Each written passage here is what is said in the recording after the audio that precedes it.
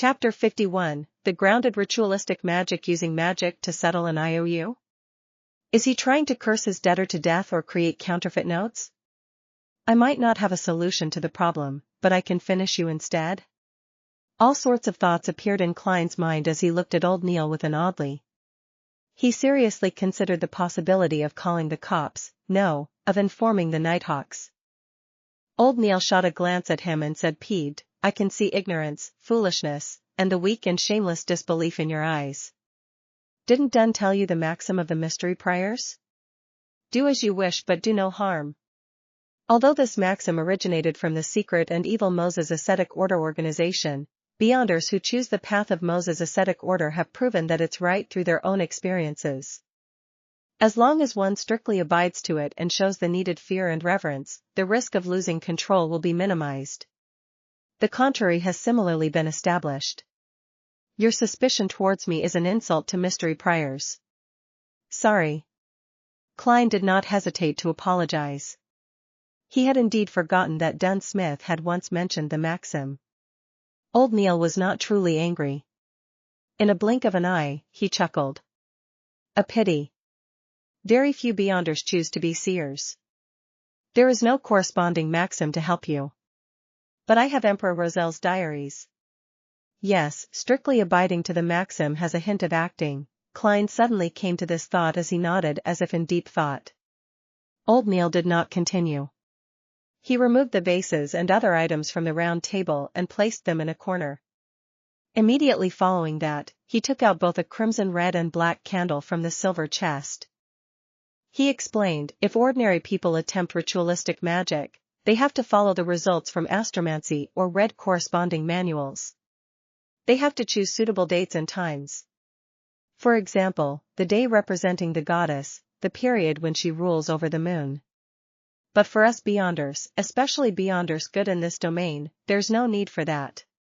Our acute spiritual perception and potent astral projections are key. Of course, if you are not confident about the ritualistic magic you are attempting, it's best to choose a suitable date and time. It can increase the probability of success. Alright. This is based on a premise. Remember carefully to abide strictly by the rules. Old Neil placed 2 candles and turned to the side and looked at Klein, saying very solemnly, low-sequence Beyonders are not strong enough. Almost all the ritualistic magic they can perform are the seeking of external powers and help. Therefore, you can only consider orthodox divinities like the goddess or the Lord of Storms. Absolutely do not attempt to communicate with the unknown or unpredictable existences. Even if people believe in them or the promises recorded are filled with enticements. Believe me, don't take any chances. As long as you attempt once, you will go down a slippery slope into the abyss with no return. Any work or resistance will only slow it down with no way to change the trajectory. I'll remember. Klein said in a deep voice. However, he felt a little afraid. My luck enhancement ritual has apparently sought power from an unknown and unpredictable existence. Furthermore, I have gained powers capable of pulling people into the fog that even a senior Beyonder like the Hanged Man finds unbelievable. Well. At least I think he is a senior Beyonder. Thankfully, I haven't gone mad or have any signs of losing control. While worrying over this, he proactively changed the subject. So, Nighthawks should seek the help of the goddess? No one will stop you if you pray to the Lord of Storms. However, we are unable to tell from our ritualistic magic whether he replies with malicious intent or not. The outcome will be distorted in unpredictable ways. Old Neil successfully made Klein give up the idea in a joking manner. There was no so-called best, only necessary. After his exhortations, Old Neil picked up a crimson red candle and said, by using candles made of moonflowers and dark red sandalwood, it will represent the goddess's identity as Lady of Crimson in the ritualistic magic. He pointed to the black candles and said, candles made of night vanilla and slumber flowers represent the night. As he spoke, he placed the black candle on the top left end of the round table while the red candle was placed on the top right end. Why do we symbolize the goddess with only 2 candles? She is also the mistress of calm and silence, empress of disaster and horror, and mistress of calm and silence. Old Neil chuckled. That's right. This is something I wished you asked. Before their fall, the Moses ascetic order had a very good relationship with the church. Their beliefs and results on ritualistic magic have heavily influenced us. They believe that all objects are numeric. Every number has a spirituality, and in ritualistic magic, 0 represents the unknown or chaos. It symbolizes the state of the universe before it was born. 1 represents a beginning, the first creator. 2 represents the world and various divinities that were produced from his body. 3 represents contact between divinities and material objects to create all things. Here, using 2 candles represents the goddess, while the 3rd candle is for you. Which 2 candles and which 2 symbols to have depend on the intended effects of ritualistic magic. 3 begets all things 1? All things stem from 3? Klein could not help but recall certain things from his previous life. Seeing Klein listen attentively, old Neil took a 3rd candle and said, "This is the candle representing me. It's a very ordinary candle which only has a little bit of mint added. Take note that plants like roses, lemons, mint, moonflower, night vanilla, and slumber flower are beloved and cherished by the goddess." Viewing it from another angle, the 3 candles represent the bodies, spiritualities, and godhood of every person. After finishing the description, old Neil placed the 3rd candle in the middle of the round table. He then took out a bottle of concocted full moon essence oil, a huge cauldron engraved with the dark sacred emblem, a silver knife with gorgeous patterns, a cup of water, and a saucer of coarse salt. To beyonders who are not good at ritualistic magic, there is a need for bells, crystal balls, silver cups, incense, or other supplementary items. However, mystery priors and seers have no need for that. These artifacts are already sufficient. Old Neil placed the fake goatskin parchment with the IOU just below the cauldron and used a special quill to hold down one corner. He turned to Klein and said, "Ritualistic magic needs a clean spiritual environment where you will not be disturbed. And that requires us to create it. The steps are to first enter cogitation. Focus your mind and with the supplementary items, draw out our strength, and construct it around us." For example, Ray Bieber's house had used holy night powder while I'll be using a ritual silver dagger. Throughout the entire process, we have to go according to the outcome we desire to confirm the symbolism and corresponding incantation. Incantations are best done in Hermes because ancient Hermes stemmed from nature. It's akin to ancient Dragonish and ancient Elvish. The effects are very direct, lacking the necessary concealment and protection. It easily causes the caster to fall into danger. This is also why it has been modified. However, it's more effective. Alright, I have to focus on the ritualistic magic. I won't explain things to you any further. Pay attention by watching and listening. Remember any problems and ask me when everything is done. Alright. Klein took 2 steps back and trained his eyes on old Neil. Old Neil's eyes rapidly darkened as invisible wind around him spun. He was silent for a moment, going from left to right, then up to down, using his psyche to cause friction and consecutively light up the 3 candles. Following that, he picked up the silver knife and stabbed it into the coarse salt. Then, he chanted in Hermes, "I sanctify you, blade of pure silver. I cleanse and purify you, allowing you to serve me in this ritual. In the name of the Evernight Goddess, the Lady of Crimson. You have been sanctified." After a short but powerful syllable, old Neil drew a silver knife and inserted it into a cup of clear water. Then, he raised it and pointed to the space beyond the round table. He aimed the blade tip in the periphery and took a step forward, circling the round table. Every step he took made Klein feel an invisible energy spew out of the silver knife. It was filled with spirituality as it connected with the air, forming a completely sealed wall. After walking 1 round, the altar was completely isolated from its surroundings. Old Neil stood in front of the round table and put the silver knife down. He picked up the bottle of full moon essence oil and dripped 3 drops on the black, dark red, and ordinary candles. Sizzle! A thin mist emanated as everything seemed to become veiled in mystery. Old Neil put down the glass bottle and looked at the fake goatskin parchment silently for 2 minutes. Then, he picked up the quill and drew a mark he controlled, a square that framed all the content, indicating that he was in control of the debt. Following that, he drew another cross, indicating that it was cancelled. Upon reaching this step, he picked up the parchment with one hand and tapped his glabella with the other to activate his spirit vision. Another invisible and exuberant energy bloomed as old Neil whispered a chant, "I pray for the power of the dark night. I pray for the power of the crimson. I pray for the goddess's loving grace. Please provide me with the funds to pay this IOU. Night vanilla, an herb that belongs to the red moon, please bestow your powers to my incantation. Moonflower, an herb that belongs to the red moon, please bestow your powers to my incantation." Klein was completely flabbergasted listening from the side. All sorts of thoughts arose in him. Such an incantation can work? Although it was recited from written Hermes. Isn't this way too simple and down to earth? Wouldn't the goddess be angry and multiply the debt severalfold? At that moment, the candlelight lit up suddenly. After old Neil finished his incantation, he closed his eyes for 2 minutes. He picked up the full moon essence oil and dripped 1 drop onto each of the 3 candles. Immediately following that, he grabbed the parchment and pulled it close to the candle representing me. When it ignited, he immediately threw it into the cauldron. Old Neil closed his eyes again as he seemed to sense the burning of the IOU. He opened his eyes after a moment and looked toward the black sacred emblem on the cauldron. The parchment was already completely incinerated. Praise the lady!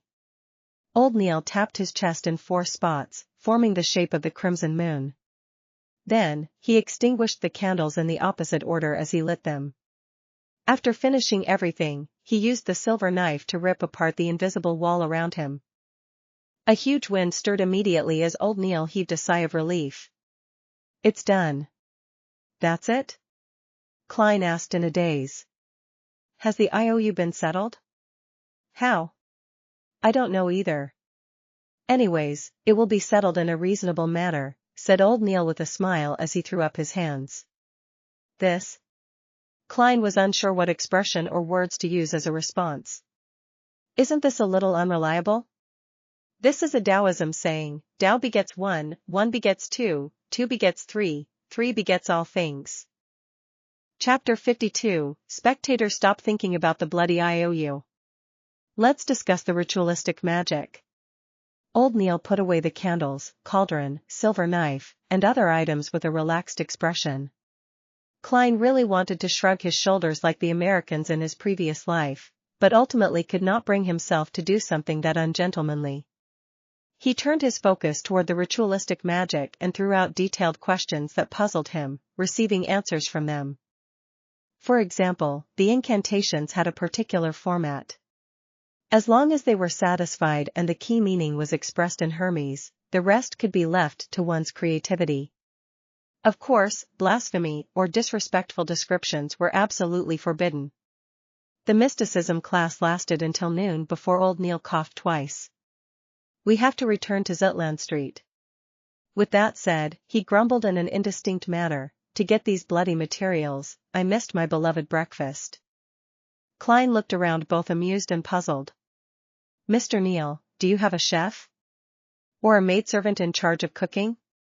A weekly salary of £12 could hire several servants. According to the newspapers, with board and lodging provided, hiring an ordinary chef cost anywhere between 12 to 15 soldi a week. It did not even need £1. A maidservant to do miscellaneous chores was even cheaper.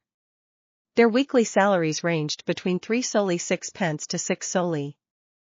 Of course, one could not bear any hope of them having any culinary skills. That's not right. With Mr. Neil's debt of £30, it's only normal he doesn't hire any chefs or servants. It seems I've asked another question I should not have asked."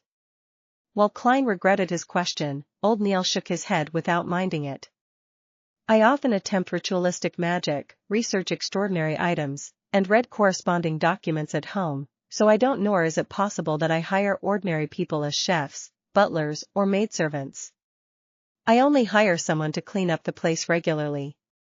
And if they are not ordinary people, do you think they will be willing to do such jobs?" I seem to have asked a silly question. It's possibly because I will not do anything that involves mysticism at home, explained Klein in a self-deprecating manner. Old Neil had long stood up, wore his round felt hat, and while walking out the door, rambled on. I seem to smell pan-fried foie gras. Once the IOU is completely settled, I'll definitely have one set. For lunch, I'll definitely eat roasted pork glazed with apple juices. No, that's not enough. I must have a sausage infused with mashed potatoes. You are making me hungry. Klein swallowed his saliva as he caught up to Old Neil and headed for the nearby public carriage stop. After returning to Zutland Street, Old Neil suddenly grunted after stepping down the carriage. What do I see? Goddess, what am I seeing? He was suddenly as nimble as a 17 or 18-year-old lad. He quickly came to the roadside and picked up an item. Klein leaned close out of curiosity and looked carefully. He realized it was a wallet with fine workmanship. With his lack of experience, he could barely tell if the dark brown wallet was made of buffalo skin or sheepskin, but he noticed a small light blue logo embroidered on the side of the wallet, a white dove spreading its wings as if ready to take off. That was Klein's first impression. The second thing he noticed was the stack of paper notes in the bulging wallet. There were more than 20 grey notes imprinted with black ink, gold pounds. Old Neil opened up the wallet and pulled out the notes. When he looked at it carefully, he immediately chuckled. 10-pound notes. The Honorable Founder and Protector, William I. Wow, goddess, there's a total of 30 notes. There's also a few 5-pound notes, 1 pound and 5 soldi notes. More than 300 pounds? That's a huge amount of money in every meaning of the word.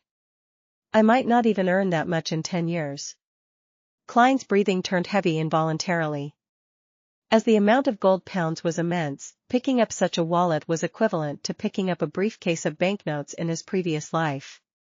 I wonder which gentleman dropped it. He can't be someone ordinary, analyzed Klein calmly. Such a wallet was clearly not a woman's. There's no need to care who he is, said Old Neil with a chuckle. It's not like we attempted to divine and take money that doesn't belong to us. We should wait here for a moment. I believe the gentleman will soon be back searching for it. It's not something that can be given up no matter who it is. Klein heaved a sigh of relief. He had a brand new understanding of Old Neil's morals. He was rather worried that he would have used the goddess's bestowment as an excuse and paid off his debt. He was still wondering how to prevent it and persuade him otherwise. Is this do as you wish, but do no harm? Klein suddenly learned something new. The duo did not wait more than a minute by the streets when a luxurious four-wheeled carriage zoomed over. Its side had a light blue logo with a dove spreading its wings. The carriage stopped, and a middle-aged man dressed in a black formal suit with a bow tie of the same color alighted. He looked at the wallet, took off his hat, and said politely, "Sirs, that should be my master's wallet. Your logo is proof of everything, but I need to make additional verifications. This is to be responsible for all parties." "Might I ask how much money is there in the wallet?" replied Old Neil politely. The middle-aged man was taken aback as he said in a self-deprecating manner almost immediately, "As a butler, I do not know how much money master had in his wallet. Sorry. Please permit me to ask." "As you wish." Old Neil gestured for him to do as he pleased. The middle-aged man walked to the carriage's side and through the window, conversed with the person within. He approached Klein and Old Neil again and smiled. "More than 300 pounds, but less than 350 pounds. My master does not remember the exact number." "Does not remember? That's really some filthy rich guy. If I had that much money on me, I would definitely be counting it again and again." Klein was filled with envy. Old Neil nodded and handed the wallet back. "With the goddess as proof, this belongs to you." The middle-aged man took the wallet over and did an estimate before pulling out 3 10-pound notes. "My master is Sir Deweyville. He wishes to commend your morals. This is what an honest person should receive. Please do not reject it." "Sir Deweyville? The one who established the Deweyville Trust?" The Sir Deweyville who provided cheap rental apartments to the working class? Klein immediately remembered the name. He was a knight that his brother respected but did not believe was grounded in reality. Thank you, Sir Deweyville. He is a kind and generous gentleman. Old Neil did not stand on ceremony as he received the 3 notes. After watching Sir Deweyville's carriage depart, he turned to look at Klein when he saw that there was no one around. He flicked the notes and chuckled. £30. The IOU is settled. I said it will be settled in a reasonable manner. This is the power of magic. Holy F*** king power of magic. That actually works. Klein was once again flabbergasted. A few minutes later, he entered the building's stairwell and while heading to the security company, he asked puzzledly, Mr. Neal, why didn't you ask for more money? Do not be greedy. One must take care not to be greedy when doing ritualistic magic. Temperance is a critical trait needed by every mystery prior if they wish to live long, explained old Neil happily. In a huge ballroom, candles were burning on a few chandeliers, emitting a fragrance that soothed the minds of people. By the sheer number of candles, they produced a light in no way inferior to that of gas lamps. There were long tables with pan-fried foie gras, grilled steak, roasted chicken, fried tonguefish, desi oysters, mutton stew, cream soup, and other delicacies. In addition, there were bottles of mist champagne, warmer grape wine, and Southville red wine. They were all glistening with a tempting glow under the light.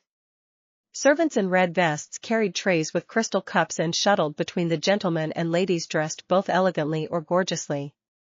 Audrey Hall was wearing a collared, high-waisted, pale white dress with engagiantes. Her corset was tightly fitted, while her voluminous layers were puffed up perfectly with a cage crinoline. Her long blonde hair was coiled up in an elegant bun and the earrings, necklace, and rings she wore sparkled brightly. At her feet were a pair of white dancing shoes that were stitched with roses and diamonds. How many petticoats am I even wearing? 5? 6?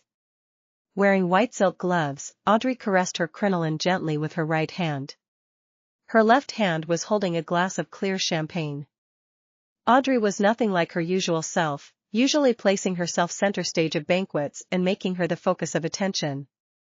Instead, she avoided the bustle and quietly stood in the shadows of hanging curtains by the French windows.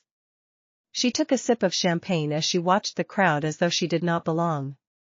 Count Wolf's youngest son is chatting with Viscount Conrad's daughter. He likes to move his forearm to reinforce what he says. The bigger the movement of his forearm, the more unbelievable his words. That is something gleaned from experience. He can't stop trying to elevate himself by putting other people down. However, he can't help but feel guilty. It can be seen by the way he talks and his body language. Duchess Della has repeatedly covered her mouth while laughing with her left hand today. Ah, I see. She is showing off her pure ocean blue sapphire. Her husband, Duke Negan, is discussing the current situation with a few conservative nobles. Since the banquet began, he has searched for Duchess Della once. They almost never make eye contact. Maybe they aren't as in love as they pretend to be. Baron Larry has made Madame Parnes laugh 7 times.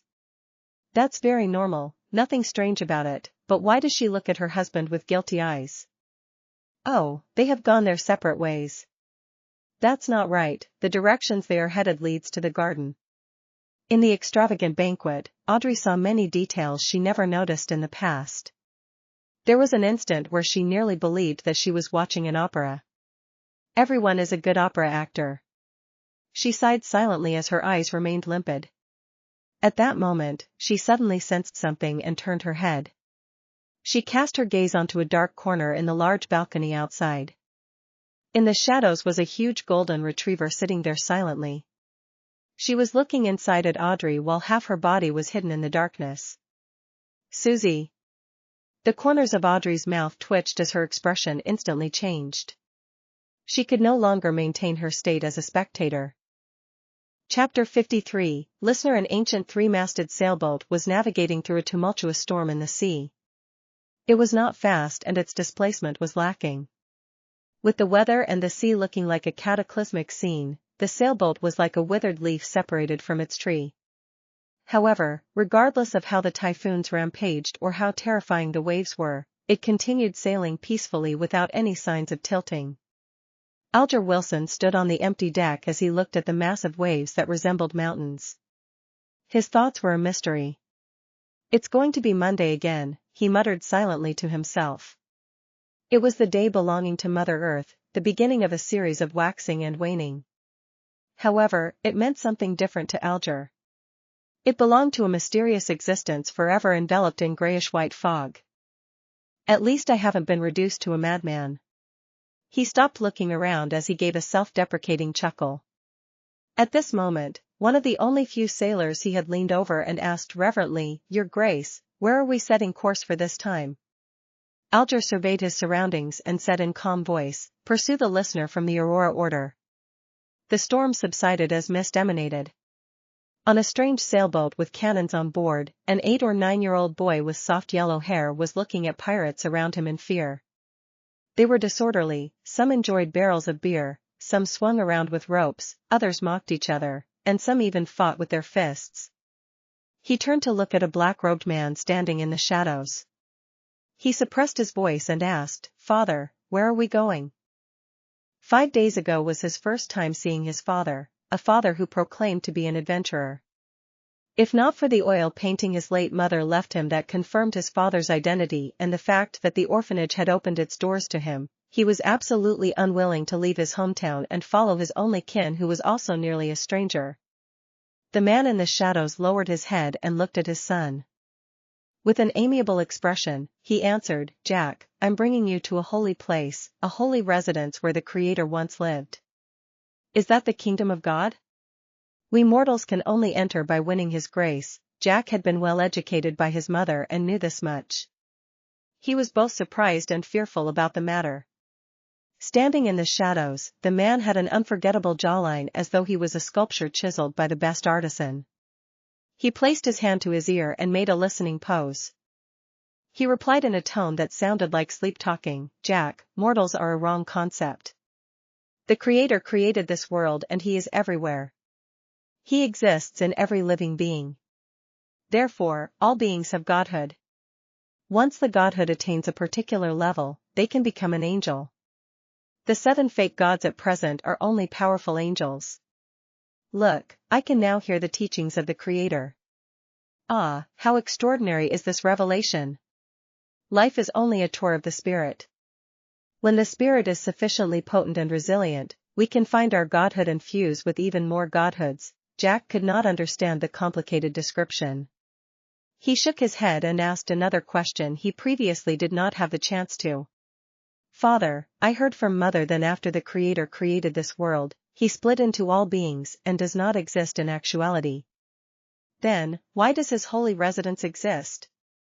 As a 7 to 8-year-old child, he was logical. The man with the chiseled face was taken aback.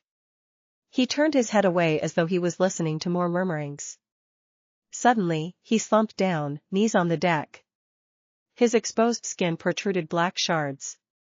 He clenched his head with both hands as his expression warped and he shouted in extreme pain, "They are lying."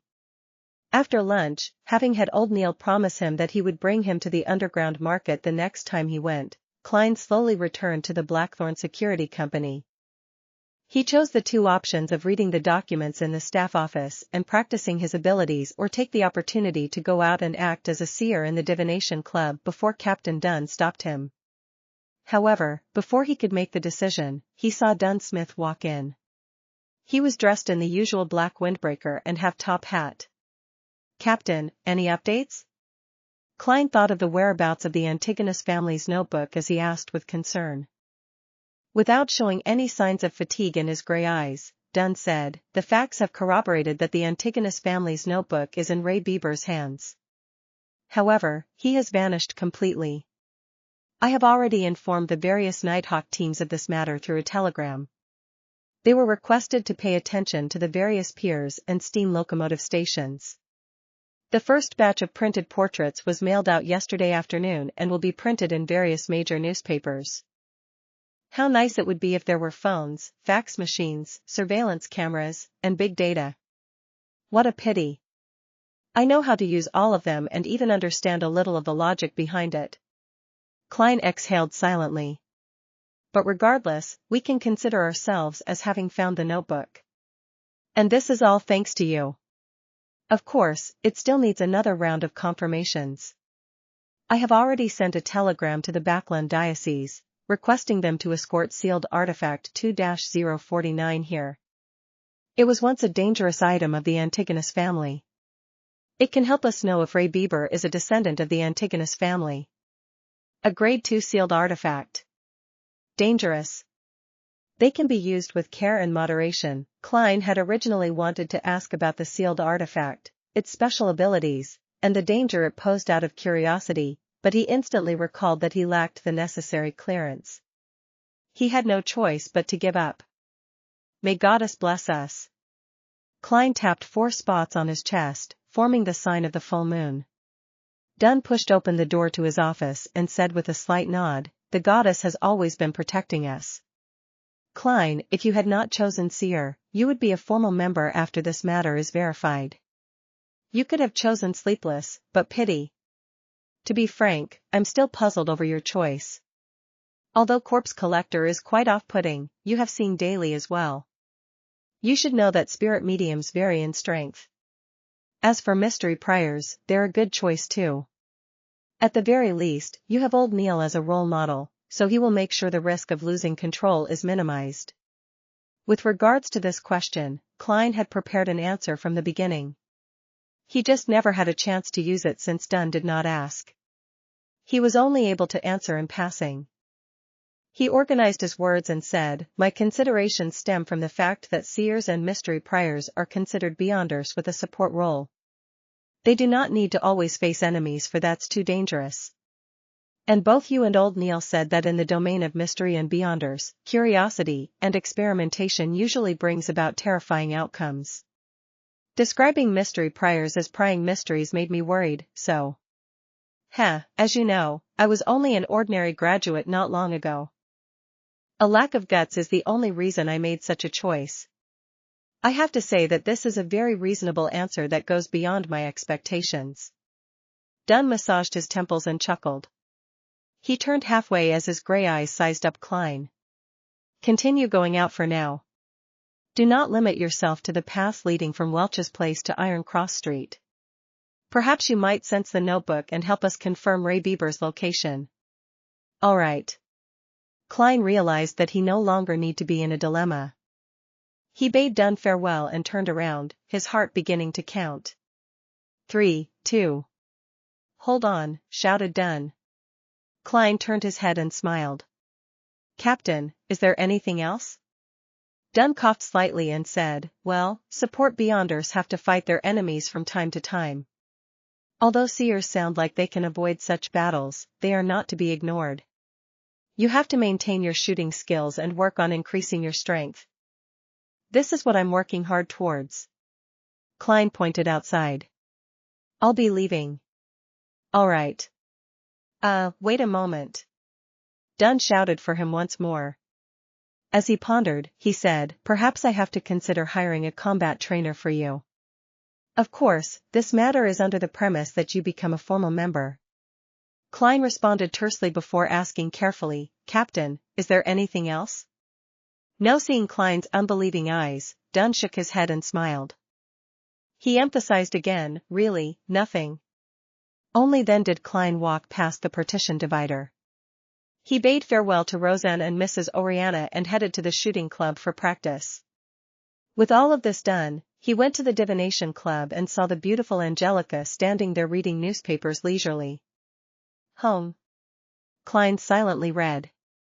With the cane in hand, he walked over and greeted with a smile, "Good afternoon, Madam Angelica." "Good afternoon, Mr. Moretti." In no rush, Angelica put down her magazine. She stood up and said, "Not long after you left yesterday, Mr. Glassy came. He just recovered from a major illness." Klein heaved a sigh of relief as he smiled. "That sure is something worth celebrating." Upon hearing this, Angelica, who was secretly observing him, lowered her voice and asked out of curiosity, Mr. Glassy said that you are a very, very, very magical doctor. Are you? What? Klein looked at the lady in front of him, suspecting if he was hearing things. What made him think I'm a doctor? Even I do not know. Chapter 54, the first divination requester. Upon seeing Klein's odd expression, Angelica immediately felt her beliefs waver. Is that so? Mr. Glassy mentioned that you were able to tell of an ailment in his lungs simply from observation. Her voice softened until she finally shut up. Observation? A dark glabella?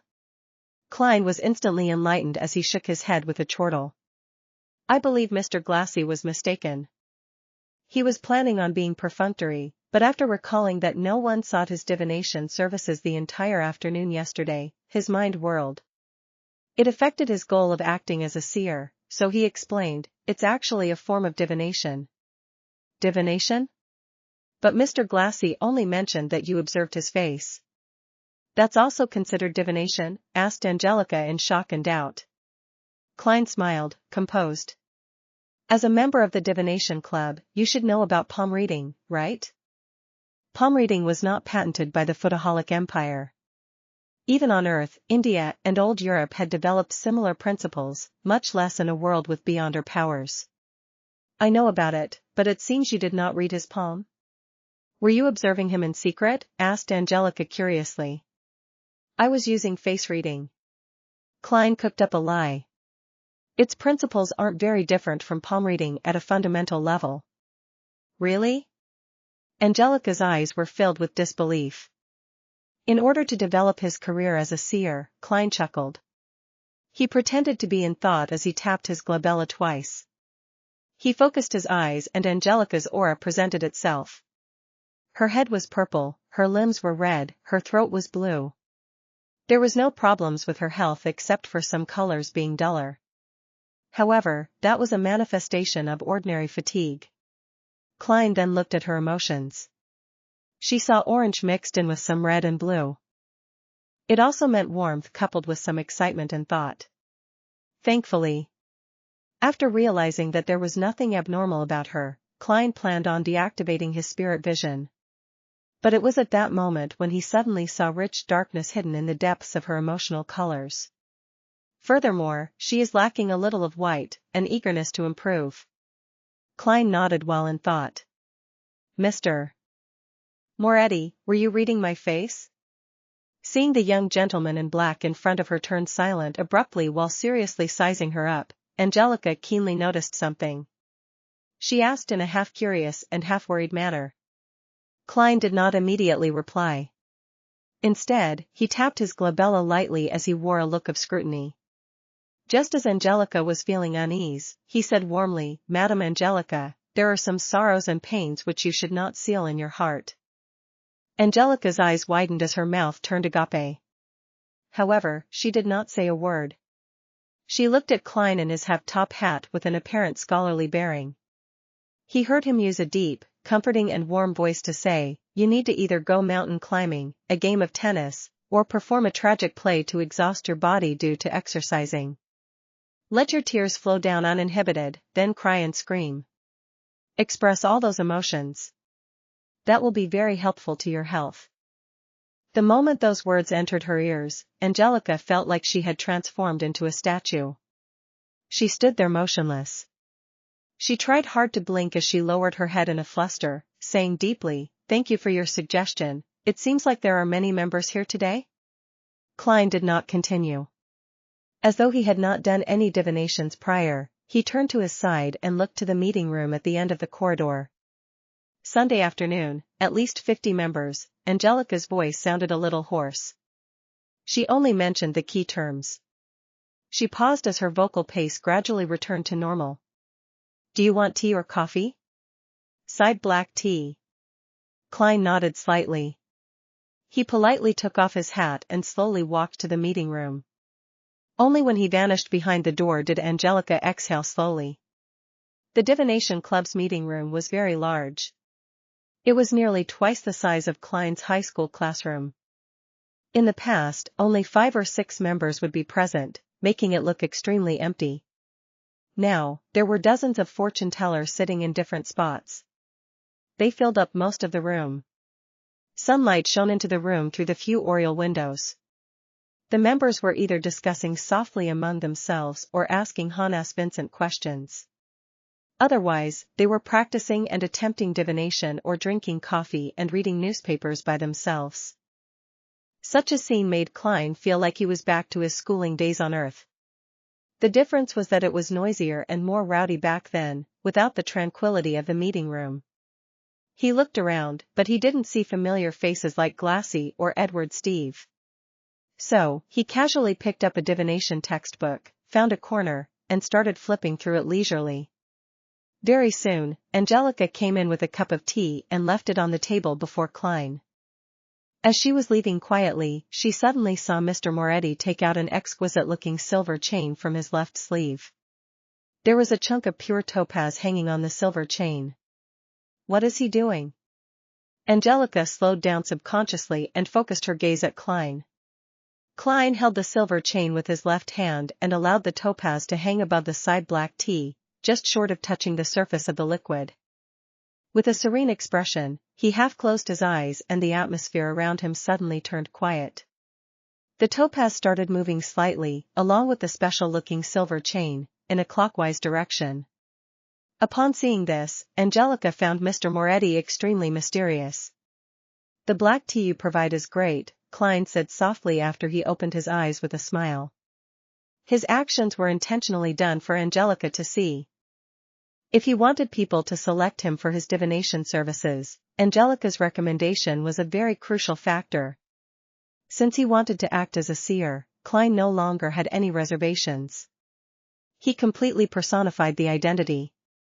"Yes, Mr. Vaughness is very picky about the quality of tea," Angelica said, stunned. Klein put away his spirit pendulum by winding it properly. Then, he raised the white porcelain cup with floral design. With a smile, he gestured politely at her with his cup.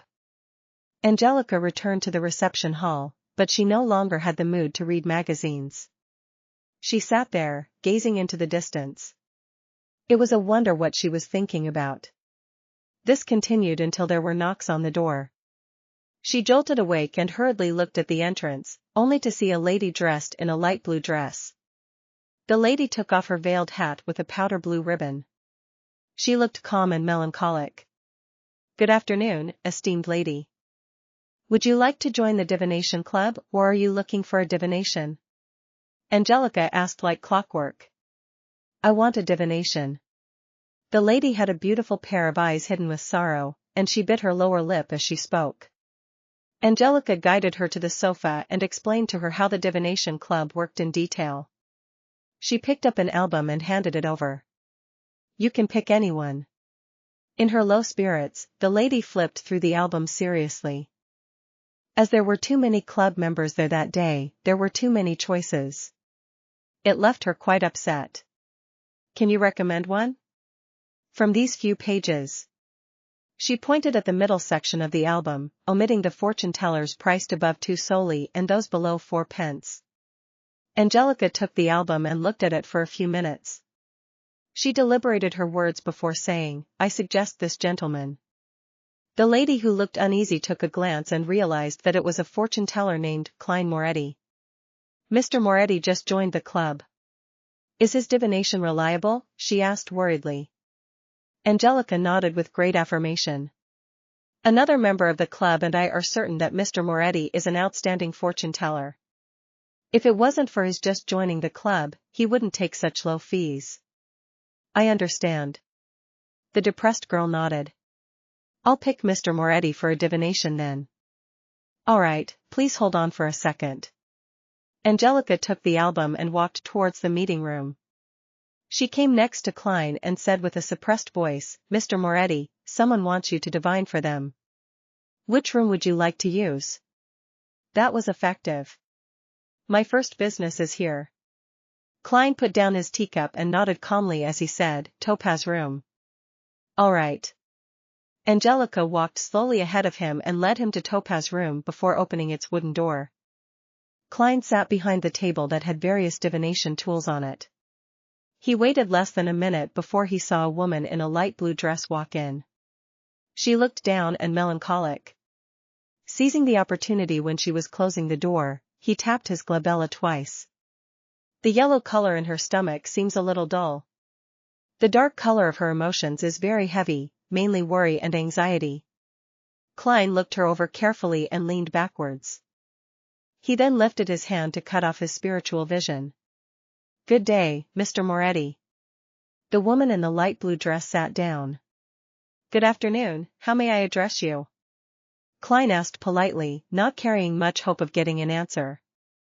As a keyboard warrior, he knew that many people were not willing to use their real names during divination. "You can call me Anna." The girl put her veiled cap aside.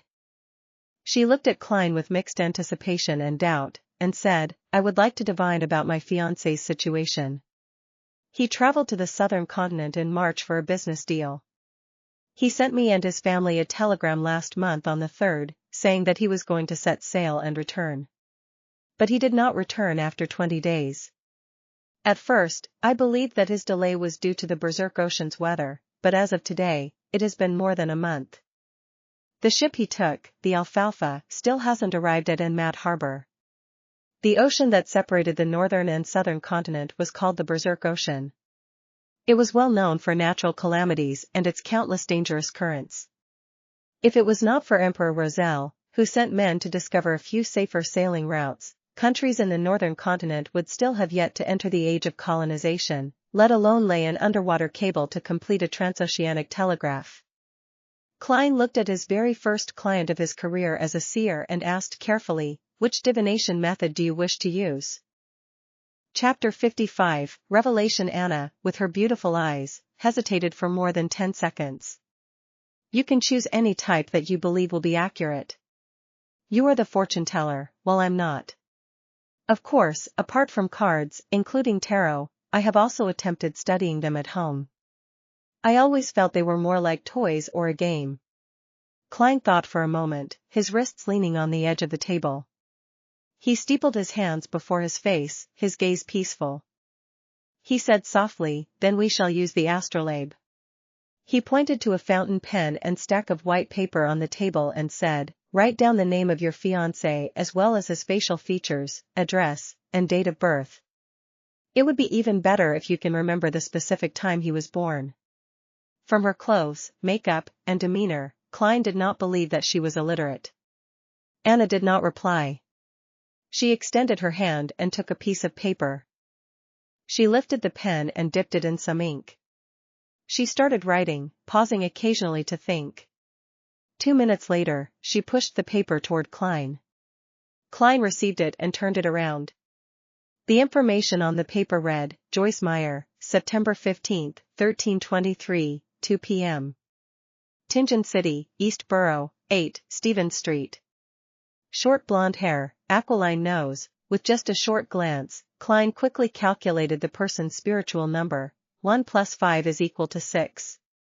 In the study of spirit numerology and mysticism, adding the numbers of the day the person was born was called their birthday path number, affecting the person's life before 27.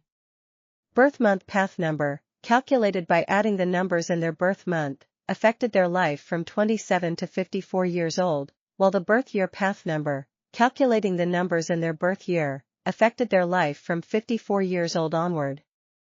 It was July 1349, so Joyce was not yet 27, thus, Klein immediately calculated the birthday path number. The number 6 represented a balanced and harmonious life, with a heart for giving and a decent marriage or engagement. Following this, he quickly calculated Joyce's year path number. The so-called year path number was calculated by replacing the birth year with the current year. The digits were then added with his birthday path number and birth month path number to get a general understanding of the person's luck for the year. 1 + 3 + 4 + 9 is equal to 17, 1 + 7 is equal to 8, 8 + 9, birth month path number, + 6, birthday path number, equals 23, 2 + 3 is equal to 5, his year path number is 5, signifying that he would meet with change and accident. He would be required to take certain risks. Klein made a silent judgment after consolidating the facts. He confirmed that the information Anna gave was correct. He retracted his gaze from the paper and turned it toward Anna. Mr. Meyer set off on his journey on the 3rd of June? If he did not lie, that is indeed the case. Anna bit her lips. All right. Klein took the fountain pen and made a note of that. He looked at Anna with his dark brown eyes and said gently, I will begin creating the astrolabe now. I will need some time and absolute silence. Do you mind waiting outside? Angelica will provide you with a cup of tea or coffee. All right. Anna knew that some fortune tellers had their eccentricities, so she stood up unsurprised. She took her hat with the light blue ribbon and left the topaz room. Klein locked the door and returned to the table. He followed the information and set up the astrolabe, including elements such as his horoscope and locations of the corresponding planets and stars. Throughout the entire process, he did not open the astromancy manual. He completed the setup based on his memory. Over the past few days of his mysticism studies, Klein realized that he could easily grasp and understand anything about divination, quickly turning it into instinct. Perhaps that is the ability of a seer. He completed the astrolabe and felt satisfied.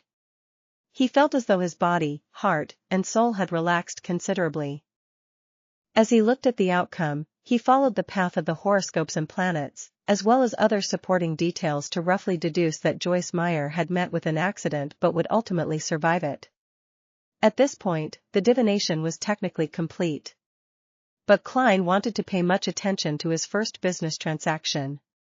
He hoped to build a reputation to aid in acquiring future jobs. He picked up the pen and wrote a sentence in Hermes, Joyce Meyer's current situation. He read the sentence silently and memorized the information on the piece of paper, repeating it again and again. After 7 times, Klein grabbed the piece of paper and leaned back into his chair. He imagined the sphere of light, and his eyes became darker, allowing him to quickly enter a state of cogitation. The surroundings took on an ethereal quality. A formless, boundless fog stretched above him. Klein recalled the contents of the piece of paper, then relaxed. He fell into a deep sleep in this state. He was using a dream divination technique. Repeating the question, remembering the details, and then allowing his astral projection to roam the spirit world in a dream would allow him to gain revelations. Ordinary people also had this sort of experience sometimes, but it was hard for them to recall, as the signs in their dreams were more complicated and garbled. A seer would not have such a problem, for they could see the images directly.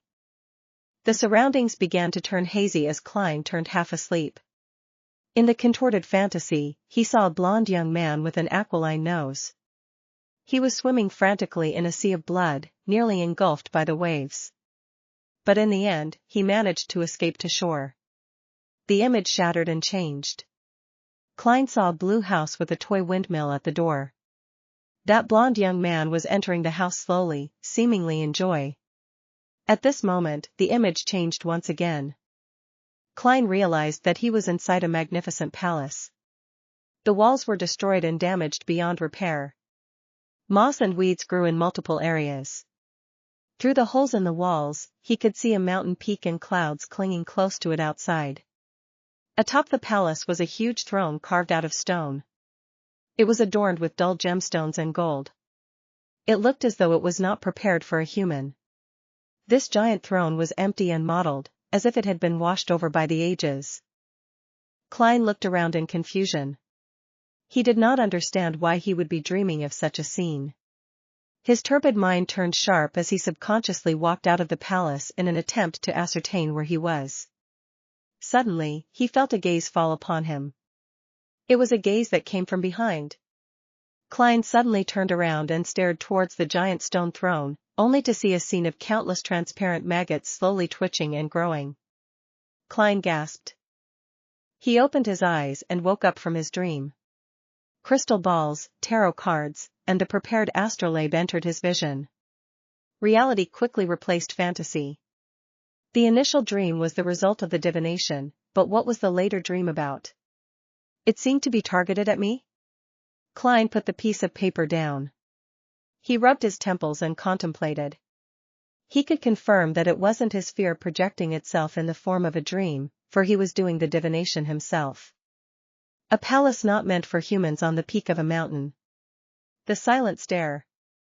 The contorted and weird scene of the maggots. Klein silently guessed as he recalled. Has the luck enhancement ritual communicated with that existence? Or is it a result of the Antigonus family's notebook? Right, that notebook mentioned the nation of the Evernight in the Hornacis mountain range. The palace in the dream was on a mountain peak. He made a simple deduction and was relieved that he had picked Seer. According to old Neil, mystery priors could also divine through dreams, but they weren't as effective as a seer. Sigh, it sure isn't letting me go. All I can hope for is the early capture of Ray Bieber. Klein collected himself and picked up the piece of paper with the diagram of the astrolabe. He slowly walked towards the door. He opened the door and headed to the reception area. He saw Anna looking out the window, completely ignoring her cup of black tea. Ah, Mr. Moretti, is there a result? She saw Klein in her peripheral vision and stood up in a hurry. Klein did not answer her immediately. Instead, he asked according to the revelation he received from the dream, does your house, or Mr. Meyer's house, have a toy windmill? Anna's eyes widened, shocked into silence. After a while, she muttered, that was a present he gave me. It is by the door at my house. How did you know that? Can this be divined? Klein smiled and spoke with a gentle tone, congratulations Miss Anna, Mr. Joyce Meyer is currently a guest at your place. If you rush back, you should still be able to meet him. He just experienced a calamity, an unimaginably painful journey. What he needs now are not questions, but consolation and a warm hug. Really? Anna asked in disbelief. The fortune tellers she knew would never speak with such certainty or give such firm conclusions. You will know if you go back immediately, Klein replied with a gentle tone and smile. Oh, Lord of Steam, is that true? Has my poor Joyce returned? Are you certain? No, I cannot believe it. Anna froze for a moment and said a few delirious words. She took out a one-solly note from her purse and did not wait for Klein to give her the change. She broke into a small jog as she left the Divination Club, taking a carriage back home. Does this include my tip? Klein looked at the note and shook his head with a laugh. A two-wheeled carriage steered quickly across the streets and entered East Borough. Anna watched the streets sweeping past her, feeling a mixture of unease, anticipation, and fear. It did not take long before the toy windmill entered her field of vision. She got off the carriage, showing no care for her bearing. She staggered quickly towards the door and rang the doorbell. The door creaked open, revealing a blond young man dressed in a black formal suit. He was haggard, but his eyes carried a glint of joy. He had an aquiline nose. I thought that I would miss you today, Joyce said with a smile. Oh, Exalted Steam, you really are back. Anna rubbed her eyes, exclaiming in pleasant surprise. What the fortune teller said was true. No, that was a real seer. It was simply fascinating. Thoughts welled in her mind as Anna pounced forward with tears in her eyes and gave her fiancé a warm hug. The two of them hugged silently outside the grayish-blue house. The toy windmill turned slowly, seemingly tossing all their difficulties far away. Chapter 56, Escape from the Sea. In a rather spacious living room, Anna and Joyce were seated on different sofas, separated by Anna's parents. Joyce sighed with a satisfied expression and said, Exalted Steam, I am so lucky to come back alive, to be able to see Anna again. My poor Joyce, what happened? Anna couldn't help but ask with concern. Joyce took a glance at his fiancée, and his expression turned grave. I still feel terrified to this day. I keep waking up from my dreams again and again. 5 days after the Alfalfa left Caesar Pier, we came across pirates, scary pirates. The only fortunate thing was that their leader's name was Nast. The pirate that calls himself the King of the 5 Seas? Anna's father, Mr. Wayne, asked in shock. Although Joyce had already been there for half an hour, he did not volunteer details about his ordeal. He appeared to be fearful, perturbed, and uneasy. It was only after Anna returned and hugged him that he finally appeared to put it behind him. Yes, due to his declaration of being a descendant of the Solomon Empire, the king of the 5 seas, Nast didn't believe in killing captives. Hence, we were only robbed and didn't lose our lives. His subordinates even left us sufficient food, Joyce said as he recalled the ordeal. His body started to quiver, but he continued to describe his deepest and scariest nightmare. I didn't lose much of my wealth. I believed that my misfortune was over, but as we continued towards our destination, a heated conflict erupted among the Alfalfa's passengers and crew. From disagreement, to fighting, to drawing revolvers, and raising swords to kill each other. I saw nothing but blood during that period. One after another, people beside me fell with eyes opened, never to be closed. Their limbs, hearts, and intestines were scattered across the floors. Those of us who were unwilling to turn into savage beasts, the rational group, had nowhere to hide and nowhere to escape. We were surrounded by deep blue waves and the boundless ocean. Some wailed, some begged for mercy, some sold their bodies, but their heads were hung from the mast either way. Anna, I reeled in despair back then. I thought I would never see you again. Fortunately, in such a nightmare, there was still a hero. The captain took us to hide in the sturdy keel of the ship, and we relied on the stored water and food there until the maniacs reached their limits. Mr. Triss encouraged us, courageously leading us in an assault against those murderers. After an unforgettable bloody battle, we survived. But the Alfalfa strayed off course, and only a third of the original sailors remained. When he depicted the most horrible and darkest side of the human psyche, Joyce couldn't help but recall the hero, the man that called himself Triss. He had a round and amiable face. He was shy like a girl and enjoyed staying in a corner. Only people whom he was familiar with knew that he was a very good conversationalist.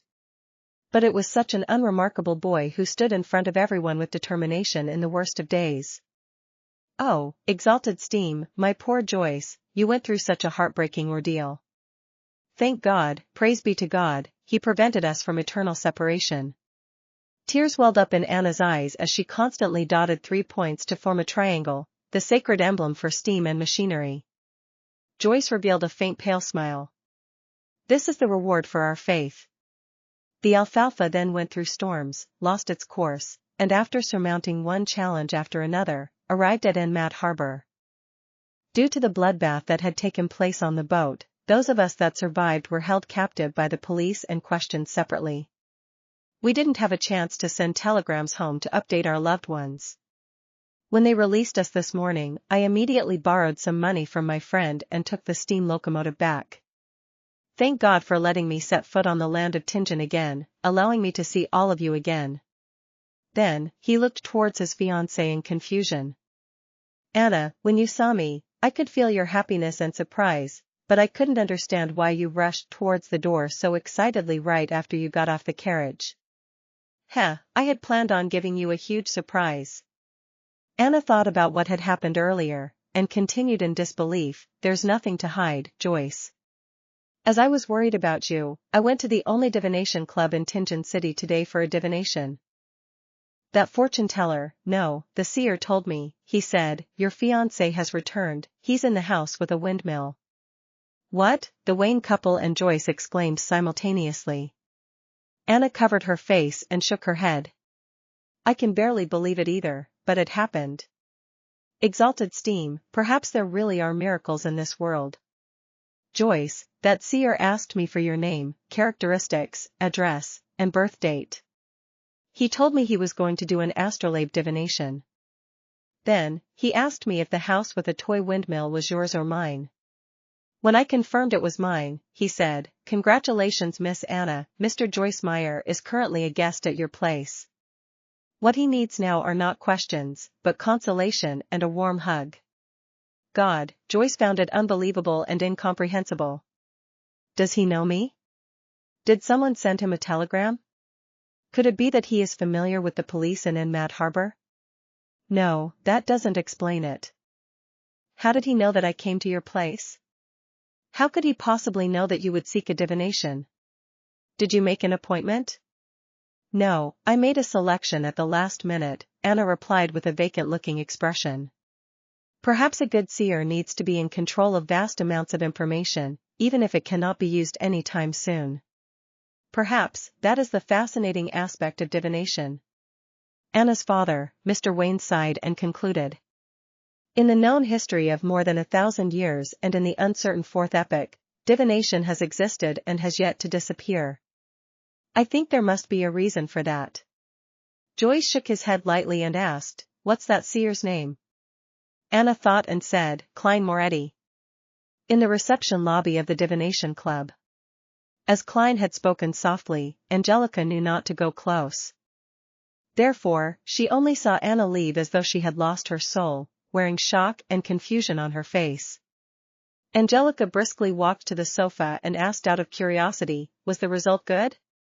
She did not dare ask the actual result, afraid of violating the unspoken rule of fortune-tellers. "Yeah." Klein nodded and took out 3 copper coins from his pocket. 1/8 of 1 soldi is 1.5 pennies, right? Yes. Angelica looked at the copper coins and realized that one of them was a penny and 2 of them were halfpence. She quickly held it out and said, "There's an additional halfpence." Klein smiled faintly and said, "Thank you for taking care of my customer. She gave me a tip, so it's only right I give you one.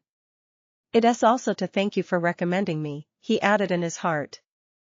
"All right." Angelica felt an unknown fear of Klein, but since the reason was appropriate, she didn't refuse the offer. Klein returned to the meeting room, believing that there would be more people requesting his divinations. However, he did not receive a second customer by 40 minutes past 5. It wasn't because the Divination Club's business was poor, but because most people had already chosen a fortune-teller. They likely were recommended by others and had long determined whose services to hire. In short, I'm still lacking in reputation. Klein laughed at himself for using game terminology. He finished his 3rd cup of side black tea, grabbed his top hat and silver-edged walking stick, and walked leisurely out of the meeting room. Angelica suddenly recalled Glassy's instructions, and she quickly moved to intercept him. "Mr. Moretti, when will you next visit the club?" "Mr. Glassy would like to thank you in person. I will come over whenever I'm free. If fate permits us, he will definitely meet me," Klein replied, using the tone of a psychic charlatan, as though he was in character. Then, he left the club before Angelica could respond and took the public carriage home. When he stepped through the door, Klein found Benson reading the newspaper and Melissa putting together bits and pieces of gears, bearings, and springs in the evening sunlight. "Good afternoon. Did Mrs. Shout visit?" Klein asked casually. Benson didn't put down his newspaper, instead, he lifted his head. "Mrs. Shout's visit lasted 15 minutes. She brought some gifts, and she was very happy with the muffins and lemon cake that we prepared. She also invited us over whenever we have the chance to. She is a friendly, well-mannered lady. She knows how to carry a conversation very well too. The only problem is their belief in the Lord of Storms. They believe that girls shouldn't go to school, but should be homeschooled instead," Melissa complained. It was obvious that she was very upset about it. "Don't mind that. As long as she doesn't disturb us, she will still be a good neighbor," Klein comforted his sister, smiling. The Lone Kingdom was a multi-religious nation, unlike the Frosak Empire in the north which only believed in the god of combat or the Fainapotter Kingdom in the south which only worshipped Mother Earth. It was inevitable that the congregations from the 3 major churches of the Lord of Storms, the Evernight Goddess, and the god of steam and machinery had conflicts in beliefs and customs. After 1,000 years of this, they restrained each other, making coexistence possible. "Okay."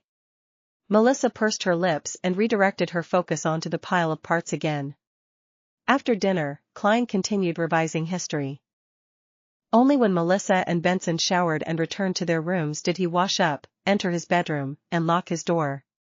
He needed to organize and summarize what he had learned and the problems that he encountered to prevent himself from forgetting or missing out any critical points. Only by doing so would he be able to respond to subsequent developments in the future with a clear train of thought. Klein flipped open his notebook, took out his pen, and started writing in Mandarin. "Why is the key to digesting potions acting?" Chapter 57, Organization and Summary. After pausing for a moment, Klein continued writing. The essence to resolving the problems with potions is through digestion, not simply controlling it. This can be understood in a straightforward manner. Merely controlling it would be akin to using the power of potions as an external tool. A tamed beast, no matter how well controlled, would ultimately not be a part of a person. The risk of it turning on them would be ever present. As for digestion, it is to view the downed potion as a part of them. They can break it down, fuse with it, absorb it, and form an overall system. I am currently certain of this point. What is more important is how acting helps in digestion. According to my experience as a seer today, I can make two hypotheses. They can be verified in the future. 1. Acting based on the potion's name changes the state of one's body, heart, and soul, making them closer to the remnant headstrong psyche of the potion's core. This results in resonance, which allows gradual assimilation and absorption. 2. The remnant headstrong psyche spirit of the magic medicine might be like a computer with complete defensive mechanisms. If one wishes to attack it and break it down, they will need to find a bug, security hole, or key. The name of the potion provides a corresponding clue. Thus, we can disguise our body, heart, and soul as part of the system through acting, and so we deceive the system's defenses. This line of thought is similar to Emperor Roselle's description. No matter which guess is right, there is no escaping the body, heart, and soul, for they are the only bridge between acting and the power of potions. Klein put down his pen and looked at the paragraph of text. For a moment, he even wanted to thank the education he received from the Footaholic Empire. No matter if he chose science or engineering for his further education, he was equipped with the basics of logical thought. Otherwise, there was no way he could have become a keyboard warrior, nor would he have been able to analyze his current situation. Acting might have an effect, but we'll have to wait and see for the specifics, Klein guessed. After that, he wrote down his second question. Why would a seer, being more well-learned and professional in the domain of mysticism, be lacking in means when it comes to direct combat? Wouldn't being more well-learned and professional make a seer even more powerful, giving them the ability to discover a way to defeat their enemies? The reasons could be. First, just like the web novels I've read in the past, I have transmigrated to a game world that has become reality. Thus, different jobs come with different specialties that have to be balanced against each other. But up to this point, there has been no sign of this world being a game, nor are there signs of mission-like developments. I'll put this reason on hold, but it's very unlikely. Second, the fundamental law of this world is balance. The Creator made this world with the core idea of balance. Third, potions at the same sequence level would have the same level of power. It is the most optimal state based on what our forefathers found out and summarized. Exceeding this level of power would make it easier for one to collapse and lose control. Below this level of power would make it such that one would not obtain the desired beyonder powers. Thus, under the situation of a balanced power level, being stronger in one area would naturally mean that one is weaker in another area. Fourth, everything in this world originated from the same source. They were formed by the remnants of the Creator. Thus, everything in this world is technically fragments of the Creator, and the fact that they have to complement each other would mean that there are inherent shortcomings to an individual. I am leaning towards the third and fourth reasons, but the latter stems from an unconfirmed myth and can only serve as a guide. Thus, I shall use the third reason as a guide, and try to ascertain it using my current knowledge and future studies. At this point, Klein had already written 2 full pages but did not stop. Instead, he penned a new question. From what I learned today, my luck enhancement ritual is categorized as a classic ritualistic magic. Similar kinds of ritualistic magic can be split into 3 parts, the first being a sacrifice that sparks the interest of a corresponding existence. The second is comprised of incantations specifically describing the existence in question. The third is using simple formatting and symbols to convey what one is asking for. Using this as a benchmark to analyze the luck enhancement ritual, there's an obvious problem. There is no third part. It has the sacrifice aspect in the placement of staple foods and walking a square in a counterclockwise manner with 4 steps. There is also a clear indication who the incantation is for, such as the phrase, "Blessings stem from the immortal Lord of heaven and earth." But all I did after was close my eyes and wait. There was nothing in the ritual that described the goal of enhancing my luck. In other words, the corresponding existence has no way of knowing what the so-called luck enhancement ritual is asking for, and can only do as they see fit. Do as they see fit. What a troll. Isn't that darned quintessential divination and arcane arts of the Qin and Han dynasty too much of a troll? I must have had rocks in my head back then for trying. Klein stopped writing and took 2 deep breaths, trying hard to calm himself down. He spat out a foul breath and continued writing. I can consider redesigning the ritual, making it more complete. The motive of the ritual shall be to return to Earth, back to the world with my parents and friends. Then here comes the question, was the entity truly acting on a whim? Or is there a deeper meaning to it? Also, is the entity that the descriptive incantations point towards in this world the same one from Earth? If so, the difference in results between the first and second ritual could be explained as the entity doing as it wishes. But the results of me appearing above the gray fog during the second and third time, while being able to connect to justice and the hanged man has basically no differences. Why would that be so? If the fourth ritual tomorrow afternoon shows me the same stable results, that would mean that the effects are consistent. That would mean that the unknown entity has an agenda I do not know about. If that is the case, adding new descriptions and requests would not get me a clear response. In fact, it might complicate the ritual and result in adverse effects. Would the difference between the first ritual and the subsequent rituals, under the premise that the entity I called upon is the same one, mean that the results would be different depending on the world I'm in? It is like I am using a different interface. Then how can I design it to obtain my desired outcome? If I think that the entities behind the first and subsequent rituals are different, some of the questions can be perfectly answered.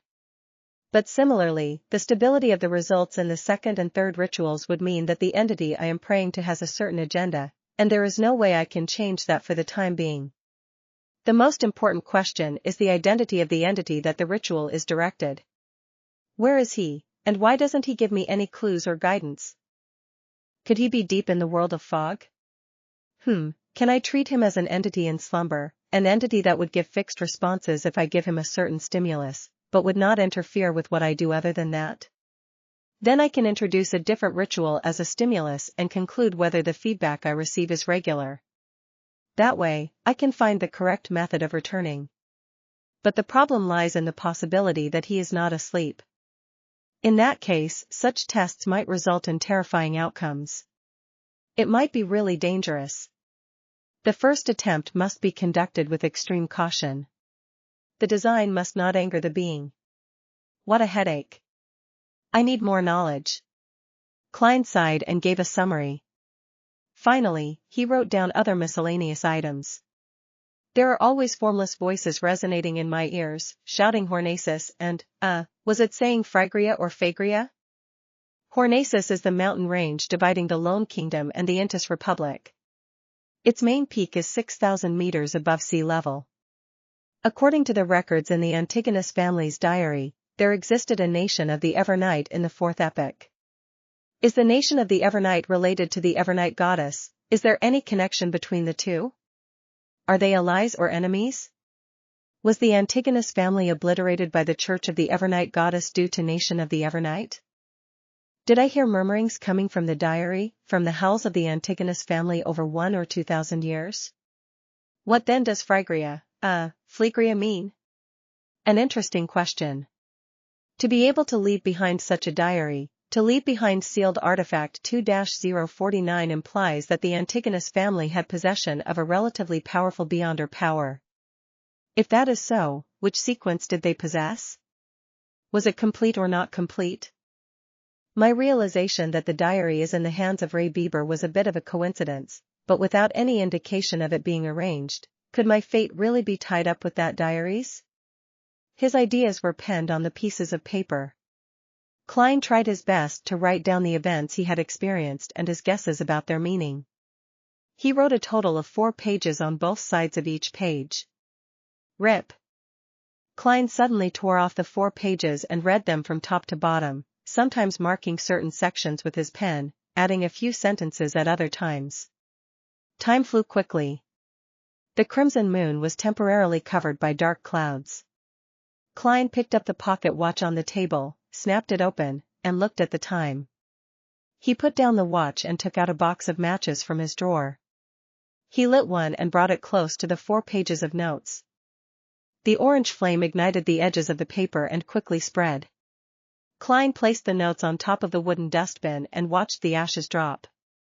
He then released his fingers, allowing the papers to fall. In just 10 seconds, everything had disappeared. All that was left was the still swirling ash and the charred bottom of the dustbin. As there was Emperor Roselle's secret diary in this world, Klein did not dare leave behind any evidence that he knew how to write Chinese. If old Neil and the rest discovered the 4 pieces of paper he wrote, he would have no idea how to explain the matter. And while writing the confidential questions, Klein was worried that the one paying attention to his dreams would be able to see and decipher the contents no matter which language he used, be it Lone, Ancient Fasak, or Hermes. Therefore, he could only write notes in Chinese to organize and summarize. After he was done with the task, he burned the notes to leave no traces. And precisely because there was no way of saving, he set up a plan for himself. He would do this summary once a week just in case he forgot anything. As he watched the ashes fall, Klein pulled out a white piece of paper. He wrote the title, "To My Respected Mentor." He wanted to write to Senior Associate Professor Quentin Cohen, asking if he had any relevant historical information about the main peak of the Hornacis mountain range. Chapter 58, A Train of Thought. The next day, a Monday morning. Klein, who had the day off, didn't leave home. Instead, he gave Melissa his letter directed to Mentor Cohen Quentin and more than enough money to buy stamps. He entrusted her with the job of mailing the letter at the post office near the Tingen Technical School where she studied. After breakfast, he slept in to make up for the lack of sleep caused by the previous night's work. He only woke up because of his stomach's grumblings close to noon. He heated up some leftovers from the night before and ate them with a loaf of rye bread. Klein grabbed a newspaper and entered the bathroom on the 2nd floor. Whenever he did that, he couldn't help but sigh at the lack of a cell phone. After about 7 or 8 minutes, he left the toilet refreshed and washed his hands. He then returned to his bedroom and locked his door. Klein drew the curtains, lit up the gas lamp, and cogitated for half an hour. After practicing his spiritual vision, spirit dowsing, and dowsing rod for half an hour, he spent another hour mentally reviewing the mysticism knowledge he had gained recently. After doing that, he ripped up the old newspaper and crumpled them into a few balls. He wrote on them, moonflower candle, full moon essence oil, and other names of materials. He followed the prescribed steps of ritualistic magic in his head in order to master every little detail. Until he was entirely familiar with it, he didn't intend to try ritualistic magic because it was both a waste of materials and also easily attracted danger. He repeated again and again until he picked up his silver pocket watch patterned with vine leaves and took a glance. He realized that it was 2:45. He considered for a few seconds and brought the scraps of old newspapers to the kitchen on the 1st floor to burn them. While doing so, he made sure he was in an optimal state of mind as he prepared for the tarot gathering. Locking his bedroom door once again, Klein didn't wait for the clock to strike 3. He planned to enter the area above the gray fog ahead of time. He wanted to seize the chance to explore the place thoroughly. As Klein stood in an empty spot in his room and started walking counterclockwise, he suddenly worried that Justice and the Hanged Man had yet to enter a suitable environment. He thought of a particular matter. Would they be disturbed or discovered? He had previously mentioned to allow Justice and the Hanged Man to apply for leave ahead of time if they needed to be absent from the gathering for some reason such as being unable to find time alone or unexpected circumstances. It would have been an almost unsolvable problem for Klein in the past. There was no way he could build an entire server-based internet by hand in a different world, right? Any technology beyond the telegram could expose him. But now, he had suddenly found inspiration from ritualistic magic. Ritualistic magic borrows the powers of others by seeking the help of different existences. Similar incantations would make it clear who it is directed to in the beginning, such as the Evernight Goddess or the Lady of Crimson. It would be a description of the unknown and clandestine existences. Then, can I amend the chant and redirect the beginning of the chant towards myself? Directed at me, this way, even if Justice and the Hanged Man conduct the ritual in different locations, I would receive their messages. Klein suddenly felt fresh insight as he began analyzing the likelihood of the method working. There are two difficulties. First, I am not an incredibly strong high-level sequencer. Even if the description of the incantation was directed to me, I couldn't possibly receive the request. Second, how can I ensure that the description of the chant is directed at me accurately, and doesn't stray away and hit some other unknown existence that fits the description? That would be incredibly dangerous. Klein paced back and forth, deep in thought for a possible workable solution. He went in circles with silent footsteps. Then, he naturally linked the matter with the mysterious world of the gray fog. Even if I can't receive the message, that doesn't mean the gray fog can't. Its connection with the crimson stars can drag a person into the space directly, regardless of where they are in the physical world. I could consider tying myself to the mysterious space together during the directed description. In accordance with this train of thought, even though I might not immediately receive the request when the other party is holding the ritual, I will still be able to see the corresponding messages whenever I enter the gray fog. To put it simply, it is the difference between being online and offline on an instant messaging system. Klein became more excited the more he thought. He felt that his idea was worth a try. What kind of description could be used to precisely direct a message to me and to the gray fog world? He started thinking about the actual details. In fact, he had an incantation that would definitely work. It was none other than the lone translation of blessings stem from the celestial worthy of heaven and earth. But herein lies the problem: he would lose control of the gray fog and lose his leading role. He could only exclude it. Fool from an alternate world? No way.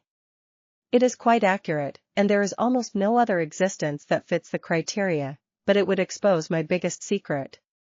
Klein thought of one incantation after another, but he crossed off each one. After about 7 to 8 minutes, he finally decided on the description of the first paragraph that directed to him. The fool that doesn't belong to this era. It was obviously not accurate enough, therefore, Klein quickly added, the mysterious ruler above the gray fog. The combination of the two lines practically limited it to him. Furthermore, he had tied the gray fog to him. It's still a little short. I cannot eliminate the possibility that there are multiple spaces and rulers above the gray fog. I cannot eliminate the fact that the description might be directed to the spirit world. Klein creased his eyebrows and planned on making it more certain. He thought for a full minute and finally decided on the last part of the description. The king of yellow and black who wields good luck. It shared a similar meaning to blessings stem from the exalted the arch of heaven and earth one. If the incantation purely depended on that part of the description, it might end up being directed away and provoking unknown dangerous existences. But with the first two lines as a limitation, and his experience of arriving above the fog through a similar incantation, he believed that the target's description could result in a perfect lock-on. Klein wasn't sure if casting the ritualistic magic with those three descriptions would be effective, but he was definite that it would not attract the attention of another existence, it wouldn't throw Justice and the Hanged Man into danger. Klein heaved out a long sigh and recited the incantation that he had decided upon. The fool that doesn't belong to this era, you are the mysterious ruler above the gray fog, you are the king of yellow and black who wields good luck. He nodded his head slightly and took out his pocket watch to confirm the time. It's already 2:58. Without further thought, Klein put away his pocket and entered cogitation. Soon he chanted and took 4 steps counterclockwise to form a square. The most ferocious noises and heart-stirring roars were heard once again. He felt the headache that was even harder to deal with than the pain of consuming the Seer potion. The pain was not a sharp pain that tore through his head. It was a throbbing pain that made him manic and irrational. It was a pain that left him in chaotic confusion. Klein controlled himself using cogitation and tried hard to ignore the voices. The muttering and murmurs receded like the tides. His body became ethereal, along with his spirituality. Everything seemed to float. The boundless grey fog appeared before his sight, the crimson stars at varying distances from him, just like pairs of eyes. Above the grey fog stood the palace, lofty and towering like the home of a giant. It was as though it had been there for millions of years. All Klein did was will it, and he disappeared from where he was, reappearing at the seat of honor at the long bronze table with 22 high-backed chairs. The effect of the ritual is definitely fixed, Klein muttered. He tapped his glabella gently and allowed the fog to engulf him, once thicker than before. According to the description of the hanged man, if Justice had become a spectator, it would be best not to reveal any of his tics before her. Without any time for exploring, Klein extended his right hand and formed an invisible connection, connecting him to the two familiar crimson stars. On the roaring blue waves of the Sonia Sea, an ancient sailboat was sailing with the wind. Alger Wilson locked himself in the captain's cabin and made Ghost Ship provide him the best protection. He opened the pocket watch before him and laid it next to the brass sextant. The clock was ticking without joy as it exuded nervousness. When the hour hand, minute hand, and second hand aligned, there was an explosion of crimson before Alger Wilson. It ignored the layers and layers of protection he had placed over himself. Sigh. His sigh reverberated across the captain's room. Backland, Empress Borough. Audrey Hall laid against a down feather pillow and glanced at the yellow paper in her hand. Her gem-like eyes looked like they had two souls spiraling slowly in them. Her gaze was calm and cool, as if she were waiting for a play to begin. As the crimson red erupted, she looked at herself being swallowed with complete detachment. Above the grey fog, in the magnificent palace, on the ancient and mottled long bronze table. Klein, who had already activated his spiritual vision, looked over when Audrey Hall's figure began to form. He was not surprised to see that the colors deep in her aura had blended together. It became pure and serene, like a lake that was clear and reflective. She really did become a beyonder. Klein was just about to move his gaze away when he suddenly saw the chair belonging to Miss Justice change. The bright stars on the back of the chair moved swiftly, forming an illusory constellation that didn't belong to reality. That constellation was familiar to Klein because it was one of the symbols of mysticism. It was a symbol that represented Giant Dragon. Spectator. Giant Dragon. Klein restrained himself from shaking his head and looked over at the back of the hanged man's chair. Typically speaking, it was impossible for him to see the back of the chair from his angle, but this was where he was in control. Everything presented itself according to his will. The constellation on the back of the chair had not changed, but since Klein had grasped the basics of mysticism, he wasn't as ignorant as before. He could recognize that it was the symbol of windstorm. Sailor. Keeper of the sea. Windstorm. That's reasonable. The color deep in the hanged man's aura is much purer than it was. Has he leveled up? Oh yeah, what about the symbol behind my chair? Klein suppressed his impulse to look, rapped the edge of the long table thrice just like before, and smiled as he said, "Congratulations, Miss Justice, you are a beyonder now." He can tell straight away? Audrey was stunned and smiled faintly. Thank you, Mr. Fool, and thank you, Mr. Hanged Man. That was much faster than I thought, Alger Wilson said honestly. Klein didn't continue the topic but tapped his glabella and said with a smile, "Lady, sir, have either of you found Roselle's diary?" Chapter 59, Roselle's origins. Upon hearing the fool's question, Audrey did not immediately answer like in the past. Instead, she widened her crystalline eyes and glanced at the hanged man with a scrutinous attitude. Alger subconsciously subdued his body motions. After a few seconds of silence, he said, "I found 2 pages of the Emperor Roselle's diary and have memorized their contents."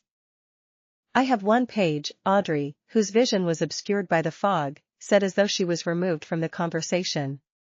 "Pretty good." Klein did not allow his joy or his disappointment be noticed from his voice. He felt joy as there were 3 full pages, but disappointment also because there were only 3 pages. Their initial search for the diary was definitely easier, for all they had to do was ask through their connections and channels they were already familiar with. Collecting the pages would become more and more difficult as time went on, as it would involve more and more elements. Should we express them now? Audrey inquired with a calm tone. Yes. Klein simply nodded. He maintained his posture without any change. He had to be cautious in front of a spectator. As he finished his sentence, pieces of yellowish-brown goatskin parchment and dark red fountain pens appeared in front of Audrey and Alger. The two of them picked up their pens and started to recall the symbols they had seen. They also infused the emotions of expressing them out. Silently, lines of text appeared on the goatskin. Some of them appeared proper, some delicate, others slanted. In a mere minute, the contents that Alger and Audrey had forcibly memorized were all written. Klein willed the 3 pieces of parchment into his hands. He gave the pages a cursory glance and realized that some of the grammar was wrong. There were also missing and wrong words in the content. But experimentation had proved that incorrect sequencing of words to some extent did not affect the overall comprehension of Chinese. Klein was also not afraid of missing words, since he often read web novels filled with censored asterisks. April 8. I stood at the bowed Black King and stretched my arms, saying to Grimm and Edwards, "My fortune is yours for the taking, but you'll have to find it first." I left everything I own at the ends of the fog sea. They did not understand my humor at all and even asked if I really had other treasures. How boring. You can't be my 4 horsemen of the apocalypse if you keep it that. April 11th. I discovered a nameless island that was not on a safe sea route. There are a good number of extraordinary animals there. No, I prefer calling them extraordinary beings, it feels more impressive that way. Other than that, there are several weird creatures on the island. I believe that if Darwin had been transmigrated there is no way he could have written his theory of evolution. April 15th. Grimm has suddenly become a little odd. Has he been infected by something? When did the Emperor Roselle, who was born in the Intis Kingdom, set off on a voyage? The Fog Sea should be the sea west of the Intis Republic. Yeah, I need to use historical information from the library to cross-reference this. Klein quickly finished reading a page, casting his gaze to the back of the piece of paper. At this point, he no longer hid the fact that he could decipher Emperor Roselle's secret symbols, since this ability fitted the persona and status of the fool. Audrey and Alger did not speak. They waited silently, as if unsurprised by such a revelation. In fact, they even believed that it was only right. October 2nd. They actually wanted me to marry Matilda from the Abel family without even consulting me first. Heavens, I have not even met her. No, I must decline. Even if I were to run away from home and survive on my own and suffer the vicissitudes of life, I must fight against this marriage. October 5th. Miss Matilda is really pretty. October 6th. Her personality and her demeanor is just my type. I am starting to look forward to the marriage. Hey, Emperor, where's your integrity? Klein leaned back into his seat, not allowing his emotions to pass through the fog. He realized that Gustav did not write in his diary every day early on. Most of the time, he would only write in the diary when there were certain events that he needed to lampoon, record, or to vent his emotions. He shifted his gaze downward. Klein looked at the last sentence of this page. October 9th. They actually called me the son of the steam. I like that very much. Klein was a little disappointed that the information in the first 2 pages was of little value. But he did not turn sullen. He moved the 3rd page to the top. This page had content written on both sides of the paper. May 21st. The Church of the God of Craftsmanship gave me 2 choices, 2 beginning sequence pathways. One of them is the Savant. It is a complete sequence pathway they possess. The other is Mystery Prior, which they obtained from the Moses Ascetic Order, but it lacks the higher sequences. May 22nd. My choice was easy, Savant. The Savant has a complete sequence pathway.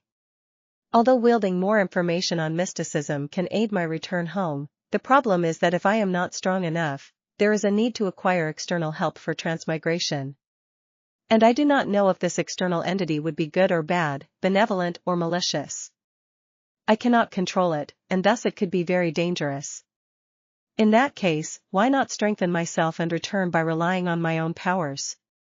Thus, the complete sequence was the most important factor in my considerations.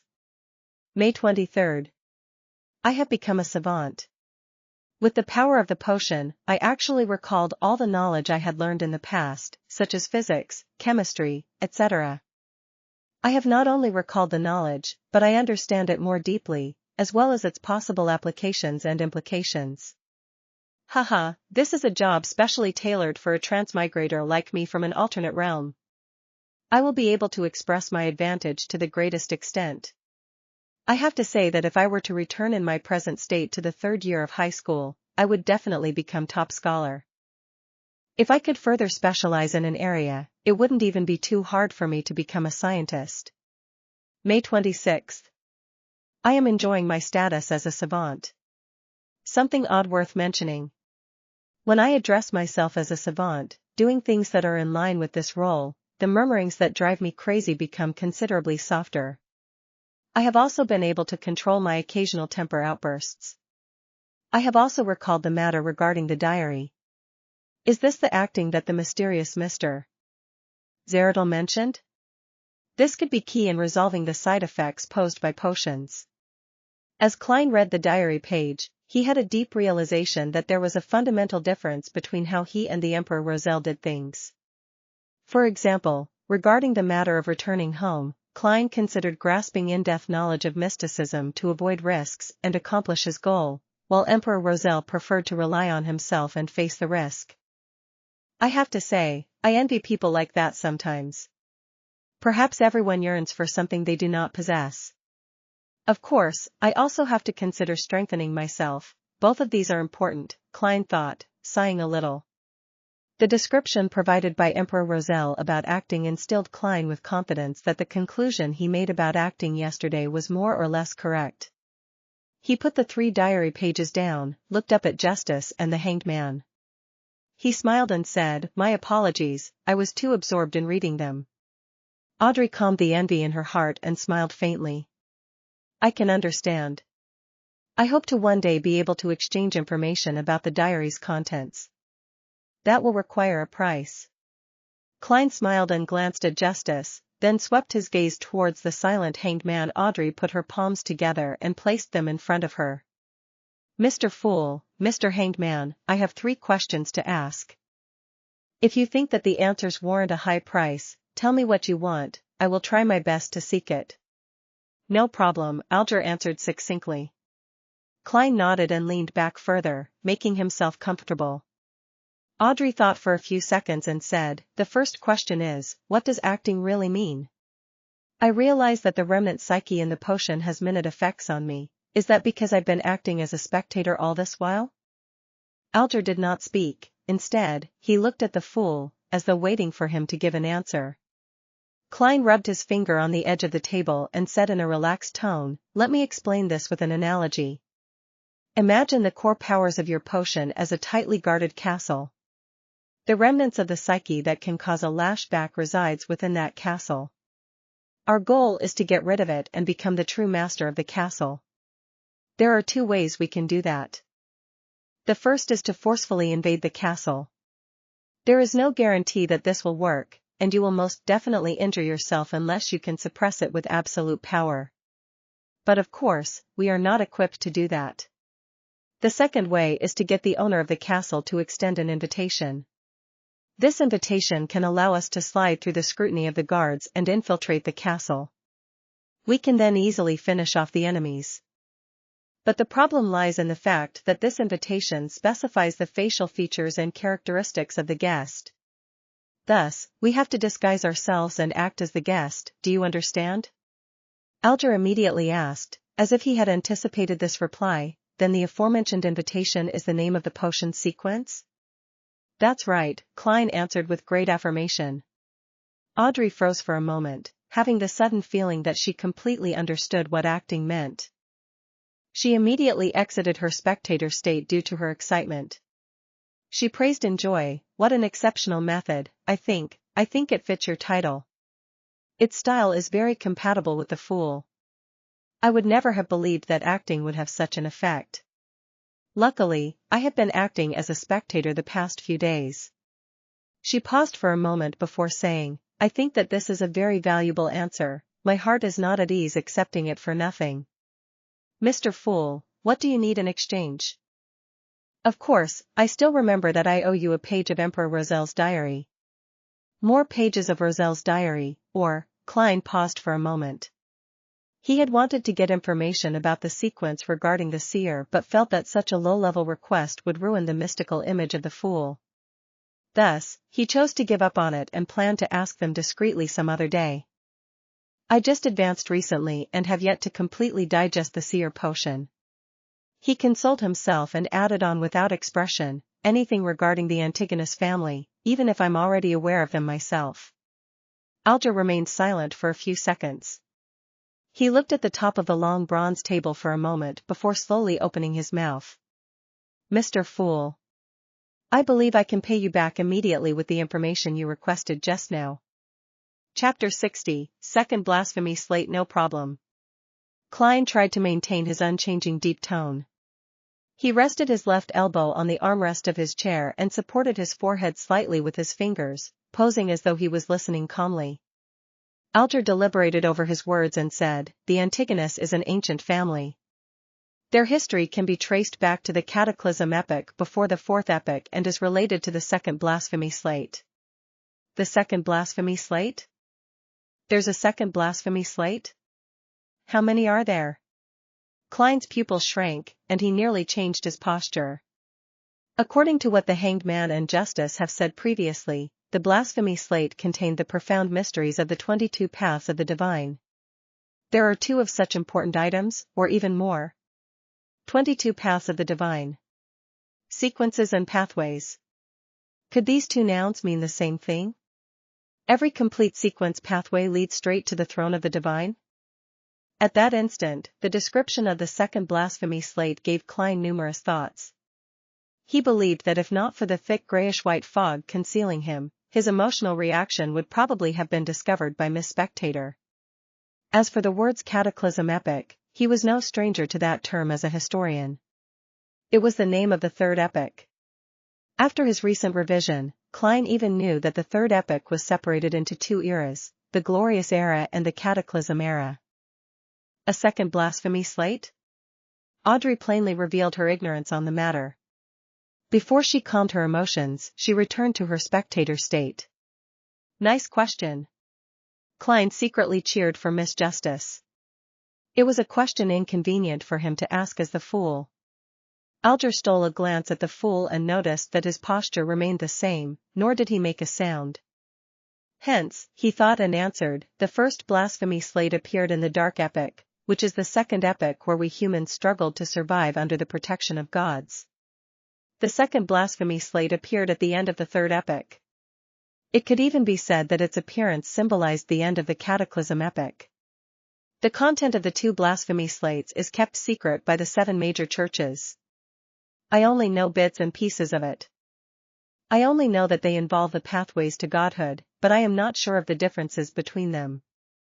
Was the blasphemy slate that Emperor Roselle saw the first or the second? Audrey asked curiously. Upon hearing that, Klein recalled what Alger said about the potion names during the first gathering. He said that the names of the sequence potions were derived from the blasphemy slate. Similarly, Captain had also mentioned that the formation and completion of the potion system was thanks to the birth of the blasphemy slate. That indirectly confirms that the pathways to godhood are the sequence pathway. Klein answered his earlier question silently.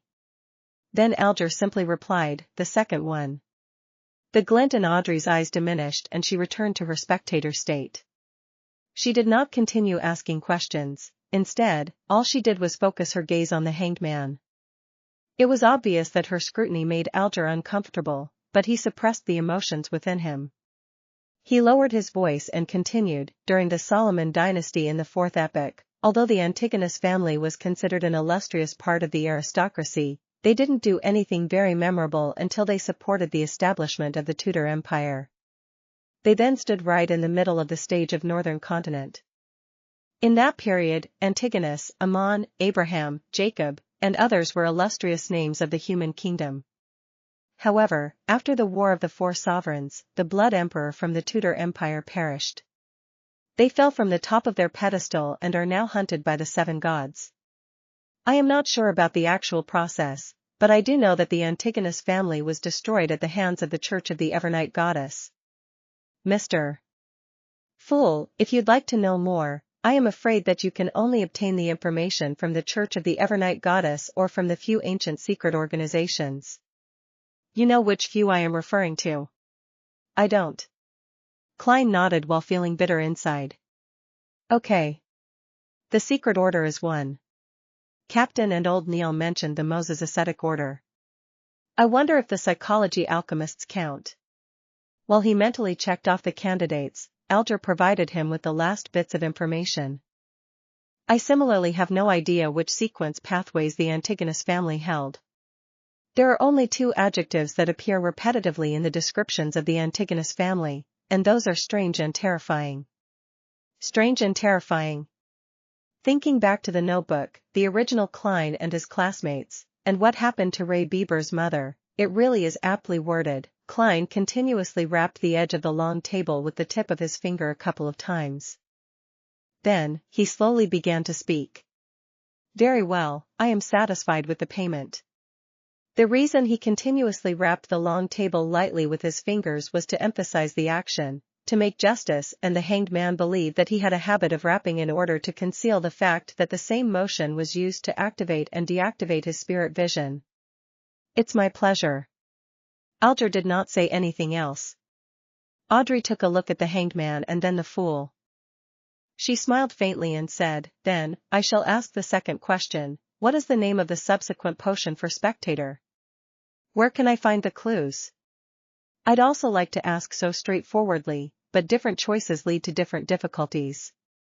Klein did not speak but cast his gaze towards the hanged man. Alger remained silent for a few seconds before saying, I'll answer the question for free because I led you on this pathway. The subsequent sequence for Spectator is Sequence 8 telepathic. The ancient name of Sequence 7 is Psychoanalyst but is called Psychiatrist now. This is what I found out from a member of the Psychology Alchemists. I think they should have quite a number of potion formulas for this pathway. Psychology Alchemists. Spirit medium Daly was rather approving of their theory, but Captain thought of them as evil and crazy. Klein listened while in deep thought. Do you know the whereabouts of that particular Psychology Alchemists member? Asked Audrey as her eyes beamed with joy. Be it telepathic or psychiatrist, both names appealed to her aesthetics. Alger gave a rare laugh. I do. He's immersed in the seas around Sonia Island. I sank him with my own hands. If you would like to look for the Psychology Alchemists, I have to apologize since I severed the clues. He was not worried that Justice would find his identity through his description because he did that on his own, out of the public eye. Sank, Audrey was at a loss how to reply or what expression to wear. She drew a deep breath and suddenly failed to maintain her spectator state. She asked bashfully, the third question. If, and I'm saying if, a normal animal were to drink a Sequence 9 potion, what would happen? What kind of a question is that? Klein tapped his glabella unnoticeably with his finger that was supporting his forehead. Very quickly, he saw the changes in color and noticed that Audrey's emotions had turned frantic, nervous, and a little ashamed. Could she have done something that stupid? Klein was astounded, but didn't find it strange. After the past two gatherings, he was certain that Miss Justice was quite an airhead. The hanged man, Alger, was obviously dumbfounded as well. He took a while to reply. Normal animals do not have the brains of humans. They wouldn't be able to learn cogitation in a timely manner. Therefore, it would most likely lead to immediate death or a breakdown into a monster. However, if they survived the initial ingestion of the potion, they should become an extraordinary creature. If the potion has the ability to enhance their intelligence, they can even become smarter. All right. Audrey breathed out a silent sigh and nodded while saying with a relaxed tone. I have no other questions.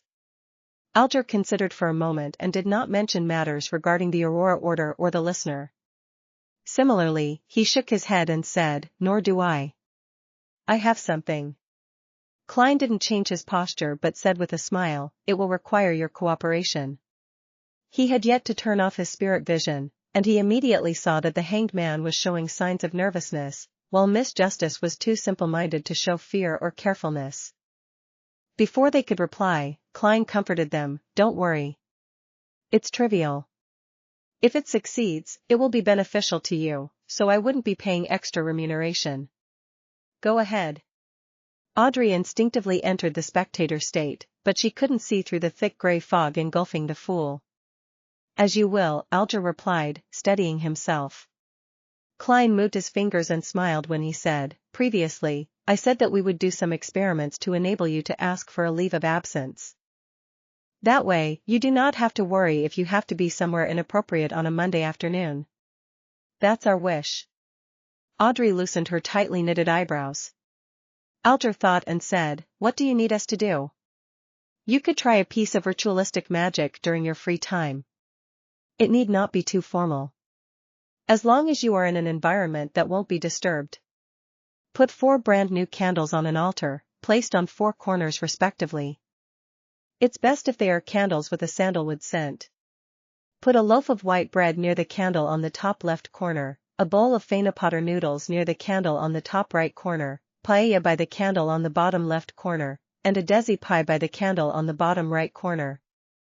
Use a silver knife to make a sealed spiritual environment." Klein described his modified version of the luck enhancement ritual and taught Miss Justice how to create a spiritual environment for free. To be frank, as the ritual was targeted at himself, Klein believed that the former part, which was intended to attract the interest of an entity, could be omitted completely. However, he still worked hard to make the procedure seem important. Of course, it didn't comply with what old Neil taught about gods being second and oneself being third. Mix moonflowers, gold mint, slumber flowers, fingered citron, and rock rose together, then distill it. Extract it for its essential oil, then pour a drop onto each candle. Audrey listened with piqued interest as she recorded all that he said. When he was done, she asked, "What about the incantation?" "Mr. Fool, what's the corresponding incantation?" Alger stopped writing with the fountain pen in his hand as well. He turned his head to look at the fool. Klein, who was immersed in the gray fog, tapped the edge of the long table with his finger lightly and said calmly and monotonously in Hermes, "The fool that doesn't belong to this era, you are the mysterious ruler above the gray fog, you are the king of yellow and black who wields good luck." Chapter 61, Strange Symbol. The fool that doesn't belong to this era, the mysterious ruler above the gray fog. King of yellow and black who wields good luck. Audrey Hall recited the 3 descriptions to herself silently. She suddenly felt a tumultuous wave of emotion go through her, preventing her from maintaining her spectator state. As an aficionado of mysticism, she had learned Hermes that was used in rituals and had tested out the rituals that fellow noble aficionados mentioned in private gatherings before she was pulled into the gray fog or made formal contact with beyond her powers. None of those rituals had any effects, but they had given Audrey a basic understanding of the structure of incantations. Thus, she knew clearly what these 3 incantations described and signified. The descriptions usually described one of the 7 gods that looked over this world. Thus, the fool's incantation was claiming status equal to the Lady of Crimson, Mother of the Secrets, and the Empress of Disaster and Horror. Is Mr. Fool the unknown, mysterious, powerful, godlike entity that Glaint spoke of? The source of danger that we must avoid in rituals? Audrey quickly recalled the comments made during the strange rituals which she and her friends did not dare attempt back then. She was momentarily at a loss for words. Alger Wilson, who knew and understood much more than Audrey, shivered from the bottom of his heart. If the ritualistic magic which Mr. Fool designed truly points to him to allow him to accept our requests, we would have to be addressing him with him. He is to be addressed in the 3rd person, which is reserved for gods. How lucky, how smart I was to act in concert with him and not do anything foolish. Even when I was testing him, I did not step beyond the boundaries of normalcy. Could he perhaps be an ancient, mysterious, horrifying existence, only that he does not appear before us in his true form and name. The primordial Demoness, the hidden sage, or the true creator which many mysterious churches believe in? Alger understood that the fool he was looking at now might not be his true form. He might not even have a gender or be a humanoid creature. Klein propped his forehead up with one hand and tapped on the table with the other hand. He acutely noticed the changes happening to the hanged man and Justice. But he acted as though nothing happened, as if everything was within his expectations. He continued without any care. I pray for your help. I pray for your loving grace. I pray for you to give me a good dream. Moonflower, an herb that belongs to the red moon, please bestow your powers to my incantation. Fingered citron, an herb that belongs to the sun, please bestow your powers to my incantation. He finished describing the incantations that belonged to another type of ritual. After he was done, he smiled. Lady, sir, have you memorized it? Ah, Audrey exhaled. She quickly covered her mouth and recalled seriously. With her improved memory as a spectator, she quickly processed the information and repeated the incantations as a form of confirmation. Alger acted more normally. His pen did not stop for a moment, no matter what he was thinking about. After Klein confirmed that Audrey was correct, he smiled and said, if this test is successful, then we shall modify the ritual next time to achieve what we want to do. I hope that you will have the time to complete the ritual no later than Wednesday. He intended to come in here again on Thursday night to ascertain if the ritualistic magic was successful. As for why he did not allow the hanged man and Justice to directly request a leave of absence, Klein was worried that he would be unable to discern if the results were from them asking for leave or merely the outcome of an attempt of the ritualistic magic. Was he to pull them into the gathering if that happened? By your will. Audrey and Alger replied respectfully, collecting themselves. According to the hanged man's suggestion last week, we shall have a time for casual conversation after all official issues have been discussed. Who shall begin? Klein gave a hand gesture signaling for someone to start. Audrey sighed and said, Mr. Fool, the suggestion you made regarding the exam selection and the separation between civil and political matters has received the approval of many members of Parliament. Perhaps it could become a reality. Of course, with the efficiency of this government, the bill will only appear half a year from now at the earliest. She was not worried that the hanged man would track her down using this piece of information. She had intentionally and intermittently dropped hints and guided those proud wives to think that they had conceived the idea. Those ladies had rushed to tell their husbands, their fathers, and their brothers.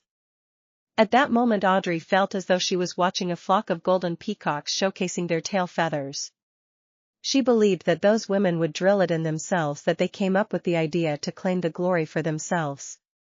They would soon forget about what Audrey's role in the matter was, fighting among themselves to see who thought of the suggestion first. Using this remarkable way to change the system of a kingdom gave Audrey a weird sense of satisfaction, as if she had found a way for a spectator to influence the plot of a play. Let's hope so, Alger replied sarcastically. He paused for a few seconds, then glanced at the fool. He deliberated before saying, in recent decades, the amount of activities of the various secret organizations has seen an upward trend. In fact, there are even new secret organizations appearing, some of them having reached scale with a good number of Beyonders. Are you trying to ask me for the reason? I have not even gained access to information about illegal organizations. Klein merely smiled without commenting on the hanged man's news. He changed the subject and said vaguely, an ancient power is about to wake from its slumber. For example, the power represented by the Antigonus family diary. Is that so? Alger muttered softly to himself, as though he recalled something. Klein swept his gaze toward the hanged man, then past Justice and said with a smile, if there is nothing else to share, then let's end today's gathering here. By your will. Audrey and Alger stood up together. Klein moved his finger and severed his connection with the dark red stars. He watched as the two figures vanished from the magnificent palace. He stood up and turned toward his own chair, which was also the back of the seat of honor at the bronze table. He looked at its symbol. Radiant stars formed a strange symbol. It was not a symbol that fit anything in Klein's present understanding of mysticism. He observed it closely before identifying the pupilless eye, a symbol representing secrecy. He also saw contorted lines that represented change. Each of the symbols were missing a portion and were overlapped with each other, creating a new symbol. An incomplete secret and an incomplete change. What do we get when we add them together?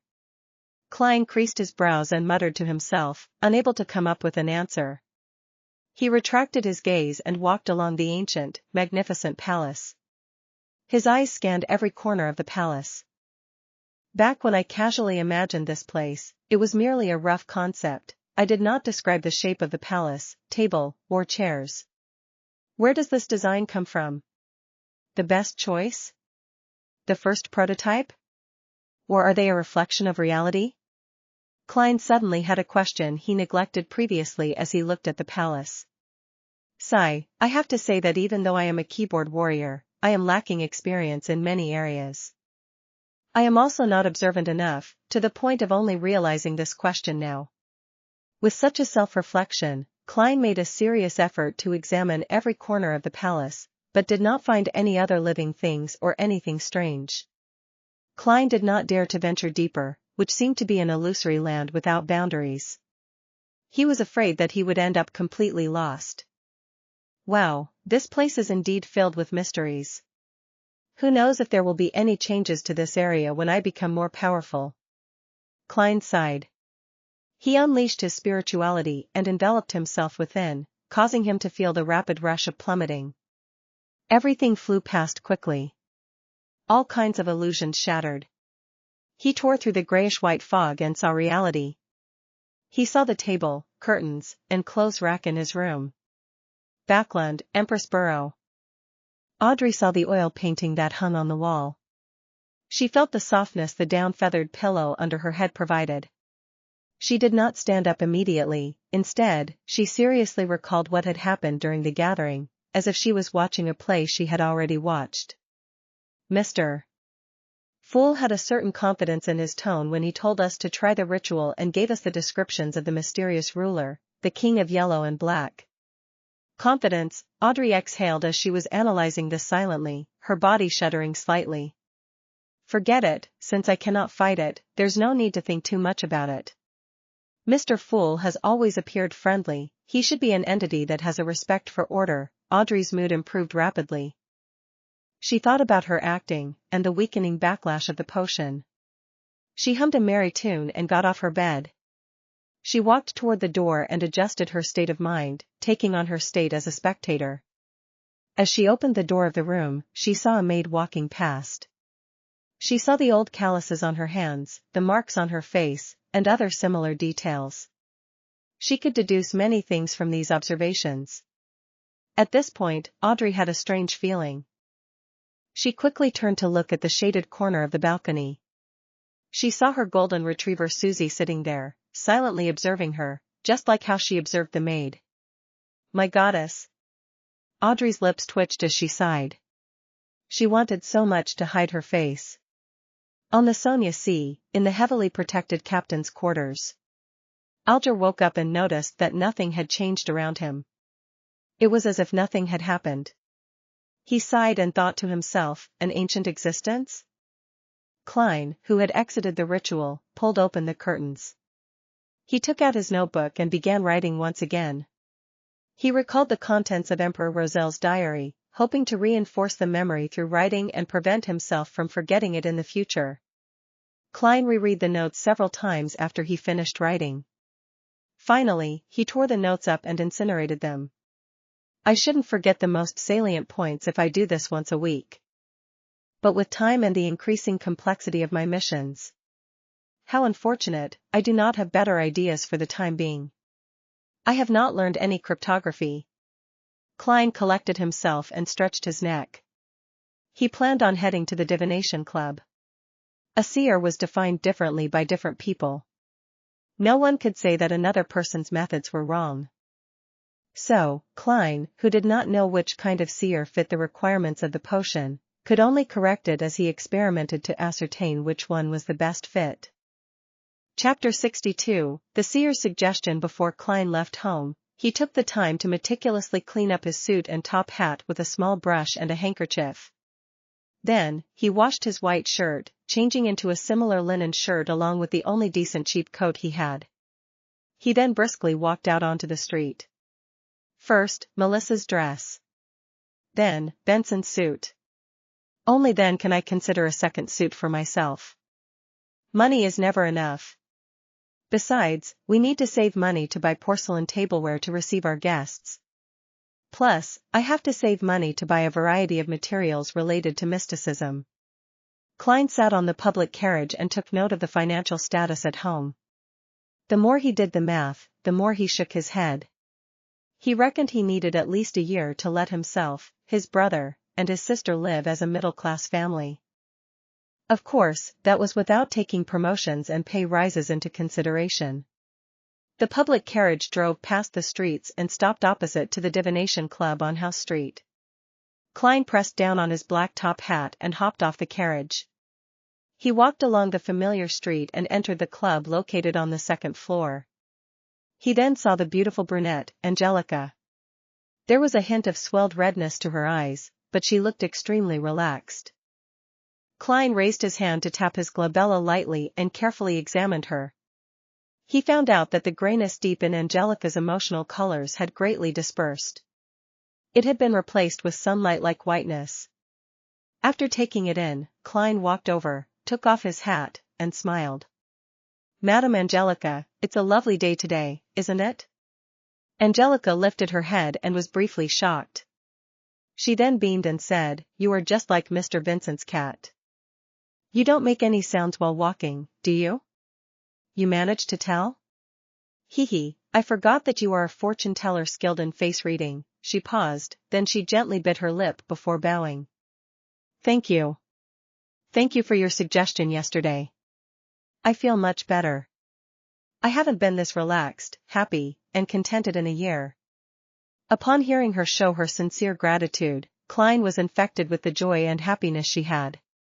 The corner of his lips lifted, and he said, "It's my pleasure." As he spoke, he could feel his spirituality relax and turn livelier. Is this what the Seer potion wants? A Seer that can really help the inquirer? Klein pinched his glabella as though he was thinking before secretly tapping twice. It had to be said that he found the action of activating and deactivating his spirit vision in practice insufficiently inconspicuous. However, the problem was that he hadn't thought of a better solution yet. As he had just become a seer recently, his spirituality had yet to reach its limit, and the same was applied to his mastery. Hence, there didn't seem to be many suitable locations for an activation switch for his spiritual vision. The glabella was the best option by far. When I become a true seer after fully digesting the potion, I should be able to design a more inconspicuous activation motion. Klein nodded unnoticeably and walked towards the half-opened meeting room. "Coffee or tea?" Angelica asked hurriedly. "Desi coffee," Klein answered. He planned on trying out all the drinks the Divination Club had to offer. Then, he saw that there were 6 or 7 members present, but not Hannes Vincent, who almost always was. "Mr. Vincent isn't here?" Klein stopped in his tracks and asked a passing question. Angelica was taken aback as she said, "Mr. Vincent doesn't come every day. He accepted an invitation to give a lecture for a divination organization at Enmat Harbor." "Are you looking for him?" "Not at all. I was just curious. After all, I've seen him every time I've come here." Klein shook his head with a smile. Meanwhile, he realized that there was a familiar face among the 7 members present. Glassy, who had divined for him before, was present. Glassy was reading some information on the table with his monocle when he suddenly sensed someone looking at him. He lifted his head, cast his gaze. Obvious joy suffused his face as he propped himself up with both hands and stood up. He dashed towards Klein and stopped before him. "Good afternoon, Mr. Moretti. I have been wondering if you would come today. I heard from Angelica that you are not a doctor, but a fortune teller who is good at face reading?" Klein smiled. "That's not the only thing I'm good at, Mr. Glassy. You no longer seem plagued by your ailment? He pinched his forehead and tapped his glabella twice. He noticed that Glassy's health colors had returned to normal. Yes, I was very regretful for not taking your suggestion back then. Luckily, there is a very amazing apothecary near my place. He gave my wife a magical medicine which brought me away from death, Glassy said emotionally. As a quasi-member of the Nighthawks, Klein asked out of occupational interest, very amazing apothecary? Very magical medicine? Magical? How magical? Is it within the range of Beyonders? He said that it was a kind of folk medicine from Lemberg. In short, it helped with treating my illness a lot, Glassy answered, without noticing anything abnormal about the question. Folk medicine apothecary? Klein tapped his glabella as though he was thinking. What's his name? Where does he stay? As you know, even a fortune teller can't guarantee that they would remain in the pink of health all the time. Perhaps I will need to go to purchase some medication from him in the future. Klein learned from his teacher and classmates that the current health system in the world was in a nascent state. There was almost no cure to many diseases, so the magical medications and miraculous apothecaries still controlled the market. There was no harm in knowing more, since it could one day serve useful. Glassy answered honestly, his name is Lawson Darkwade. He has a tiny store at 18 Vlad Street in East Borough, named Lawson's Folk Herb Store. Thank you. Klein remembered it and spoke sincerely. Glassy turned around and invited him to sit beside him. At that moment, Angelica came over to serve the coffee she brewed. Compared to Southville coffee, Desi coffee is more fragrant, but has quite an inferior taste. Klein took a sip and savored it for a moment. Glassy hurriedly deliberated his words when he saw Klein put down his white porcelain cup. Mr. Moretti, can I request a divination from you? I will pay according to a price you set. 8 pence is sufficient. I will not raise the price out of the blue. Klein was hoping that someone would request his divination services. Do you need a divination room? All right. Topaz. Glassy led the way with much more familiarity. After entering the divination room and locking the door, Klein sat behind the long table. He asked in a serious voice, Mr. Glassy, what would you like the divination to be about? I have an investment opportunity, but the amount of money it involves is huge. If it fails, my family and I will take a heavy hit. I wish to know if it will be a successful investment. Glassy volunteered the information. I have divined using tarot cards previously. A divination after purifying my soul. The result was pretty good. Yes, I did the interpretation myself, but I did not violate the principles of those symbols. Klein thought and asked curiously, it'd be great if you could describe the entire situation once more and give me your information again. It'd be best if you have the other party's information, too. We will do an astrolabe divination. All right. Glassy organized his words and said, when Mr. Lenevis examined the Hornacis mountain range, he discovered a gigantic mine rich in high-quality iron ore. He poured in all his savings to buy that land and hired a professional company to survey it. The result was a heartening one. He lacks funds needed for subsequent developments, so he formed a steelworks company and intends to apply for a loan from the bank using the project. At the same time, he will also issue a corresponding number of shares to raise its initial capital. The plan is still in its preparatory stage and promises fat returns. Klein, who had been reading the newspaper recently and also happened to be a history expert, knew that there were shares in this world. He also knew that the concept of shares was derived from Emperor Roselle. Yeah, him again. During the colonization of the southern continent, he had set up the Siberan Company and solved the nation's fiduciary matters successfully by raising funds from the public through the issue of shares. As such, he had the first mover's advantage from colonization. Because the returns were great, this development continued on.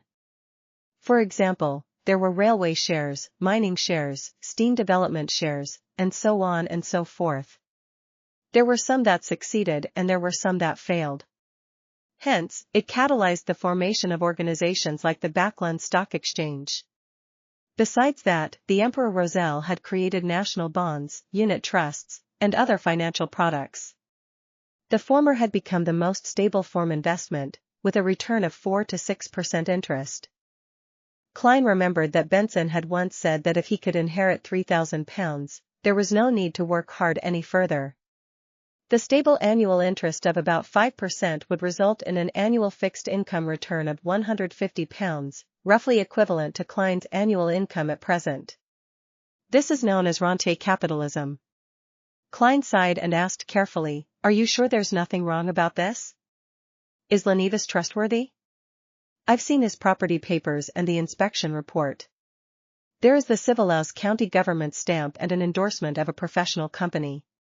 Plus, inside Mr. Lenevis's office is a group photo of him with Sir Deweyville and the mayor." Glassy nodded in reply. Group photo? That doesn't mean anything. Klein, who was born in an era of information explosion, had seen too many similar incidents.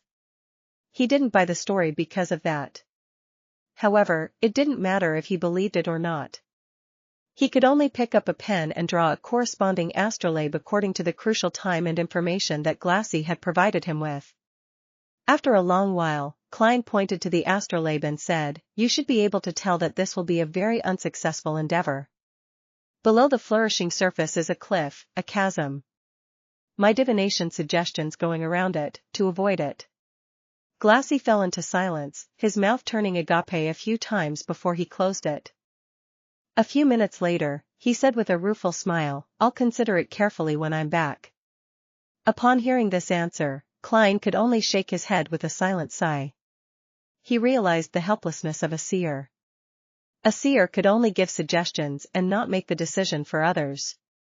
Just as the two left the Topaz room, Angelica walked over and said, "Mr. Moretti, someone wishes for your divination." When she said that, she added with a whisper, "He did not ask for my recommendations. Nor did he view the album. Has my reputation spread?" Klein turned towards the reception hall in puzzlement. Chapter 63, Dream Interpretation. Klein proceeded a few steps forward and saw the client. He was dressed in a formal black suit and a half-top hat. He held a golden-laid wooden cane and his short blonde hair flared from the sides. His nose was aquiline like a hawk's beak. Anna's fiancé. The Joyce Meyer that went through a terrifying ordeal. Klein, who had seen him in his dream divination, immediately greeted with a smile, "Good afternoon, Mr. Meyer." "Good afternoon, Mr. Moretti." Joyce took off his hat and bowed in greeting. "Thank you for the advice you gave Anna. She cannot stop praising how miraculous you are." Klein chortled and said, "I did not change a thing. You should be thanking yourself. Without your determination and your hope for a better tomorrow, you wouldn't have been able to overcome such an ordeal." After the exchange of pleasantries, Klein could not help but lampoon inwardly. Does this count as mutual professional bootlicking? In all honesty, I still find my coming back alive a dream. I still cannot believe that I survived wave after wave of terrifying ordeals. Joyce shook his head wistfully. Without waiting for Klein's reply, he asked curiously, "You knew who I was the moment you saw me. Was that because of my unique nose, or because you divined that I would visit you?" "I had your detailed information." "That is enough for a seer," Klein answered vaguely, behaving like how a charlatan would. Joyce was indeed stunned. More than 10 seconds later, he squeezed a smile. "Mr. Moretti, I wish to request a divination from you." The moment he finished his sentence, he suddenly realized something. Mr. Klein Moretti had addressed himself as a seer, not a fortune-teller. A seer. "All right, let us head to Topaz." Klein gestured. At that moment, he felt as though he should have worn a long black robe. He tried to keep his words to a minimum to accentuate the mystique of a seer. Joyce Meyer locked the door behind him after entering the divination room. While he observed his surroundings, Klein seized the opportunity to tap his glabella twice and activated his spirit vision. Joyce sat down and set his cane down beside him. He pulled on his black bow tie and said hoarsely, "Mr. Moretti, I wish for you to interpret my dream." "Dream interpretation?" Klein acted as though it was within his expectations, but was merely asking for confirmation. He saw that the colors representing Joyce's health were dull, but none of them signified an impending illness. The colors symbolizing his emotions were predominantly blue, and its darkness showed that he was obviously high-strung. Joyce nodded seriously. I have had the same horrific dream every night ever since the Alfalfa arrived at Enmat Harbor. I know that this could be associated with the trauma of the ordeal and that I should go see a psychiatrist, but I suspect that this is no ordinary dream. A normal dream would definitely have some details that are different even if they recur every night, but this dream is, at the very least, constant in the parts which I can recall. To a seer, these kinds of dreams are seen as revelations given by the divine, Klein said, half consoling and half explaining. Can you describe the dream to me? Joyce clenched his fists and up to his. He thought deep for a moment before saying, I dreamed that I was falling from the Alfalfa into the ocean. The ocean was dark red, as if it was filled with rotting blood. As I fell, I was grabbed by a person on the boat. I could not identify him, but I know that he was very strong.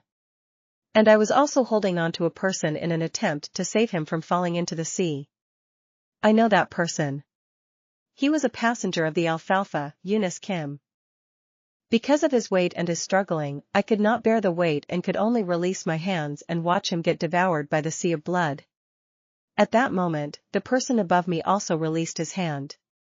I flailed my arms, hoping to grab onto something, but there was nothing. I could only plummet rapidly. Then I wake up in horror, sweat covering my back and forehead. Klein held his forehead and gently rapped it as though he was thinking. He then organized his words and said, Mr. Meyer, nightmares, similar nightmares, and repeated nightmares, these are all psychological problems and have a corresponding source. The same nightmare recurring time and time again is a reminder from your spirituality. It is also a revelation given to you by the divine.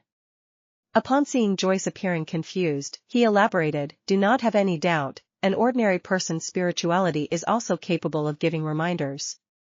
I do not know what exactly happened on the Alfalfa, but I can see that it was a tragedy of blood and steel. It has left a deep trauma in you. Seeing Joyce nod slightly, Klein continued, you must have been very horrified, very fearful on the ship. It is easy for a person to lose their observational skills when overwhelmed by such intense emotions, thus missing signs that they should not have been missed. This does not mean that you have not seen those signs, but you have disregarded them, you understand? Disregarded. In your subconscious, in your spirituality, the details that you have missed are present all the same.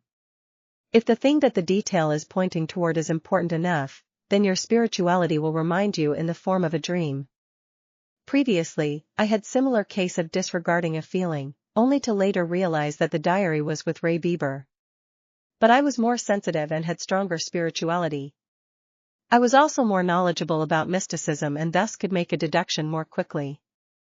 Klein paused for a few seconds and looked into Joyce Meyer's eyes. Did Mr. Eunice Kim, who you let fall into the sea of blood, requested you of something on the boat, but was ultimately unable to escape his fate?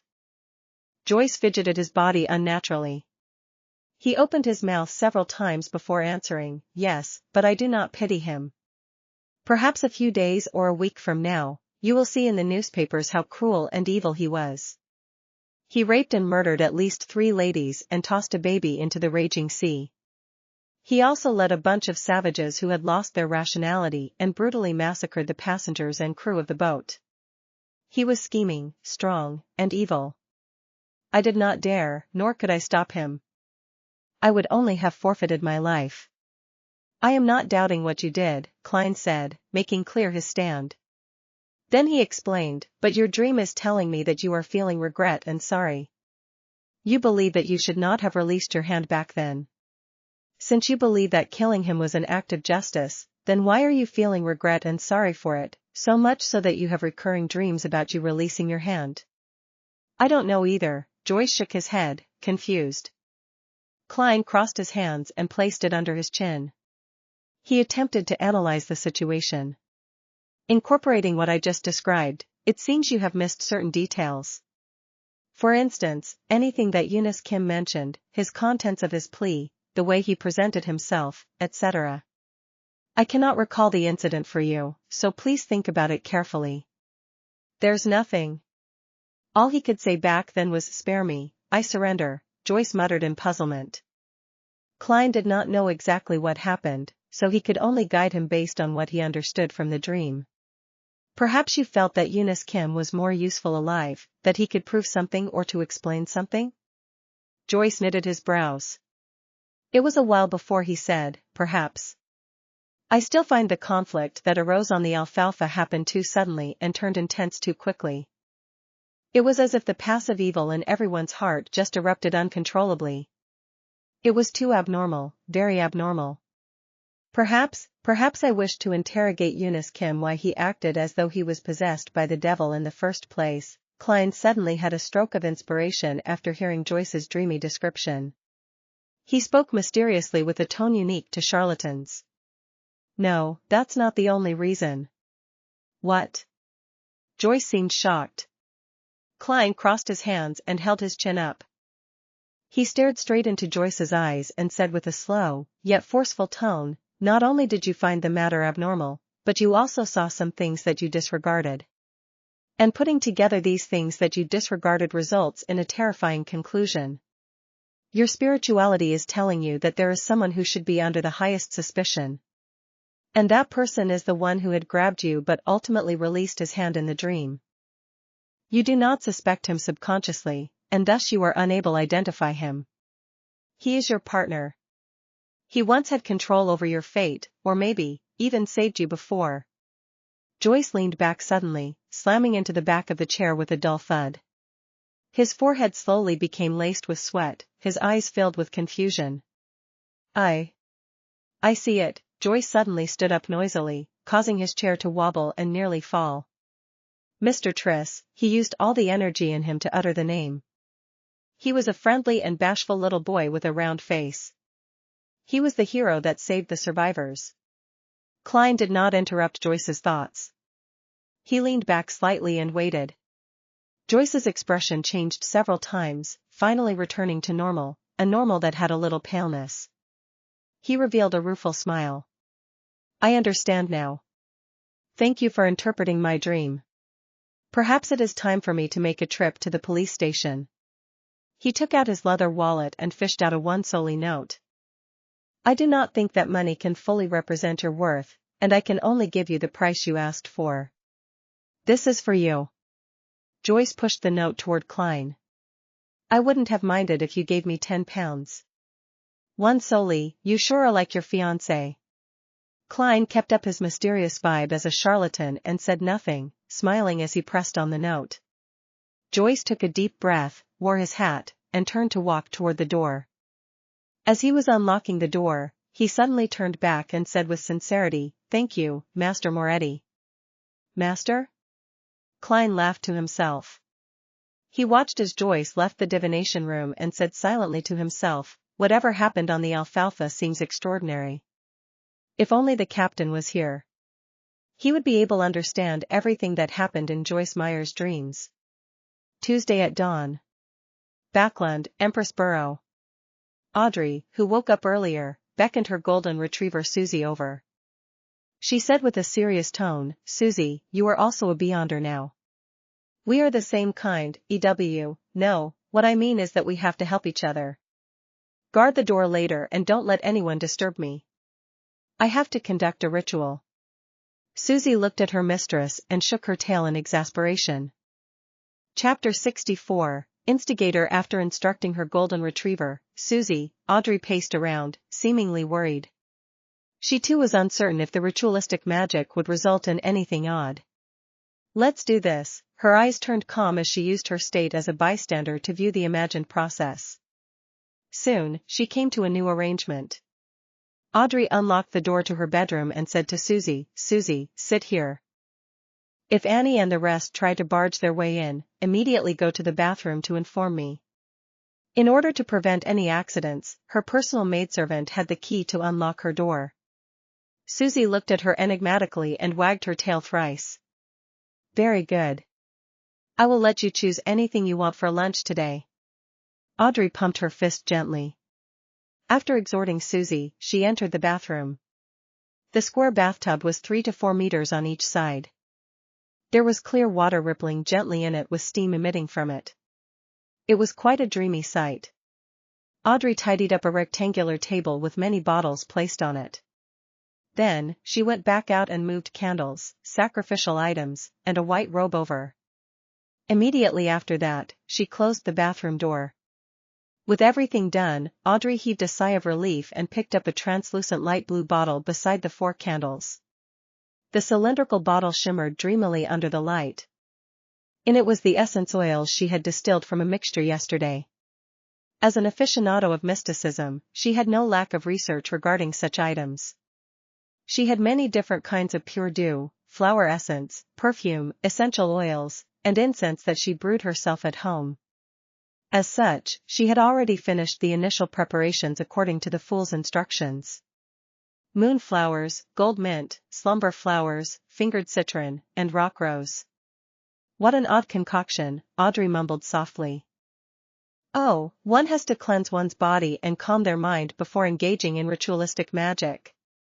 This is a form of reverence to the divine, to the target. As she went through the entire process in her head, she placed the ritual's essential oil beside her bathtub. She reached out and began disrobing what she wore at home. Pieces of her silk clothing fell into the laundry basket one after another. Audrey coiled up her hair into a bun and tested the water's temperature with her hand. Then, she carefully stepped into the bathtub, allowing her body to slowly sink into the water's warm embrace. Phew, she exhaled comfortably, finding herself warm all over. She felt abnormally relaxed. I don't even want to move a single finger. Audrey forcefully pumped herself out as she grabbed the translucent light blue bottle beside her and dripped a few drops into the water. A waft of fragrance dispersed, filling the silence with a refreshing smell. Audrey breathed in a few times and nodded in satisfaction. Not bad. It smells really good. How relaxing. How comfortable. I don't want to move at all. All I wish is to lie here in silence. Silence, in silence, silence. After losing her sense of time, Audrey suddenly heard barking. She opened her eyes in shock, looking to her sides in a daze. She had no idea when Susie had opened the door and entered. She was squatting outside the bathtub, looking at her with an exasperated look. As she rubbed the corners of her eyes, Audrey felt that the water had cooled down quite significantly. I fell asleep? She subconsciously asked herself. Susie looked at her without barking or wagging her tail. Haha, the effects of that bottle of ritual essential oil sure is great. Yeah, really great. Audrey chuckled dryly as she explained with a cheerful tone. She stood up, retrieved a towel, and as she wrapped and wiped her body, said to the golden retriever beside her, Susie, continue keeping watch. Do not let Annie and the rest enter. Only when the golden retriever left did she secretly stick out her tongue. She threw her towel aside and wore a clean white robe. After closing the door to the bathroom, Audrey recalled the ritual she had memorized. She picked up 4 candles and placed them on the 4 corners of the table. A loaf of white bread at the top left corner, a bowl of Potter noodles at the top right corner. Smells great, but it's a little cold. No. It's not time to think of this. Paella at the bottom left corner and desi pie at the bottom right. Audrey set up the altar according to the fool's description seriously, shaking her head twice during the process. After she was done with the preparation, she left her 4 candles lit. She picked up a silver knife and stabbed it into a pile of coarse salt. After narrating the sacred incantation in Hermes, Audrey raised the knife with beautiful patterns and placed it into a cup filled with clear water. After focusing her mind, she pulled out the silver sacred blade, cogitating her spirituality to spew out and spread from her blade. Invisible energy spewed out as Audrey held the knife and circled the altar once. When she felt that a spirituality wall was fully erected around her, she expelled all the uncleanliness and distractions outside. Maintaining her spectator state, she prevented her excitement and joy from affecting the ritual. She put down the silver knife and picked up the tiny light blue crystalline bottle and dripped a drop on each candle. Sizzle! A faint fragrance emanated as Audrey's body, heart, and soul seemed to attain tranquility. She drew a breath as she lowered her head in reverence and began chanting the incantation in Hermes. The fool that doesn't belong to this era, you are the mysterious ruler above the gray fog, you are the king of yellow and black who wields good luck, I pray for your help. I pray for your loving grace. I pray for you to give me a good dream. Moonflower, an herb that belongs to the red moon, please bestow your powers to my incantation. Fingered citron, an herb that belongs to the sun, please bestow your powers to my incantation. Right after Audrey chanted the incantation and hoped to cogitate the contents of her plea, she felt there was a stir within the spirituality wall. She saw a dark red star swirling on the back of her hand. Her heart leaped as she hurriedly closed her eyes and calmed her heart to plead sincerely. When everything was over, she surveyed her surroundings wondrously, but did not find anything odd. Is that all? Audrey knitted her eyebrows slightly as she whispered. The king of yellow and black who wields good luck. The fool that doesn't belong to this era. In the Blue Avenger's captain cabin, Alger Wilson in his windstorm robe was silently reciting the 3 lines of description he had heard in the afternoon. He seemed to be attempting to find clues of the person's identity through it. He shook his head and stood up in a clearly vexed manner, but ultimately did not do anything. Alger was not at ease inside the Blue Avenger, an ancient ship that was a relic from the Tudor dynasty. Although he was already in control of the ship, he had a gut feeling that there were still many hidden secrets, just like the Blood Emperor. Therefore, he planned on using the ship to test the fool's powers but did not wish to attempt the unknown ritualistic magic on the ship. Alger ruminated for a few minutes before leaving the captain's cabin and went on deck. He said to the few sailors, "We will be reaching the Rorstad archipelago soon. We will be anchoring there for a day." The sailors immediately cheered as they shouted in unison, "Thank you, Your Grace." As the ghost ship did not need sailors, there were very few sailors on board. There was no need to worry about their supplies, being able to enjoy fresh food and clean water. However, day after day of voyaging at sea and the nearly unending vistas exhausted them both physically and mentally. It felt like they were always repressed and tolerating something until they lost control. As for the Rorstad archipelago, it was a famous colony on the Sonia Sea. Their business was booming, and they had all kinds of industries. "I simply can't wait." A crew member gyrated his hips and sniggered a meaningful laugh that all men would understand. On the public carriage toward Zutland Street, Klein, who was reading the newspapers leisurely, suddenly jolted. He seemed to hear an ethereal voice calling out to him. Shapeless murmurs resounded in his mind as his forehead throbbed uncontrollably. The contents of the calling that could not be heard left as fast as it came. In just 10 seconds, it was gone. Klein pinched his forehead and resisted the throbbing pain deep in his brain. Is this the murmurings of unknown existences that old Neil mentioned? A result of having enhanced spiritual perception? Thoughts flashed through Klein's mind as he suddenly saw 4 black dots appear on the back of his right hand. They were like tiny inconspicuous moles. The 4 black dots that stemmed from the luck enhancement ritual quickly sank, dimmed, and vanished. Klein looked at it in surprise and had an additional guess about what had just happened. Justice or the hanged man has attempted the ritualistic magic I gave them? Was my train of thought right? Those 3 descriptions have precisely pointed towards me through the mysterious space above the gray fog? But I'm far from powerful enough. I can't hear the contents of their requests. I wonder if the information is stored above the gray fog. Yes, I should confirm it by entering tonight. Klein felt a little perturbed and agitated. He quickly raised his newspaper and hid his face, preventing anyone from seeing the changes to his expression. Soon, he arrived at Zutland Street and entered the Blackthorn Security Company. Before he could greet Roseanne, Klein saw Captain Dunn Smith walk out. He held a piece of paper with a portrait on it. "Take a look at this internal warrant of arrest. A very cruel and vicious beyonder has entered Tingen." Dressed in his black windbreaker, the hatless Dunn swept his gaze over and handed the piece of paper in passing. Klein received it, and the first thing that entered his vision was a portrait sketch. The sketch was of a boy with a round face. He looked amiable with a tiny hint of bashfulness and was fairly young, probably about 18 or 19 years old. Triss, a suspected Beyonder. The initial estimate is that he's a Sequence 8 Instigator, and we are not eliminating the possibility that the Theosophy Order is behind it. The culprit behind the massacre of the Alfalfa. According to a witness testimony, he came to Tingen after leaving Anmat Harbor. His current whereabouts are unknown. Triss. Alfalfa. It's actually a crime committed by a Beyonder? Klein suddenly recalled the dream interpretation from yesterday afternoon and Joyce Meyer's description. He immediately said, "Captain, I know one of the witnesses.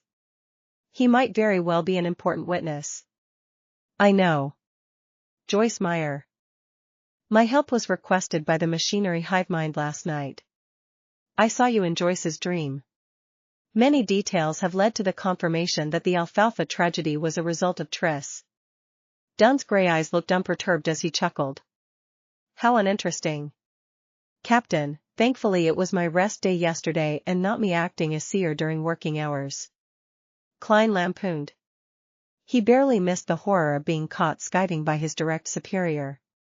He asked instead, which sequence pathway is Instigator? What kind of organization is the Theosophy Order? Was instigating others to kill each other the method Triss used to eliminate the side effects of the potion, or was it a requirement needed to advance? Dunn thought for a few seconds and said, "Coincidentally, it's about time for you to learn the relevant information regarding Beyonders and the mysterious organizations. You shouldn't be ordered by old Neil to keep reading the historical documents all the time." "Captain, wasn't the reason for recruiting me to be your history expert?" Klein did not dare point out the problem as he nodded seriously. "All right." Chapter 65, Beyonder Information. With a document signed by Dunn, Klein went underground and turned into the armory. Dunn is right. It's time you understand the different Beyonders and the various secret organizations. Dressed in a black classic robe, old Neil read the note without finding it surprising. Instead, he supported the captain's decision. He then added immediately with a smile, "After all, you will be heading to the underground market with me tomorrow night." "Tomorrow night?" Klein did not conceal his pleasant surprise as he asked to confirm. Old Neil nodded and said with a sigh, "I'm a person who can't sleep when in debt. I always wish to settle them as soon as I can." "You did not seem to act so previously. You left it to the last moment before using ritualistic magic to resolve the problem. So, I'm not the only one suffering from procrastination. Wait, is there a need to euphemize afraid to spend away the money to repay a loan?" Klein did not expose old Neil and instead urged, "Mr. Neil, I'll be troubling you to retrieve the corresponding information from Cheney's gate." There were mostly archaeological and historical documents in the armory. There were documents involving Beyonders and mysterious organizations, but few in number. Furthermore, they were mostly basic knowledge. Old Neil slowly took a sip from his hand-ground coffee and smacked his lips. He then walked out the armory with the signed and stamped document. Klein watched the place on his behalf. About 10 minutes later, old Neil returned with a huge stack of documents. "They can only be read in here. They are not to be taken out," he warned as he placed the information on the desk. "All right." Klein gave a firm nod. He extended his hands and quickly flipped through the pages and did a general read-through. Very detailed. As expected of the Nighthawks' internal documents. As expected of a church with 4,000 years history or even more. Klein sighed inwardly as he glanced through the documents. Not only did the documents introduce the various secret organizations, it also listed down many of the sequence pathways. It was very complete. Some of them only wrote the potion name of the corresponding sequence, while others only described the Beyonder abilities of the corresponding sequence. Some were completely missing and left blank. While holding back his excitement, Klein found the sequence pathway that led from Seer. He ruffled through the pages and soon found a familiar word. Then, his delighted expression quickly froze because there was no corresponding potion name, sequences 7 and 8, after Seer. Thankfully, the abilities of the two following sequences are present. Klein silently exhaled as he calmed his mind and read the description seriously. Sequence 8, Potion Name Unknown. The corresponding Beyonder is good at fighting with artifice and very crafty. Good at fighting with artifice?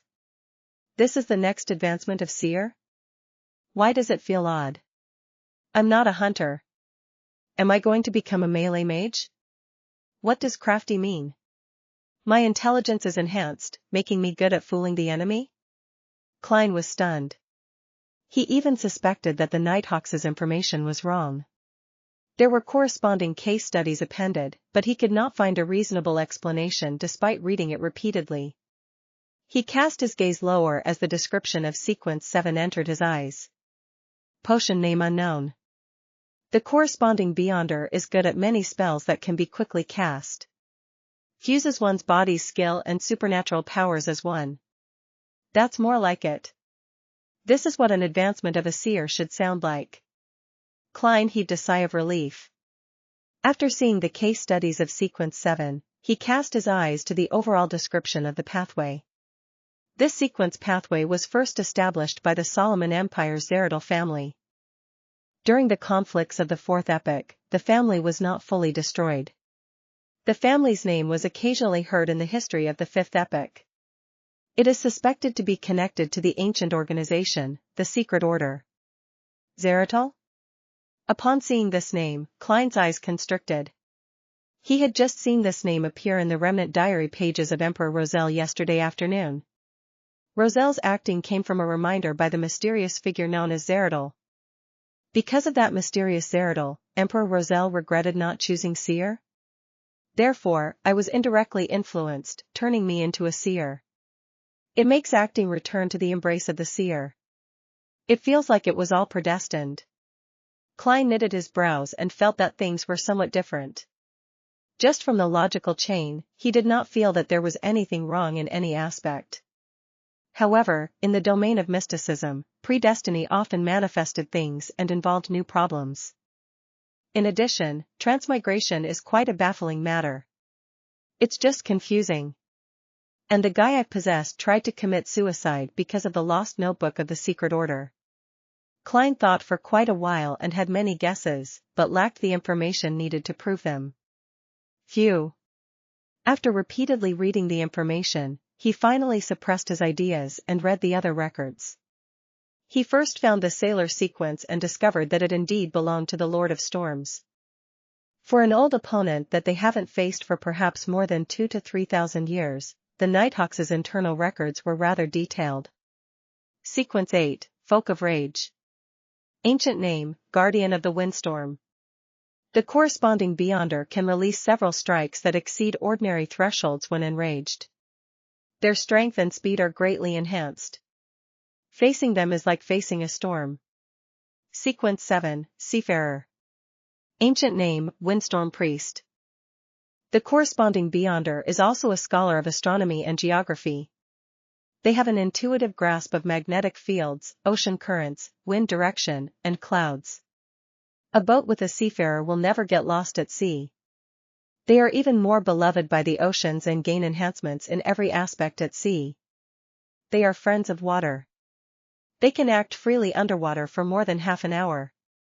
They can cast a limited number of water-related spells. Some are a result of their own capabilities and some are a bestowment from the Lord of Storms. For example, a Sequence 7 Seafarer is very powerful. Klein nodded while in deep thought. He suspected that the Hanged Man was a guardian of the windstorm, if not a seafarer. From how he has recently advanced, it was more likely he was the latter. This also indicated in a way that the Hanged Man was either a member of the mandated Punisher or a pirate who had been secretly absorbed by the Church of the Lord of Storms. Impressive. Impressive. Klein flipped back a few pages and found the advancement of Spectator. He discovered that the description was identical to what the Hanged Man had said. Sequence 9 Spectator was like a seer. They lacked direct combat means and could only observe a target to obtain information, gleaning the true thoughts of the target. By doing so, they could provide subtle influences and guidance to cause situations to develop in a way they wish. Sequence 8 telepathic was the advancement of Spectator. Their observation was not only limited to superficial details, but deeper into one's aura, ether body, or other mysterious domains. The combination of the two allowed a telepathic to precisely understand a person's thoughts as though they could read their minds. In front of them, it was difficult to have any secrets. Sequence 7 psychiatrist, which was also known as psyche-analyst, had further enhancements above the Sequence 8 foundations. They could begin directly influencing a target. For instance, they could treat a target's maniacal problems or alternatively, cause them to turn maniacal and lose their reason.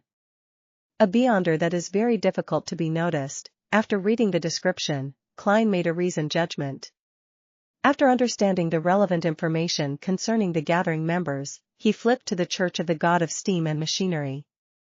This was because Emperor Roselle had chosen their Savant sequence. Sequence 9, Savant. The corresponding beyonder believes that knowledge is power. They have a rough understanding of the supernatural, but are more knowledgeable about aqua regia, nitroglycerin, and complicated bolts and gears. They seem to know everything. It is no wonder that the Emperor Roselle said that this potion suited him perfectly, allowing for him to press his advantage to the fullest. Klein understood completely as he shifted his eyes down. After several case studies, the corresponding Sequence 8 finally appeared in Klein's vision. Archaeologist.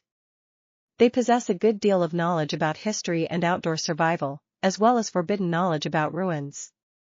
They have a strong enough body and ability to face everything. Sequence 7, Appraiser. They can intuitively understand the powers and problems of most extraordinary items, and can use them while keeping danger at its lowest. As Klein's security clearance was insufficient, he only had access to sequence pathways up to 7. It left him a little frustrated, but there was no other way around it. He only wished that Backlund would quickly send over the sealed artifact 2-049 to determine if Ray Bieber was a descendant of the Antigonus family. That way, he would have a chance of becoming a formal member and obtain a higher security clearance. Collecting himself, Klein read the material seriously from cover to cover. He knew that the sequences following Corpse Collector were Gravedigger and Spirit Medium. He also knew that there was no information about the Sequence 8 of the Mystery Prior Path. Not only was there no name for the potion, but even the description had been left blank. There was a name for Sequence 7 of that path, Warlock. Sounds impressive. Klein slowly flipped the page and saw Apprentice and Marauder, which Emperor Roselle had lingering thoughts for. Their records only reached Sequence 8 and nothing more. Sequence 9, Apprentice. Their abilities are rather strange. It can only be confirmed that this is the originating pathway of a mage. They are rarely trapped and very difficult to be stopped. They often are able to escape and pass through obstacles every time. Sequence 8, Trickmaster. They wield all kinds of strange but impotent spells. Sequence 9, Marauder. Difficult to separate these beyonders from ordinary bandits or thieves. Perhaps the means available to them are more impressive, but their goal of stealing riches is not for enjoyment or survival. It's more like answering a calling. Sequence 8, Sequencers. We have also discovered traces of beyonders in fraud investigations. They gain enjoyment from swindling. This is acting in a different form, isn't it? If I had the choice, I might have chosen Apprentice. Klein silently said to himself. Suddenly, he discovered the corresponding sequence potion of the culprit of the Alfalfa tragedy, Triss, Instigator.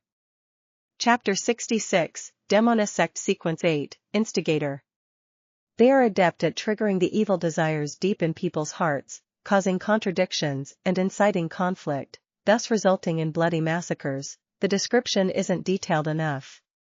From the looks of it, the Nighthawks do not understand the capabilities of this potion well enough. But it does match the characteristics of the Alfalfa tragedy. Klein cast his gaze up and read the corresponding Sequence 9 for Instigator. Sequence 9, Assassin. Can transform their bodies in a short period of time and become light as a feather. They can also utilize vision equal to that of an eagle. Every assassin is adept at hiding in the shadows. They have dexterous steps and have the ability to release all their strength in one blow. After reading the description, Klein was left completely confused. Assassin. The advancement from assassin is Instigator? This advancement is just as odd as how a seer advances to a class that is good at fighting with artifice. Some sequence pathways advance in a very ordinary fashion, such as Spectator. Yet, there are sequence pathways that seem to violate intuition and logic? Well, that might not be completely true. Perhaps I just haven't discovered some of the hidden common points. For instance, assassins and instigators can both bring catastrophe to others. But I can't figure out the advancement of Seer. Hey! Could it be of the Gandalf one lineage? After adding some supportive magic, the other attribute points are dumped into strength and techniques? As Klein lampooned in a speechless manner, he silently shook his head. He flipped to the section about the secret organization, the Theosophy Order that involved instigators. Theosophy Order. A secret organization that appeared in the Fifth Epoch, which is the early era of the current epoch. They believe that the mind is fundamental to a person, while the physical flesh is a cage that restrains the mind. The reason why humans do evil is a result of the physical body's influence. One has to use their spirituality to obtain knowledge, allowing the mind to gradually extricate from the body. Then, through the trials of the stars, they will eventually be separated from the material world, returning to the purest and truest self, obtaining eternal redemption. Therefore, many extremist members of the Theosophy Order will make destroying the bodies of others their goal, which has led to many bloody massacres.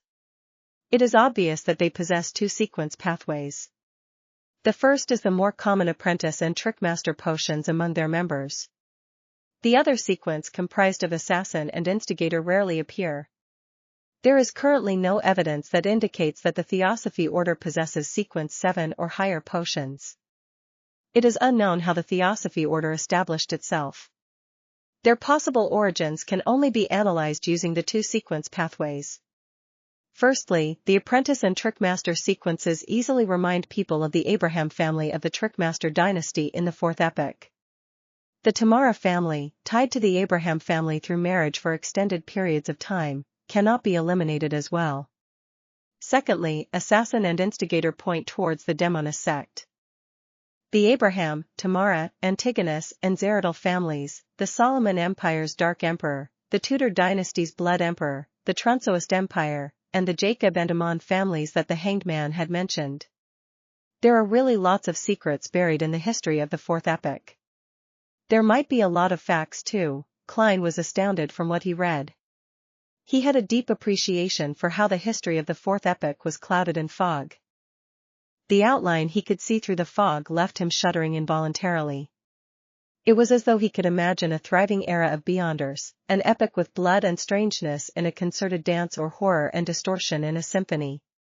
Klein drew in a silent gasp and flipped through the book, but did not discover any corresponding descriptions of the Demoness sect.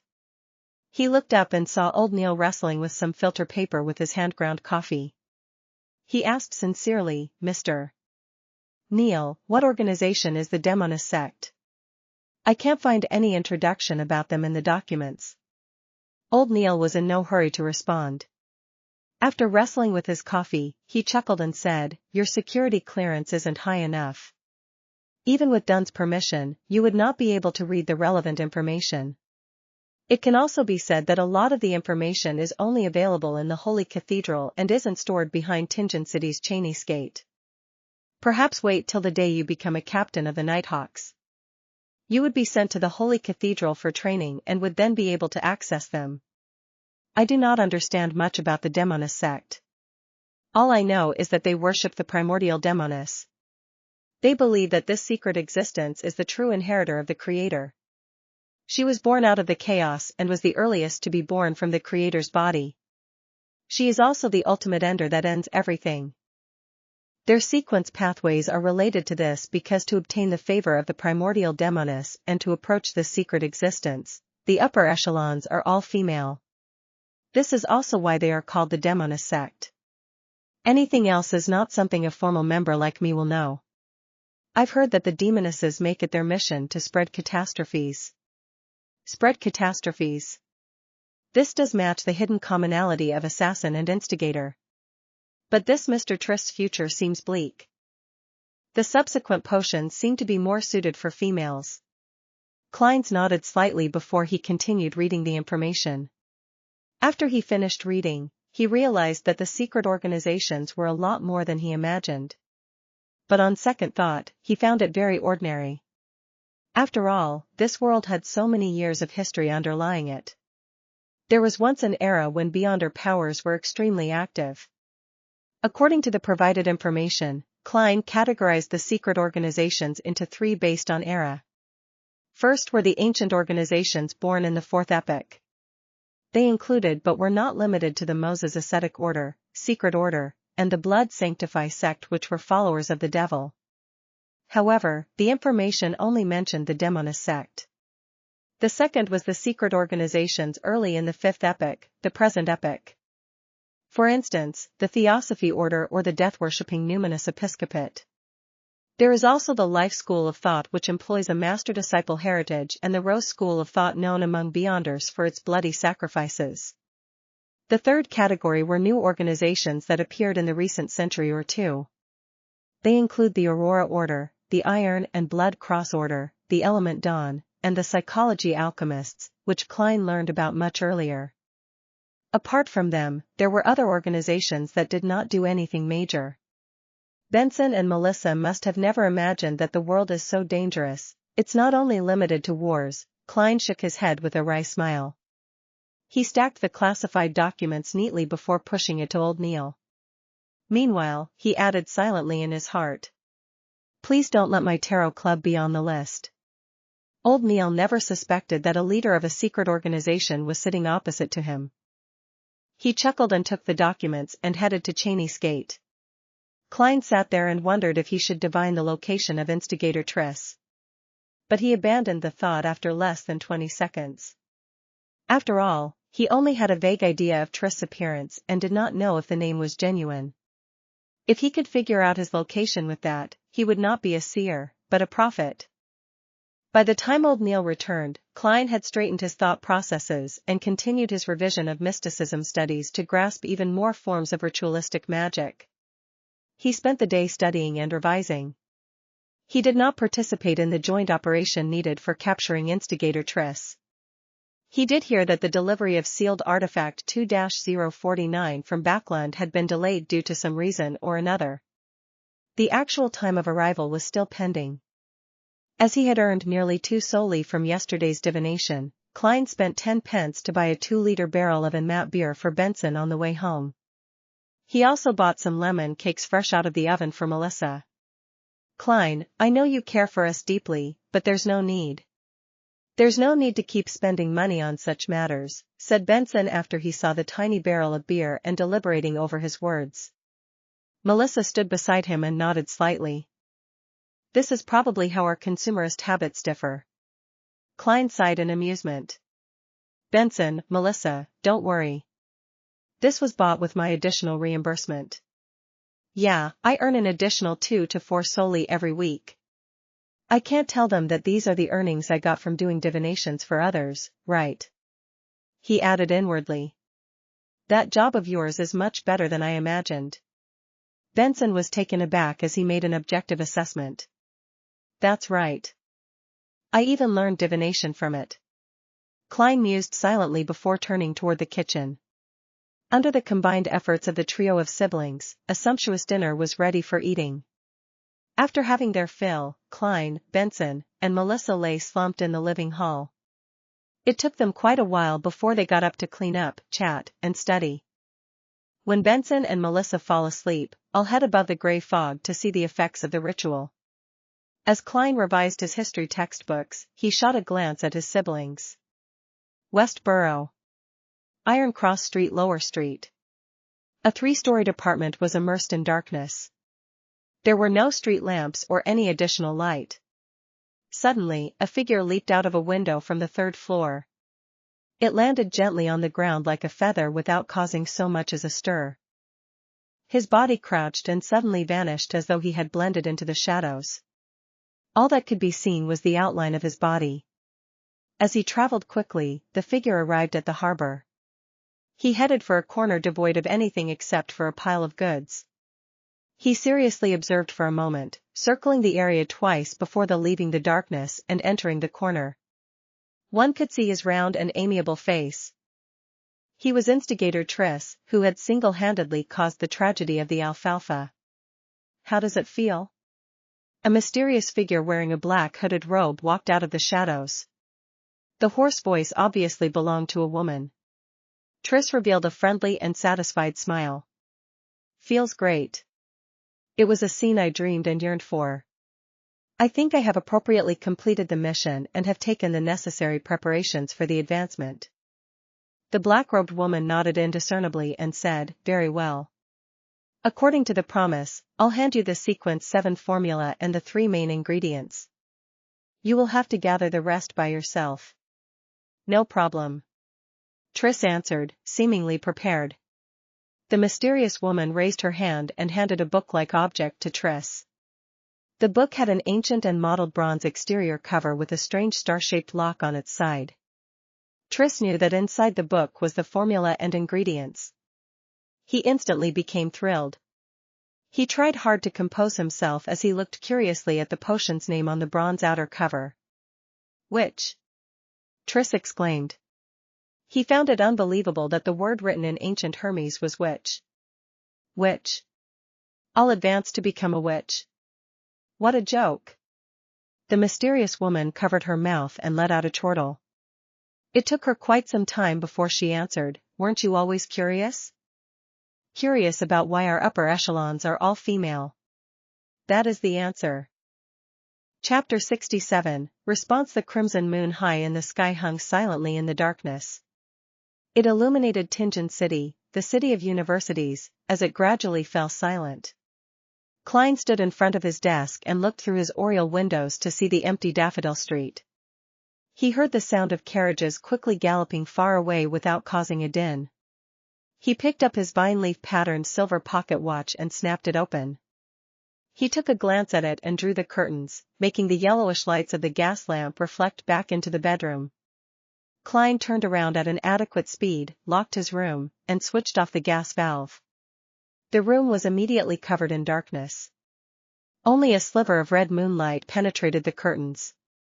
It gave rise to an atmosphere perfect for many late-night folk tales. Klein took out the silver knife he had applied for. He imagined the spherical light and entered a half-cogitation state. He focused his mind according to his previous practice, allowing his spirituality to spew out from the tip of his blade. Then, he allowed their motion to miraculously fuse with his surroundings, sealing off the room. He was doing it to prevent any abnormal stirrings that could wake Benson and Melissa. Following that, Klein put down the knife and walked 4 steps in a counterclockwise manner. Every step was accompanied by the incantation from Earth. The unchanging roars and murmurs inundated him. With the same mania and pain inflicted on him, he did his best to control himself and withstood the most grueling and dangerous stage in his half-conscious state. The grayish-white fog was endless. The dark red stars were at varying distances from him. The towering divine palace stood erect like a dead giant. Nothing seemed to have changed. The silence and antiquity that had accumulated over thousands of years swarmed him. "No, there is a change," Klein silently muttered to himself. His gaze locked onto a dark red star near him. That was the star symbolizing justice. The star's deep redness began to pulse. It did so with average amplitude, but did not stop. Klein carefully spread out his spirituality towards the deep redness. The moment the two made contact, he felt a hum in his head. He saw a blurry and distorted scene and heard the illusory but stacked voice of prayers. "The fool that doesn't belong to this era, you are the mysterious ruler above the gray fog, you are the king of yellow and black who wields good luck, I pray for your help. I pray for your loving grace. I pray for you to give me a good dream. I pray for you to give me a good dream. I pray for you to give me a good dream." The female voice resounded constantly in an intermittent fashion. Klein's psyche turned more irritable and chaotic. It was akin to listening to someone upstairs pounding on the floor when he had just fallen asleep. He repressed his emotions and used cogitation to calm the urge. He carefully discerned the blurry scene that appeared before him. It was a girl dressed in white robes. She had a head of beautiful golden hair. She was standing before 4 flickering flames, her head lowered as she kept chanting. From the distorted image, Klein barely recognized her to be Miss Justice. At this point, he confirmed that the ritual incantation he had created could precisely point towards the gray fog, towards him. This gave him a huge sense of achievement, going from nothing to having something. I won't praise myself for being awesome. Klein's mood turned for the better. He felt that the pleading voice that echoed in his ears like a buzzing fly was now acceptable. With a thought, he attempted to create a response in his mind, transferring it through the intricate connection to the dark red star. I'm aware. The gray layer emanated before him. A distorted and blurry figure stood in the deepest depths. The spot where his eyes ought to be swirled with deep redness as his voice resounded repeatedly in the vast and empty world. I'm aware. I'm aware. I'm aware. Audrey Hall was jolted awake suddenly. She sat up with her blanket wrapped around her as her mind was fully occupied with the scenes she saw in her dream. She knew very well that she had dreamed of the Fool, the mysterious being that lived above the fog. Is this a response to my morning prayers? Audrey, who quickly entered her spectator state, calmed down and analyzed. Although she did not understand why the Fool did not respond on the spot and only did so at night, she was still shocked that the ritualistic magic was effective with the few lines of incantation. In the past, she had prayed to the Evernight goddess, but had never received any response. Even if Mr. Fool was not a god, he is likely not far from being one. Audrey slowly inhaled before slowly exhaling. Since he was a powerful existence that she had no means of resisting, she quickly threw aside her worries. She began considering what to do next. First, I have to completely digest the Spectator potion. My acting is still pretty good. Second, I have to seek out the psychology alchemists. Third, I should try to obtain the telepathist potion formula from Mr. Fool or clues regarding the psychology alchemists elsewhere. However, every godlike existence should have a complete sequence pathway that belongs to them. They might not know the formulas of other sequence pathways. A new Beyonder organization like the psychology alchemists might not be able to garner Mr. Fool's attention. With the connection severed, Klein sat at the bronze table seat of honor in a rather good mood. He was completely covered in gray fog. He leaned back and clenched his fist to cover his mouth. He recalled and analyzed the process. At that moment, he was the only living being in the world of the gray fog. Apart from that, there was absolute silence. It seems I can only pass information over and am unable to use the powers in here. From the looks of it, my idea of manipulation would not work. Klein kept prodding his mouth as he silently made a conclusion. He had originally planned on attempting to bind his body with the world of the gray fog in the same manner if the incantation and ritual proved effective. As such, he could then leverage all the power of this mysterious space. If that happened, he could pray to himself, and through such a manipulative manner, he could go around the limitations, the mysteries, and the danger, allowing him to fully use the gray fog world. For example, he could first conduct a ritual and pray to himself 4 spells. Following that, he could come above the gray fog and answer his own request and bestow it. From the looks of it, I was being too idealistic. My understanding and control of the gray fog world has not reached that level. Klein shook his head in a self-deprecating manner and planned on leaving. At that moment, he saw the dark red star that represented the hanged man begin to pulse. He heard an ethereal and formless voice spread out. I coincidentally chanced upon the hanged man's ritual? Klein nodded in thought. He sat at the seat of honor of the long bronze table and extended his hand to tap on the star. His spirituality spread as it touched the pulsing deep redness.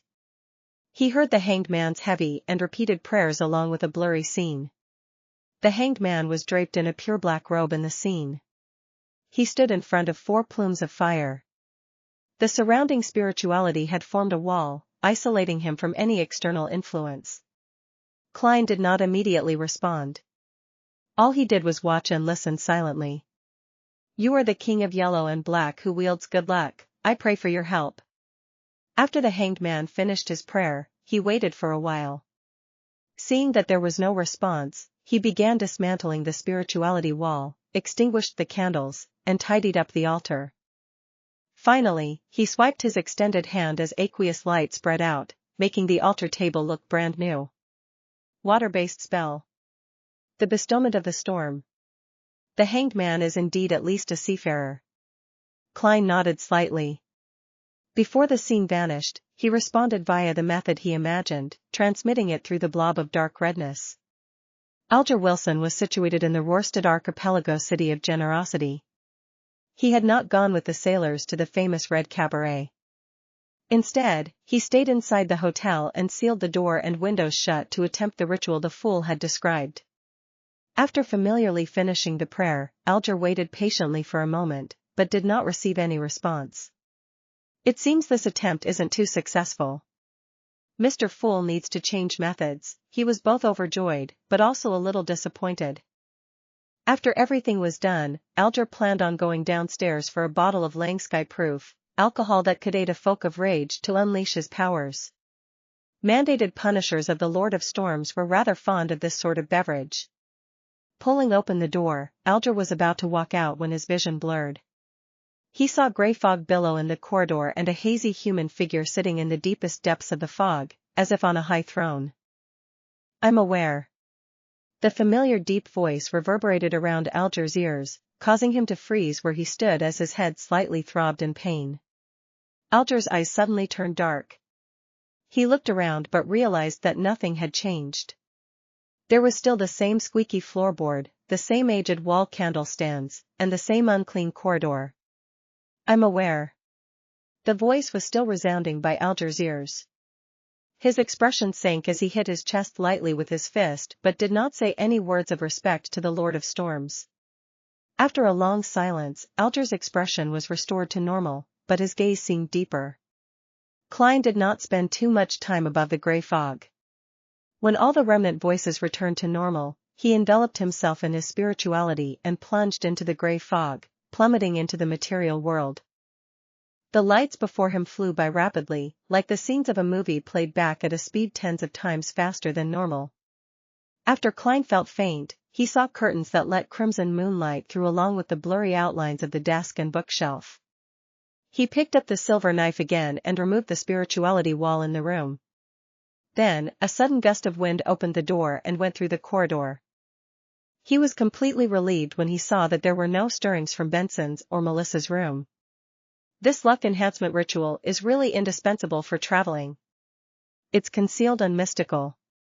Klein silently murmured and closed the door again, walking towards his bed. His mission tomorrow was to head to the underground markets for Beyonder items with old Neil. Chapter 68, Monster at Dusk. The setting sun cast long shadows of the carriages and horses. Having informed Benson and Melissa that he was having dinner at the Blackthorn Security Company, Klein headed to the harbor with old Neil on a public carriage. He was dressed in cheap formal attire, afraid that conflict might break out in such a complicated location. If he damaged his tuxedo, which he took painstaking care of, he would probably cry his heart out. When the sunlight appeared to turn fiery, the carriage stopped. Old Neil, in his usual classic black robe and felt black hat with a rounded edge, ignored the gazes of others and walked diagonally to the Evil Dragon bar in ahead of them. Even though the bar was slightly far away and the heavy doors were tightly shut, Klein still heard wave after wave of rapturous shouts. They appeared to be cheering on a hero. When he came close, he suddenly sensed something. He turned his head towards the warehouse opposite to the bar. He saw a stocky man dressed in a uniform standing at a hidden corner on the rooftop. The man carried a huge grayish-white mechanical box and held a thick rifle in his hand. The grayish-white mechanical box was obviously connected to the same colored rifle via piping. Steam-pressured rifle? Klein muttered in shock. He looked at old Neil and said, "This bar can actually obtain such weapons?" That was a military-controlled item. Although it used extracted phlogiston 1, the size and weight of the steam backpack were still shocking, something only a true warrior of blood and iron could withstand. The rifle had an extremely high muzzle velocity and shocking destructive power too. Matched with a suitable scope, it was nearly equivalent to an inferior sniper rifle. What? Old Neil squinted his eyes as he looked over, having a confused look too. Did something happen here? Something happened? Klein surveyed his surroundings and discovered a few more men holding repeating rifles who were searching for something. What happened? Old Neil approached the bar and asked the brawny man guarding its door outside. The brawny man obviously knew Old Neil and smiled wryly. The bar was nearly destroyed earlier. Apparently a wanted man was here trying to buy materials and was recognized. And this was what resulted from it. Oh Lord, what did he do, and how dangerous was he to receive such treatment? My legs went limp seeing all those firearms, limper than after spending an entire night with Ginger Sonny. He did not know the identity of the wanted man, much less know that the people who came to buy materials had Beyonders mixed in. Wanted man? Do you know his name? Old Neil asked in interest. I think it was Triss or something, the brawny man answered uncertainly. Instigator Triss? Klein nodded in enlightenment, having understood what was happening. Triss did not know that Joyce Meyer had cast his suspicion on him, therefore, he had sauntered right into the market to purchase materials without heed. He was likely recognized by an informant of either the machinery hivemind or the Nighthawks, resulting in an intense clash. Was he caught? Klein tapped his silver-inlaid black cane. Based on the surrounding situation, likely not. The brawny man shook his head slightly and gestured with his chin to the rooftop of the warehouse opposite him. He rushed out before those terrifying guys arrived. Bloody hell, I've never seen a man run faster than he did. You haven't seen the true skills of an assassin, or you might be taken away to some indescribable place for further re-education. Klein thought. Is the market still open? Old Neil changed subjects and asked. It just restored operations, replied the brawny man affirmatively. That's great. Old Neil quickened his pace and extended his right hand, pushing open the heavy door. Klein followed closely in tow and walked in. He nearly fainted at the stuffiness and smell of alcohol that inundated him. In the middle of Evil Dragon Bar was a boxing ring. Two half-naked men were in an intense brawl and surrounding them were dozens of customers shouting and cheering on the side they supported with no lack of vulgarities. Old Neil ignored them and led Klein around the boxing ring and walked into a billiard room at the back. In the billiard room, there were two people holding cue sticks, having a casual conversation. When they saw Old Neil enter, they instantly fell silent for a few seconds. After confirming the visitor's identity, they moved aside and let Old Neil and Klein pass through the secret door behind them. After passing through a few rooms, the sight before Klein's eyes opened up. He saw a place that was about the size of a lecture hall from his previous life. Some vendors had set up roadside stalls with bottles and cans all over. Passers-by strolled through them, either scrutinizing their goods, chatting, or comparing prices. They have to give 5% of their profits to Swain. Ah, he is the boss of Evil Dragon Bar, former captain of a mandated Punisher squad and older than I am. He's someone who wishes to drink himself to his death, Old Neil explained in a garrulous manner. Klein thought and gave an honest evaluation. A rather profitable business. After all, his only expense was providing the venue and protection. If any item catches your fancy but you lack the money, you can borrow from Swain. But of course, he charges a very high interest, Old Neil trailed off as he gnashed his teeth. As expected, it's like running a casino, they would provide usuries. Klein held his walking stick and looked around as he asked curiously, Mr. Swain is a seafarer? The captain of a mandated Punisher squad was likely a Sequence 7. No, he is only a folk of rage. Tingen is not a coastal city, so the Church of the Goddess is much more powerful than Lord of Storms here. Old Neil scoffed. Actually, Swain had the chance of becoming a seafarer, but was afraid that he would lose control so he chose to give up. Just as Klein was about to ask if the boss of the bar had any experience of nearly losing control, he suddenly felt a strange phenomenon happen on his left. There appeared to be something hidden there, muttering and recounting. Klein turned his head and saw a pale young man. He was wearing an old linen shirt and blue jeans that the working class normally wore. His eyes looked demoralized with a hint of craziness, and he was constantly mumbling. His spiritual perception is very high, or perhaps, distorted? Klein creased his eyebrows and muttered. It was the young man's spiritual perception that triggered his own spiritual perception. Generally speaking, spiritual perception sensing something causes some interaction. It was nearly impossible to conceal it from others, but others referred to spirit mediums who had cast their abilities, as well as powerful figures with similar special traits. A beyonder like Klein would actually find it hard to detect, only detecting if one's spiritual perception reached a certain heightened level, or an abnormal distortion happened. They made eye contact and the pale young man with messy black hair walked towards him with an expression looking as though he was half sleepwalking and half insane. He stopped before Klein and stared at him. Suddenly, he guffawed. Haha, it's the smell of death, death. Ah. Before he was done talking, he suddenly screamed tragically. His eyes shut tightly as liquid with the color of blood flowed out. Ah. Darn it. The young man covered his eyes and hugged his head. He struggled on the ground and only calmed down after a while. He then lay there panting. During the entire process, not a single customer or stall vendor looked over. Klein pressed down his half-top hat and looked at old Neil. Klein's mouth was hanging open in shock, using his actions to demonstrate his shock and to request for advice. Don't mind him. He's Adamasol, an orphan, nicknamed Monster. He was born with high spiritual perception, and he has always been able to see things that he shouldn't, hear voices that he shouldn't. Hence, he is always raving and often getting hurt. Old Neil shook his head as he explained. He could tell that my body was once dead? Klein knitted his eyebrows and lowered his voice as he asked in doubt, haven't the Nighthawks, mandated punishers, or the machinery hive mind ever thought of taking him in? No, we do not have the sequence potion that suits him, said old Neil with a sigh. Right, he was born with the starting point of half a sequence. Klein asked again curiously, what sequence pathway suits him? The sequence 9 that suits him is called Monster. His nickname came from there. It's a pity that only the life school of thought has control over the sequence pathways beginning, old Neil replied softly. He tried to keep the conversation between him and Klein from the people around them to avoid leaking information to mysticism aficionados. Life school of thought? Klein recalled the information he had previously read. The secret organization appeared in the beginning of the current epoch.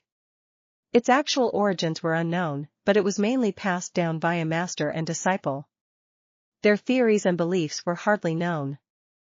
Klein only knew that they separated the world into 3 layers, the definite rational world, also known as the absolute truth world, the spirits world, and the material world. Rumor had it that the secret organization had once produced a soothsayer. Wasn't that a sequence pathway that corresponded to Seer? Confusing, really confusing. Klein shook his head and saw Adamasol struggle to get up and then wander off to another corner. He reorganized his thoughts and followed behind old Neil. They walked past one stall after another. There were plants like moonflower, fingered citron, night vanilla, and mineral resources like silver, topaz, ruby and so on. It's really very well equipped, Klein muttered softly. The mysticism aficionados of all ages and genders around him would be stopping, distinguishing, or talking at times. It gave the area a bustling vibe. Walk around on your own. I am going to settle my bill. Old Neil pointed at one of the 2 rooms at the end. All right. Klein nodded without thought. He strolled with his black cane and came before a stall which sold self-made amulets. He took a careful look at it for a while. Just when Klein prepared to speak with the seller, he suddenly heard someone asking the stall behind him, is this powder ground from cow teeth pianol? Cow teeth pianol? Isn't that one of the supplementary ingredients of the Spectator potion? Klein thought, then turned around to look at the inquirer. Justice had repeated the formula for the potion several times, so Klein had been left with a remarkably clear impression of the ingredients. Chapter 69, Protection Amulet. Klein looked over and saw the person inquiring about the cow teeth peonal. The man was less than a meter away from him. He was wearing a black suit and a half-top hat of the same color. He had a cane adorned with silver in his hand and a pair of gold-framed spectacles on his face. He had a refined bearing. Yes, do you need it? This can here costs 3 soldi. The owner of the stall was wearing a long black robe, one filled mysticism traits. The inquirer, whose sideburns were pale yellow, thought for a moment before saying, "Can it be cheaper? I still need to buy other ingredients too. For example, this bottle of white-edged sunflower petals." The stall owner considered for a few seconds before grudgingly replying, 2 soldi and 6 pence. I don't think you can find a price cheaper than that. Klein immediately felt that he was overthinking things after seeing how the bespectacled man was buying ingredients other than the cow teeth peonal. However, he still tapped his glabella twice as an act of caution. He swept the man with his spirit vision. No problems. He looks very healthy. His emotions are all right too. Mister, you need to keep this up. Klein retracted his gaze, turned around, and looked at the stall selling homemade amulets once again. The amulets were placed neatly before him. Some of them were made of pure silver, some with steel, others forged from gold. But only a few of the amulets had a weak aura emanating from them, some crimson, some pale white, some golden. This meant that some of them had weak traces of spirituality and were definitely effective to a certain extent. Klein looked at the amulets carefully and confirmed that the stall owner making the amulets had some foundation in mysticism.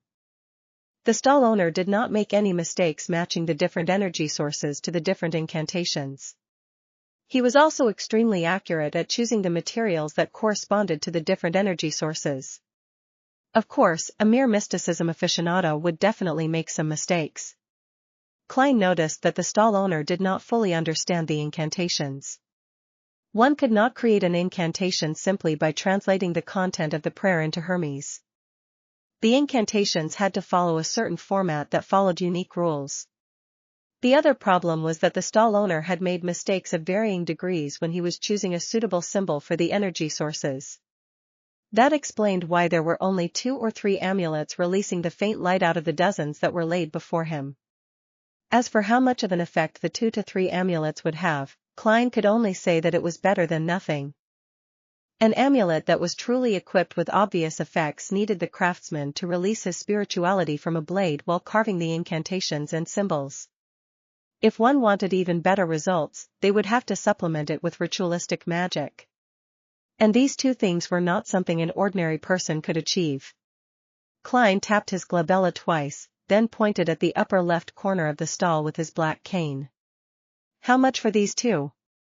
He did not ask about the amulets that had a rudimentary colored aura, but half-completed items. Other than external shape, they had not been carved with incantations or symbols. To Klein, there was no reason to purchase the amulets that had weak effects. What he wanted to do was to transform the half-completed amulets into true amulets. I'll make amulets that can protect a person from danger, 1 each for Benson and Melissa. As for my own, I can ask the Nighthawks to supply me with the ingredients. Man, I must have been influenced by old Neil. I don't feel any guilt when doing something like that. Klein's mind wandered as he watched the stall owner pick up the half-completed silver amulets. The first silver amulet was elongated and had a cavity in the middle. Around it were patterns of angel-like feathers. The craftsmanship was intricate and was very beautiful. The other was simple, almost completely devoid of any additional decorations or carvings. It had a vertical line representing the night, and a circle representing the crimson moon. Klein, who paid much attention to appearances, took a liking to them immediately. This is 6 soldi, the middle-aged stall owner said, pointing to the intricate amulet. He was a man of few words. After pausing for a while, he rubbed the simpler piece and said, "This is 5 soldi 3 pence. That's too expensive. They are still far from being an amulet." Klein had slowly been influenced by Benson and Melissa, so he had begun cultivating the habit of haggling. After a battle of words, he bought the 2 silver accessories at 5 solely 6 pence and 4 solely 9 pence respectively. Yeah, they can only be considered silver accessories for the time being. Klein had that in mind. The 10 solely 3 pence was deducted from the reimbursement he received for his Divination Club membership. Klein received the 2 silver accessories and placed them into his pocket. He was about to head to another stall when he heard a gentle voice. "Sir, why are you not buying a completed amulet?" Klein turned his head over and found a teenage girl asking him the question. She was about 15 years of age and wore a lacy yellow dress while holding onto a veiled hat with a ribbon. "It's because I intend to make my own amulets." "As you know, that is the wish of every aficionado of mysticism," Klein minced his words and answered. He did not wish to make the stall owner think that he was trying to snatch his business, even though he had considered using his skill to earn a quick buck. The teenage girl had naturally curly brown hair, and her face was adorable due to her baby fat. She looked at Klein with her light blue eyes and asked sincerely, "Can I seek your advice on choosing an amulet?" "Well, I was introduced here by a friend. I've been here several times and have a deep interest in mysticism. But I still do not know too much about it, and she, my friend, is going to turn 16 soon. I wish to select an amulet as a gift to her. I didn't bring her along as I want it to be a surprise. I had previously sought her advice, but I cannot remember a lot of the critical points." Klein gave a gentlemanly smile. "What kind of protection amulets are you looking for? Something to avert disasters? Something to avoid illnesses? Something that gives fortune?" Different requirements would require different energy sources, which means that they must point to different gods. Different gods would have different corresponding constellations, and the different constellations would mean that different materials have to be used. For example, the incantation for averting disasters would belong to the Empress of Disaster and Horror, who is the Evernight goddess. As mysticism aficionados, we all know that the symbol of the Evernight goddess is the moon. The corresponding metal would thus be pure silver. Therefore, if we hope to avert disasters, it is best that we choose an amulet that is made of pure silver and has the corresponding incantations. We would also have to make sure that the incantations are of the correct language and format. The corresponding symbol of the Empress of Disaster and Horror means the path number, the spell's characteristic, and the relative positions of the symbols, etc., must also be correct. But this is too complicated, and there's no need for me to explain this for you," Klein added inwardly. The girl's eyes sparkled. She asked with a little doubt, "Can a follower of the goddess wear an amulet belonging to another god?" "No problem.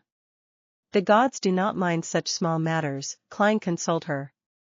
It was not a problem for the person wearing the amulet, but the person creating the amulet had to be careful. If a believer of the Lord of Storms were to craft an amulet of the eternal blazing sun, they would most likely receive something malicious. Of course, these referred to amulets requiring the aid of ritualistic magic. The craftsman need not pay much attention to this otherwise. The teenage girl heaved a sigh of relief. "I hope to get her an amulet for good health. Which deity should I choose from? The eternal blazing sun, Mother Earth, or the god of knowledge and wisdom?" "There should be no problem with the eternal blazing sun and Mother Earth. The former is represented by the sun while the latter is represented by the brown star." Klein smiled as he said, "The material of the sun is gold, while the metal that symbolizes the brown star is lead. I would suggest the sun, but I do not know if you brought enough money along with you." The reason for his suggestion was because he had noticed that among the 3 amulets with a rudimentary spiritual glow, one of them was a health amulet that came under the domain of the sun. "Isn't this?" Before the teenage girl finished her sentence, she stopped and warily looked at the stall owner who was waiting silently. She thought for a moment before asking, "After I decide on the material, how should I distinguish the incantation and corresponding symbols?" "Do you know Hermes?" Klein asked instead. "I just started learning it," the teenage girl replied, a little embarrassed. "Then let me choose it for you." Klein pointed at the health amulet made of gold and said, "This one has no problems, be it in the incantations or the representing symbol." The teenage girl lifted the edges of her dress and squatted in front of the amulet. She picked up the health amulet with designs of the sun's rays around its edges. She felt as though the amulet was nourishing her, making her feel completely relaxed. Thank you, thank you. She stood up and curtsied in gratitude. Klein laughed and said, I'll leave the rest to you and the stall owner. I have other things to tend to. He looked at the stall owner as he spoke and noticed that the man had a weird look in his eyes, as if deciding if he had to give a cut of the profit to Klein. With a smile, Klein did not bother with the matter anymore. He continued touring the underground market, but he didn't notice any true extraordinary materials. At this point, old Neil had already paid off his debt. He was holding a dark-colored wooden box in his hands. He pointed to the other room behind and said after he noticed Klein's look of doubt, Go there if you wish to buy or sell extraordinary materials. After all, no one wishes to let others know what extraordinary items they are purchasing. I understand. Klein nodded as though in thought. There was no need for him to go there for the time being. He headed toward the exit of the underground market together with old Neil. How much for these elf flowers? A query suddenly entered Klein's ears. Elf flowers. That's also an ingredient for the Spectator potion. Klein thought as he glanced sideways. He once again saw the refined bespectacled man. What's the matter? Old Neil asked curiously. Nothing much. Klein retracted his gaze. Although he was a quasi-member of the Nighthawks, he did not feel that all Beyonders had to be absorbed by the churches or locked up. He believed that it had to depend on the situation. Spectators definitely posed little danger to society or the kingdom, and the chances of losing control as a Sequence 9 were very slim. After leaving Evil Dragon Bar, Klein and old Neil took a public carriage and left the harbor. They then split ways at the North Borough and headed back to their respective homes. The public transport steered into Daffodil Street and stopped by the side of the road. Klein was about to get off the carriage when he suddenly saw a young lady wearing a grayish-white dress about to board the carriage. This lady had smooth black hair, her face a little round. She had thin eyes and unassuming features. But paired together, she gave off the feeling that she was sweet and gentle. Klein noticed her not because of her beauty, but because he discovered that her body was shuddering slightly. It was an unnatural shudder. Miss, are you all right? Klein asked in concern. The young lady shook her head abruptly. No, I am just too tired. The people behind Klein were urging for him to get off, so Klein could only leave the carriage. When he found his footing, he paid attention to the situation from before again. He pinched his glabella twice, planning to determine if the lady was indeed all right. He had the intention of sending her to the hospital if she had a serious illness that was going to act up soon. Activating his spirit vision, the colors of the aura started to surface. Klein turned around and prepared to look at the sweet and gentle young lady. Chapter 70, 2-049's arrival. Clip-clop, clip-clop. The horses widened their paces as the wheels began rolling in tow. Despite activating his spirit vision and turning around, hoping to observe the refined and sweet lady, Klein did not have his wishes fulfilled. All his eyes reflected were brown figures moving past him. Meanwhile, the passengers from the stop had already boarded the carriage. The carriage door was closed tightly as it gradually departed. Within the carriage, 20 to 30 people stood closely to each other, their energy fields overlapping and shielding each other. Hence, it was an explosion of colors in Klein's vision, making it difficult for him to differentiate. He shook his head quietly and raised his finger to tap his glabella to deactivate his spirit vision. To him, it was simply help he could provide if he happened to chance upon it. However, if he were to miss it, and the situation was not especially clear, there was no point taking it to heart and delaying his own matters. While bathing in the crimson moonlight, Klein strolled back home on the still bustling Daffodil Street. He returned to see Melissa sitting beside the dining table. She was busy doing her homework under a bright gas lamp. She bit at the fountain pen and frowned, appearing deep in thought. "Where's Benson?" Klein asked casually. Melissa looked up. She blanked out for a few seconds before saying, "He said he went around a few boroughs today and was covered in sweat." He's taking a nice relaxing bath. All right. Klein chuckled. Suddenly, he realized that she was wearing a dress he had never seen before. It was entirely beige in color. It had fashionable engagiantes. The collar and edges of her top had thin frills. Apart from that, it was a rather simple design, the type one wore as daily casual clothing. It fully accentuated the youth of a 16 or 17-year-old. New dress? Klein asked with a smile. It was a purchase that he and Benson had insisted upon. Melissa answered in the affirmative tersely.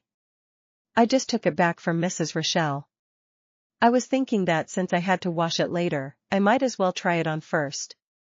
Klein was rather puzzled when he heard that. Mrs. Roselle? Wasn't she our former neighbor? Melissa nodded and explained in all seriousness, Mrs. Roselle is actually a seamstress, but she was quite unlucky. She had no choice but to sew and mend clothes for others at home. She leads a pretty tough life. I knew that she had pretty good skill and the price she quoted is cheaper than at a women's clothing store. Furthermore, it's very well tailored to my figure, so I ordered a new skirt from her. It only cost 9 soldi and 5 pence and took only a few days. A dress of a similar style would cost 3/2 of a pound at Harrods department store. What a frugal girl. Sis, I know that at least half the reason is due to your pity of Mrs. Roselle. Klein did not reproach Melissa for deciding things for herself. Instead, he said with a smile, when did you go to Harrods? That was at House Street, near the Divination Club. It was somewhere where the middle class shopped. Melissa was momentarily at a loss for words. It took her a long while before she said, it was Selina and Elizabeth. They insisted I accompany them. Actually, well, I actually prefer gears more. I like places with steam and machinery. Yeah. It's quite, well, nice for a girl to occasionally shop at a department store. Klein laughed as he comforted his sister. After some idle talk, he briskly walked to the second floor, hoping to wash away the repulsive mixed smells from the bar. Just as he was about to return to his bedroom to get a change of clothes, he suddenly heard sounds coming from the bathroom close to the balcony.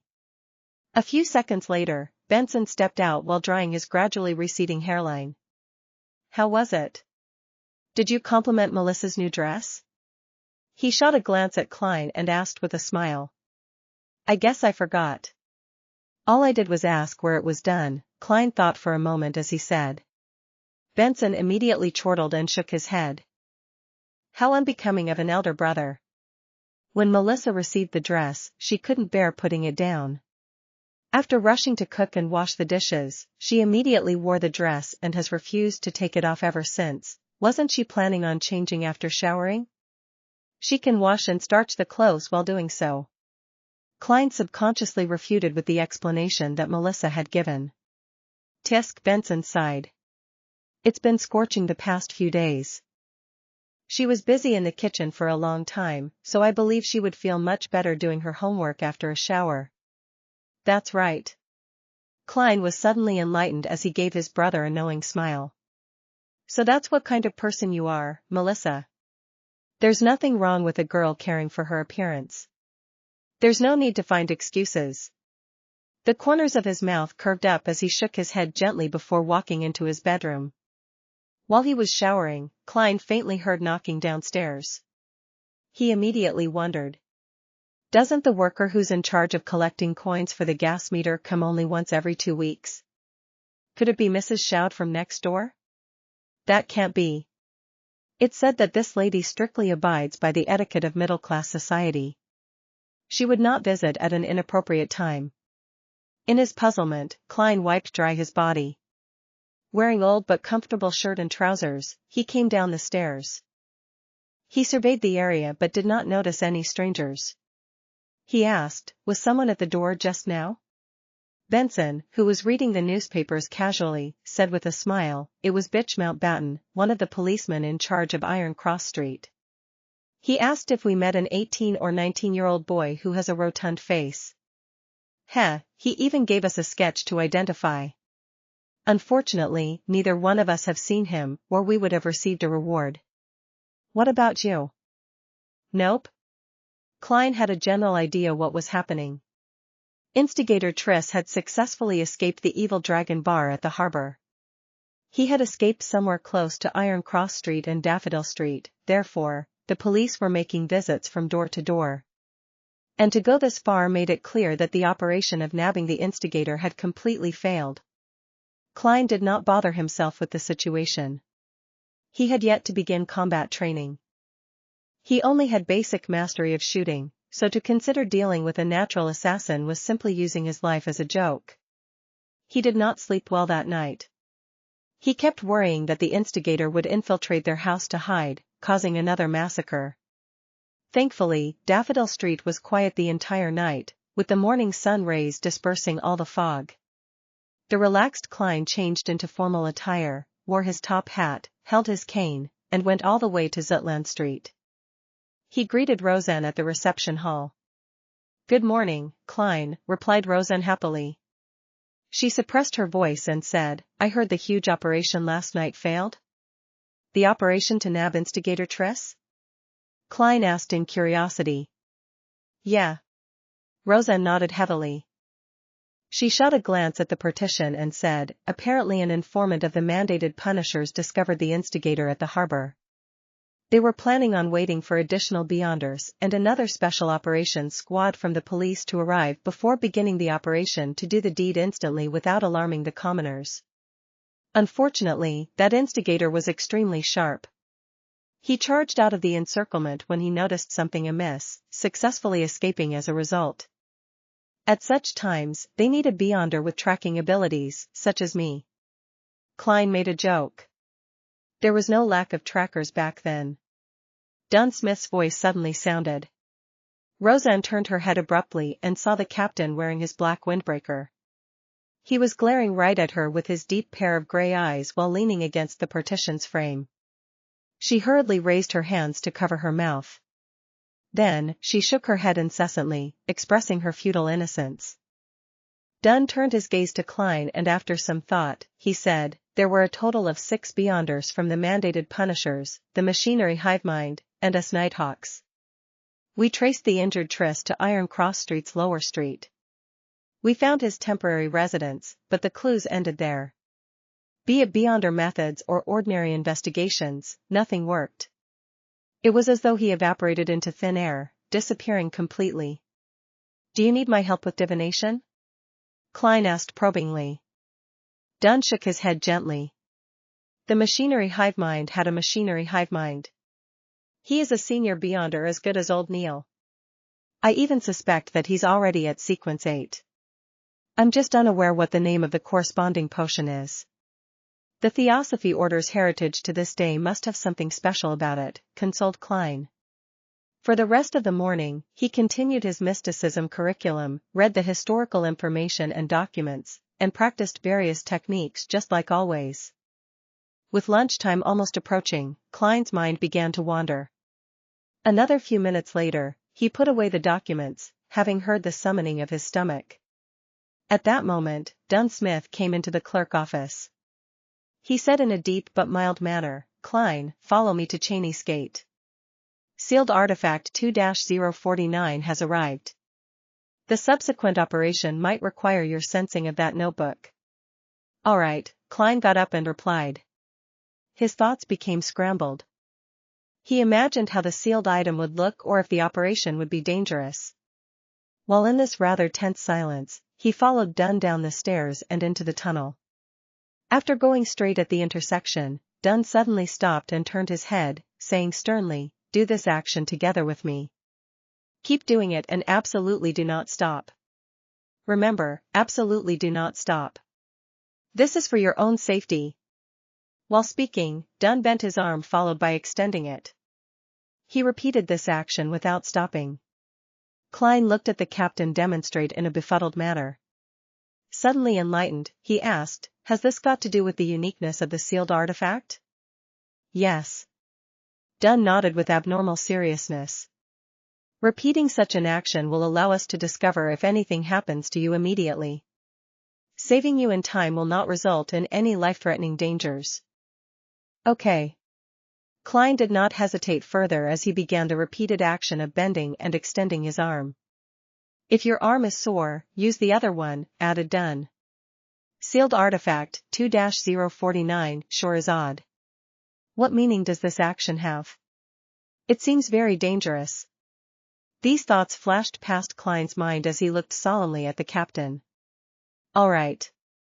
He had too many questions on his mind, but since Cheney's gate was in sight, he had no choice but to bear with it. Besides, with my security clearance, I'll probably not learn of the details. I can only do as I'm ordered. Klein exhaled as he followed Captain Dunn to the keeper room outside Cheney's gate. Chapter 71, Sluggish Phenomenon. Klein repeatedly bent and extended his arm as he watched Dunn push open the keeper's room with his body sideways. The captain's carefulness and high alertness, as well as the ridiculous and laughable protective actions, left him feeling abnormally tensed.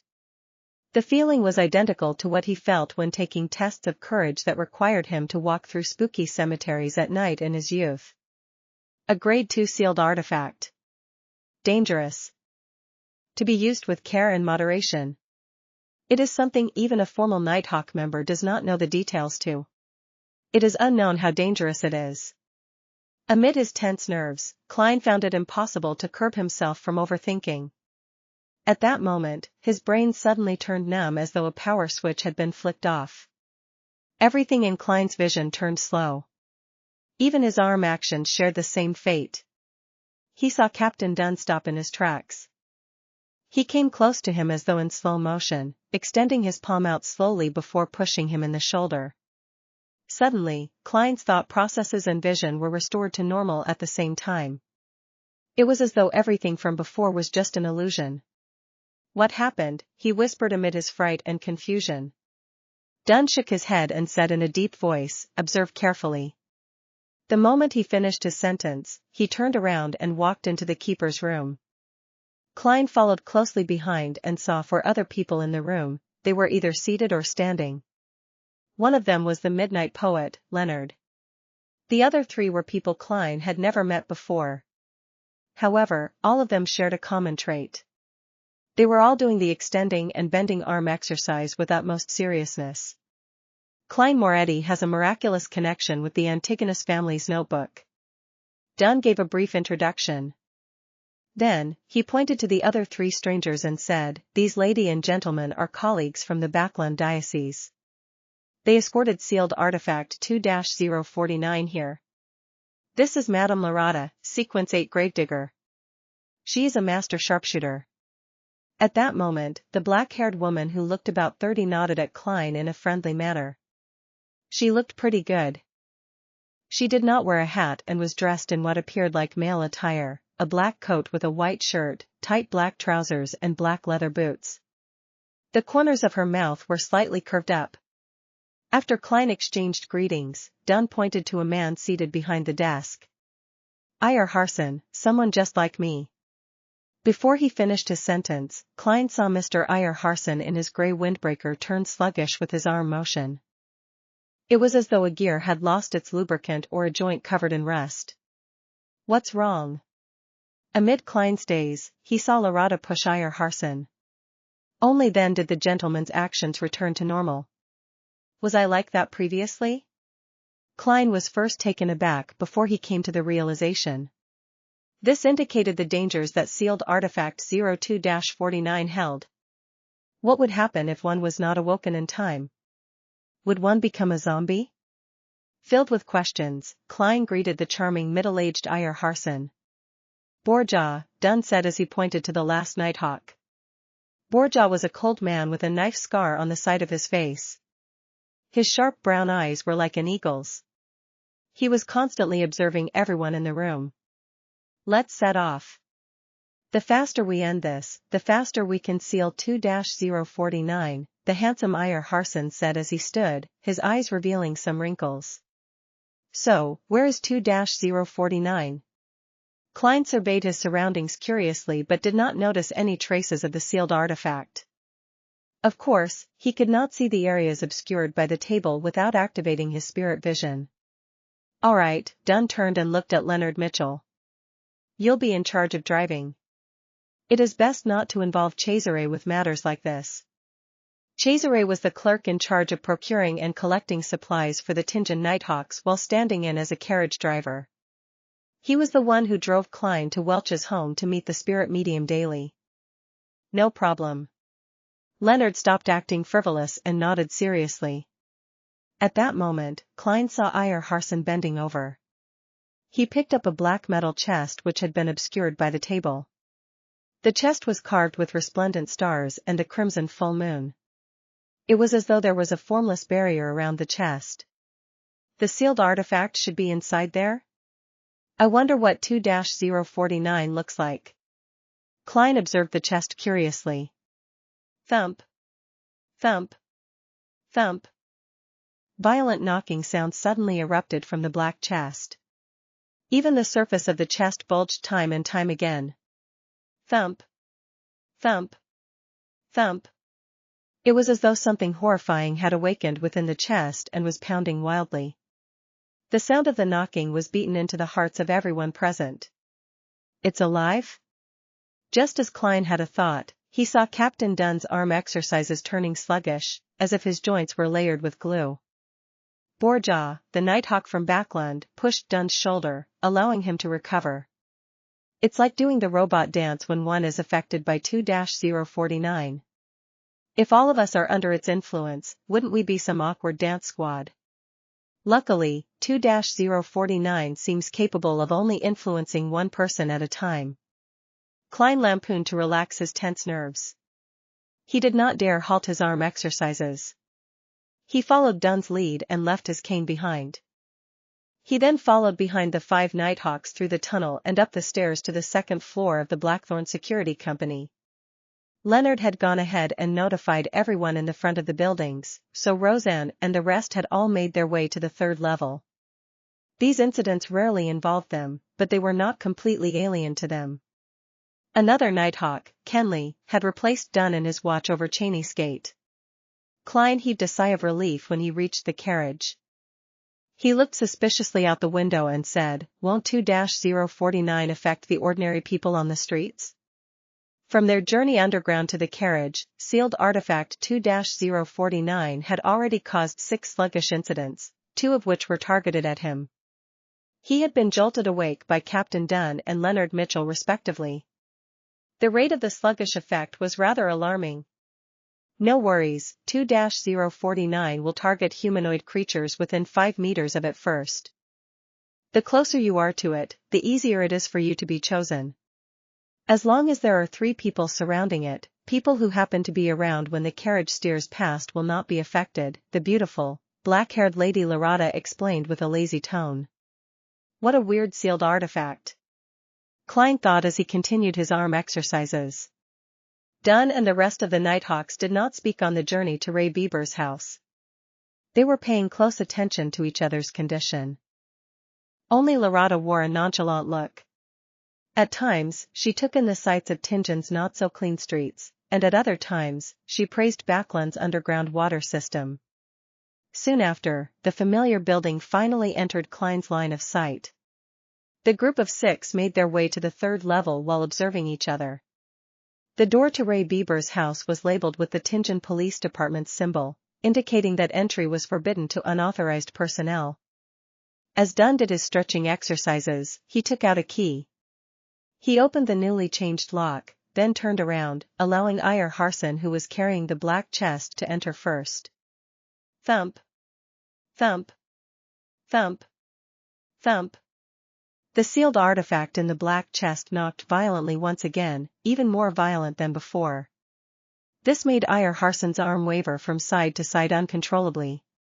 It even made Klein suspect that the chest would be pounded open in time. Thump. Thump. Thump. Klein quickly noticed that Captain Dunn's movements were becoming sluggish. He was about to wake him up when a buzz sounded in his brain. His brain became numb, the scenes before his eyes played as though they were in slow motion. Didn't they say that it only affects one person at a time? Klein's thoughts quickly became sluggish. At this moment, the prepared Larada and Borja woke each of them up respectively by pushing them. Having his thought processes and vision restored, Klein looked around with lingering fear. He nearly blurted out. "Didn't you say that 2-049 can only affect one person at a time?" Thankfully, I did not stop my stretches. When sealed artifact 2-049 enters its berserk mode, it can affect up to 2 people at once. We can confirm that Ray Bieber is indeed a descendant of the Antigonus family, Iyer Harson said with a mechanical tone. Larota let out a faint laugh. She looked at Klein and said, 2-049 becomes very agitated when it meets a descendant of the Antigonus family, even if only their scent remains. Its abilities would also increase considerably. I believe you would be able to understand its feelings. Well, I don't. Klein asked curiously, so, is it a living creature? Larota smiled but did not reply him directly. You'll know in a while. As long as Ray Bieber hasn't escaped Tingen, 2-049 will lead us to him. Klein could only put his other questions on hold as he walked around the room with the Nighthawks. Amid the loud and violent thumping from the chest, they locked the door, walked down the stairs, and returned to the carriage. Iyer Harson looked out the window several times and confirmed that there were no pedestrians within a 5-meter radius of them. He then placed the black chest on the ground and twisted the mechanical switch to release its spiritual restraints. The violent thumping stopped suddenly, slipping the entire carriage into silence. Not even the breaths of the Nighthawks could be heard. Klein held his breath as the black chest opened slowly. A sharp creak that hurt his ears could be heard. Creak. The chest fell as a slender brown arm extended out of the chest. It was about the length of a child's finger. 2 arms pressed forward one after another as an object about the size a normal human being's palm appeared bit by bit in front of Klein and company. It had clear elbow, finger, and knee joints. Covered in an oil-stained brown cloth, its face was painted with the colors of a clown, red and yellow. It was a wooden puppet with a weird appearance. 2-049 lifted its head and looked at Klein with its pure black eyes. Its rigid mouth slowly parted to reveal a clown-like smile. Chapter 72, Tracking the wooden puppet's face was painted in red and yellow like the common clown. The corners of its mouth were upturned high, revealing an abnormally comical smile. Its lips parted to reveal a dark and deep mouth. Klein, who had locked his gaze with it, felt his hair stand as intense horror leaped out of his heart in an uncontrollable manner. Everything before his eyes grew dull, as though he was looking at the world through a piece of thick brown glass. Klein's thoughts slowed down gradually, and he instinctively wanted to ask for help, but his neck seemed to be held tight by a rope. He couldn't make a single sound, and the single word was trapped in silence. Just then, Dunn noticed his arm exercises becoming sluggish and pushed him heavily. The brown glass before Klein's eyes shattered in an instant. He blurted out the word help which had remained dormant in his throat. It reverberated within the carriage, with sharp panic. It's getting stronger, Klein spoke in a very certain tone. Being next to a strange sealed artifact like 2-049 really placed on in terrifying peril if they were not careful. No, it was totally impossible to guard against it. It could only be avoided through other methods. It's normal, Iyer Harson said steadily, nodding. Larota chuckled. It seems to like you? Don't worry. It is a relatively less dangerous grade 2 sealed artifact. In her naturally languid voice, the puppet whose joints clearly reflected a human stood up. It began tottering towards its left. Its action was incomprehensible, just like a steam engine that someone had rusted due to a lack of lubricating oil. Robot dance. Klein suddenly had the few Chinese words pop into his head. He had a new guess of the danger 2-049 posed. It assimilates the living things that it seizes control of? If I am not woken up in time by the others, would I have become a human-sized puppet, a real-life Barbie doll? Just as thoughts flooded Klein, Iyer Harson was awoken by Dunn. He extended and bent his arms as he pointed in the direction that the puppet was walking slowly towards. He said to Leonard, who was driving the carriage, "Over there." Leonard couldn't make the carriage pass through the building, so he had to detour. During the detour, 2-049 constantly adjusted the direction that it was facing. It acted like a compass that pointed towards the Antigonus family. Upon seeing the scene, Klein, who was constantly exercising his arms, nearly burst out laughing under the tension. I heard that 2-049 was created by the Antigonus family. Is this an act of loyalty or the perfect example of screwing things up? Leonard drove the carriage according to Eyre Harson's occasional instructions. Whenever the strange puppet 2-049 walked to the edge of the carriage, Eyre Harson would pull it back and start it all over again. Every time that happened, its mouth would open and two people would be under its influence simultaneously. Klein's taut feelings gradually began to relax. He realized that sealed artifact 2-049 was not as scary anymore. As long as there were more than 3 people present and they constantly maintained their arm motions, if they made sure to wake their partners in time, 2-049 was merely a puppet with slightly unique characteristics. The carriage traveled at high speed, and quickly arrived at the harbor, where warehouses were clustered. After circling a few times, they confirmed that 2-049 intended to enter the innermost grayish-white warehouse. Eyre Harson's expression turned solemn. He grabbed the puppet carefully and stuffed it back into the black chest. Thump. Thump. Thump. Under constant ferocious knocking, Eyre woke up again and again with the help of Borja and Larada as he activated the mechanism with great effort. He then injected his spirituality and activated the star and crimson symbols on the chest. At the reappearance of the formless seal, Eyre Harson let out a long heavy breath. "Let's get down," Dunn Smith said with a low and mild voice. "Leonard, tying the horse here will do." Dressed in windbreakers, suits, or shirts, the 6 left the carriage and walked into the innermost warehouse. As they walked, they uniformly stretched and bent their arms. This added a comical and ridiculous vibe to the rather tense situation. The Nighthawk Awkward Dance Squad. Klein could only complain inwardly to ease such a feeling. However, there was no other way around it. According to his observations, 2-049 first affected the upper body. Therefore, to detect it in time to prevent a more dangerous situation from developing, they only had the choice of extending and bending their arms, shake their necks or bodies. However, the latter only made one look like a hooligan. As for actions like blinking eyes and striking one's eyebrows, they were either too easily ignored or the action was too big. Neither was a good option. This awkward dance squad is better than Causeway Bay 1 Triad members. Klein sighed in resignation and followed Captain Dunn Smith and company. As they approached the warehouse's door, the deeper his anxiety and worry became. No one knew what kind of effect the notebook had on Ray Bieber.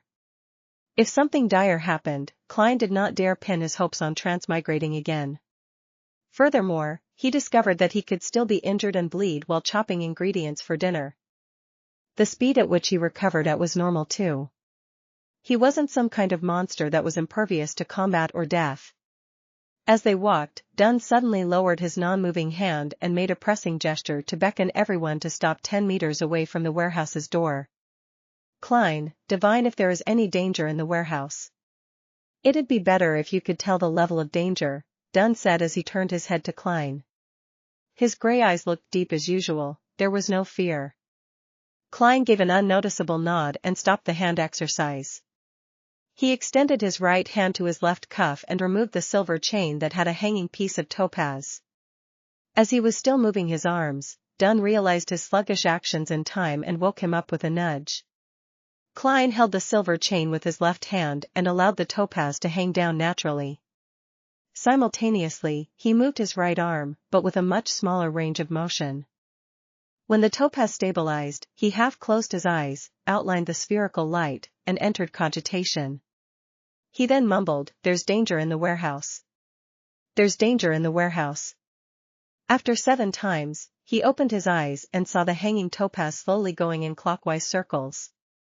It turned faster and faster, and in the end, Klein felt like it was pulling his left hand. "There's danger, great danger," Klein replied honestly. Clockwise meant affirmation to the chanted statement, while counterclockwise meant denial.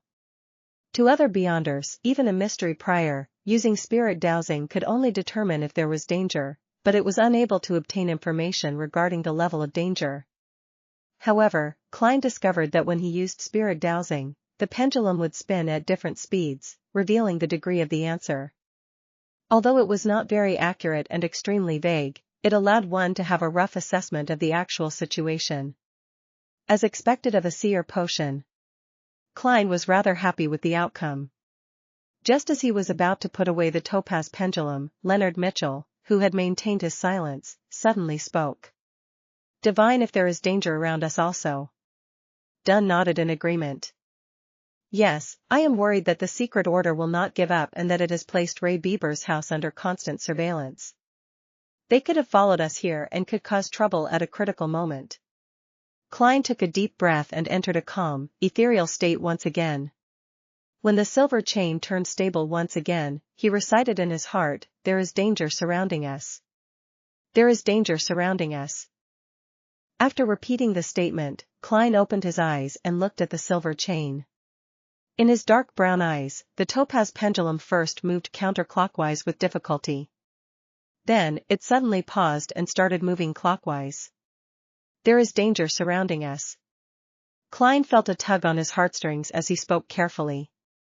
Furthermore, someone had tried to intercept his divination, but had lost to him in the invisible fight.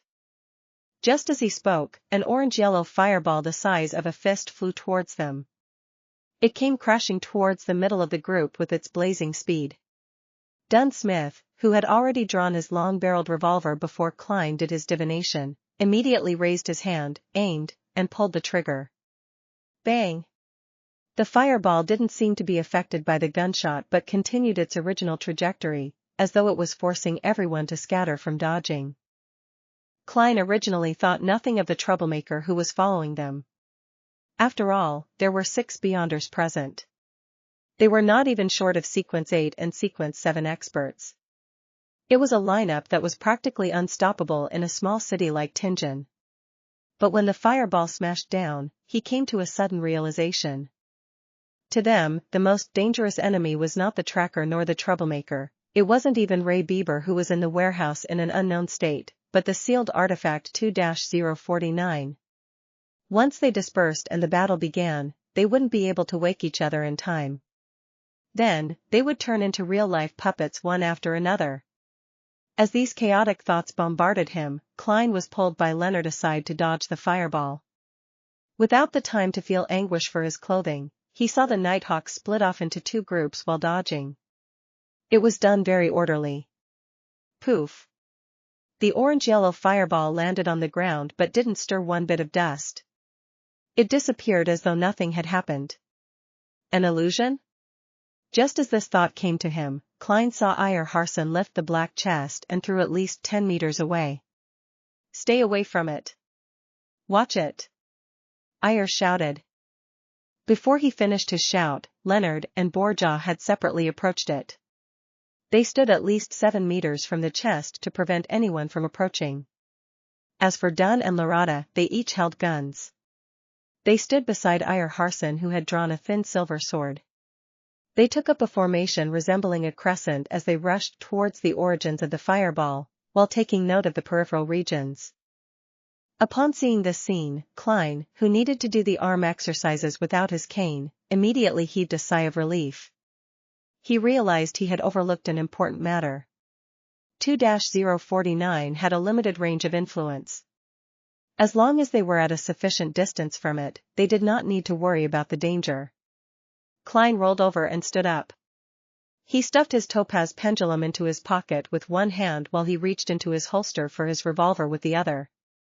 Chapter 73, First Battle Under the Illumination of the Afternoon Sun. Klein in his dust-coated clothes quickly twisted his revolver's barrel to remove his self-imposed safety. He went into a shooting stance, allowing the light to reflect from the bronze body of the revolver. He held the revolver with one hand, and moved his other arm, cautiously paying attention to anything that could happen around him. At the same time, he was a little worried for Captain Dunn and Mr. Iyer Harson. After all, both were nightmare Beyonders who specialized in influencing the enemy from the shadows. He did not know if they were adept at direct combat. Just as Klein was having these considerations, Iyer Harson slowed down, his expression becoming serene and peaceful. He opened his mouth and recited a peaceful poem, one that seemed to place a person into the night. When once the sun sinks in the west, and dewdrops pearl the evening's breast, almost as pale as moonbeams are, or its companionable star, the evening primrose opens anew its delicate blossoms to the dew, and, hermit-like, shunning the light one. The recital reverberated around them. Klein nearly lost his tense feelings and completely relaxed. He was lucky that he had experienced something similar before and was not facing Iyer Harson.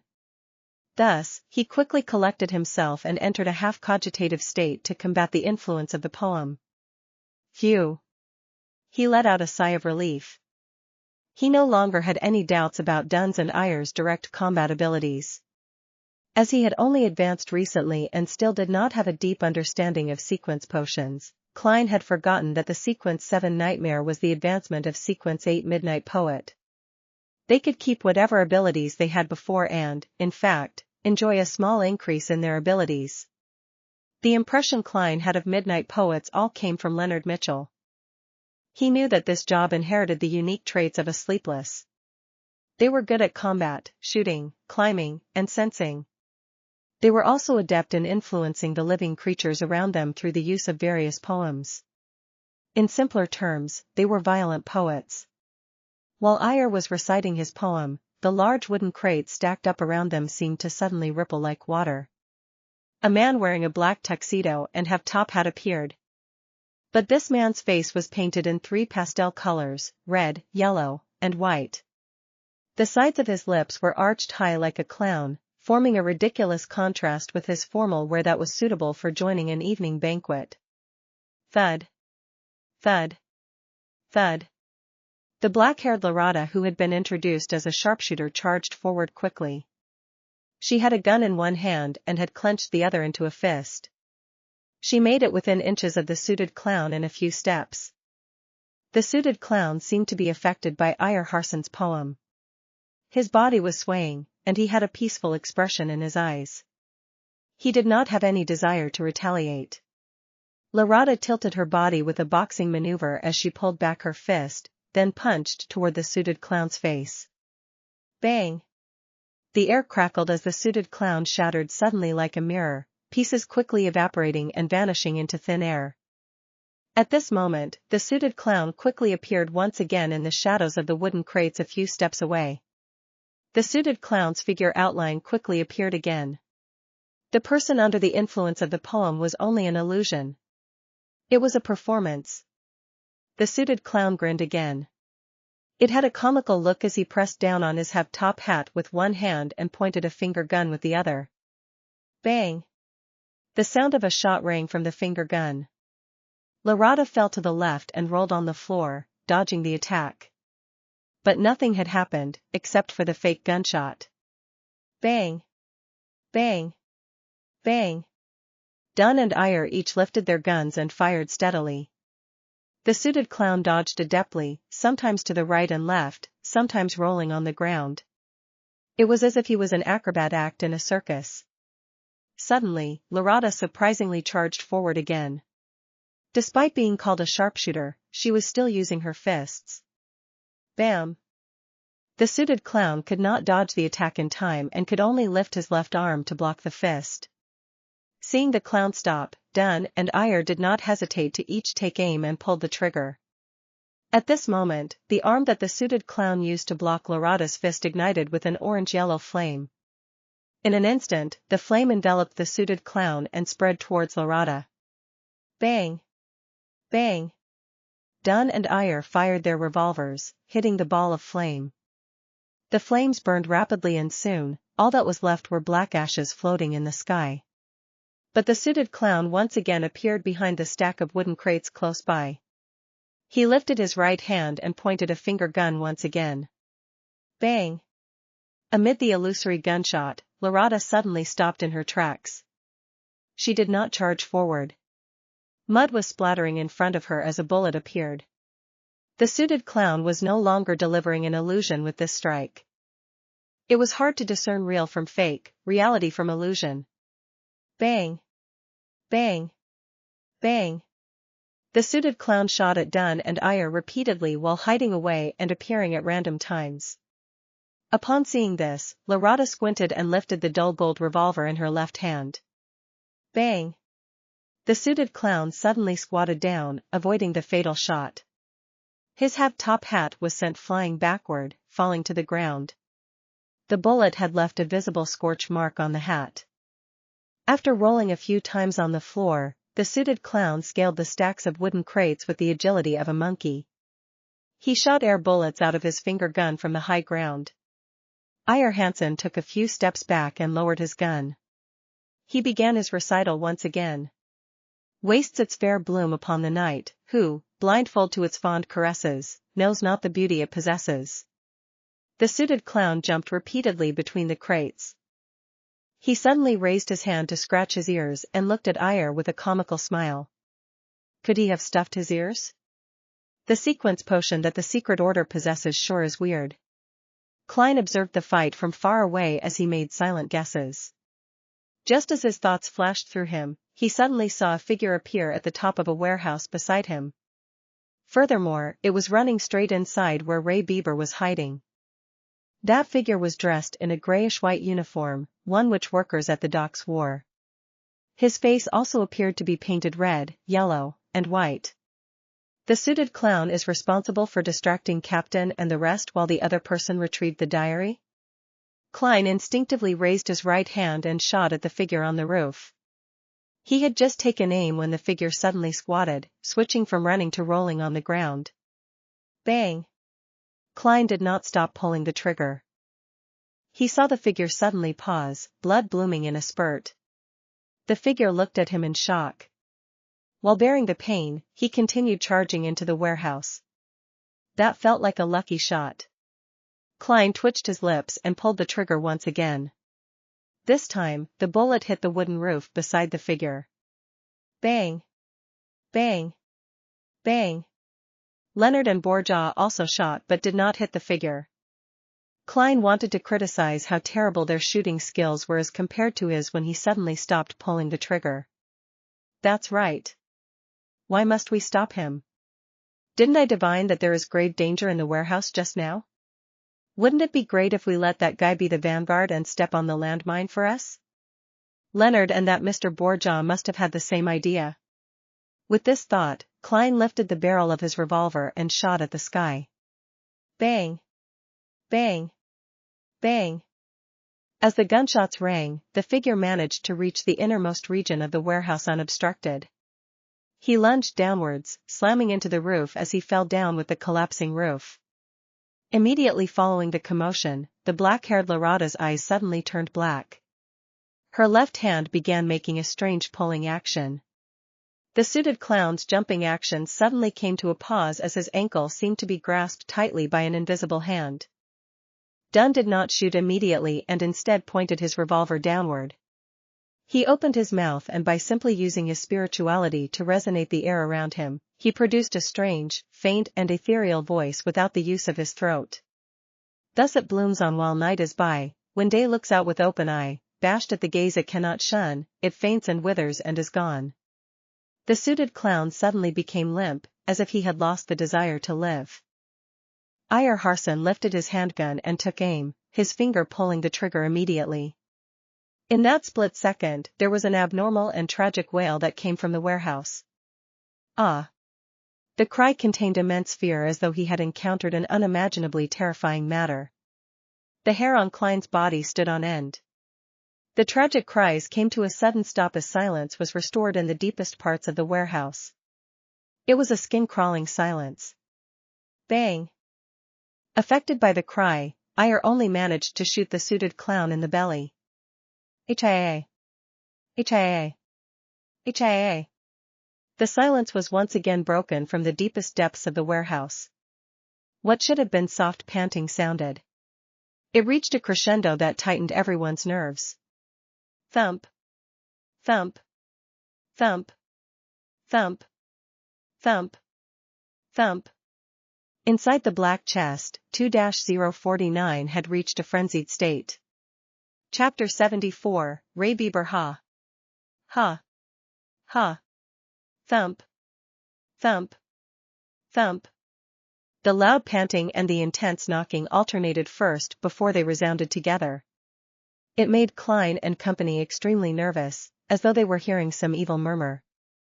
Taking advantage of the moment Dunn and Larada had their attention redirected, the suited clown suddenly pulled out a long piece of paper from his pocket. Pa! He threw it with his right hand as the slip of paper ignited into a black fiery whip. Then, he lashed it towards the side of his ankle. A fleeting but tragic scream sounded as the suited clown escaped the invisible shackles and did a backflip. Bang! Bang! Bang! Dunn, and Larada shot, but their bullets only ended up hitting the wooden crates. The suited clown did not stay any longer as he pressed down on his wound with his right hand while escaping in a direction opposite the warehouse. He was so fast that in the blink of an eye, all that was left was a hint of his back. And before he vanished, his right hand which pressed down on his abdomen moved towards his left arm. The wound on his stomach had already vanished, looking completely fine. The location on his left arm which he touched with his right hand suddenly became badly mangled, and a silver bullet appeared in the torn flesh. Dunn and the rest didn't chase after him because the panting from the innermost warehouse was so loud that it was making them nervous and insecure. Bang! The door of the innermost warehouse suddenly exploded and flew in all directions. Then, something wrapped with a torn cloth flew out and landed not far from Klein. When Klein cast his gaze over, he realized that it was an arm. Its bloody flesh had been chewed on and its white bones were cracked in an irregular fashion as they jutted out. Pa! Pa! Pa! One item after another flew out. First it was a spray of blood, followed by a dilated eye and an ear which had been ripped out brutally. Finally, half a beating heart and intestines filled with yellowish-brown objects came out. If Klein had not seen the more gruesome giant cadaver at Bieber's place, he would have probably vomited there and then. His nerves were on the brink of a breakdown. After a great deal of effort to hold back his urge to shoot into the pitch-black entrance, he ejected the empty shells from his revolver and reloaded with new demon-hunting bullets. Bang! Dunn drew close as he stably shot into the warehouse. However, his bullet was like a shot into the sea. There was no audible response. Ha! Ha! Ha! The loud panting sped up as grayish-white colors filled the open door. With another two loud shots, Harson's and Borjaw's bullets tore through the whiteness, but failed to prevent the color from spilling outwards. It did not leave any wounds or cause liquid to seep out. Klein held his breath and kept himself from shooting blindly. He watched as the whiteness slowly revealed a complete outline. It was a humanoid creature more than 2 meters tall. Its limb joints were all unnaturally twisted. It was as though they had been snapped by someone forcefully. White bones poked out from under its skin as the entire grayish-white surface was filled with gullies, like a human brain that had been stripped from its shell. The monster had grayish-white, rotting, sticky liquid flowing all over it. Its head looked relatively normal, with deep wrinkles and pale skin. As it opened and closed its mouth, Klein could see a porcelain false tooth that looked close to falling out, a few strands of bloody saliva, and bone and flesh that had been minced. Was Bieber still even F*** king human? Klein drew a silent gasp as he felt his heart pound rapidly. Bang! Leonard's demon-hunting bullet hit Bieber's forehead and tore right through it, leaving behind a deep hole. Grayish-white liquid flowed out and dripped onto the ground. The liquid wriggled and turned into fat cream-colored maggots. But the monster appeared completely unaffected. It was neither fast nor slow when it pounced at Borjaw, who was closest to it. Its actual target appeared to be the black chest that contained sealed artifact 2-049. Loss of control of beyonder powers, Dunn shouted in a deep voice. Larada, it looks like a dead soul, so quickly look for its weakness. All right. Larada did not speak further as she raised her hands to press down on her eyes. Her pupils turned gray then colorless, as though she had entered the world of spirits and a kingdom of dead souls. She looked down at the enemy from a higher vantage point as she searched for a node. Klein saw that a normal gunshot was ineffective, so he did not bother wasting more of his bullets. He lifted his hand to tap at his glabella to activate his spirit vision. He planned on helping gravedigger Larada. From his vision, Monster Bieber only had one kind of spiritual glow left. It was purely grayish-white, a whiteness filled with craziness. Apart from that, Klein saw nothing else. At that moment, Iyer Harson and Leonard Mitchell sang simultaneously. Oh, the thread of horror, the hope of crimson cries. One thing at least is certain, that this life flies, one thing is certain, and the rest is lies, the flower that once has bloomed forever dies. The power that allowed one to enter a peaceful slumber emanated. The twisted grayish-white monster gradually slowed down as though it could not fight against the charm of the poem. Then, it opened its mouth and let out a shrill cry that ordinary people were deaf to. Ah! Bang! Klein felt a sharp pain in his head as he automatically exited his spirit vision state. He felt warm liquid flowing out of his nose, and when he subconsciously wiped it with his hand, he discovered the back of his hand covered in blood. Iyer and Leonard fell back to the ground at the same time. They had blood stains lining the corners of their lips, noses, and eyes. Borja, Dunn, and Larada each took a step or two back, the color in their face draining. That monster only screamed once, but it appeared to exceed what the 6 Beyonders could withstand. They instantly turned extremely weak. Bam! It closed in on Borja and suddenly swung its twisted joint. Bang! Bang! Bang! Bang! Borja and Dunn shot twice each, but they didn't cause any damage to Monster Bieber. Bang! A blow sent Borja flying out as his long-barreled revolver fell to the ground. He tried to stand up a few times, but failed to do so. The corner of Monster Bieber's mouth had stringy liquid oozing out as it leaped towards the black chest. Bang! At that crucial moment, Iyer Harson shot a bullet at the box to knock it some distance away, preventing Monster Bieber from grabbing it. Its momentum brought it forward by more than 10 meters. The black chest cracked, and as the thumping within turned more intense it grew more obvious. Found it. The black-haired Larada finally spoke. I need you to control it for at least 3 seconds. All right. Dunn didn't delay any further. He extended his hand to tap his glabella and closed his eyes. He seemed to fall asleep as shapeless waves slowly rippled out one after another. In that instant, Monster Bieber paused and the craziness in its eyes quickly receded. Its thin transparent eyelids began to close uncontrollably as well. Dunn's body started quivering, and something popped up under his clothing and wriggled on the spot. It was as though he hid slippery scaleless snakes within. Larada rushed over and with a roll, arrived under Monster Bieber. She supported herself with one hand while raising a clenched fist, bombarding Monster Bieber's crotch like artillery. Poof! She ignored the corrosive pain but supported herself against the ground and directed more strength once again. She went higher a little as her fist drilled deeper in. Rip! Larada pulled out her forearm as she dragged out an intestine filled with brownish-yellow blood stains. In the intestine, there was an ancient notebook. Ah! Monster Bieber let out a blood-curdling scream, and his body suddenly lit up as though it was melting. Get down! Just as Iyer Harson's hurried shout ended, Klein saw Monster Bieber suddenly swell up. Boom! Amid a loud explosion, the distant Klein was tossed into the air by the shockwave and landed heavily. He struggled to stand against a swirling headache, and he saw Monster Bieber turn into a pile of disgusting, rotting flesh. Then he saw Dunn and Larada, who were a dozen meters away, looking like they had been knocked out. Iyer Harson, Borja, and Leonard Mitchell were on the ground too. Some groaning in pain, some struggling to stand up but failing.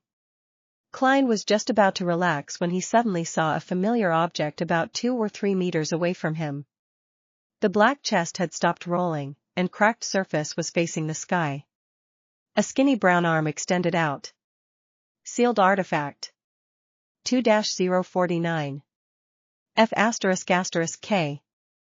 Klein's heart tensed up as he immediately leaped in the opposite direction in a bid to escape 2-049's effective range.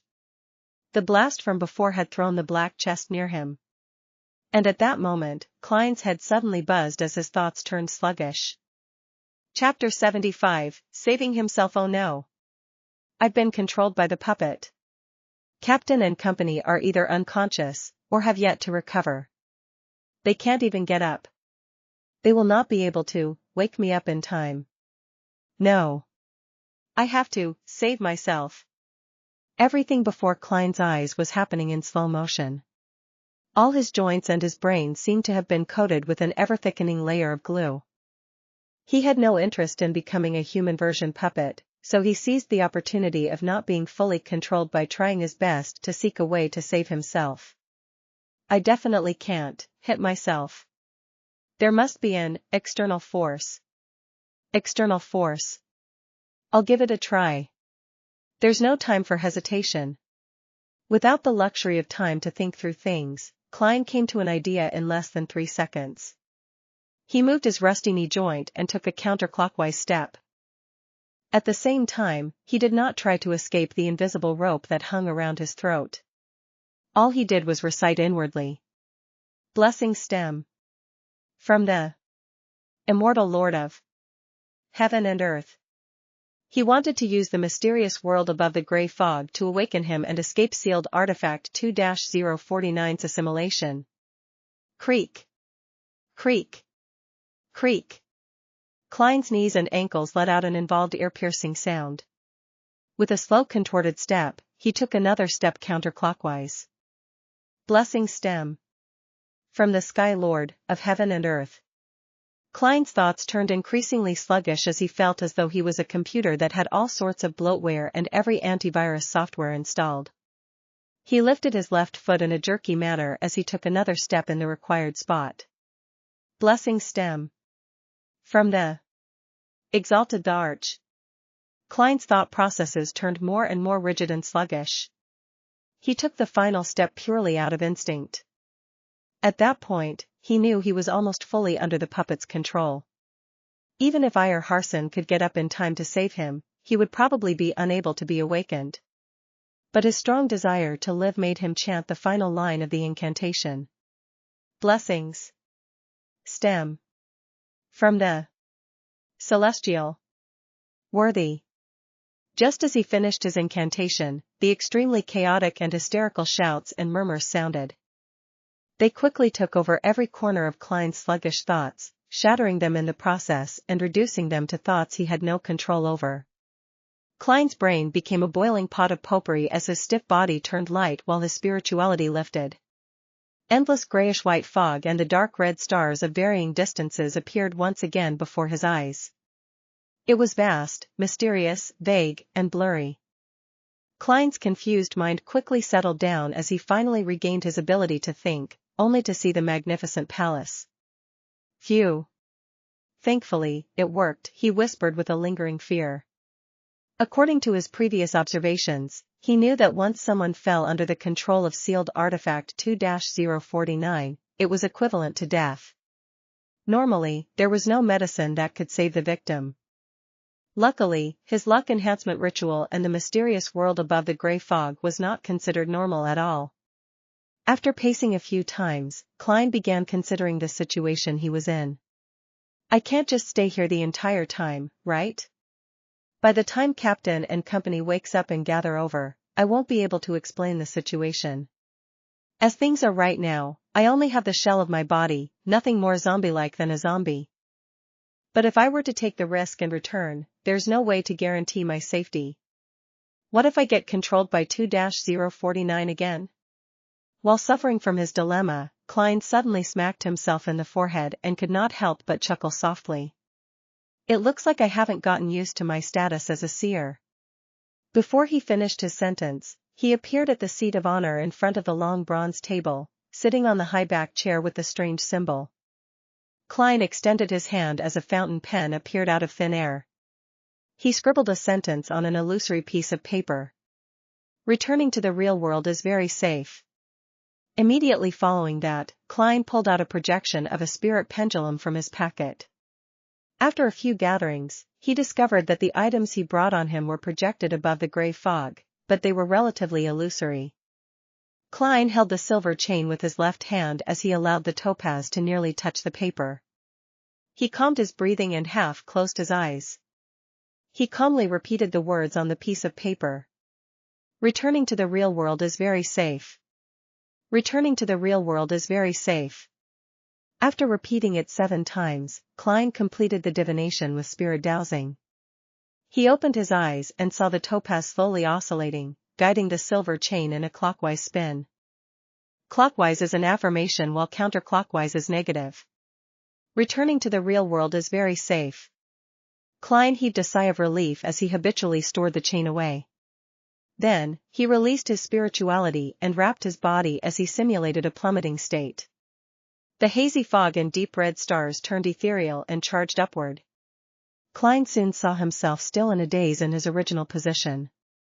He saw the brown puppet, halfway out of the chest. He also noticed that the sealed artifact had apparently stopped all motion. His physical senses reached to his brain, and just as he was about to try to move his arm to determine his condition, he suddenly heard a voice concealed within the wind. "Do you wish to be awakened? You can be saved as long as you promise me one thing. This one thing is to help me take that Antigonus family notebook. Not if you agree. I know you are still capable of completing that action." "Who is it?" "Yes. 2-049 doesn't seem like it's attempting to control me." "That's right. It will not repeatedly influence the same person. There will be a break." Klein was shocked, but he did not show it on his face.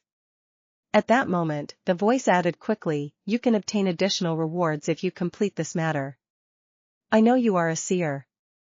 I also know that the Church of the Evernight Goddess does not have sequence 8 that succeeds sequence 9.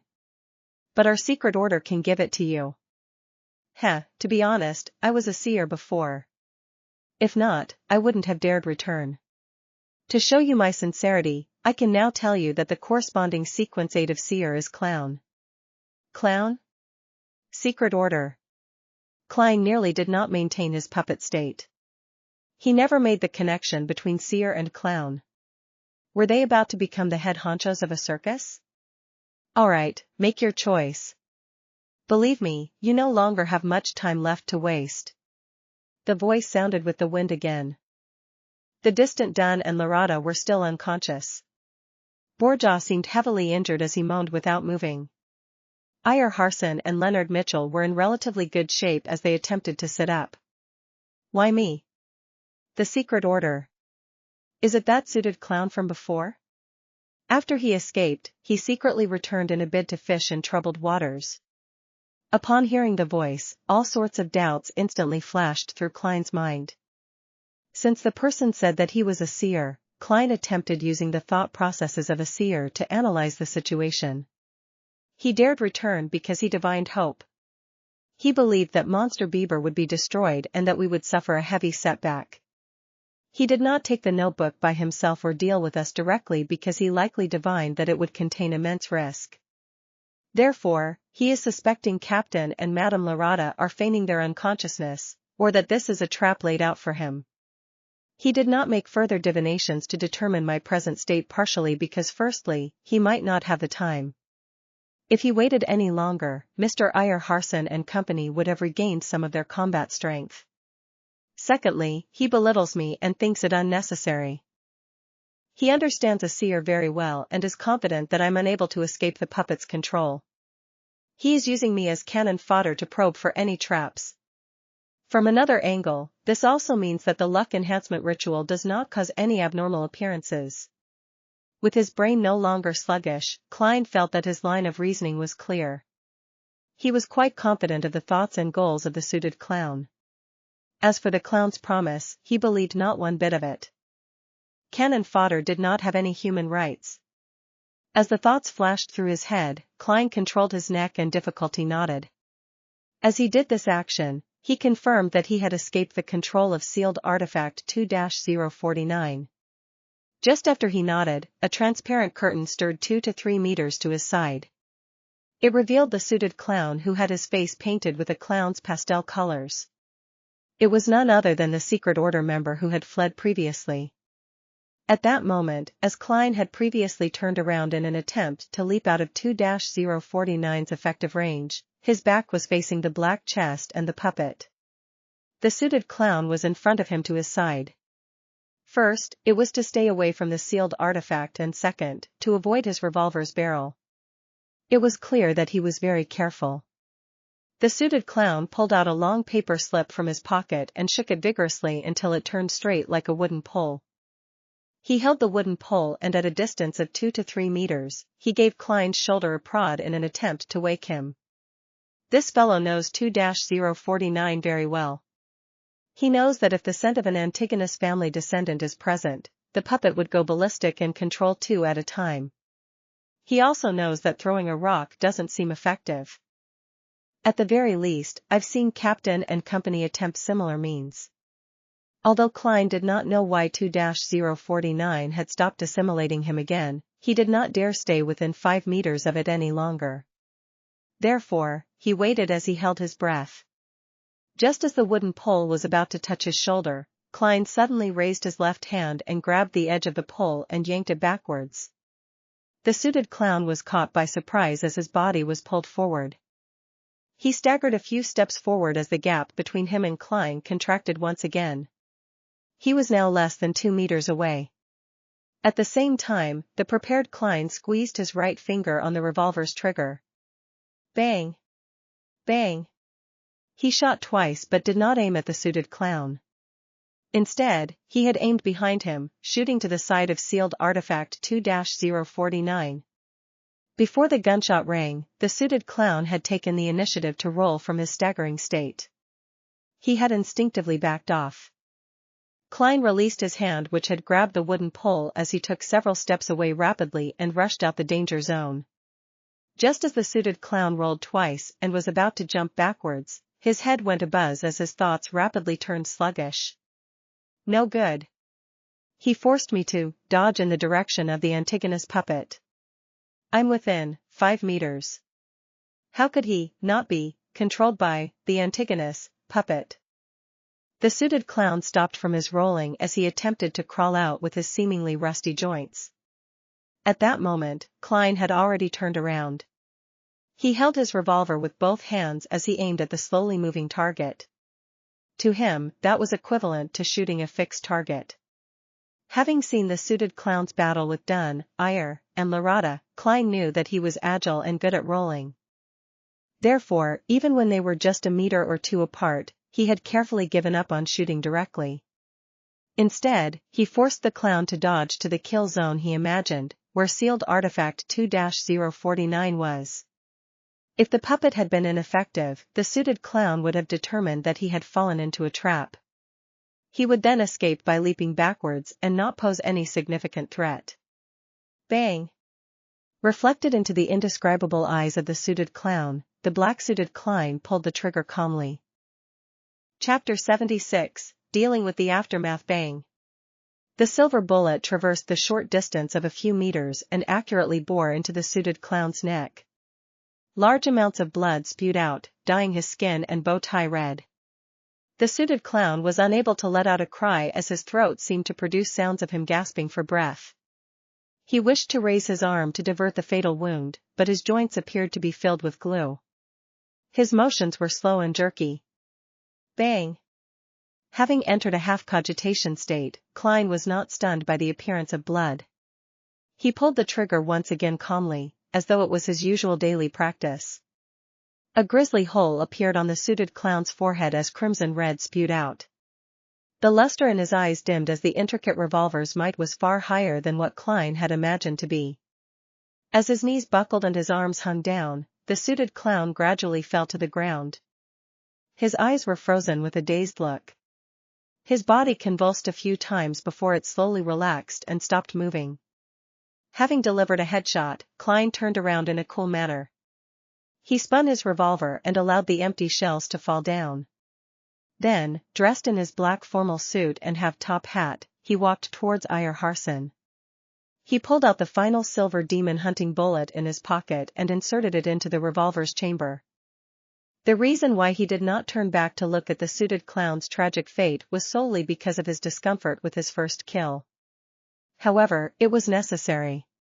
He did not know what would happen if the suited clown was under the full control of the puppet. Furthermore, he did not dare risk entering sealed artifact 2-049's effective range. After all, no one knew if something odd would happen that prevented his self-rescuing luck enhancement ritual to fail. As for the items on the suited clown, Klein only cared if there was the so-called clown potion formula or the relevant clues. However, this was not something he was in a hurry to carry out. In a while, he could do it together with Dunn, Iyer, and company. If the Nighthawks had it, it also practically meant that he had it. There was no way that they would be unwilling to share the potion formula of Sequence 8. At most, he would be required to accumulate his contributions over time. After all, he had only become a seer recently, it would still be a long time until he fully digested it. As his thoughts churned, Klein quickly walked next to Iyer Harson. The gentleman in his grey windbreaker struggled to sit up but failed at every try. He was covered in dust and mud from the fall. "Mr. Harson, what do you need me to do?" he asked, squatting down. He pointed the revolver in his hand at the ground in case of a misfire. Iyer gasped for air and sighed. The monster was too strong, if not for its weakness. Then, he pointed at a sky-blue metal bottle beside him and said in a self-deprecating laugh, "I was trying to consume some medicine, but my hand shook." The sky-blue bottle was about the size of Klein's finger. It was not longer than 5 centimeters long and a cap that hid spiral patterns had fallen to the side. The liquid had completely spilled. Klein reached out to pick up the bottle. As he looked at it with narrowed eyes, he answered helplessly, "Mr. Harson, there are only a few drops left in the bottle. Go to Borgia and search his body. In his inner pockets," Iyer said as he gasped for breath. "All right." Klein stood up and casually asked, "Is this restorative medicine? An item for mysticism?" "No, it only has certain restorative effects. The main goal is to stimulate our minds and squeeze out the potential of our bodies. It allows to maintain a decent state for a short period of time until we return, where we can receive treatment." Iyer attempted to sit up only to fail again. "Its name is the Goddess's Gaze. Remember to let Borgia drink half a bottle." Klein did not delay any further as he turned around. He briskly arrived at Borgia, who was groaning in pain. He found the uniform sky-blue metal bottle from the Nighthawk's pocket. After removing the cap, he carefully held the bottle to Borgia's mouth. Having sensed it, Borgia tried hard to open his lips. The bottle was held up as dark red liquid flowed in Borgia's mouth. Klein estimated the quantity and stopped just in time. He then screwed the cap back on. The medicine was rather effective. It only took Borgia a few seconds after drinking to regain the spirit in his eyes. Furthermore, he whispered, "Thank you." With that said, he pressed down on the ground as he slowly sat up. He first dealt with his wounds before walking to the unconscious Lorata and Dunn. Then, he retrieved the Goddess's Gaze from the latter's inner pocket. Klein returned to Iyer's side and fed him the remaining half-bottle. After Iyer panted a few times, his actions suddenly became nimbler. He stood up as though he had never been injured. "I'll help Borgia. Help that partner of yours." The gentleman with the charm of a middle-aged man pointed at Leonard Mitchell. Klein had no objections to it. He turned around and jogged to the poet, "Leonard. There's no need. I can drink it by myself." Leonard, with his disheveled hair, smiled as he raised the sky-blue bottle. Upon seeing Leonard agilely get up by pushing up with one hand, Klein, who wanted to lampoon, was suddenly stunned. "Leonard's injuries are lighter than I expected. He had the ability to consume the medicine from the very beginning. That also means that he could see me walk counterclockwise as I did the luck enhancement ritual. No, that's still all right. I had chanted inwardly and the luck enhancement ritual does not appear odd in any way, or the suited clown would not have fallen for it. But even so, Leonard, who had long recovered but chose to watch by the sidelines, had seen quite a lot. Things like me not being affected by 2-049 and my sneak attack on the suited clown. Just as Klein's eyes narrowed slightly, Leonard, who was walking in his direction, stopped beside him and chuckled softly. I actually wanted to save you but discovered that you didn't need it. Don't mind it. There are many special people in this world that can always do things others can't, such as you, and me. Leonard smiled as he went past Klein and walked to the awakening Dunn and Lorata. Narcissist. Klein thought silently as he felt a lot more relaxed. From the looks of it, Leonard Mitchell had quite a bit of secrets. As he regrouped with the rest while deep in thought, he saw Captain Dunn wear a cloth and pick up the Antigonus family notebook that was covered in yellowish-brown blood stains. The notebook's cover was completely made of thick black paper. It suffused an aura from an ancient and distant time without any signs of softening or rotting. It was nearly identical to the one he saw in his dream. He even suspected that flipping it open would only make him see the fool wearing splendid headgear. However, he soon realized that he was overthinking things since Dunn had flipped open the notebook to make a final confirmation. Klein was unable to discern the words on it due to his poor angle, but he was certain that there was no drawing of the fool with his gorgeous clothes and splendid headdress. Ahem. There's nothing wrong with it. Dunn closed the notebook and held it securely. Then, he looked at Ayer and company. Let's store this notebook and sealed artifact 2-049 behind Tingen's Chainyskate. We can wait until all of you are recovered or Backlund sends someone over. Upon hearing that, Klein felt a little disappointed once again, but also felt happy. He wished to see the Antigonus family's notebook once more and figure out the reason for the death of the original Klein, Welch, and Naya. However, he also felt that the ancient item was filled with misfortune. It often brought catastrophe, so he did not dare touch it. Handing it to the church's headquarters and sealing it is considered the best choice, he secretly heaved a sigh of relief. All right. Ayer Harson, Borja, and Lorata nodded in unison. They then turned around and arrived beside sealed artifact 2-049. They woke each other up and stuffed the puppet which had resumed moving into the black chest with an opening as they monitored it strictly. Everything is back to normal. Ayer sounded a little more relaxed. Inside the dimly lit black chest, the puppet wrapped in oil-stained cloth flipped over with its body creaking as it aligned its clown-painted face with the light source. On the creepy face, under the black pupilless eyes, two hardly noticeable crimson cracks appeared. Meanwhile, Dunn, Leonard, and Klein, who had mustered his courage, began searching the suited clown's corpse. They found paper flowers, handkerchiefs, poker cards, glass pieces, and all sorts of strange items. However, apart from that, he did not seem to carry anything of worth or potential clues. Other than the wallet with 70 to 80 pounds and 10 plus solely. Klein secretly sighed. With money in mind, he immediately looked down and inspected himself. His face nearly fell literally. His formal suit that cost several pounds had torn in 5 to 6 spots which required mending due to his rolling on the ground. Furthermore, it was covered in dust and dirt stains. Dunn shot him a glance as the corner of his lips curved up. Losses during a mission can be reimbursed. Reimbursed. Upon hearing the term invented by Emperor Roselle, Klein instantly felt wonderful. Yeah. This suit just needs some proper cleaning and mending before it can be worn again. It will still be presentable. When the reimbursement comes, I can buy another set and I can take turns wearing them. I am not the kind of person that uses a reimbursement for something other than what it was intended for. However, I should consider getting a set of clothes for combat in the future, such as a black windbreaker like Captain. Clothes with slightly poorer material would be much cheaper than a tuxedo. TSK, has the reason why the bastard, Leonard, doesn't like wearing formal suits been due to him having such considerations? Let Fry take care of the dead body.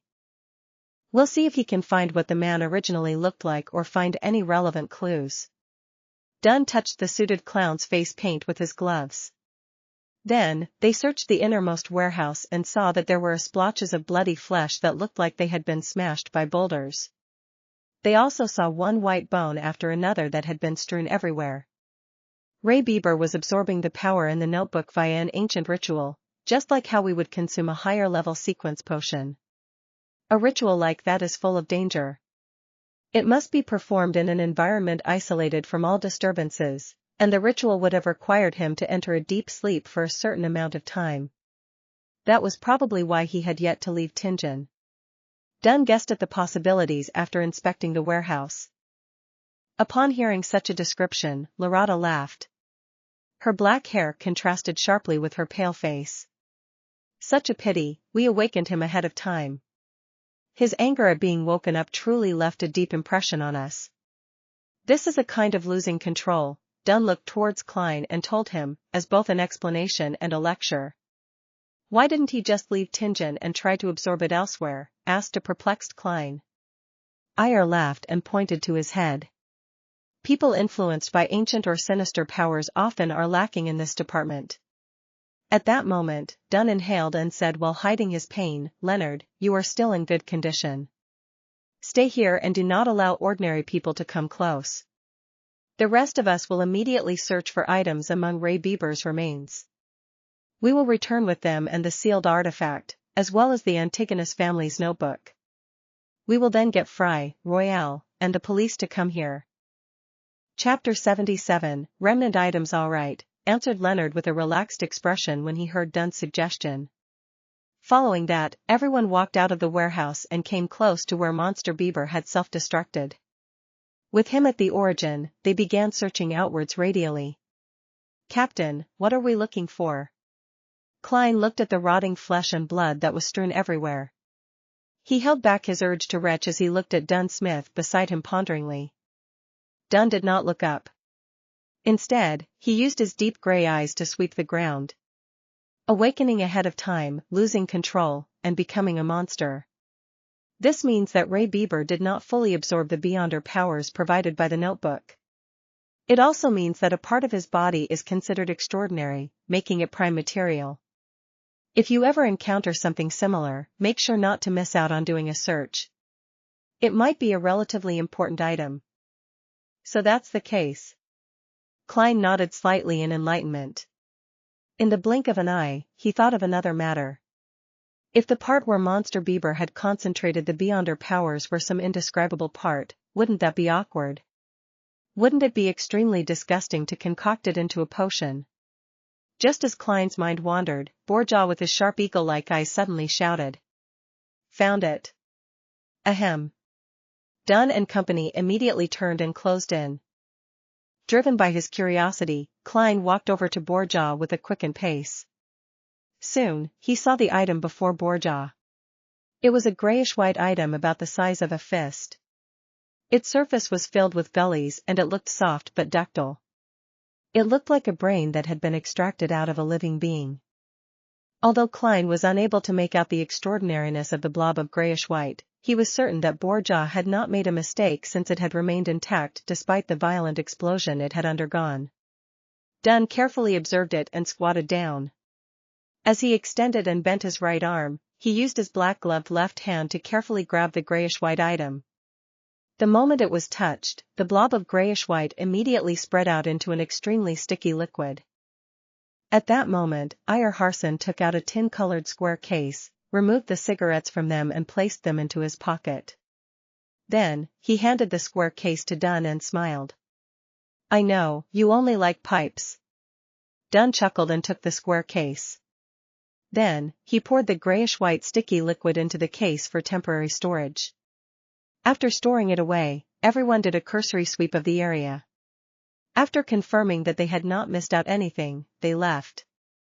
When they came out, they saw the horses digging their hooves into the ground, clearly spooked and nervous. They had nearly escaped their reins. I'll drive. Borja covered his mouth with his hand and coughed softly. I know you are good at placating animals, said Iyer with a smiling nod. After boarding the carriage, Dunn, Lorata, Iyer Harson, and Klein, who continued their arm exercises, temporarily had nothing to say as they fell into silence. When the trotting of the horses sounded while the carriage wheeled off, Dunn looked at Klein and deliberated over his words before saying, "I know you are filled with curiosity about the Antigonus family's notebook. You wish to understand what happened." "No, not at all," Klein subconsciously denied. "It was an ancient relic filled with misfortune." Without giving him time to answer, Dunn continued and said, "However, I have to first report this to the Holy Cathedral. Only after they determine the confidentiality level of the notebook can we consider if this can be shown to you." "No problem." Klein gave a short and simple reply. Dunn continued his arm exercises as he thought before saying, "I once promised that you can be made a formal member of the Nighthawks when we confirm that Ray Bieber is a descendant of the Antigonus family clan. Now, not only have we determined Ray Bieber's identity, we have even eliminated the monster and spoiled the secret order's conspiracy. In this entire process, your performance was outstanding. You personally killed a member of an evil organization. Therefore, I will fulfill my promise and immediately make an application to the Holy Cathedral. We'll wait for their approval." "Right, I forgot something important. I still need to ask if you are agreeable to it. Mr. Klein Moretti, are you willing to formally join the Tingen Nighthawks as one of its members?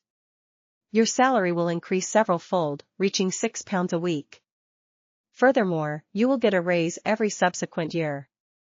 Your salary will be paid by the church and Awa County's police department equally. You will also gain the identity of a probationary inspector. It will be very useful at times. As a support-type Beyonder, you do not always need to face enemies, but you will have to guard Cheney's gate once a week. Without the squad's permission, you are not to leave Tingen without permission. Furthermore, you have to keep this a secret from your family." By the time Dunn finished listing the restrictions and benefits, Klein was already thinking deeply for more than 10 seconds. "I wish to become a formal Nighthawk. Only by doing so could he continue to gain more access to mystery, such as the situation regarding the secret order." After reading the gathered Roselle diaries, Klein had some changes in thoughts about himself. Being skilled in mysticism knowledge to seek a way home was an immutable goal of his. Raising his strength further to more safely make the mysterious space above the gray fog do his bidding before using it to return home was a new addition to his goals. Just as Emperor Roselle said, simply relying on external powers was very dangerous. Furthermore, after becoming a seer and obtaining Beyonder powers, Klein sensed that he had a better grasp of the mysterious space. For example, he could pull another person into the gathering. This forced him to consider what possibly beneficial changes would happen to the mysterious space above the gray fog when he reached Sequence 8, Sequence 7, or an even higher sequence. Of course, Klein knew very well that this was built on the premise that he completely resolved the side effects of the Seer potion. He could not rush or be rash. "Very well. Once the Holy Cathedral approves of it, you will become one of us." Dunn's gray eyes were tinted with a hint of joy. At that moment, Iyer Harson, who was listening in, interrupted. "Klein, don't mind me calling you Klein. Your performance today was really excellent. You managed to kill a Beyonder from the secret order. I even suspect that he has reached Sequence 7. How did you do it? I really find it incredulous. The question has finally been raised." Having long prepared for it, Klein acted as though he was organizing his thoughts. He knew that it was indeed incredible and enigmatic that he had killed a Beyonder that ran rings around Dunn, Iyer, and Larada. Iyer and company were not blind or dumb, so it was a matter of time before they inquired about the process. However, he never expected them to wait till this moment. "That's right. Captain and Mr. Harson were previously injured and their situations could have worsened at any time. At that moment, any matter that could result in conflict had to be put on hold. It was to prevent me from acting desperately because of my exposed secret. Only after I expressed my attitude and showed that I was willing to be a Nighthawk were they at ease enough to ask." How crafty. They did not have any obvious communication between themselves, but they had made the same tacit decision. Klein answered as though in thought, "It's an extremely lucky event. The clown in the tuxedo had made a fatal misjudgment. Back then, sealed artifact 2-049 was thrown near me as a result of the explosion's blast. It looked about 5 to 6 meters from me, but it was only a crude observation. It was very easy to come to the conclusion that I was within the sealed artifact's area of influence. And back then, I was feeling faint because of the explosion. My actions turned sluggish and looked as though I was being controlled. It was unknown when that suited clown came close to me in an invisible state. He tried to entice me by offering to save me and the corresponding sequence 8, clown, of the Seer potion. He wanted me to help him retrieve the Antigonus family's notebook. Right, he said that the secret order is in control of the Seer potion's corresponding sequence pathway and that he was once a Seer. Klein recounted the situation back then in detail. He even described the theories he had back then, including how he believed that the suited clown had divined that taking the notebook would be an extremely risky endeavor, thus, he had changed his plans. Of course, all the truths were used to conceal the lie made in the beginning, that he had been controlled by sealed artifact 2-049. Divined that it was extremely risky to retrieve the notebook? Yes, it's indeed highly risky. However, the risk was actually because of you, said Lorata with a chuckle as she covered her mouth. His divination was right, but it caused him to end up in a fatal situation. This sure is an interesting account. Klein was taken aback before he nodded seriously. Indeed. Divination is never crystal clear. And that vagueness only means that an interpretation can be wrong. Yes, I have to take note of that. How did you finish him off after that? Asked Dunn while he did his arm exercises and leaned back. Klein smiled. I pretended to agree to him and made him awaken me. However, he did not dare enter the effective range of the sealed artifact. He stayed 2 to 3 meters away and used a strange paper slip in an attempt to push me. I seized the opportunity and pulled at his paper slip, causing him to be thrown into 2-049's effective range. I then complemented it with repeated shots and completed my goal. It's quite an embarrassing matter for me. I didn't even have the confidence of hitting him despite being only 2 to 3 meters away from him. Iyer nodded slightly. With his evasive abilities, a distance of 2 to 3 meters is not an absolute guarantee. You might be able to strike him but fail to hit him in a vital spot. That would only make things worse. Your choice back then was impeccable. It can even be said to be outstanding. If I were in your shoes, I might not have been able to do it better than you. He did not ask further. After all, the suited clown's entry into the sealed artifact 2-049's area of influence basically sealed his fate. He became a living target. The subsequent sequence of Seer is clown. How odd, Dunn suddenly said with a sigh.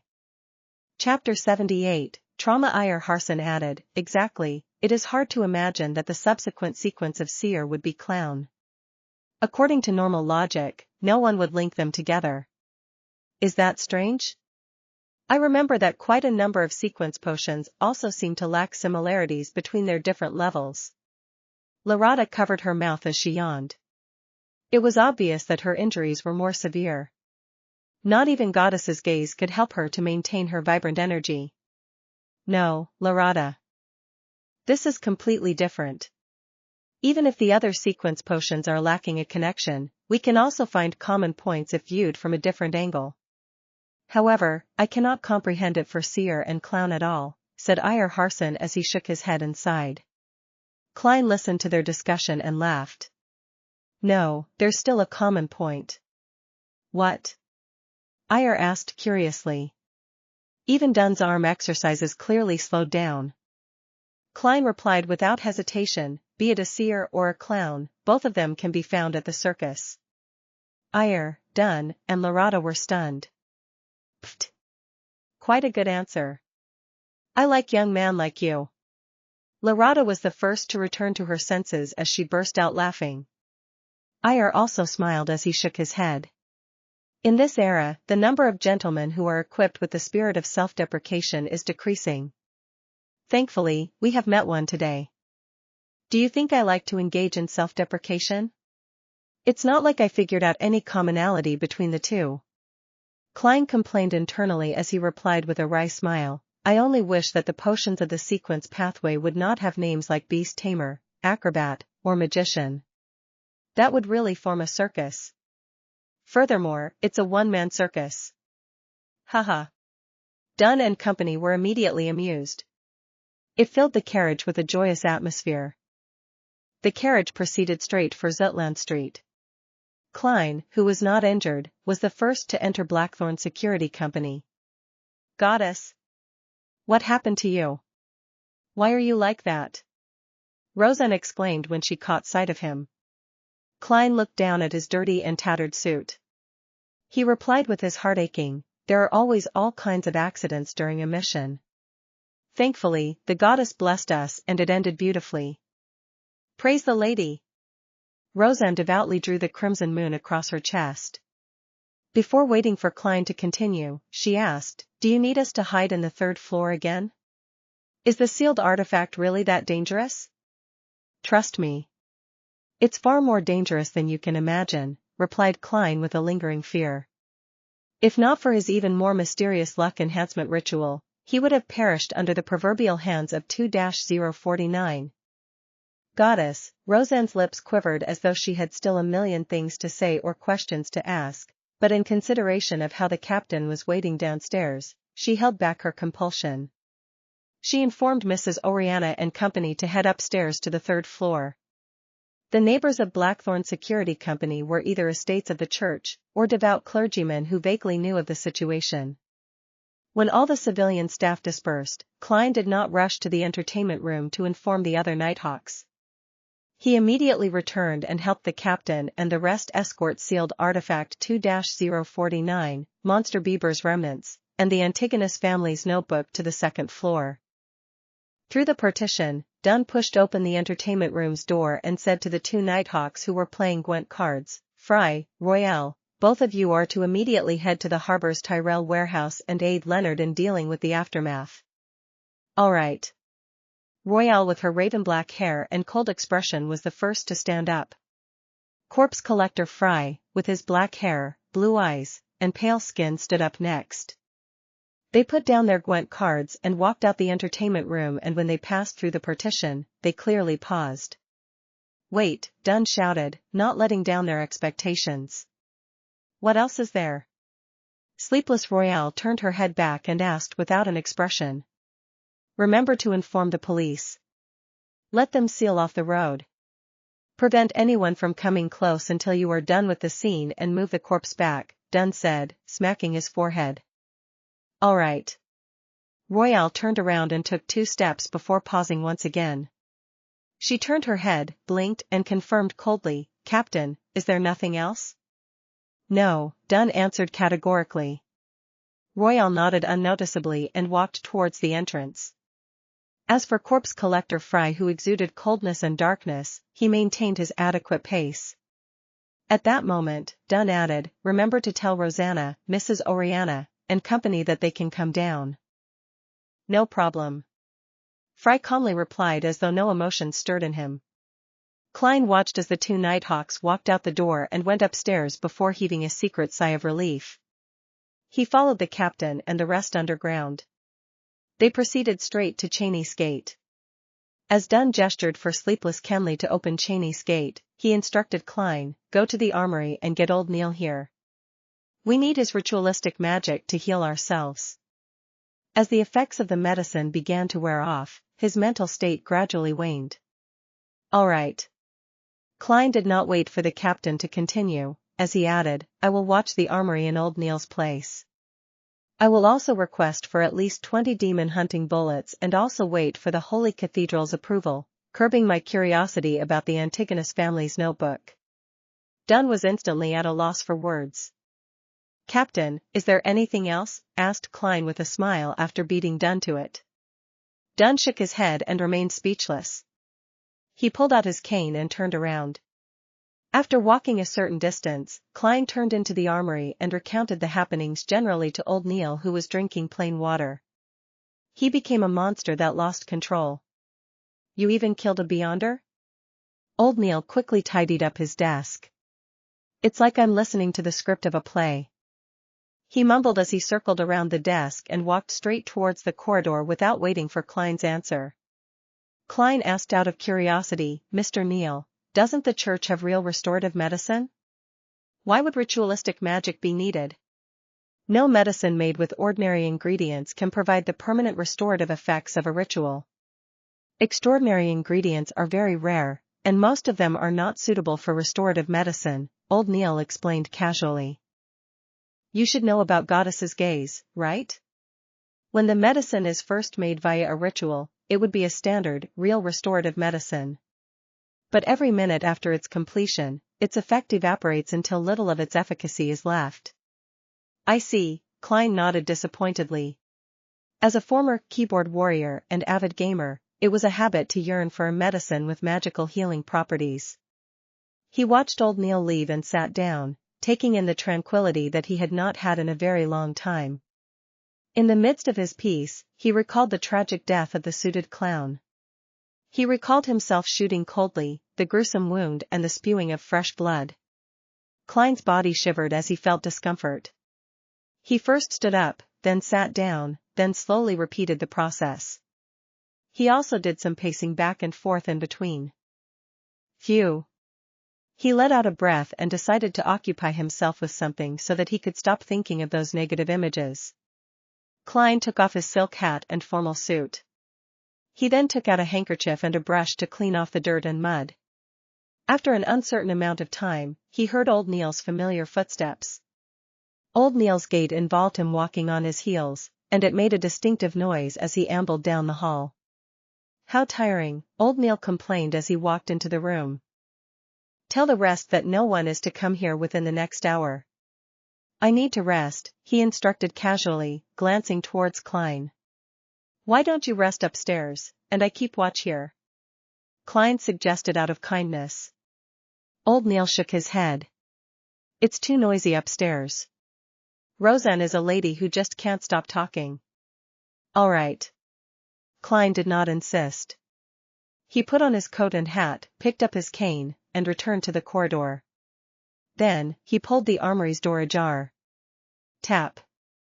Tap. Tap. He slowly walked on the empty path when he suddenly saw many rooms he had never seen previously by the side. "There is a secret door here." Klein stopped at a spot around a bend as he looked at the room. He discovered that corpse collector Fry had already returned. He was carefully examining a completely dissected corpse. Corpse? Klein's heart stirred as he mustered his courage and approached the room. He knocked lightly on the open door. Knock. Knock. Knock. Fry stopped his actions and turned around, looking over with his blue but ice-cold eyes. "Sorry for disturbing you. I just wish to know if this is a corpse of a Beyonder," asked Klein as he controlled his tone. "Yes." Fry's lips opened and closed, but only spat out a single word. Klein's gaze reached beyond him and landed on the corpse. Indeed, he discovered the familiar gruesome wound on the forehead. "It's that suited clown." Klein secretly exhaled and said, "Any discoveries?" "No," answered Fry in an abnormally simple manner. The mood instantly turned awkward. Just as Klein was about to bid farewell, Fry took the initiative to say, "If you feel uncomfortable, you can come in to take a look. You will discover that it's only a corpse." "Afraid that I'll be traumatized?" Klein nodded in thought. "All right." He entered the room and came in front of the long white-clothed table as he looked at the corpse. The suited clown's red, yellow, and white paint had been cleaned off, revealing an unfamiliar face that did not look anything special. He was in his 30s and had black hair and a high-nose bridge. At that moment, Fry went to a square table by the corner of the wall and picked up a pencil and piece of paper. He returned to the corpse and placed the paper down and began drawing with the pencil. Klein glanced at it in curiosity and found that Fry was sketching the suited clown's head. It did not take long before Fry stopped moving the pencil. On the piece of paper, there was a lifelike portrait. Compared to the corpse, the only difference was the lack of a wound with the addition of blue eyes. What a talented genius! Klein marveled in surprise. "I never expected you to be that good at sketching." My dream was to become an artist before becoming a nighthawk. Fry's tone was completely placid. Then why don't you fulfill your dreams? Asked Klein curiously. Fry put down his pencil and said with the suited clown's portrait in hand, my father was a priest of the goddess. He wished that I become a priest. It's a presentable job. You became a priest? Klein asked in surprise. He found it unimaginable that Fry could become a priest with his personality and the vibes he exuded. Yeah, I did quite an okay job. Fry wore a cold expression as the corners of his mouth curled up a little as he replied. Later, I encountered and experienced some things and ended up a nighthawk.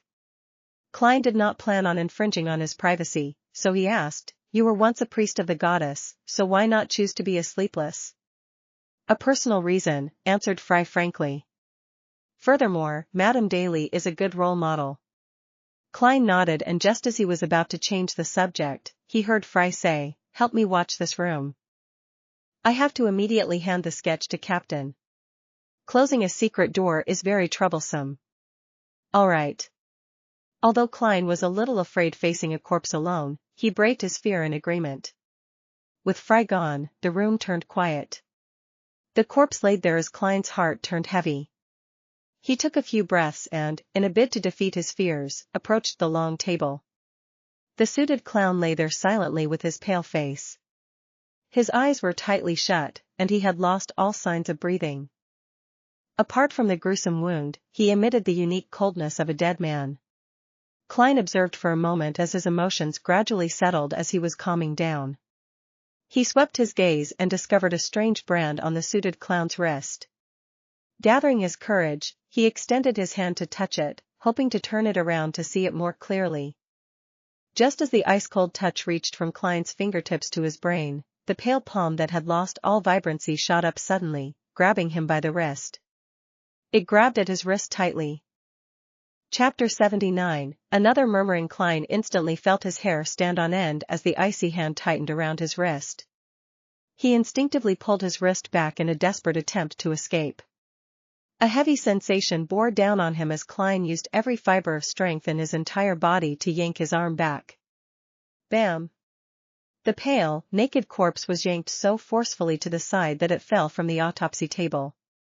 However, the white, ice-cold finger's grip remained firmly latched onto Klein's wrist. Klein momentarily lost the ability to think. The only thought that went through his mind was to draw his revolver and riddle the corpse in holes. However, as he could not retract his dominant hand, he threw his black cane and desperately tried to retrieve his revolver from his holster to no avail. At that moment, the corpse's eyes rose, revealing a pair of calm, blue eyes. His mouth moved as he muttered, Hornaces. Hornaces. Hornaces. After those 3 words were said, Klein was completely flustered as he felt that the fingers gripping onto his wrist began to loosen before dropping limp. The suited clown's eyes were shut once again, as though nothing had happened at all. If the pale corpse wasn't lying on the stone floor, Klein would have imagined that he had been struck by a hallucination spell. He staggered backwards a few steps and felt that most of his body was trembling as a result of the shock and fear. Phew! Phew! Klein gasped for air as he slowly regained control of his mental facilities. He looked at the corpse on the ground in alarm and fear. He drew his revolver and carefully retreated from the room, one step at a time. After confirming that the corpse was motionless, he took a glance at his wrist of the hand holding on to his revolver. There were 5 deep, red finger marks imprinted on his wrist. They silently described his encounter. Klein calmed down as vulgarities filled his mind. King hell. I almost died from the shock. After panting for more than 10 seconds, he began assembling items in his mind to quickly compose himself. He carefully recalled everything that he encountered and pieced them together. Although he did not understand the reason for the suited clown's resurrection, he acutely noticed an important point. The corpse had repeated the words Hornaces. It's Hornaces again, Klein knitted his brows. The Antigonus family's notebook has records of a nation of the Evernight in the Hornaces mountain range. While in cogitation or spirit vision, I would hear sounds that I shouldn't be able to hear, and among those sounds is the word Hornacis. Is the answer to all these questions on the Hornacis mountain range? There might be massive danger lurking there. For example, an evil god might be sealed within and was using various forms of attraction to achieve freedom. While considering this, Klein carefully entered the room and touched the corpse a few times to verify that it was completely dead. He didn't want corpse collector Fry to see him mess up the place, so he mustered his courage to move the corpse back onto the autopsy table. Klein couldn't help but feel as though his heart was in his mouth throughout the process. The slightest movement could snap his tense nerves. Furthermore, the ice-cold feeling given out by the corpse felt particularly disgusting. After finishing the mission with great difficulty, he recalled the reason he approached the corpse. Therefore, he focused on the suited clown's wrist and looked at the strange brand. It was unknown when the brand had slipped off, shrinking into a spherical blob of blood which had tint of blue.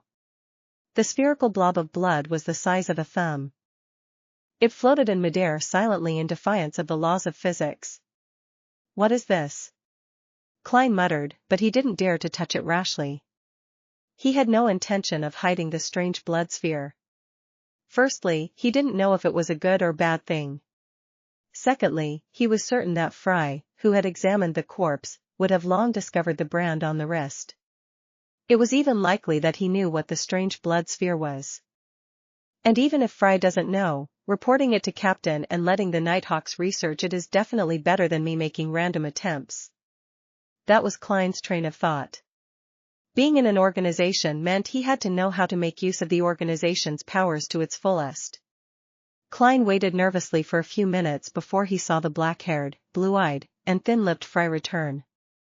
He instantly noticed the strange blood sphere, and asked Klein a question he had previously asked himself. What is this? No idea. Klein shook his head honestly. He recounted what had happened without hiding anything. The brand slipped off into a blood sphere. Fry nodded, seemingly deep in thought. The corpse of a Beyonder always tends to have some strange transformations. He looked up and said to Klein, "Bring the captain here. Inform him about the contents that the corpse murmured as well." All right. Klein was already itching to leave. You don't have to return with the captain, Fry added. I believe you won't like to see what happens next. As he spoke, he picked up a silver surgical knife beside him. Klein nodded with some lingering fear. I was hoping you'd say that. He picked up his cane, wore his hat and hobbled over to the Cheney's gate. At the keeper's room, he saw the no longer frail Captain Dunn. After Dunn heard his recollection of what happened, he nodded indiscernibly. I'll report the matter to the higher-ups and let the Holy Cathedral deal with it. Maybe they'll send people to the main peak of the Hornacis mountain range to take a look. Klein answered briefly in confirmation. Seeing that only sleepless Kenley and the captain were in the keeper's room, he casually asked, Are Mr. Eyre and the others resting? Dunn nodded and said, Eyre and Borja are at St. Selena Cathedral. Larada is probably looking for a coffee shop. Coffee shop? Madame Larada hasn't recovered from her injuries, right? Klein asked in surprise. Dunn massaged his nose bridge and said with a laugh, Larada has 3 hobbies, coffee, dessert, and maidservants. She says she needs these 3 things to speed up her recovery. Maidservants? Klein asked, perplexed. Does Madame Larada have a particular fetish? Dunn shook his head helplessly and said, she likes maidservants. Yeah, that's right. Furthermore, she likes ones with big breasts. She sure is weird. Klein had no idea what kind of expression he should show in response. Dunn didn't delay any further as he headed out the keeper's room. As Klein watched his back, he silently waited for him to turn. Meanwhile, he noticed at the corner of his eye that sleepless Kenley had fished out his pocket watch and opened it. 3, 2, 1. The moment Klein finished counting down silently, Dunn stopped and turned around. Another thing I forgot. Klein, you went through a lot today. Once you relax, you'll feel exhausted. There's no need for you to be here in the afternoon. Go back and get some rest. Tomorrow, I'll submit the application listing the detailed losses. All right. Don't worry too much about your killing of a Beyonder. Killing him was equivalent to saving more lives. As a matter of fact, I'm actually feeling much better. Klein silently exhaled. Dunn nodded slightly, and just as he turned around, he smacked himself in the forehead. I've also handed the Beyonder sketch to Leonard. He and the police department are in charge of the follow-up investigations. I believe that the Beyonder must have rode on carriages, eaten food, and had somewhere to stay. Wherever he goes, whatever he touches, whatever he leaves behind, even unconsciously, will serve as a silent witness against him. Emperor Roselle's words are truly sensible. Yes. Klein answered, stupefied. After the captain walked far away, he left the keeper's room and slowly walked to the second floor. Along the way, he suddenly recalled something as he experienced an additional bout of fear. That suited clown claimed that the secret order controlled the corresponding sequence pathway of seers. Even if he was exaggerating and they didn't have the higher sequence potion formulas, they definitely have the lower sequence ones. It also means that they have a number of seers. Then, wouldn't they divine that I killed the suited clown and secretly exact revenge against me? If they can't deal with the Nighthawks, can't they deal with me, a seer without any direct measures against enemies? Klein stopped in the stairwell and began thinking about the problem seriously. Soon, he discovered that he was worrying over nothing. Firstly, the secret order doesn't know who are members of the Nighthawks. Secondly, even if they know one or two, they definitely wouldn't include a civilian staff member like me. Thirdly, under the present circumstances, unless they have a prophet, there's no way they can divine who the murderer is. He heaved a sigh of relief and left the Blackthorn Security Company. He took a public carriage back to Daffodil Street. Even though he hadn't eaten lunch yet, he still lacked the appetite. After entering his bedroom, Klein removed his damaged suit first.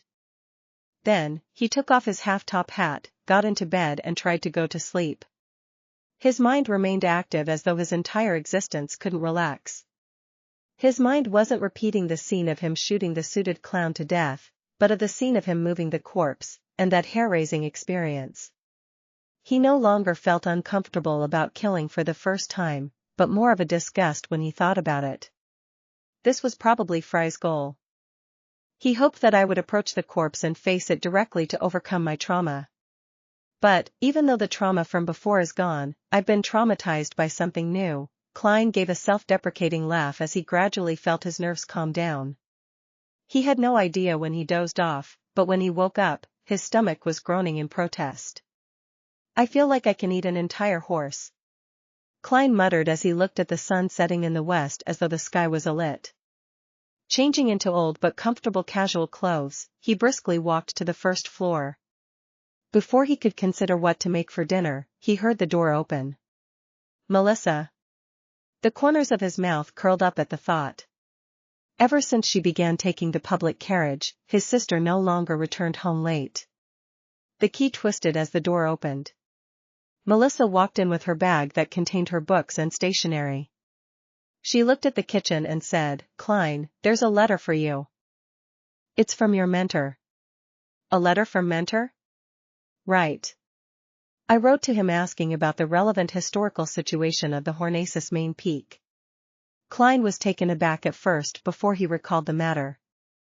Chapter 80, Banquet Invitation. After having dinner, a satiated Klein casually lounged on the living room sofa. He used a small letter opener to open the letter he received from his mentor. Melissa was sitting by the dining table at the time, working hard on a textbook problem, with the gas lamp for illumination. Benson was cradled in a single-seater, reading Accountancy for Beginners.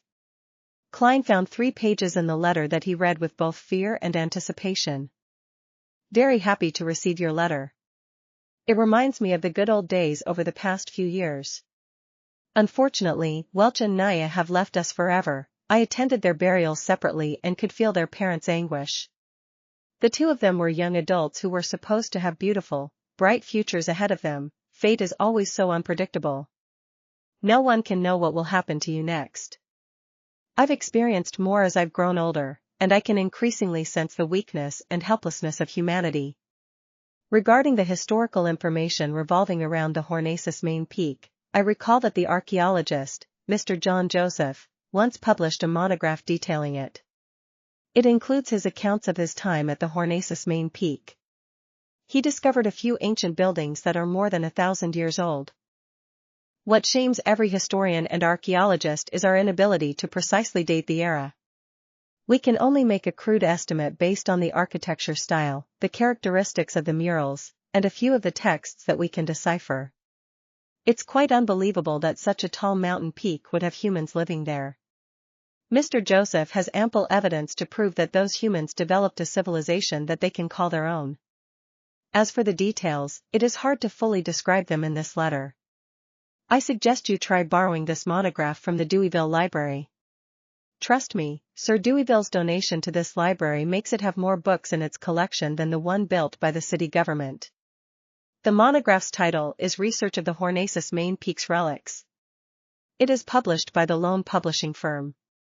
In addition, there are some papers that discuss something of relevance. They are published in the journals, New Archaeology, Archaeology Summary. The exact issue and journal volume is. Klein read every word, and repeated the names of the monograph and paper names silently. Immediately afterwards, he found some paper and an envelope, as well as a fountain pen before penning his gratitude. Melissa, help me send this letter out. This is the money for the stamps. Klein placed the sealed envelope and more than enough money for the stamps on his sister's desk. Melissa took a glance and curled her lips. Klein, stamps don't cost that much. Yes, stamps don't, but a girl should have some allowance. Klein replied with a smile. I believe Selina has mentioned this to you before. Noticing that Melissa was about to protest, he quickly added, it can be used to buy the materials and tools you need. Tools, Melissa repeated softly again and again before casting her gaze back onto her books. All right, she said as she nodded imperceptibly. The corners of Klein's mouth immediately curved upwards as he briskly walked back to the sofa. Excellent persuasion skills. You precisely pinpointed Melissa's weakness. Benson gave a thumbs up as he said with a suppressed laugh. Klein cleared his throat and said in all seriousness. Then how shall I persuade you? Your self-study should emphasize language and ancient literature. Of course, basic mathematics and logic are equally important. According to the curriculum of the public schools and grammar schools, as well as the material tested for in college admissions, Klein was very confident about the general direction in which the upcoming civil servant examinations would focus on. Benson touched his hairline and said with a self-deprecating smile, I feel like a curly-haired baboon in front of those books. But they're really useful, Klein said with a determined smile. At that moment, Melissa put down her fountain pen, stood up, and walked to the sofa. Benson, Klein. This Sunday is Selina's birthday. She and her parents wish to invite all of us to their place for a banquet. Are both of you free? Should be fine for me, Klein said after some thought. He could take the opportunity to be acquainted with his sister's friends. It could prevent him from being utterly clueless whenever something happened to her. Me too, Benson said as he combed his hairs with his fingers. It looks like we'll have to think of a birthday present for Miss Selina. Klein smiled. This should be left to Melissa. She knows Miss Selina better than us. Besides, what we need to do is what a gentleman ought to do, pay for it. This is the first time I've heard someone describe laziness in such a pleasant manner, Benson said as he shook his head and chuckled. Klein returned with a smile. This is the purpose of language and ancient literature. Benson never expected Klein to return to the subject at hand, it left him momentarily speechless. The next day, Klein wore his cheap formal suit and held his black inlaid silver cane as he climbed up the stairs and arrived at the Blackthorn Security Company's entrance. His tuxedo had already been sent to the tailor's. Klein was just about to greet Roselle when he saw Captain Dunn walk out of the partition. Good morning, Klein. Did you have a good night's sleep? Dunn asked with concern. Klein answered honestly, better than I expected. I didn't even have nightmares. But I still feel heavy and a little disgusted when I recall it. Very good. I feel assured hearing that, Dunn said with a nodding smile. After chatting about the weather, he raised a matter. The Holy Cathedral has replied to my telegram. Antigonus, Larata, and company are to immediately escort sealed artifact 2-049 and the Antigonus family's notebook back to Backland. They've also sent an additional Nighthawk yesterday afternoon via steam locomotive to help. I believe that they've already set off by now. Already set off by now? Does that mean I'm completely free from the traumatizing Antigonus family's notebook? Klein was taken aback. He found it surreal, as though he was dreaming. This is more relaxing than I imagined. It's unlikely that there will be any follow-up, right? May the goddess bless them and that they will have a smooth journey. After a few seconds of silence, Klein made a gesture on his chest in the sign of the crimson moon. Dunn wore his hat and pointed out the door. I have to patrol the Raphael Cemetery garden. I forgot one thing. The investigations of Leonard and the police department has borne fruit. They found the carriage driver that drove them. We have confirmed their temporary residence in Tingen City, but they are rather cautious. They didn't leave behind any valuable clues. As expected of an ancient secret organization, Klein echoed wistfully. Dunn nodded and turned to head to the door. He stopped 3 seconds later and turned his head. Also, the Holy Cathedral needs another 2 to 3 days before they notify us of your application to become an official member. This is dealt with by a different department, separate from the one that deals with the Antigonus family's notebook. They have different levels of efficiency. I understand, Klein replied sincerely. Meanwhile, he helped his captain add inwardly. Remember to submit the compensation application today. Watching Dunn leave, Klein heard the brown-haired Roselle exclaim. Goddess! Klein, are you becoming a formal member? You haven't even joined us for a month. Klein smiled. After I consumed the Seer potion, it was only a matter of time. That's reasonable. Roselle fell into a daze for a few seconds before suddenly sighing. I was praying that you finished your mysticism lessons so that you could be added to the roster for watching the armory, but... Goddess, I have to be on duty every 2 days. I'm not a sleepless. My skin, my state of mind. Goddess, save me. Shouldn't you be very familiar to such a lifestyle? Before I joined, it has always been you, Brett, and old Neil who took turns, right? Klein asked, puzzled. Roselle shook her head with a depressed look. No, there were 4 previously, 5 even earlier. Unfortunately, Kenley chose to become a sleepless. Viola did not choose to extend her contract last month and joined the Koei Noel Machinery Company. She's a gifted girl when it comes to creation. She only lacked the opportunity and money.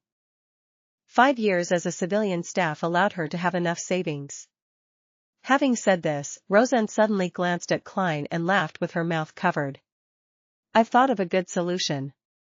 Klein, get married as soon as possible. Then, accidentally expose the secret of Beyonders to her. This is considered a very minor leak, so there won't be any particularly heavy penalties. After all, who can lie to a person who shares the same bed with you over prolonged periods of time? You can introduce her to us when that happens, make her a civilian staff member. What a perfect plan. The corners of Klein's mouth twitched. Miss Roselle, you can also quickly find a husband. It should be even easier. I believe you have the adequate means to divulge the secret to him. Roselle's eyes widened and her mouth turned agape when she heard him. How can I? Marriage is a very serious matter. I have to carefully pick and observe him over a period of time to ensure that he's all right. That's not what you said a second ago. Klein didn't bother engaging in sophistry with Roselle. He smiled as he engaged in a little small talk before bidding farewell and heading underground. At the armory, he saw old Neil wrestling with the hand-ground coffee. So, he sat down and waited patiently. Soon you'll be an official member, right? Old Neil asked casually as he filtered the coffee. Captain said that another 2 to 3 days are needed. It's still a question of whether the Holy Cathedral will approve of it, Klein said frankly. Hee hee. Old Neil chortled. The Holy Cathedral won't deny cases like these, especially when you're already a Beyonder. With that said, he turned his head and faced Klein. He said with a chuckle, you must be mentally prepared. There's a ritual every official Nighthawk member has to undergo. They have to complete a mission independently. Of course, Dunn would definitely choose the easiest and simplest ones for a rookie. Besides, you're a support-type seer. Chapter 81, Finally meeting. I have to complete a mission independently in order to become an official member? Klein was taken aback. But we might not even have a mission this week, and it might not be so simple. Wouldn't this mean that it'll take me 1 to 2 months to become an official Nighthawk? Only then will I get a pay rise. Old Neil sniffed at the coffee and shot a glance at him. It's only a ritual among Nighthawks. After all, we stand at the peak of Beyonder danger and don't want our teammates to act like children who require constant care. This won't affect the salary that you'll receive as an official member, or your privileges needed to fulfill your duty. So it's just a ritual to gain the recognition of the other Nighthawks. But, Mr. Neal, why did you emphasize that it would not affect my pay grade as an official member? Did I make it that obvious? Klein touched his face and gave an embarrassed smile before asking, does it have to be a mission of the Beyonder variety?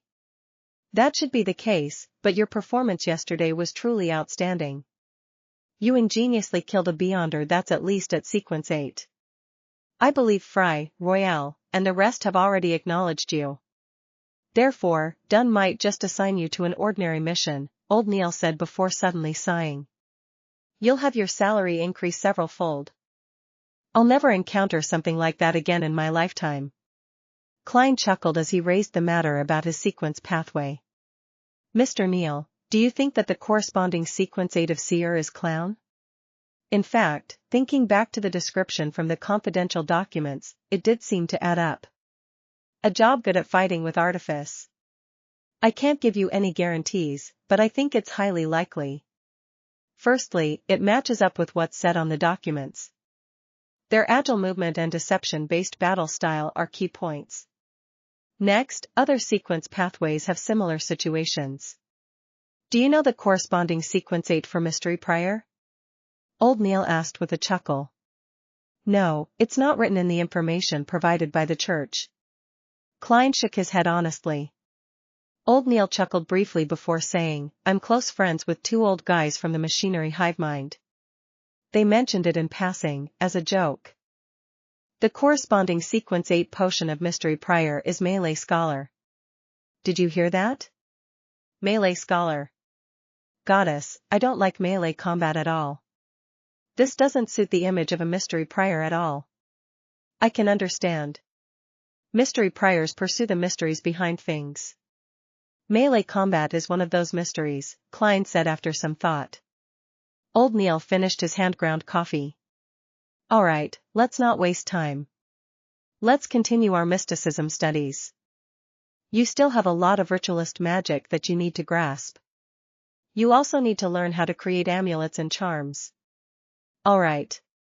Klein sat down and planned out his schedule for the day. In the morning I'll study mysticism and read through all sorts of historical records.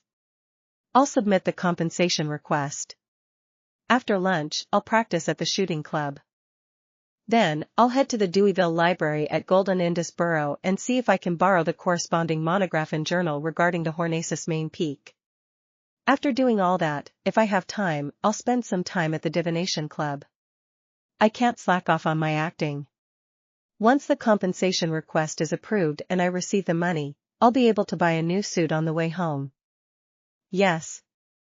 I'll apply for the materials tomorrow morning and try to make a protective amulet to ward off danger for Melissa and Benson. In a dining hall adorned with a chandelier and elegant decorations. A few friends were congratulating Joyce Meyer on his escape from danger and his return to Tingen. We all read the news. Just the written description alone was enough to scare me, a man with a short stubble on his chin said wistfully. Joyce, I can't believe you went through such an ordeal. Cheers. The tragedy is over now, and the sunlight shines down upon us. Exalted as the steam. Joyce and his fiancée, Anna, raised their cups and clinked them together with their friends. Then, they gulped down what little champagne they had left. Anna was extremely worried at the time. I suspect that she cried every night. Whenever I invited her for some afternoon tea, she was always absent-minded. Thankfully, you're finally back now. Otherwise, I reckon she would have passed away just like that, a young lady, with a cute small nose and coiled brown hair, said to Joyce as she glanced at Anna. If Anna were to experience something like that, I'd be the same. I might be in an even worse state. The aquiline-nosed Joyce gave his fiancé, who was sitting beside him, a gentle look. Anna wasn't used to expressing her emotions in front of others. She looked at the opposite end of the table and said, "Bogda, why have you been keeping your head down this entire time? I can sense how terrible your mood is." The young lady with a petite nose answered in Bogda's place. "Bogda is sick. The physician told him that there's something seriously wrong with his liver. He can only use medicine to reduce the pain, but it doesn't treat his illness. He needs to undergo surgery." "Lord, when did this happen?" Anna and Joyce asked in surprise and concern. Bogda was a young man with short hair, but his face was sallow. His usually brilliant red eyes were replaced with a dim glow. "It happened last week. Since Joyce wasn't back yet, I told Irene not to tell you," Bogda explained with a rueful smile. Joyce asked staidly, "Have you decided when you'll undergo surgery?" Bogda's expression changed a few times as he said, "No, I haven't decided yet. As you know, those surgeons are practically butchers. The patient is like a piece of meat on a chopping block, allowing them to butcher people as they please. I've read a lot of reports. They'll even use an axe for amputation. Lord, I suspect I might very well die on the operating table. But if you delay it further, then surgery might not be able to save you," the man with the stubble said as he tried to persuade him. At that moment, Anna interjected, "Bogda, perhaps you can consider doing a divination. If the divination indicates that everything will go smoothly, then proceed with the surgery as soon as possible. If the outcome of the divination is bad, seek other means. Seek it with the help of the fortune teller. I know of a real, mysterious fortune teller. No, I should address him as a seer. I believe he can definitely help you." "For real?" Bogda returned with a question, clearly looking doubtful. Their other friends shared the same attitude. "Yes." Anna nodded without hesitation. "I hired his divination services, and after divining Joyce's situation, he told me to return home. Your fiancé is at home waiting for you. Back then, I was like all of you, filled with doubt. But when I returned home, I really saw Joyce. He was really back." "I can testify on this point," Joyce echoed. "He didn't mention that he had sought Klein's help in interpreting his dreams. This was because the police had informed him that Triss hadn't been caught yet. Therefore, he had to keep it a secret in order to prevent revenge from being exacted upon him. Lord, this is absolutely unbelievable. Is divination really that magical?" Amidst the shouting, Bogda thought deeply for a moment before saying, "Perhaps I should get a divination." "Anna, Joyce, could you tell me the seer's name and address?" Anna heaved a sigh of relief and said, "You made a very wise choice. That seer is at the Divination Club at House Street. His name is Klein Moretti. Golden Indus Borough. Deweyville Library." Klein used the introduction note from his mentor's letter to successfully apply for a borrowing pass. As he flipped the tiny card in his hand, he asked a few librarians, "Do you have the research of the Hornacious Main Peaks relics here?" It was published by the Lone publishing firm. A librarian immediately answered, "Please wait a moment. Let me check the records." He turned around and looked at the drawers. He pulled open the letter that matched Hornacious and flipped through a card that was filled with single words that followed a particular order. On careful inspection, he shook his head and said, "Sorry, sir. We do not have this book in our collection." "How regretful," Klein answered in clear disappointment. "From the looks of it, I need to write to the Lone publishing firm or pay a visit to the Koei University." Meanwhile, he sighed inwardly at how dated the management of the libraries of this world was. "You people need a computer. Unfortunately, I can't produce one. Klein made a silent, self-deprecating comment and turned to ask, then, do you have the journal issues of New Archaeology and Archaeology Summary? We do, the librarian confirmed. A gentleman just returned them. He flipped out the corresponding card and pointed Klein in the direction of the bookshelf. Klein went over to the bookshelf, scanned the journal issues, and pulled out the ones his mentor mentioned. Then, he randomly found a spot by the window to sit down. Under the bright afternoon sun, he began reading the information in the library quietly. Ancient relics don't solely exist on the main peak of the Hornacis mountain range. They're also spread out across the surrounding forests, valleys, and gentle slopes around the main peak. These relics are formed from lofty domes and gigantic stone columns. Honestly, they can be described as magnificent. I'm curious as to how the original residents mine and process these rocks.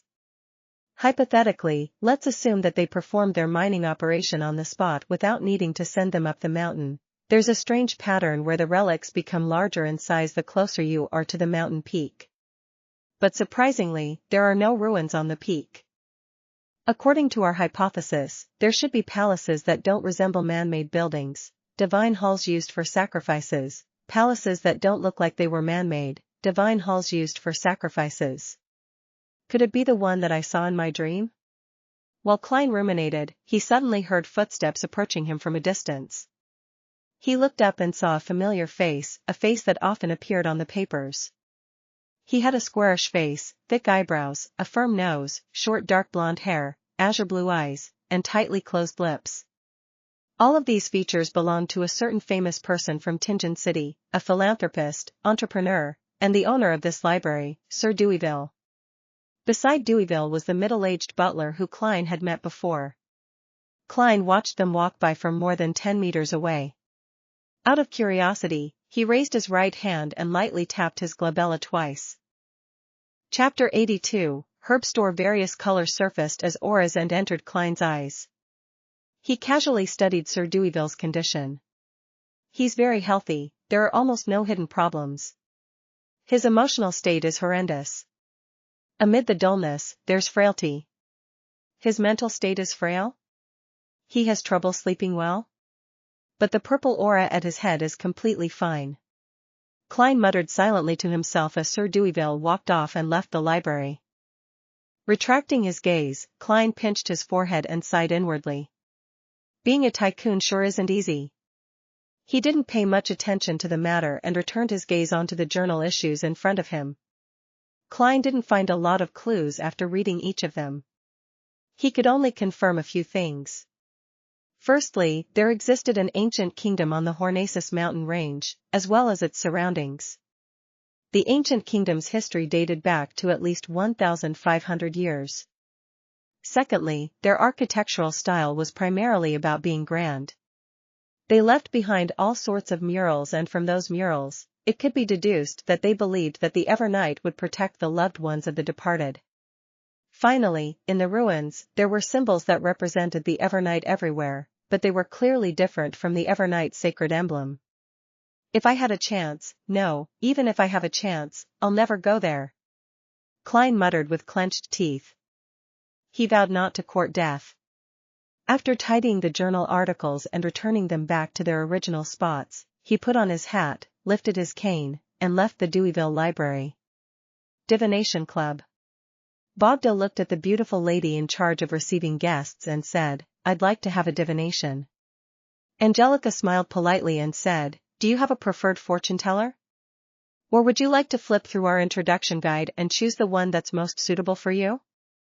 Bogda pressed the right side of his abdomen and gasped silently for breath while saying, "I wish to have Mr. Klein Moretti divine for me."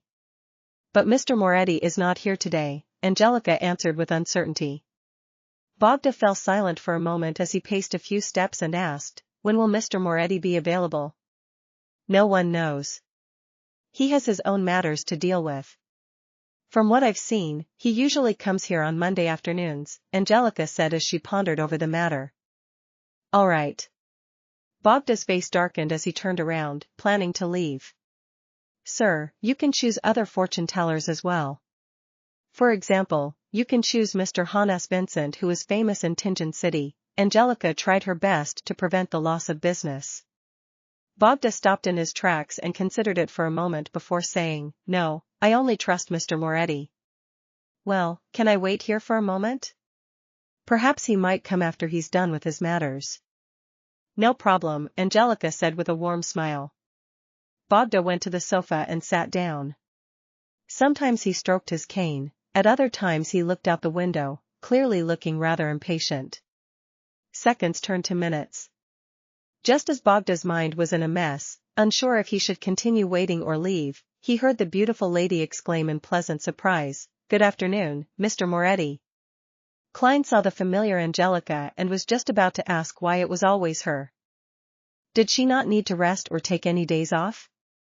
However, he immediately took into consideration that he was a seer, so it was not appropriate for him to ask such questions. Instead, he had to use the tone of a charlatan and say something like, "How marvelous it is for fate to compel us to meet once again, Madame Angelica."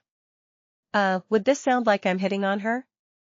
Klein's mind whirled as he finally replied with a smile, "Good afternoon, Madame Angelica. A customer wishes to hire you for a divination."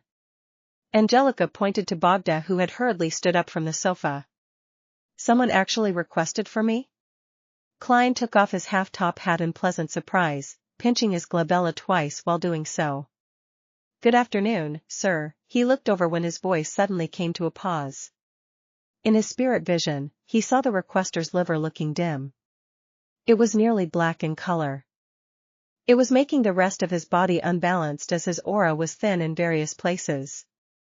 Klein deliberated over his words and he said in a serious expression, "Sir, you should see a doctor and not seek a divination."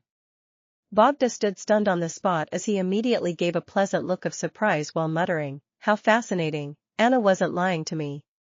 He hurriedly looked up at Klein in earnest. "Mr. Moretti, I've already seen a doctor and might have to undergo surgery. However, I'm frightened about the surgery. I would like to divine the outcome. The surgery of this era is really fraught with danger." Although Emperor Roselle had given the impetus, this era still lacks most of the necessary technology. Klein didn't reject his request and nodded slightly. "My divination fee is 8 pence. Is that fine?" 8 pence? Bogda exclaimed in surprise. "You're only charging 8 pence? According to Anna's description, and the performance Mr. Moretti had just shown me, I'm willing to pay at least £1. Haven't you heard of small margins with large volume?" Klein was embarrassed for a moment. After thinking for a few seconds, he calmly smiled and replied, "It is enough just being blessed with the ability to receive revelations from the divine and catch a glimpse of fate. Therefore, we must maintain our humility and suppress our greed. Only by doing so, can we continue being bestowed with our gifts. You are a true seer." Bogda held his chest and bowed, his tone filled with sincerity. Upon receiving Bogda's praise and trust, Klein's spirituality seemed to relax. As for the description of his principles, it also gave him some new insight. "Mississippi Angelica, is Topaz available?" He turned to the beautiful lady beside him. Angelica heaved a sigh of relief for Bogda as she smiled sweetly. "Yes." After entering the divination room, Klein instructed Bogda to lock the door. Then, he sat behind the table and pinched his forehead. "Shall we use tarot cards for the divination?" he inquired with a smile. Spirit dowsing was only suitable to determine matters related to him. As for drawing an astrolabe, it was too time-consuming. "I'll leave it up to you." Bogda had no objections. Therefore, Klein helped him shuffle and cut the deck before laying them out in an intus formation. Thanks to his uniqueness as a seer, Klein did not flip the other cards. Instead, he directly flipped the card that indicated the final result. A reversed wheel of fortune. "Things will develop badly," he said solemnly as he shot a glance. The color in Bogda's face drained instantly and his lips trembled. "Is it hopeless?" As Klein tried his best to think of a solution, he said, "Let me try a different divination method. Please leave your ring behind. Next, write your date of birth on this piece of paper." Then, please wait outside quietly. Influenced by his gentle and comforting tone, Bogda calmed down and followed the instructions by writing down the information and leaving his ring behind. As he watched Bogda leave, Klein wrote a sentence on the piece of paper. Outcome of Bogda Jones's surgery. He picked up the ring and paper slip and leaned back into his seat before using a dream divination technique. In a blurry and distorted world, he gradually found himself, only to see the gentleman collapse with an ashen expression. He was covered in white cloth as he was pushed out of the quaking operating room. This time, Klein didn't encounter anything strange. He no longer felt the sense of being watched, so he quickly woke up. He knitted his brows tightly as he considered how he was going to inform Bogda about the outcome. The surgery may very well lead to death. I can try the restorative ritualistic magic I learned today, but that would expose the matter of Beyonders. Besides, I have to apply for Captain's approval first. Yeah, and I might not be able to treat such a severe disease. Klein was racking his brains when he suddenly thought of something. Mr. Glassy's lung disease was treated by an apothecary. He said that the medicine was extremely miraculous. What was it? Right, Lawson Darkwade, 18, Vlad Street in East Borough. Lawson's Folk Herb Store. As he tried his best to memorize the address back then, Klein quickly remembered the details. He rapped the corners of the table and quickly made a decision. After using spirit dowsing to quickly determine if it was a good or bad idea, Klein walked out the door. When he saw Bogda stand up in a fluster, he returned his ring to him and said warmly with a smile, I found hope for you. Really? Bogda asked, pleasantly surprised. Klein did not reply him as he continued talking. Your hope lies in the East Borough, on Vlad Street. It's related to the single-term Lawson. If you can't find it, come back here again on Monday at 4 in the afternoon. Good. Good. Bogda nodded as he repeated himself. He excitedly fished out his wallet and produced 5 pence and 3 pennies. He had done according to what Klein had said, without using tips to corrupt a true seer. The corners of Klein's lips twitched as he received the money, but he smiled brilliantly. I hope you will find hope as soon as possible. After Bogda left, he handed over the commission like the previous time and also gave Angelica tips, pretending as though he had collected a solely. East Borough. Vlad Street. Bogda walked from one end of the street to the other, repeating it 3 times until his liver started to ache. Finally, he determined that there was only one place that had anything to do with Lawson on the street. It was the Lawson's Folk Herb Store, numbered 18, on the street. Mustering his courage, he walked in and caught the smell of the various herbs. He saw that the owner of the shop had black but very short hair. His face was round and he looked to be in his 30s or 40s. The boss's formal attire resembled that of a village witch doctor. It was a deep black robe embroidered with all kinds of strange symbols. Hello, do you have medicine that can treat my disease? Bogda asked politely. The boss raised his head and swept his deep blue eyes across Bogda and smiled. Your liver disease is very serious, but the premise of everything is whether you have the money. Do you have enough to pay for the medicine? He can tell? Bogda suddenly felt a lot more confident as he nodded frantically. How much is your medicine? 10 pounds. It's a very fair price. The boss fished out a bag of herbs from under the counter and said, add sufficient water and boil it into medicine. After boiling it, add 10 drops of fresh rooster blood, then drink it down immediately. This bag of herbs can be cooked thrice. You will be fine after 3 times.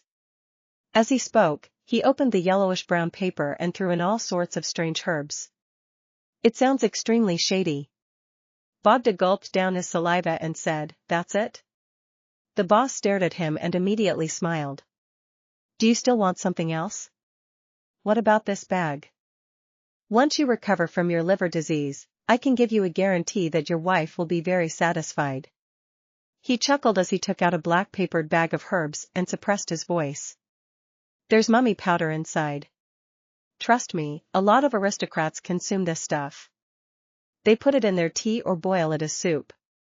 Bogda's confidence in the boss wavered to the point of feeling disgusted. I believe in Mr. Moretti. He took a deep breath, fished out his wallet, and pulled out the two biggest notes from what little was left of his gold pounds. Chapter 83, Carving. Holding on to the yellowish-brown paper bag full of herbs, Bogda staggered out of the Lawson's folk herb store. While waiting for a tracked carriage, he suddenly came to a realization. He had spent £10 to buy a bag of stuff? This was nearly a month's salary for him. If it wasn't for his trust in Anna and Joyce, he wouldn't have brought that much cash to the Divination Club. Could it be that the reason why Mr. Moretti only accepted 8p for his divination had something to do with his collusion with the boss of Lawson's folk herb store, so as to earn more? This was a classic scam written on the papers. When Bogda made this connection, he even began to suspect Klein a little. He even began suspecting Joyce and Anna. When a tracked carriage stopped in front of him, he looked at the herbs in his hand. Unable to bring himself to return, he entered the carriage with a heavy heart. Inside Lawson's folk herb store. As the boss watched Bogda leave, he suddenly turned his head and shouted at the door where there was a pile of herbs, "Charmaine, stop purchasing herbs from today." "Why, master?" A handsome-looking youth with disheveled hair walked out. The boss smiled and said, "This is the 16th customer that has come because of my fame. If this carries on, I believe the Nighthawks, the machinery hivemind, and the mandated punishers will notice me. When the time comes, I'll need to consider heading to other cities." "Then, do we need to sublease this store?" Charmaine nodded in understanding as he asked with concern. The boss chuckled. "If you wish to stay, you can be the boss of this store. You are already capable at identifying herbs and concocting medicine. Of course, remember to deposit half of your monthly profits into my anonymous Backland bank account." "But, I haven't learned what you are really good at." Charmaine was already sick of never staying in a city for more than a year, but he was unwilling to give up learning the magical formulas that his master was good at. The boss leisurely rocked himself in his seat. "That's not something you can learn just because you want to." A blackish-green bubbling liquid appeared in front of Bogda's eyes. It smelled of stinking socks, and the color that makes one want to puke made him deeply suspicious about everything he had done today. When the rooster blood was dropped into the medicine, Bogda's father looked at his son worriedly and said, "I think surgery is the best option." The few drops of rooster blood bubbled with the boiling liquid before vanishing. Bogda took a deep breath and said, "If this medicine is useless, I'll consider surgery." "The Lord will watch over you." Bogda's father gestured a triangular sacred emblem across his chest. By the time the boiling liquid had cooled down, Bogda had no intention of wasting the £10. He raised his right hand and closed his eyes. Flicking his head back, he gulped down the medicine in one go. The pungent aroma that had the noxious smell of blood swished around in his mouth as he nearly spat out everything he had just drank. That night, Bogda had an upset stomach. He went to the bathroom 6 times, and by the time the crimson moon vanished, he fell asleep groggily. After an unknown period of time had passed, he jolted awake, having dreamed that he was being reprimanded by his boss at work. "Thankfully, I took 3 days of annual leave. I don't have to rush to work." Bogda heaved a sigh of relief when he discovered that he felt a lot more spirited. This was in stark contrast to the sluggish state he was in for the past few weeks. Bogda subconsciously reached out and pressed the right side of his abdomen. He noticed that the region which previously hurt when under slight pressure felt normal. He only felt the pain from ordinary pressure. "Don't tell me it was really effective?" "That apothecary was clearly just fooling me." Bogda was both surprised and doubtful as he got out of bed. He stretched himself and felt his health returning to him. He fell silent for a very long while as he muttered, "According to the apothecary, I still need to drink it twice.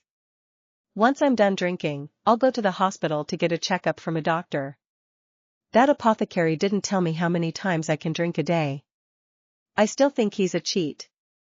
Inside the civilian staff office of the Blackthorn Security Company, from his prior request, Klein received a space where no one would disturb him.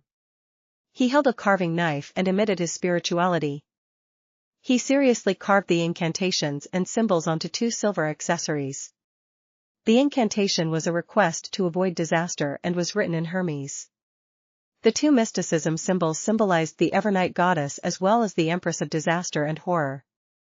Aside from that, Klein also added the path number that corresponded to the goddess, 7, and the magical characteristic.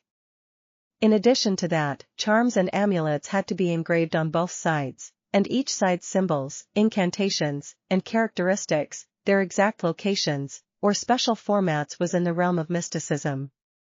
The ones that were spread amongst the ordinary populace were filled with mistakes. At that moment, Klein had a lot of damaged materials to his right. Through repeated practice, and only after he confirmed that he had enough practice, did he dare to begin creating the amulets for Benson and Melissa. As he calmed his mind, his spirituality spewed out from the tip of the carving knife. The number 7 appeared on the surface of the silver accessories. He had already finished carving the incantations and symbols on the other side of the accessory. All that was left was to finish the remaining side. After putting down his knife, all his spirituality chained together as Klein suddenly felt a strange, majestic, and terrifying energy surge throughout the room. The commotion quickly vanished as the incantations on both sides of the accessory became complete with Klein's spirit vision. It emitted a serene blackness. He put down his carving knife and gently polished the silver accessory that was formed from a circle and a vertical piece. He felt a tinge of coolness from the mild to the touch surface. It's done. He happily placed the finished amulet and another one that he had previously finished into his pocket, planning to find an opportunity to give it to Benson and Melissa. Amulets created by Beyonders possessed a certain level of effectiveness. They allowed the wearer to unknowingly avoid disasters to a certain extent, but it was nothing too ridiculous. Furthermore, their spirituality would wane bit by bit. Unless one used a high-level ritualistic magic and created a prayer set, a year was the maximum one could use them for.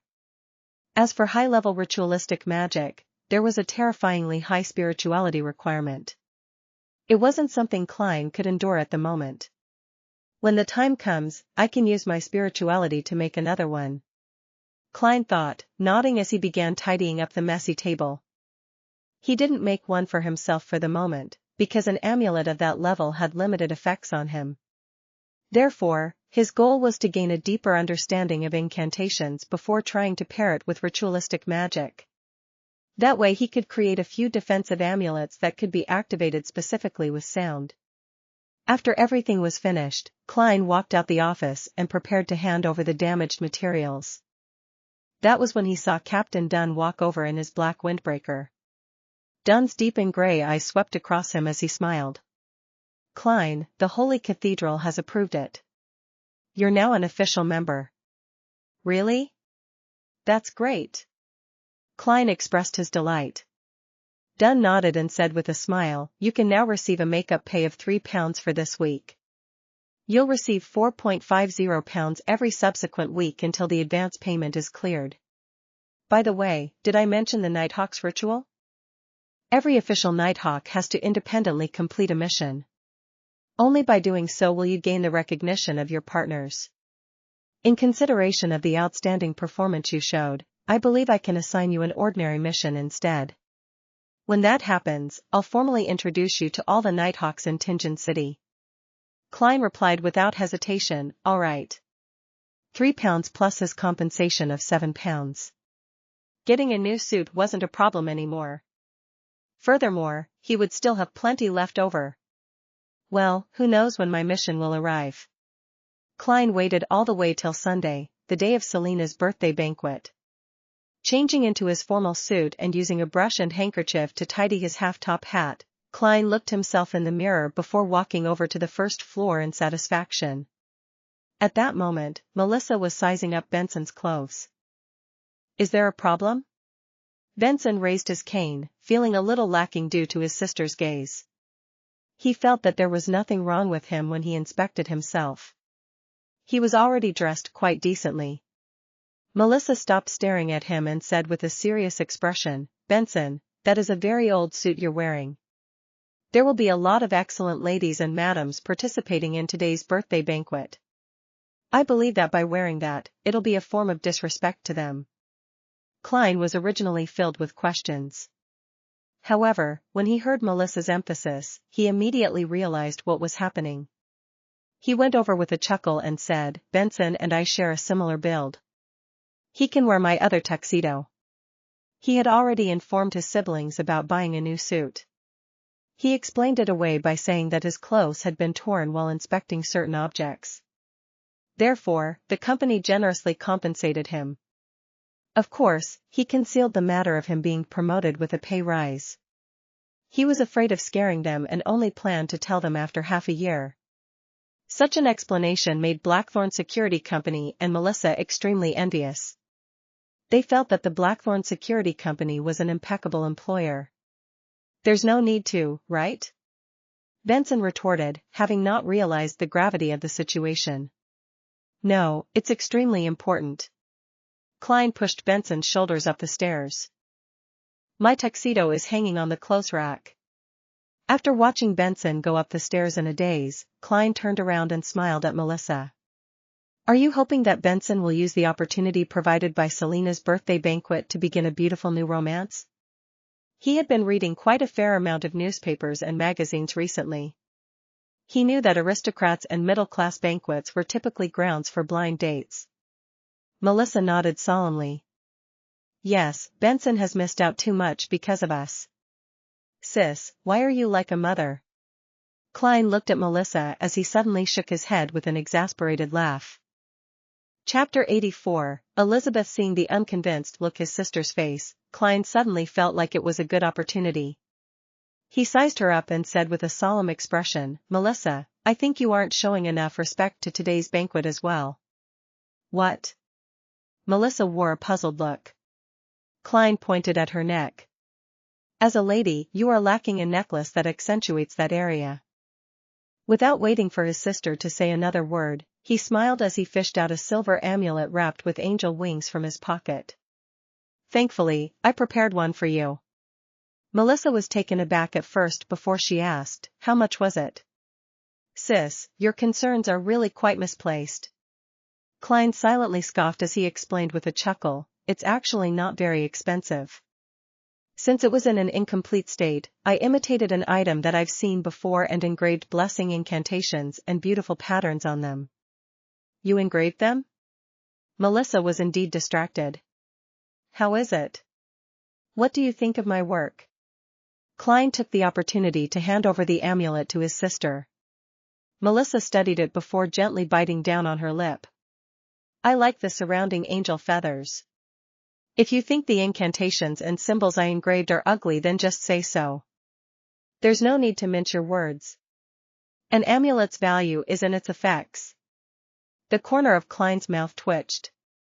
Just as he was about to urge his sister to accept it, he saw Melissa put on the necklace with a forced expression on her face.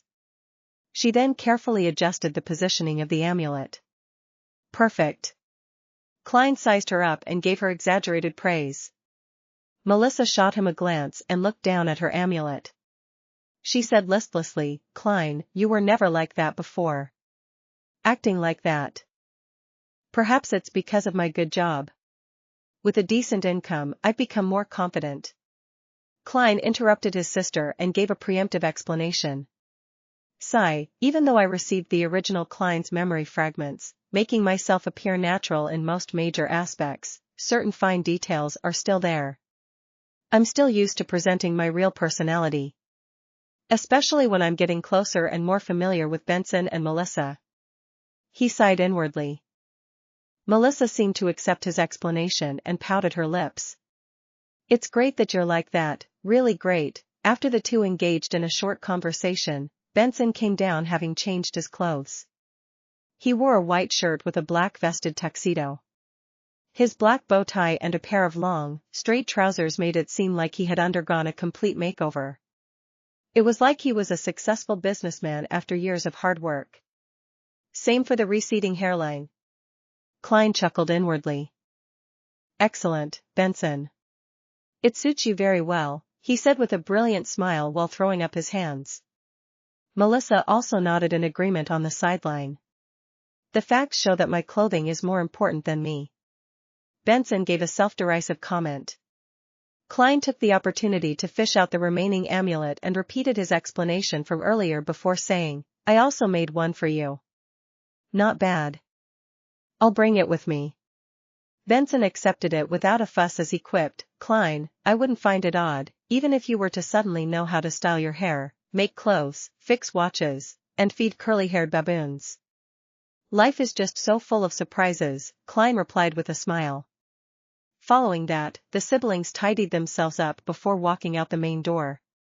They took a trackless public carriage and arrived at the North Borough's Fania Street where Selena's house was. The Wood family lived in a terrace house as well, but unlike Klein's place, they had a porch. They had a small lawn in the front which made it look very elegant.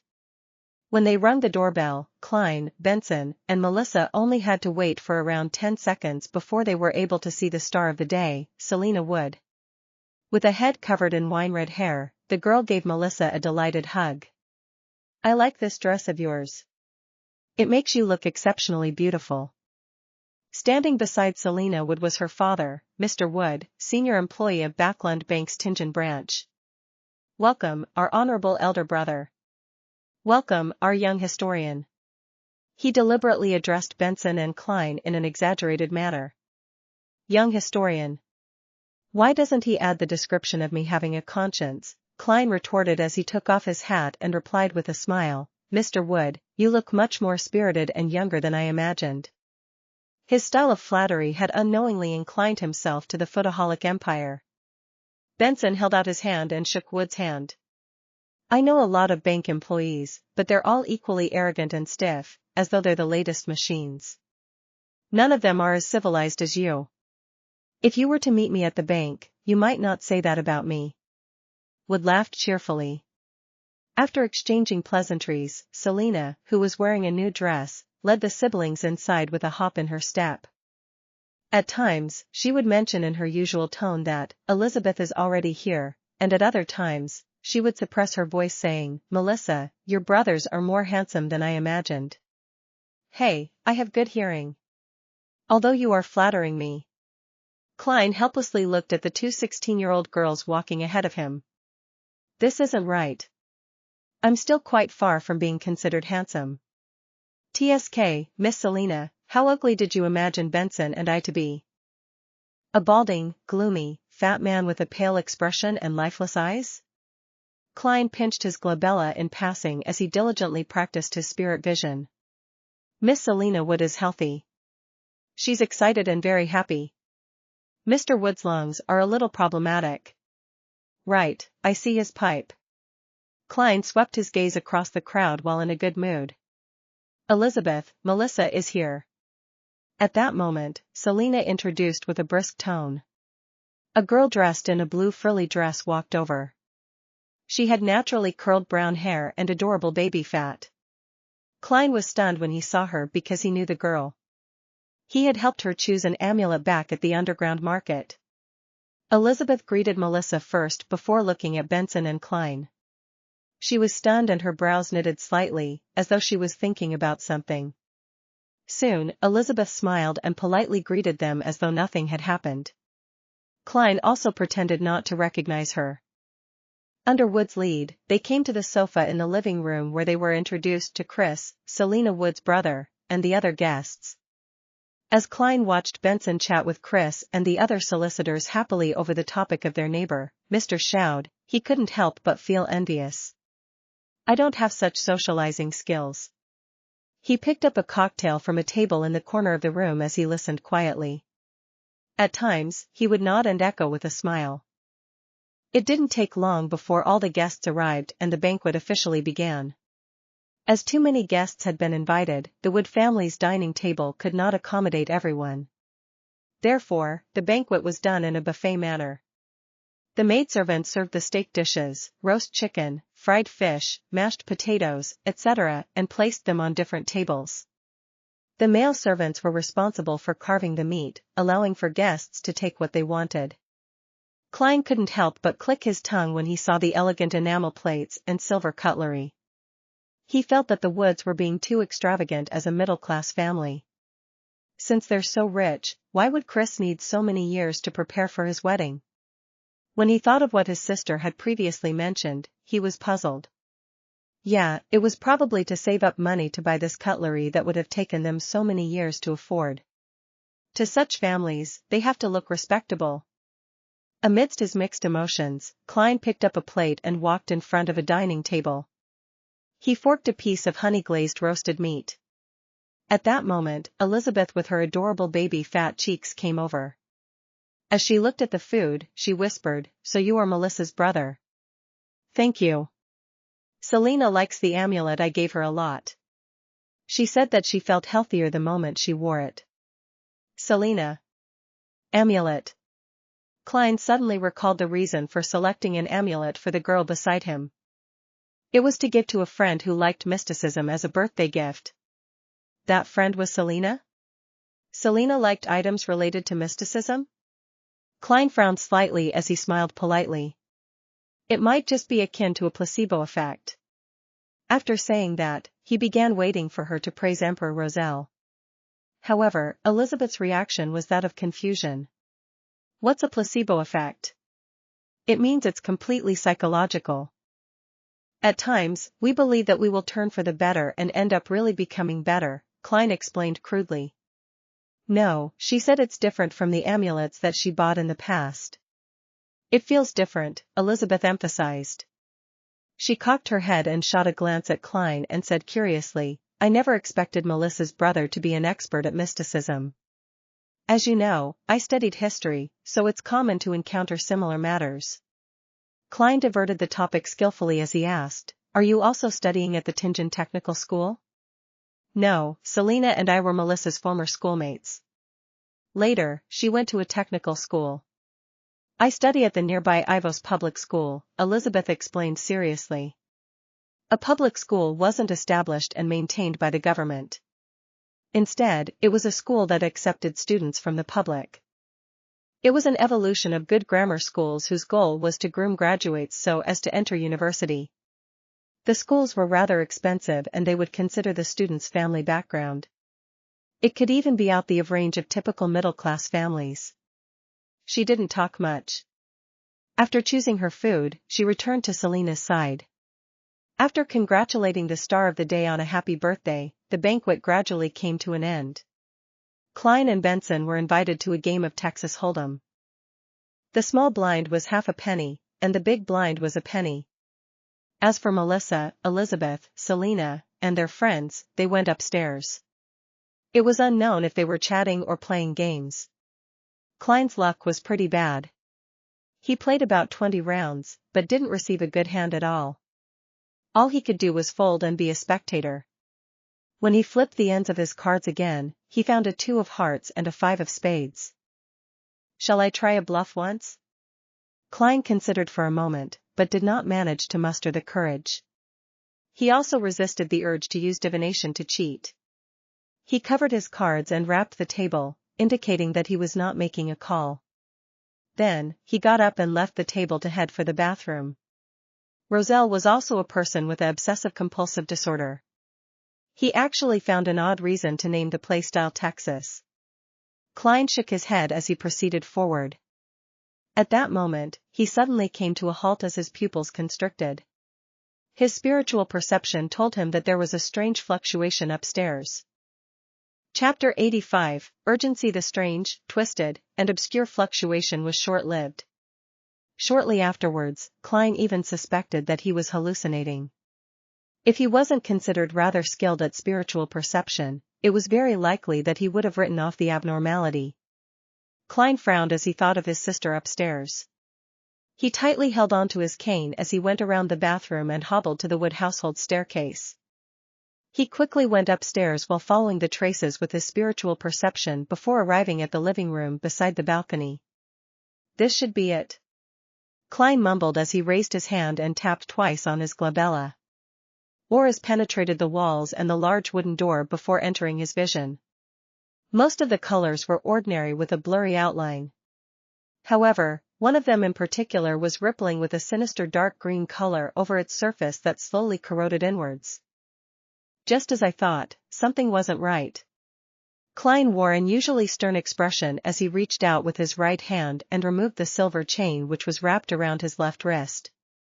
He held the silver chain in his left hand, allowing the topaz to dangle before him. When the topaz stopped swinging, he traced the spherical light and chanted inwardly, "The room before me has danger caused by the supernatural." Normally, spirit dowsing was only suitable for divining something that was related to him or the specific circumstances in a small region around him. As such, Klein described the chant in very specific manner. The danger could affect him and the room was right in front of him. The room before me has danger caused by the supernatural. After repeating the chant 7 times, Klein's eyes widened as he saw the topaz rotating in a clockwise motion rapidly. It was an indication that there was indeed danger caused by the supernatural inside the room, and it was of considerable danger. Selena is a mysticism enthusiast. Did something go extremely wrong when she was dabbling with some sort of ritual? What should I do? Klein massaged his brows and wrapped the chain around his wrist before knocking on the door. Thump. Thump. Thump. He knocked on the door 3 times rhythmically and wore an amiable smile on his face. The door opened with a creak. Melissa, who was wearing her new dress, appeared in front of Klein. "Klein, is something wrong?" The girl didn't expect her brother to be here, so she was momentarily surprised. Klein responded with a smile, without any sign of distress. "I was just curious since I heard you gals enjoying yourselves. Sorry for disturbing all of you." Melissa lowered her head in apology, feeling somewhat embarrassed. "We're playing with magic mirror divination. Selena knows a lot and it's very fun." Magic mirror divination. "Sis, why don't you gals play Charlie Challenge 1 or Ouija boards too?" Klein shook his head, feeling both peeved and amused. He looked behind Melissa and into the living room. He saw Selena with her beaming smile and deep dimples. However, in his spirit vision, the wine-red-haired girl, who was holding a silver-coated mirror, was being encroached by the sinister dark green colors. As his mind whirled, Klein deliberated over his words and said, "Haha, I won't be interrupting your game." "Ah, right. Where's Elizabeth?" "I had chatted with her over FaceApp grammar. She mentioned that she wanted to ask me some questions." "Elizabeth?" Melissa sized her brother up and said in an eccentric tone to emphasize her words. "She's only 16. Hey, don't let your imagination go wild." Klein immediately explained, "It's a very normal academic discussion. Elizabeth is very interested in history and ancient languages." Melissa took a deep look at her brother before saying, "She's inside. I'll inform her." "All right." Klein took a step back and moved away from the door. While watching his sister turn around, he heaved a sigh of relief. Although it wasn't the best of reactions, he was thankful that the person in danger wasn't Melissa. He only waited for about 10 seconds before a puzzled Elizabeth walked out.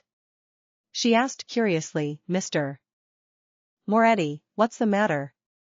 "I never said I was interested in history and ancient languages." At that moment, her sentence was halted by Klein's stern and solemn expression. Her nerves tightened as she seemed to sense that something wasn't right.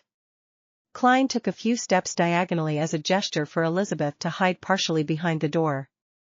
The girl with the chubby baby fat was influenced by the sudden serious atmosphere, so she unknowingly followed. "As you know, I'm a mysticism enthusiast." Klein halted and turned around, speaking directly to the point. Elizabeth nodded and replied, "Yes, I even believe that you're an expert at mysticism." "No, I'm only an enthusiast, but this doesn't stop me from noticing that your magic mirror divination has turned into a problem," Klein said with a heavy tone. "A problem?" Elizabeth nearly raised her voice as she hurriedly raised her hands to cover her mouth.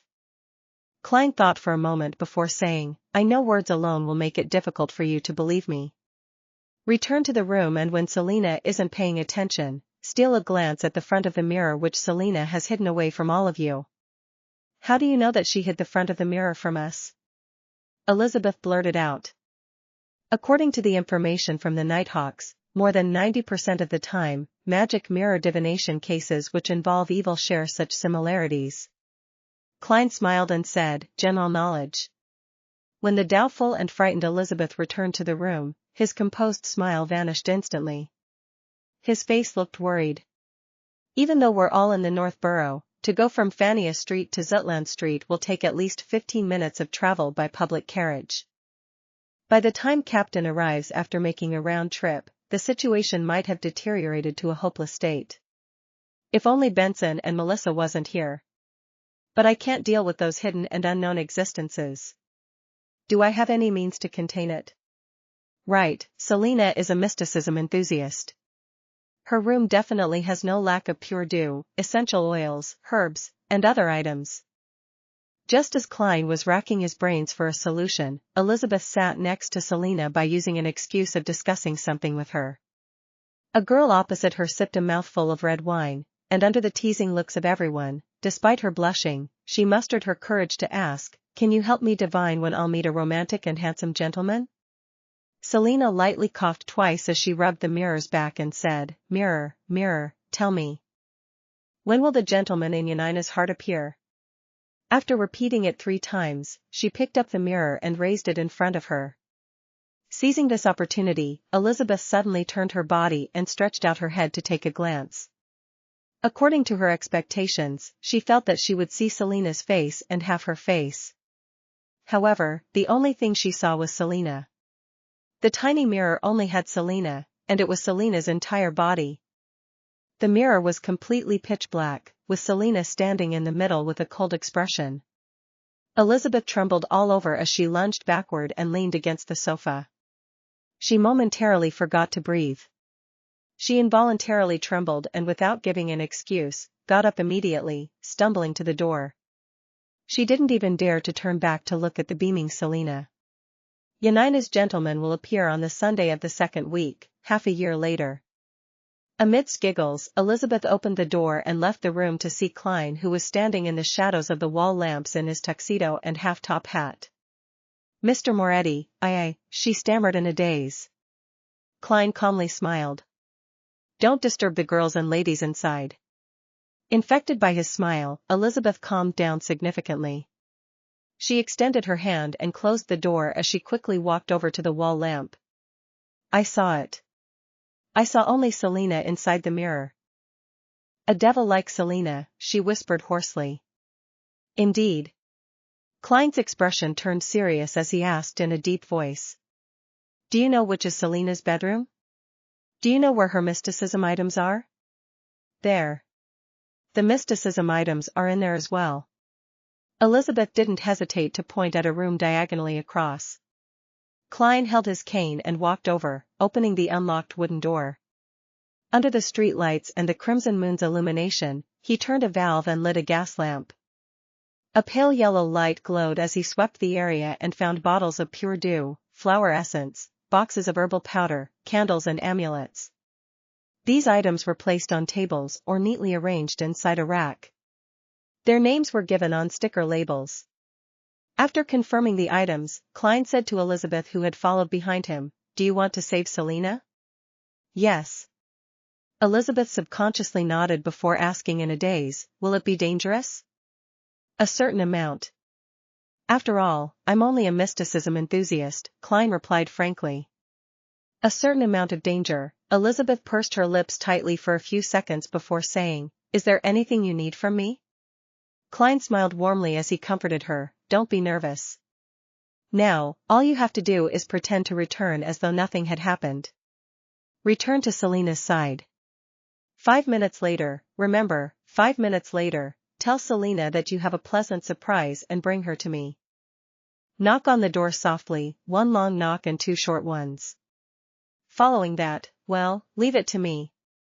Elizabeth thought over it silently before nodding seriously.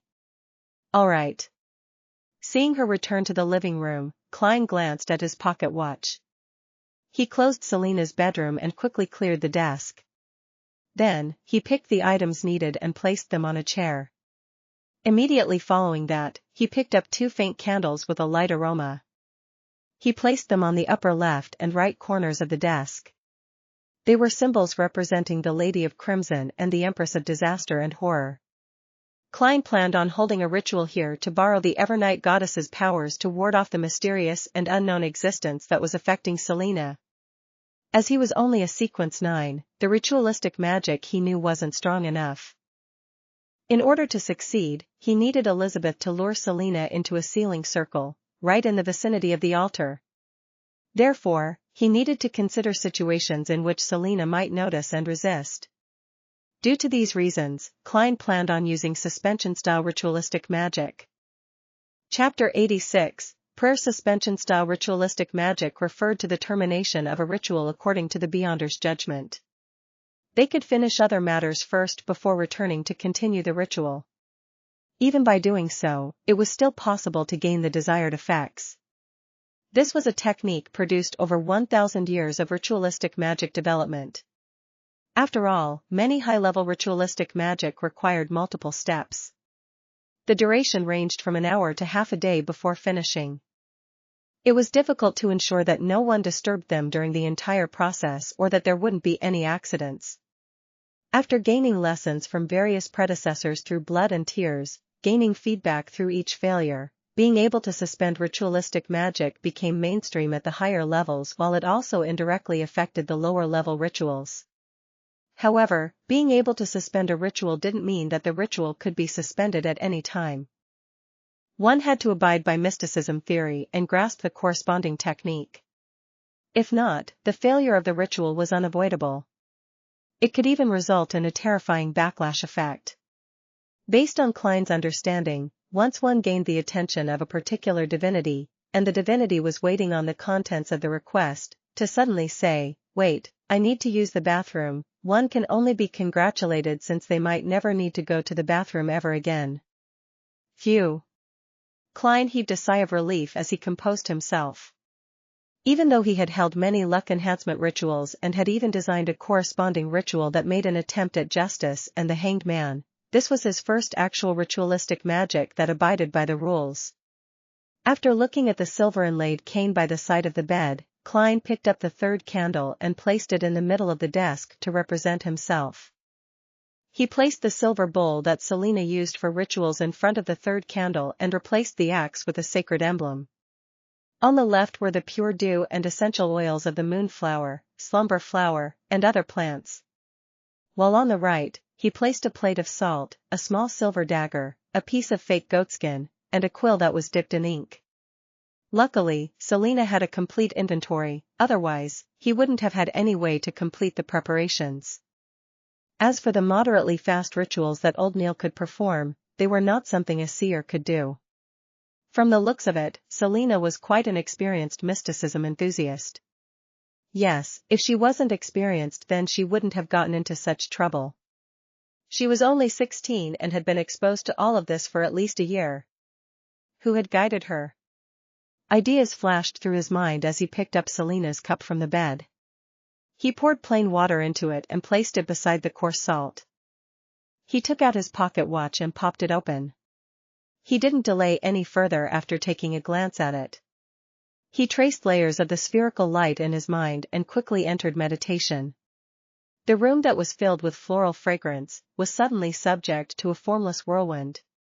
Klein put away his pocket watch and his eyes suddenly turned darker, from brown to black, as though he could see through one's soul. He extended his palm and laid it against the candle on the top right corner. He chanted inwardly, "Evernight goddess, you are the Lady of Crimson." As Klein chanted, he extended his spirituality and rubbed the candle wick. After a couple of moments, the candle suddenly lit up, and there was a tranquil blue inside the dim yellow light. "Evernight goddess, you are the Empress of disaster and horror." Just like he did before, Klein successfully lit up the second candle on the top left corner. "I am your loyal guard, the shield that fends against danger in the dark night, and the long spear that stabs at evil in the silence." Whoosh! The third candle that symbolized Klein began to burn. The flame was still. He picked up the small silver knife and mimicked old Neil's motions. He used incantations, coarse salt, and plain water to fulfill the purification. Then, he let his spirituality that he had gathered spewed out from the tip of the silver dagger, and naturally merged them as one. With the silver knife in hand, Klein walked around the bedroom, kneeling when he came to the bed, and sealed the area with a formless barrier. The light from the street lamp outside the window suddenly disappeared, but the red light was still shining through quietly. Klein returned to the study desk and picked up the quill. With spirituality and ink, he drew incantations and symbols to ward off disaster. When all of that was finished, he put down the things he was holding. Then, he trickled a drop of pure dew, flower essence, and essential oils on each of the 3 candles. Sizzle! A faint fog filled the room, which suddenly possessed an additional hint of mystery. Next, he burned a few types of herbs before taking a step back from the mixture of fragrances and began reciting the corresponding incantation in the suspension ritualistic magic. Nobler than the stars and more eternal than eternity, the ever-night goddess. I pray for your loving grace. I pray for you to show your loving grace to a devout believer of yours. I pray for the power of the crimson. I pray for the powers of disaster and horror. I pray that you will cleanse your devout believer, Selena Wood, from evil's corruption and be safe from danger. I pray that you would wait for a moment for that unfortunate girl. Moonflower, a herb that belongs to the red moon, please bestow your powers to my incantation. Slumber flower, a herb that belongs to the red moon, please bestow your powers to my incantation. After reciting the incantation, Klein closed his eyes and repeated it 7 times in his heart. He saw that there was nothing out of the ordinary at the altar. He then lifted the silver dagger again and took a few steps back to the door of Selena's bedroom. He tapped his chest in 4 spots, forming the shape of the crimson moon. He then turned around and raised his silver dagger. His spirituality spewed out from the tip once again and sliced open the shape of a door in the formless wall. Klein knew that even if he opened the door at that very moment, it wouldn't affect the tranquility and holiness of the altar. He took out his silver vine-leaf pocket watch that had an intricate pattern. He checked the time and went through the process that was to happen in a few moments. In the living room on the 2nd floor, Elizabeth's body was quivering as she lifted her head from time to time to check the wall clock. She was counting down in silence under the illumination of the 2 gas lamps. It's almost time. As she spoke softly, she looked sideways at the lively girl with long wine-red hair. Her dimples were deep, her smile was bright, and she gossiped well with all the friends around her. But the more everything looked normal, the more terrified Elizabeth felt. The cold and horrifying Selena in the mirror seemed to be in her head, and she couldn't wipe the image away. I can't wait anymore. I have to take action now. Elizabeth suddenly stood up. Before everyone's shocked gazes, she smiled and stuttered, Selena, I have a surprise for you. Follow me out for a bit. Really? Didn't you give me a birthday present already? Selena flipped the mirror the other way around and stood up in surprise. A surprise will not have any signs. Elizabeth felt that she had no talent in acting at all. Without saying another word, she walked toward the bedroom door first. Selena followed behind with a confused smile. Melissa looked at her 2 best friends leaving, and unconsciously knitted her eyebrows. Elizabeth is acting so strange today. She started acting even stranger after she met Klein. She suddenly ran out earlier and said that she needed to use the bathroom, but why did she look so anxious? Selena's bedroom entrance. Elizabeth took a deep breath and said to the girl in front of her, let's go to your room. Elizabeth, you seem very nervous and afraid. Why? Selena looked puzzled at her good friend as she noticed her body trembling constantly. Excitement. Yes, excitement. Elizabeth shot a glance at the mirror in Selena's hand as she turned half her body around to knock on the door with a long knock followed by 2 short successive ones. Why are you knocking on the door? Selena was baffled even more. Creak. Her bedroom door opened. Dressed in his black tuxedo and half-top hat, Klein appeared in front of the 2 girls. Pleasant surprise? This is a pleasant surprise? Selena's mouth turned agape as she felt perplexed. At that moment, Klein suddenly reached out his hand and grabbed her by the wrist. He pulled her into the room as Elizabeth stood rooted to the ground. Simultaneously, Klein's silver dagger struck forward as it spewed out his spirituality, which quickly mended the door-shaped passage. The invisible spirituality wall sealed off the room, insulating Selena's screams within. Bang! Klein suddenly closed the door, and without even looking at Selena, he rushed to the desk. The wine-red-haired girl stopped screaming as she looked up and surveyed the room. Her gaze rapidly turned cold as her skin was mottled with paleness. Her fingers rapidly grew sharp fingernails. And at this moment, Klein had already returned to his cogitation state. He trickled a drop of moonflower and essential oil onto each candle as he chanted loudly, "Supreme Lady of Crimson, Great Empress of Disaster and Horror. I pray for you to bestow your loving grace. Show your loving grace to the lost lamb, Selena Wood." While chanting, he picked up the fake goatskin and pushed it onto the candle representing the requester. Whoosh! He felt a cold wind blow behind him as an immense energy assaulted his body.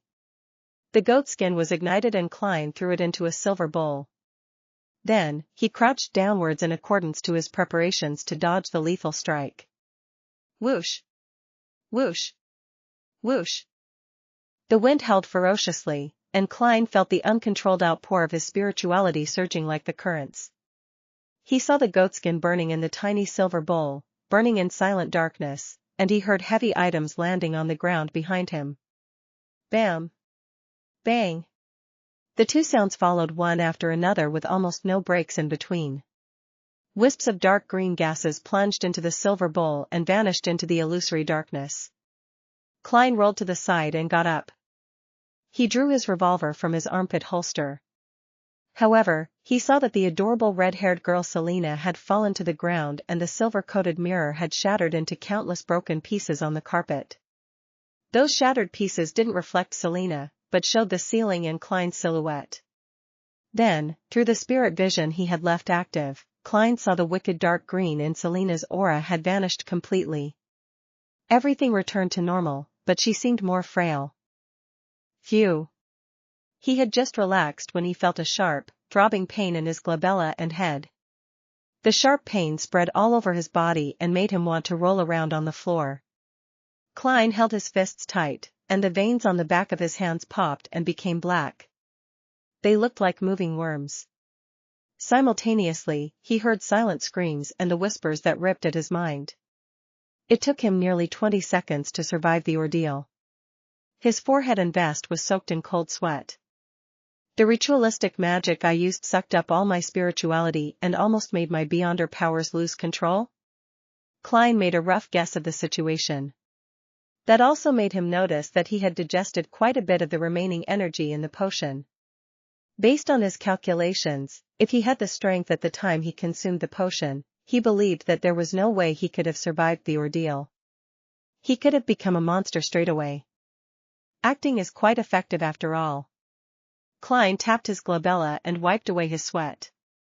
He turned towards the altar, tapped his chest 4 times, and said out loudly, "Praise the Lady." Following that, he extinguished the candles and quickly tidied up the altar. Finally, he placed the items back into the desk and used his silver dagger to dispel the spirituality wall seal. Whoosh! The sound of the wind echoed before subsiding. Klein let out a long sigh of relief and felt a sense of lingering fear. If I hadn't walked through the process beforehand and successfully completed the ritual, then things would have become troublesome. Besides, I still don't know who my opponent or enemy is. Thankfully, the room was carpeted, so I didn't damage my clothes while rolling. He shook his head and reached out to open the wooden door to Selena's bedroom. How was it? Elizabeth took 2 steps back and asked nervously. Klein looked at her terrified expression and took off his half-top hat before saying with a warm smile, "I've already corrected the mistake of her magic mirror divination. It's been resolved now." Chapter 87, Exhortation. Has it really been resolved? Elizabeth asked in disbelief. Klein smiled and nodded casually. Yes. It wasn't too hard. That last part was a lie. He added inwardly. Perhaps it was the fact that Klein had been calm and collected all this time, or perhaps he was her only ray of hope. Either way, Elizabeth didn't doubt him anymore. She patted her chest and heaved a sigh of relief. Thank you. You truly are a trustworthy gentleman. I was scared senseless just now. How is Selena? Is she fine now? She might remain unconscious for the next few minutes, but she's completely fine now. Oh, 2 to 3 days of weakness is to be expected. Klein suddenly had a stern expression on his face as he asked, who taught her mysticism? Didn't he tell her about the basic taboos? Elizabeth straightened up a little more like a student who had just been scolded by her teacher. She thought for a moment before saying, Selena once mentioned that her teacher is Hannes Vincent. She met him a year ago at the Divination Club on House Street. Hannes Vincent. On the surface, he didn't seem to teach anything questionable about magic mirror divination, but he's secretly been teaching dark divination. If I knew about this earlier, then I would have reported it to Captain and have raided him earlier. Klein felt some regret as he asked in a deep voice, was he also the one who taught Selena magic mirror divination? Klein was left with a lingering sense of fear because this matter had nearly affected his sister, Melissa. Elizabeth nodded cautiously. Yes, but Selena had tried magic mirror divination a few times without any success. Oh, today she told me that she had a peek at her teacher's hidden incantations and that there would be no problems. She was basically an expert at courting death. Klein massaged his temples to alleviate his headache. Do you still remember the incantations she recited? Well, although Hannes Vincent had not voluntarily imparted the dangerous knowledge to Selena, it's obvious that he had been experimenting with it to extend an invitation to a mysterious, unknown entity. This would become a problem sooner or later. It has to be dealt with quickly before it gets worse and becomes a problem for someone else. I remember a part of it, Elizabeth recalled. She recited it in Hermes. As you know, I was only exposed to Hermes just recently. All I remember is her using the terms revolve, spirit, creator, and grace. Creator? The true creator? Many underground mysticism enthusiasts believe in this ancient entity revered by many secret organizations. Yes, an entity that appeared 1,000 years ago during the early stages of the Fifth Epoch. Klein nodded amidst his thought and said, remember to ask Selena about the entire incantation after she wakes up, then find an opportunity to tell me. All right, Elizabeth replied without any reservations. But she immediately asked, feeling a little confused, Mr. Moretti, why don't you ask her yourself? I don't want to let Melissa know I enjoy mysticism. Can you help me keep that a secret? Klein asked in return. Elizabeth bit her lips, her eyes sparkling. No problem. Melissa prefers machines to mystery. She likes logic over instinct. Klein placed his hat in front of his chest and bowed gentlemanly. Thank you for your understanding. As for Selena, you do know that she's not someone who can keep a secret. A more accurate description is that she likes to share secrets with others, Elizabeth agreed. Klein put on his hat and thought for a moment before saying, remember to tell Selena after she wakes up that she suddenly fainted and shattered her mirror. I think her memory probably stopped at the point when she began the magic mirror divination. Seeing Elizabeth nod, he put on a stern expression once again and said, remember, be it divinations or trying other mysticism rituals, do not pray to any other entities other than the 7 orthodox divinities. You should immediately burn those types of incantations and stay far away from anyone distributing those materials. If I hadn't noticed this in time, Selena would have turned into a monster or an evil spirit in 10 minutes, and everyone here would have been killed, myself included. Thinking about the ice-cold Selena in the mirror, Elizabeth had no doubts about what Klein had just said. She sighed with lingering fear and said, I understand and I'll remember. I'll also keep an eye on Selena. All right, go and take care of Selena. Klein raised his black cane and walked toward the stairway. As he walked, his eyes became darker. He took out a single penny with his right hand and flicked it into the air. Selena is all right now. Selena is all right now. Klein quickly repeated the description, then caught the falling coin. He saw George III's face facing upward. This was not a simplification of spirit dowsing. Instead, it was a simplification of dream divination. At that moment, Klein had forced himself into a state of sleep with the aid of cogitation in order to take a tour through the spirit world. The heads and tails of the coin were a symbolic manifestation. Heads represented affirmation, while tails indicated dissent. Great, everything is fine now. Klein twirled the bronze coin with his fingers happily. That was a simplification only a seer could accomplish. Elizabeth was staring at Klein's back and saw the flying coin before he caught it. Only when Klein vanished down the staircase did she turn to enter the bedroom. She saw Selena asleep on the floor with shattered pieces of the mirror beside her. She held her breath and tiptoed into the room as she looked at the fragments of the mirror.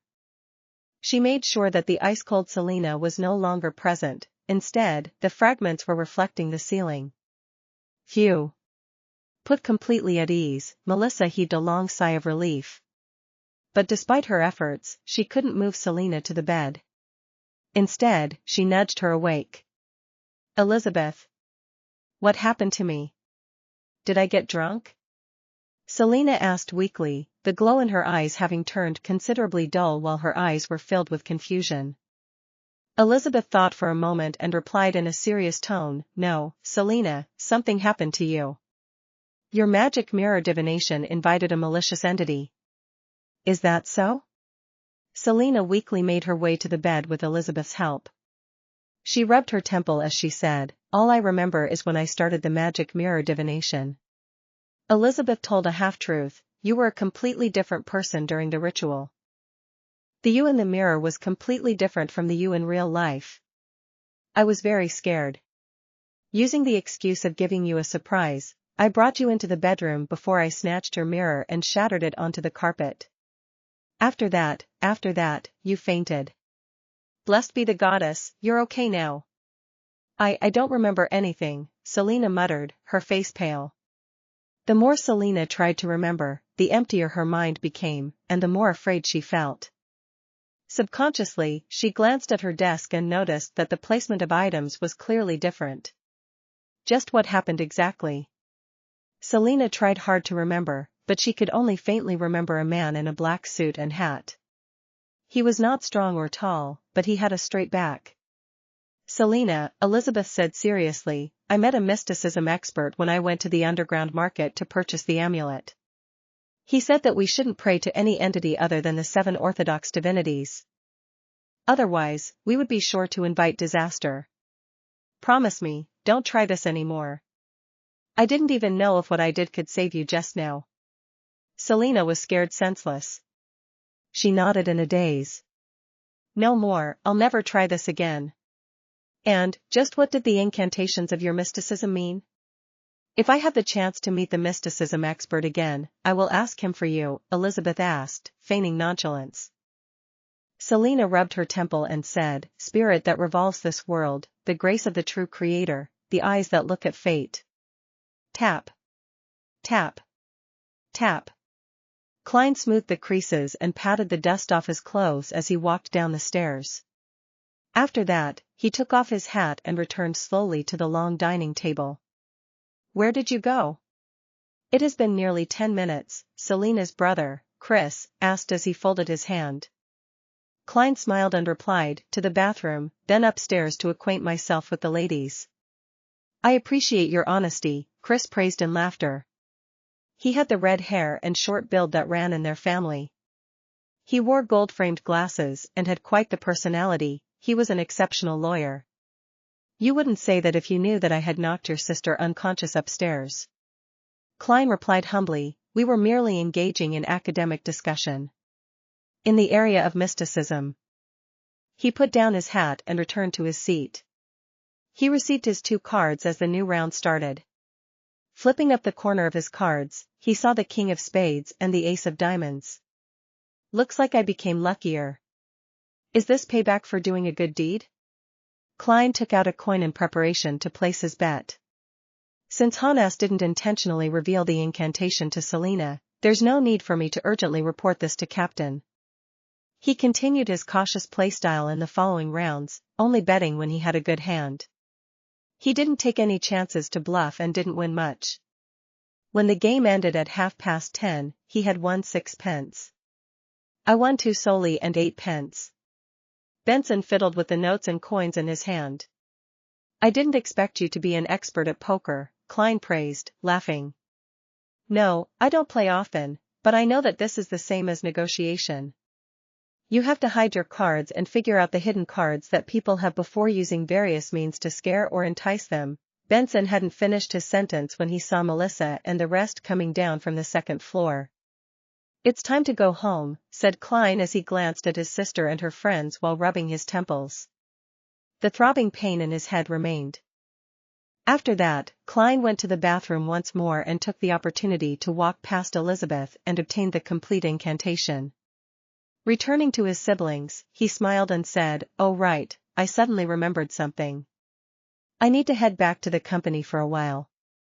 Shall we go to Zetland Street first? It'll be quick." Chapter 88, Report. What is it? Benson asked casually. Melissa looked at her brother with a serious expression because she felt that Klein's behavior tonight was strange as well. In fact, it only looked slightly more normal than Elizabeth's behavior and, later, Selena's. Klein chuckled as he had long thought of an excuse and said, "There was a mistake in one of the document descriptions, and I already informed my colleagues that I would hand it over to them when I arrive early at the company tomorrow morning. So, I can either amend it now since it's on the way or wake up at least half an hour earlier tomorrow morning." No doubt, I've chosen to do the former. Ah, no wonder. I had a nagging feeling that your mind wasn't in the game, so you were actually thinking about work. Benson smiled, suddenly enlightened. No, I apologize. I should say, the card game helped you think. All right, we shall wait for you. Melissa looked away and smoothed out the ruffles of her engagiantes. As it was past the operation time for both track and trackless public carriages, the 3 siblings bid their hosts farewell before hiring a carriage nearby. It cost 2 solely for 45 minutes. I've heard that every carriage driver that rents out their own carriage adds ridiculous fees, Benson complained in a low voice. He had used most of the money that he won earlier to pay the driver. Klein smiled and replied, "I think it's very acceptable. After all, it is almost 11 o'clock. I was just joking. I thought that we could actually share the carriage with other guests. 45 minutes can take us to many places." Benson looked out of the window at the other people who were hiring carriages one after another. I know, ride-sharing. Klein rubbed the top of his silver-inlaid cane and said, "We don't have a problem with that, but the other customers might." Benson, did you notice that they care a lot about their image and at looking respectable? I think that might be common among the middle class. Benson nodded seriously and said, "The Wood family was much more extravagant than I imagined. However, Wood's weekly salary is only £4 per week. Looking respectable might be the biggest difference between the middle-class people and curly-haired baboons. Do you have something against curly-haired baboons?" Klein almost burst out laughing. Melissa didn't join in on their discussion. She took a seat and sized up Klein from time to time. Her gaze was sending chills down his spine. The 2-wheeled horse carriage was traveling quickly in the dark, quiet street. They arrived at Zetland Street in only 12 minutes. "Wait for me here." 5 minutes, it won't be more than 5 minutes, Klein emphasized. He put on his top hat, grabbed his cane, and got off the carriage. As the carriage driver was charging based on time instead of distance, the driver didn't mind waiting. Going up the stairs, Klein arrived at the Blackthorn Security Company and knocked on the door.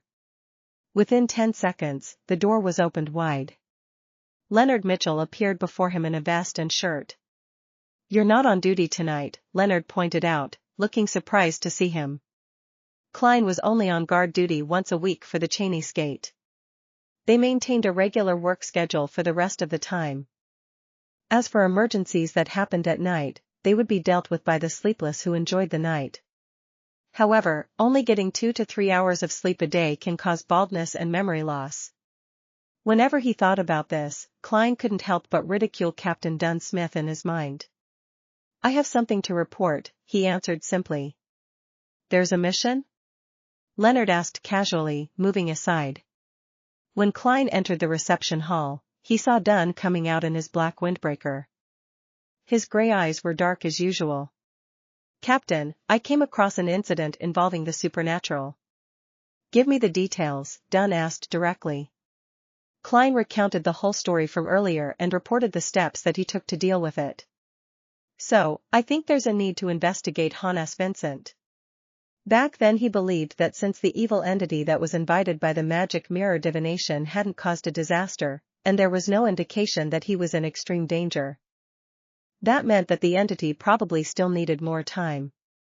It didn't want to awaken or possess Selena ahead of time, therefore, as long as its goals were not exposed, the evil entity chose to observe the situation. Under such circumstances, it wasn't hard for Elizabeth to trick Selena to head to the entrance of the bedroom." "You've done well. You seized the opportunity before the evil spirit fully materialized to possess her body completely." Dunn lifted his head lightly and said, "Let us take care of the follow-up investigations. You can return home to rest." Klein heaved a sigh of relief and chortled. "I thought you would make this my initiation mission and make me complete it alone." From the incantation that Elizabeth provided him, Hannes Vincent was certainly dangerous. "That's because there's already an initiation mission for you." The desultory Leonard chuckled by the side. "What?" Klein was shocked. Dunn smirked and explained with his soothing voice, "At around 7 tonight, the police station referred us to a case. From our initial assessments, there doesn't seem to be any danger or urgency, so it was decided that you would complete it on your own tomorrow." "All right, don't ask about the case. Rest well tonight and move your day off to Tuesday or Wednesday." "Captain, doing that only affects my sleep. Plus, Monday afternoon is when the tarot gathering takes place. Do I need to send a postponement notification to Justice and the Hanged Man?" Klein shook his head and smiled bitterly. He then bade farewell and left. Exiting the stairway, he suddenly sensed something. He lifted his head to look towards the carriage that they had hired. He only saw Melissa looking at him silently through the window. When they made eye contact, Melissa suddenly looked away and sat properly. The corner of Klein's mouth twitched, and he got into the carriage, pretending nothing had happened. Under the crimson moon and pure night sky, the carriage moved quickly down one street after the other. When they returned home, Klein yielded the bathroom to Benson for his shower while he went to Melissa's bedroom and knocked twice. Melissa, who was planning to use the other bathroom, opened the door and looked at her brother suspiciously. "Melissa, do you have any questions that you'd like to ask?" "I know you do," Klein asked straightforwardly. "Don't just observe me in silence." Melissa's lips trembled and creased her eyebrows as she spoke. "Klein, what did you do to Elizabeth? She seemed a bit off. And, later on, Selena started acting very strange too." Klein had prepared his reply. "Do you know that Elizabeth and Selena are mysticism enthusiasts?" "Yeah, but I don't like it." "I don't think there's anything that can't be explained in this world," Melissa answered seriously after being momentarily taken aback. "Anything that seems unexplainable is due to the fact that the knowledge we have grasped is insufficient." "Yeah, I think so too," Klein echoed her sentiments guiltily. "I once thought so too, until I successfully courted death." He coughed lightly and continued, "Mysticism involves Hermes, the language used specifically for ancient worship ceremonies and prayers. Elizabeth knew that I am good at it. It is within a historian's domain after all. So, she asked me about the pronunciation of corresponding words and their actual meanings." Melissa nodded lightly, signifying her acceptance of her brother's explanation. It went according to her understanding of both parties. As for why Elizabeth and Selena became weird later on, I have no idea about the actual reasons. Klein removed himself from the picture first, then he said, "But, I can make a guess." "You managed to guess it?" Melissa blurted out in shock. Klein lifted his hand and patted his lips. "I could guess from the contents of what Elizabeth asked. The few Hermes words were related to divination, as well as the worshipping of evil entities." "Yes, when Selena did the magic mirror divination, did she recite in Hermes?" He proactively brought that up in order to remind his sister to keep her guard up against similar situations. It would be even better if she could cut off contact with Selena and Elizabeth. Yes, Melissa replied after a delay. I think I understand why Elizabeth and Selena were acting strange. Then, Klein asked deliberately, as Selena's magic mirror divination involved a wicked, illegal belief, perhaps Elizabeth found an opportunity to criticize and correct Selena's mistake after she clarified with me the actual meaning of the Hermes that Selena had used? I think so. Melissa didn't doubt this conclusion because she had made the same deduction herself. Klein let out a breath of relief upon seeing that he had successfully directed the flow of the conversation. In the future, it's best if you advised Selena to put her beliefs in the orthodox. Then, he tapped 4 spots on his chest just like a priest. Yes, I will. Melissa replied, sounding determined. And, don't tell Elizabeth and Selena about our deduction or about the things that I've said. I actually promised Elizabeth not to tell you, Klein emphasized. Okay. Melissa nodded lightly. On Monday morning at 8, in the Blackthorn Security Company. Klein took off his hat and greeted Roseanne and Brett. After exchanging a few words, he entered Captain Dunsmith's office. He pushed the door open and looked around. He suddenly had a shock, because Dunn's face was pretty pale and his gray eyes looked clouded, without their usual darkness. What happened? Hannes Vincent? Klein asked in concern and shock. Dunn rubbed his forehead, took a sip of coffee, and replied with a bitter smile, Hannes Vincent is dead. Who killed him ahead of time? Klein sat before Dunn with his cane in hand. Dunn didn't answer immediately but sighed and said, Leonard and I went to look for Hannes Vincent last night. As his usual behavior didn't show any unusual signs and there was nothing odd about his house, I decided to enter his dreams to look for clues. In his dream. His eyes showed fear as Dunn repeated himself twice. That was when he said, in his dream, I saw a cross, a huge cross, one that blotted out the sky. On the huge cross there was a naked man nailed to it with black nails. His arms and legs were pinned with his arms extended outwards. He was hung upside down, his head hung low like a chandelier. There were strips of blood stains on his body. Upon seeing such a scene, I lost consciousness.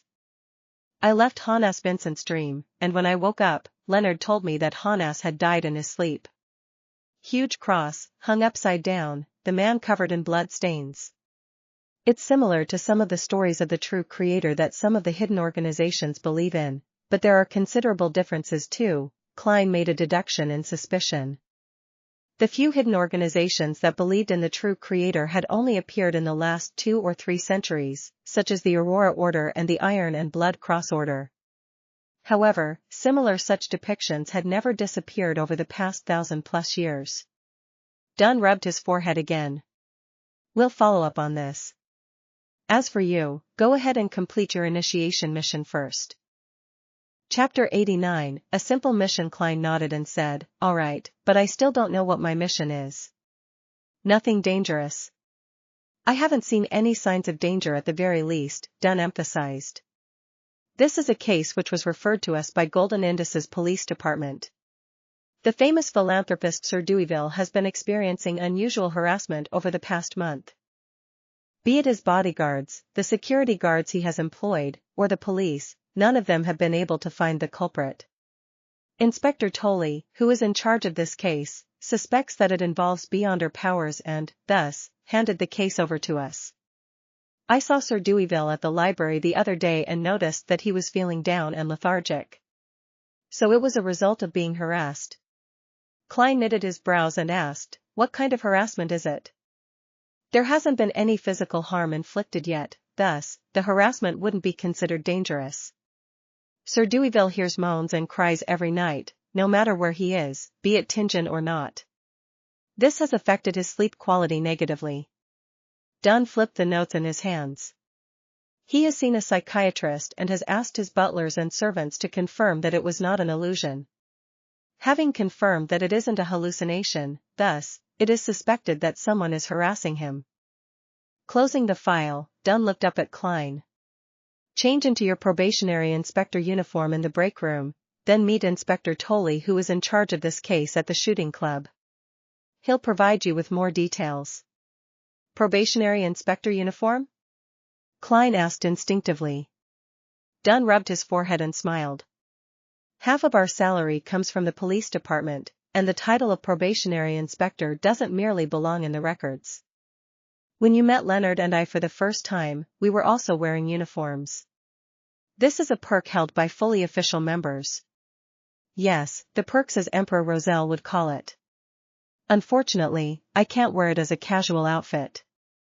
Otherwise, I'd be able to have another spare outfit when my clothes are being washed. Klein picked up his cane and bade farewell before leaving the captain's office. He headed toward the break room and saw a black and white checkered uniform, complete with leather boots, placed on the table. The uniform's peak cap was embroidered with the logo of the police department, 2 crossed swords and a crown. Located on the shoulder was a black and white epaulet with a shimmering silver star. This is a probationary inspector uniform? Klein glanced at the uniform and noticed a string of numbers under the silver stars, 06-254. He had some understanding of the police rank structure in the Lone Kingdom. He knew that those at the top were the minister and the chief secretary of the police force. Under them were the respective commissioners, deputy commissioners, assistant commissioners of the various police departments. Those in the middle were superintendents and inspectors, while those at the very bottom were the sergeants and constables. After closing the door, Klein took off his suit and hat before changing into the uniform. He hung his suit up and left the room. He made his way into the clerk's office and looked at himself using the full-body mirror that Roseanne brought to him. The young man in the mirror had black hair with gentle brown eyes. The uniform on his body accentuated him with a heroic spirit. Not bad.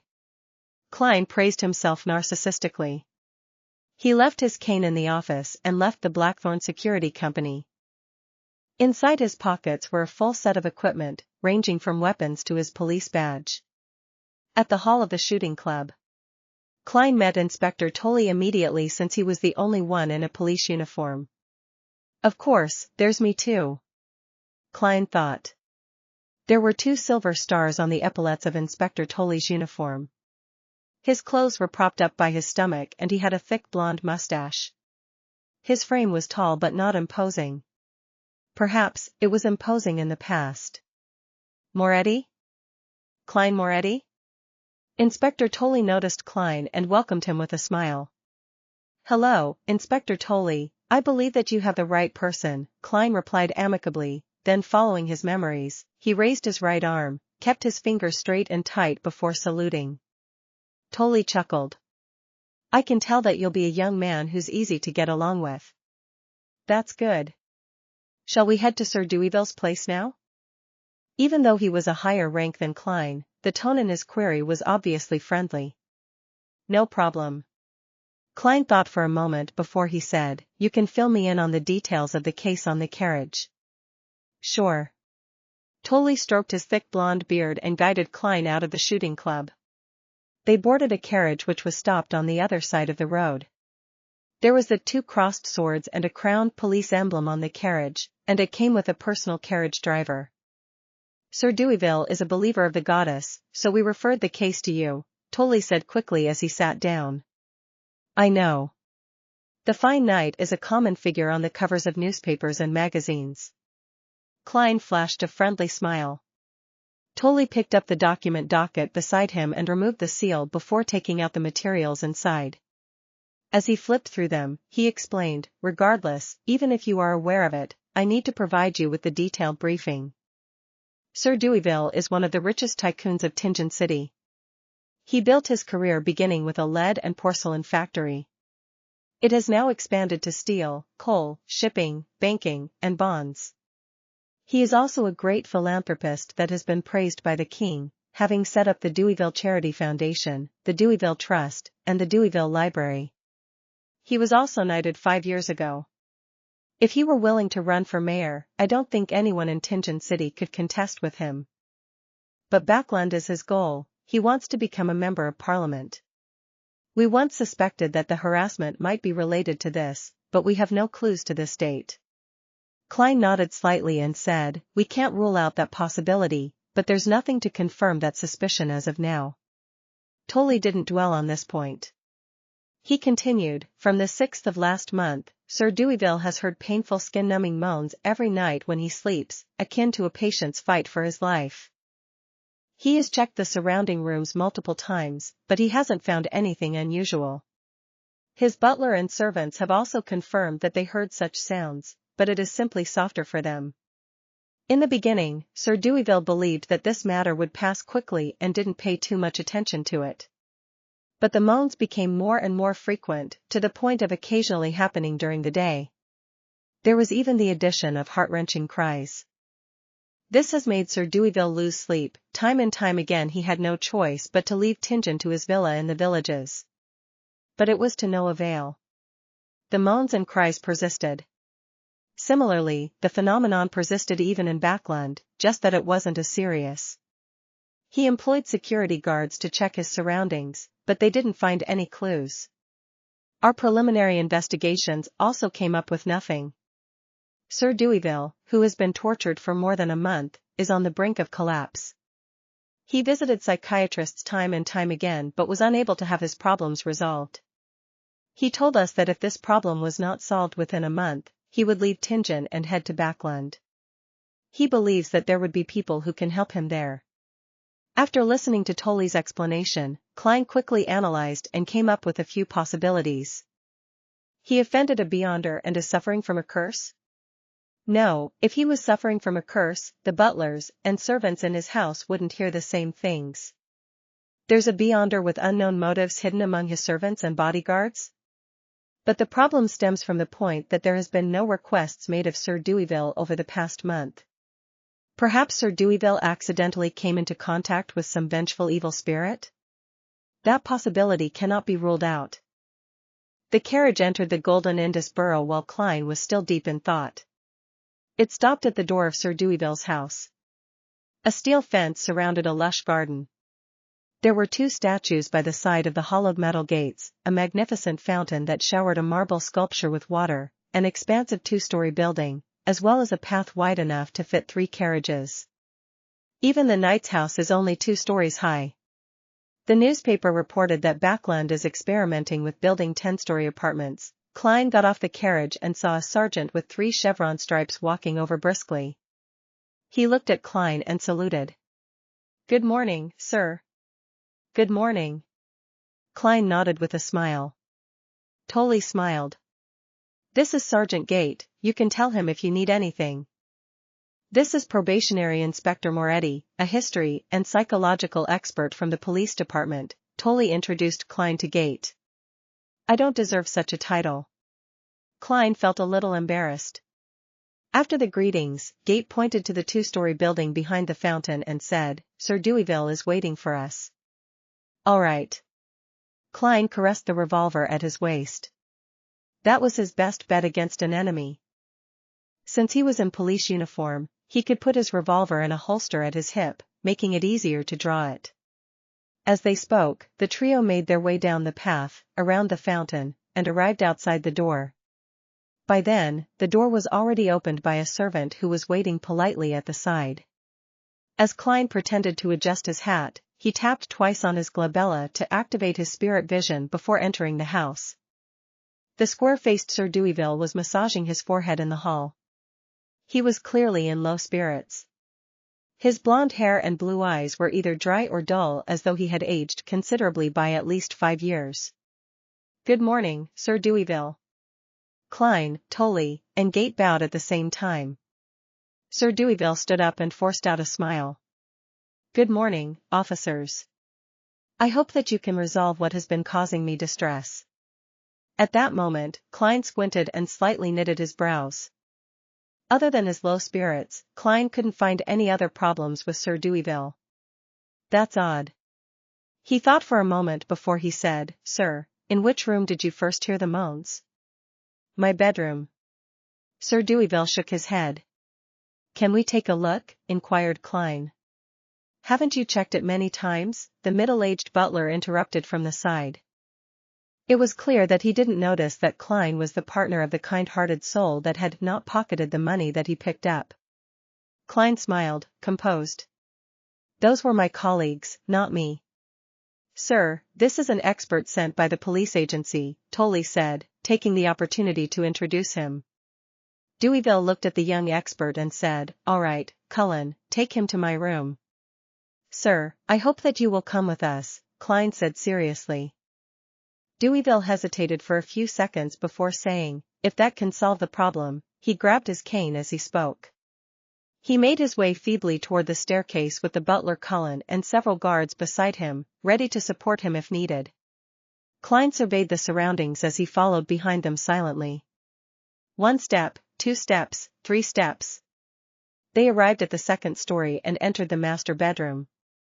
Klein didn't have the time to survey the surroundings when the hair on his body stood on their ends. This was feedback from his spiritual perception. Chapter 90. Findings by sight. Sir Deweyville's bedroom was larger than the living room and dining room of Klein's house combined. It was partitioned into a place for a bed, a living space, a changing room, a bathroom, and a study desk and bookshelves. The furnishings were exquisite, and the details were extravagant. But to Klein, the light seemed dimmer and the temperature was several degrees colder than the outside. At the same time, he seemed to hear the sound of sobbing and moaning, as though one was putting up a last-ditch struggle. Klein was in a trance, and everything suddenly returned to normal. The sunlight shone brightly through the window and poured over the entire bedroom. The temperature was reasonable, neither too high nor low. The surrounding policemen, bodyguards, and butler were quiet. No one spoke. This? He looked sideways at the classic yet luxurious bed. He felt there were pairs of blurry eyes lingering in the shadow, like the moths that fearlessly stayed around gas lamps. Taking a few steps closer, Klein lost the earlier images from his spirit vision. Not a standard wraith or an evil spirit. What is it exactly? Klein frowned and recalled the mysticism knowledge that he had been learning all this time. From what he had seen, the mission would have been easy if it was passed to a corpse collector, gravedigger, or spirit medium. It was obviously not within his domain of expertise. Holding back his urge to use divination as an investigative approach, Klein looked around slowly to look for other traces to confirm the few guesses on his mind. Inspector. Sir Deweyville hesitated and asked, Did you discover anything?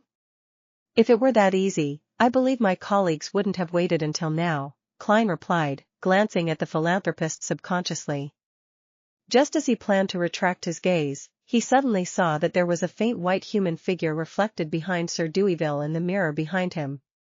No, there were many figures overlapping each other, resulting in a white distorted figure. The figure flashed by and Klein seemed to hear faint sobbing. Phew. He let out a breath to ease his nerves, having almost drawn his gun out of fright. Heightened spiritual perception with spirit vision will one day scare me senseless. Klein tried relaxing his tense nerves by joking around before redirecting his focus back onto Sir Deweyville. This time, he saw something different. Now that he was in the bedroom, Sir Deweyville had a faint and twisted figure shimmering around him. It even dimmed the lighting of that area. Every flash was accompanied by an illusionary cry and moan that could hardly be detected by an ordinary person. Hardly audible for an ordinary person under ordinary circumstances? Is it because it's daytime? Klein nodded as he thought. He had an initial judgment for this case. It was resentment that was haunting Sir Deweyville. It was the remnant spirituality that resulted from unresolved emotions before a human's death. If such feelings of resentment stayed in this world over a period of time, they would become a terrifying wrathful spirit after becoming stronger. However, Sir Deweyville was a famous philanthropist. Even Benson, who was a picky person, was in awe of him. Why would he be bogged down with the resentment of the dead? Is he actually two-faced? Could it be the means of a beyonder with nefarious intentions? Klein guessed the possibilities suspiciously. After some thought, he looked towards Deweyville and asked, Honorable Sir, I have a few questions. Please ask. Deweyville sat down wearily. Klein organized his thoughts and asked, When you leave here to go to a new place, such as the village or backland, Do you temporarily get at least half a night's worth of peace before the situation resumes and gradually worsens? Even when you sleep during the daytime, are you able to hear moaning and sobbing sounds? Deweyville's half-closed eyes suddenly widened as his deep blue eyes were suddenly beaming with hope. Yes, did you find the root of the problem?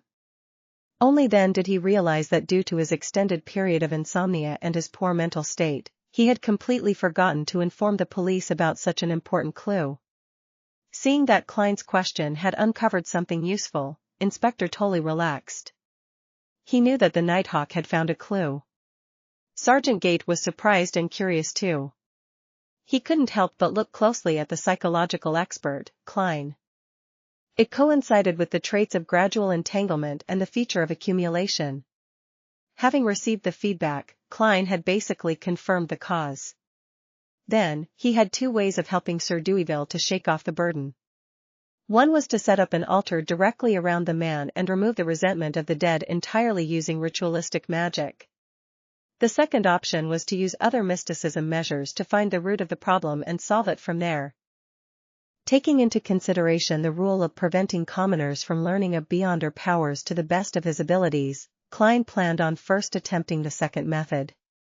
Only if it failed would he pray to the goddess. Sir, yours is a psychological illness, a mental problem. He spoke nonsense with absolute seriousness while looking at Deweyville. Sir Deweyville knitted his brows and asked in reply, "Are you telling me that I'm a mental patient, that I need to enter an asylum?" "No, nothing that serious. Actually, most people have psychological problems to one degree or another," Klein casually comforted him. "Please allow me to introduce myself again. I am a psychological expert from the Awa County Police." Psychological expert? Deweyville and his butler looked at Inspector Tolley, who they were familiar with. Tolley nodded seriously and confirmed that it was true. "All right, what do you need of me for my treatment? Besides, I don't understand why my butler, my bodyguards, and my servants will hear the sobbing and moaning as well." Deweyville held his walking stick with both hands, looking confused. Klein replied professionally, "I will explain it to you after it's resolved. Please tell your butler, your servants, and your bodyguards to leave. Inspector Tolley, Sergeant Gate, please leave as well. I need a quiet environment to begin the initial treatment." A treatment with magic. Inspector Tolley added in his heart and nodded at Sir Deweyville. Deweyville fell silent for more than 10 seconds before saying, "Cullen, take them to the living room on the second floor." "Yes, sir." Butler Cullen didn't retort since the request was made by a police officer, a probationary inspector, and a psychological expert. After watching them leave the room one after another and closing the door behind them, Klein looked at Deweyville, who had dark blonde hair and blue eyes, and said, "Sir, please lie down on your bed. Relax and try to sleep." "All right." Deweyville hung his coat and hat on the clothes rack before walking slowly to the side of the bed and then lay down. Klein drew all the curtains, turning the room dark. He took off his pendant and quickly used spirit pendulum to determine any dangers. Then, he sat on the rocking chair near the end of the bed, traced a spherical light in his mind, and entered cogitation. He allowed the world of spirituality to extend before his eyes. Then, he leaned against the back of the chair and fell into a deep sleep, allowing for his astral projection to make contact with the external world. He was using the technique of dream divination, to let himself be in the spiritual environment like he was dreaming, so as to communicate with each and every resentment that plagued Sir Deweyville. Only communication would be able to give him an answer and solve the problem. Whoosh! Whoosh! Whoosh! A sad sob reverberated in Klein's ear, and he saw that the white translucent figures were floating around him. A painful groan echoed as Klein, who barely regained his mental processes, extended his right hand and touched one of them. Suddenly, the figures swarmed at him like moths darting toward a fire. The image before Klein's eyes suddenly turned blurry and his brain seemed to be cleaved into two. Half of his mind was calmly observing while the other half saw a mirror. In the mirror, there was a young girl dressed in worker garbs. She looked strong and fit as she walked in a dust-covered factory while her head throbbed in pain. Her eyesight occasionally turned blurry and her body became skinnier by the day. She seemed to hear someone calling her Charlotte, and the voice said that she had a hysterical illness. Hysterical illness? She looked towards the mirror and saw that she had a faint blue line on her gum. The mirror's view switched and Klein saw another girl called Mary. She too walked into the lead factory, young and lively. Suddenly, half of her face started twitching, followed by her arm and leg on the same side. "You have epilepsy," she heard someone say while her whole body was convulsing. As she twitched and fell, the intensity increased before she finally lost consciousness. There was another girl, and she was depressed. She was walking around the street in a daze, to the point of having a speech impediment. She had a very bad headache, and she had a blue line on her gums. She would also convulse from time to time. She met a doctor, and the doctor said, "Lafayette, this is a result of lead poisoning." The doctor looked at her with pity and saw her convulse again. She twitched continuously, and the doctor saw that her eyes had lost all their light. Many images appeared before Klein, and he remained immersed within them and calmly observed. Suddenly, he understood the plight of the girls. The female workers had been in extended contact with white lead. They had all died of lead poisoning as a result of long-term exposure to the dust and powder. Sir Deweyville had a lead factory under his name and also 2 porcelain factories. All of them hired comparatively cheaper female workers. Klein saw all of that in silence, and felt that there was something that still had not been clarified. Such death resentment was insignificant. They could not affect reality or have any effect on Deweyville even when accumulated. Unless there was a more powerful and stubborn resentment that had united them all. Just then, he saw another girl. The girl was no more than 18 years old, but she was glazing the porcelain in the factory. "Haley, how are you doing lately? Do you still have a headache? If it gets too serious, remember to inform me. Sir Deweyville has enforced a rule that people with severe headaches cannot continue being in contact with lead and must leave the factory," an elder lady asked with concern. Haley touched her forehead and replied with a smile, "Just a little, I'm okay." "Tell me tomorrow if it gets any worse," the elderly lady exhorted. Haley agreed. When she returned home, she massaged her forehead from time to time. She saw that her parents and brothers had returned, but their faces looked hopeless. "Your father and brothers lost their jobs," her mother said as she wiped her tears. Her father and brother hung their heads low and muttered, "We will try to get some work at the harbor. But we don't even have bread money for the day after tomorrow. Maybe we will need to move to Lower Street." Haley's mother looked at her with reddened eyes. "When are you getting your pay? It's 10 solely, right?" Haley massaged her forehead again. "Yeah, Saturday." "Saturday." She didn't say anything else and remained as quiet as usual. She returned to the factory the next day and told her supervisor that her headache recovered and she felt fine. She smiled and walked 5 kilometers back and fro to work daily. She massaged her head more and more frequently. "You haven't found another job?" Haley couldn't help but ask her father and brother while looking at the soup which was boiling with black bread. Her father said in frustration, "The economy is in a recession. Many places are retrenching. Even the harbor jobs are sporadic. I could only get 3 solely and 7 pence a week."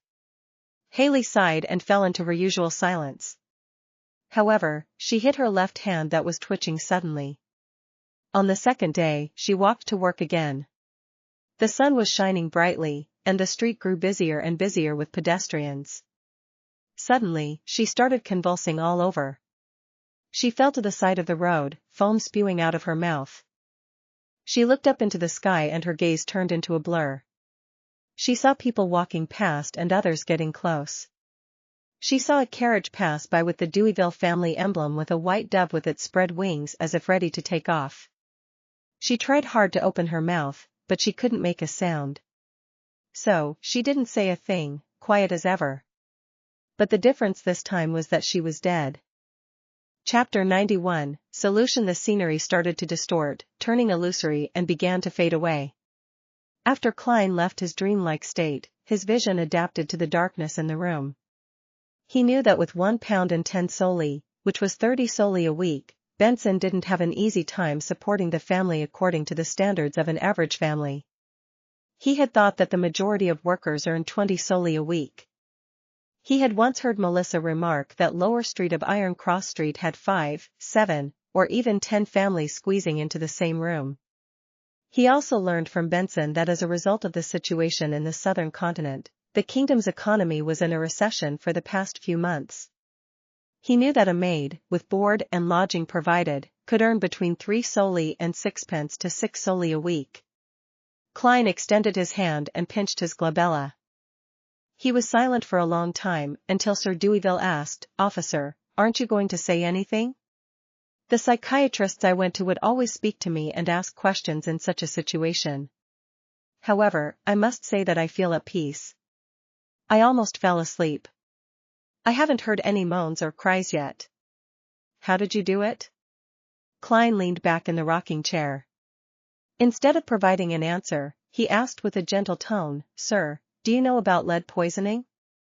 Do you know about the dangers of lead?" Deweyville fell silent for a few seconds. "I did not know about it in the past, but I do now."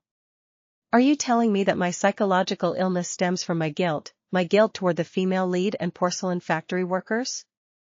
Without waiting for Klein to answer, he continued just like he always had, in his position of power during a negotiation. "Yes, I did feel guilty about this in the past, but I did compensate them. At my lead and porcelain factories, the workers do not earn less than other workers in the same industry. In Backland, lead and porcelain workers are paid no more than 8 soldi a week, but I pay them 10, sometimes even more. Many people criticize me for breaking ranks since it makes it hard for them to recruit workers. If not for the Grain Act that made many farmers bankrupt, sending them to the cities, they would have had to raise their wages just like I did. Furthermore, I've also informed the supervisor of the factories to make sure that those with repeated headaches and blurry vision are to leave the areas where they are exposed to lead. If their illness is really severe, then they can even ask for help at my charity foundation. I think I have done enough." Klein spoke without a ripple of emotion in his voice. "Sir, at times, you cannot imagine how important a salary is to a poor person. Simply losing work for a week or two can result in an irreversible loss to their family, a loss that would cause tremendous grief." He paused before saying, "I am curious, why wouldn't a kind person like you install equipment that can protect against dust and lead poisoning in your factories?" Deweyville looked at the ceiling and laughed ruefully. "That would make my costs too high for me to bear. I would no longer be able to compete with other lead and porcelain companies. I no longer pay too much attention to my profits in these areas of my business. In fact, I am even willing to fork out some money. But what's the point of keeping the business if I have to keep doing that? That can only help a number of workers and not become a standard in the industry or affect change on other factories. That would merely result in me forking out money to support the workers. I heard that some factories even secretly hire slaves to minimize costs." Klein crossed his hands and said after a moment of silence, "Sir, the root of your psychological illness comes from the buildup of guilt, despite you believing that the guilt has faded and disappeared over time. It wouldn't have any visible effects under normal circumstances, but there was something that triggered you and set off all the problems at once." "Something that triggered me? I'm not aware of such a thing," Deweyville said, puzzled, but with conviction. Klein allowed the chair to rock gently as he explained with a gentle tone, "You did fall asleep for a few minutes just now, and you told me something." "Hypnosis?" Deweyville made a guess as he usually did. Klein did not give a direct reply and instead said, "You once saw a girl dying on her way to work while you were on your carriage. She had died because of lead poisoning. She was one of your workers who glazed porcelain while she was still alive." Deweyville rubbed his temples, speechless before saying somewhat doubtful, "I think that happened once, but I can't remember it clearly." His prolonged insomnia had left him in a poor mental state. He could only faintly recall seeing such a scene. He thought for a moment, but gave up taxing his brain. Instead, he asked, "What was that worker's name?" "Well, what I meant was, what should I do to cure my psychological illness?" Klein replied immediately, 2 things. First, the worker that died by the side of the road was called Haley Walker. That was what you told me. She was the most direct trigger, so you have to find her parents and give them more compensation. Second, spread information about the dangers of lead in the newspapers and magazines. Allow your charity foundation to help more workers who suffered from the damage. If you succeed in becoming a member of parliament, push for enacting laws in this domain. Deweyville sat up slowly and laughed in a self-deprecating manner. I will do all of the rest, but to enact a law, I think it's impossible since there is still competition from nations beyond our country. Setting up such a law would just slip the entire industry in the country into a crisis. Factories would become bankrupt one by one, and many workers would lose their jobs. Organizations that help the poor cannot save that many people. He slowly got off the bed and adjusted his collar. He then looked at Klein and said, Haley Walker, right? I'll immediately get Cullen to retrieve information about her from the porcelain company and find her parents. Officer, please wait with me and continuously evaluate my mental state. All right. Klein stood up slowly and smoothed his black and white checkered police uniform. At 11 in the morning in the living room of Deweyville. Klein sat on the sofa in silence as he looked at the man and woman being guided into the house by butler Cullen. The two guests had blemished skin, wrinkles already woven into their faces. The man had a slight hunch while the woman had a mole under her eyelid.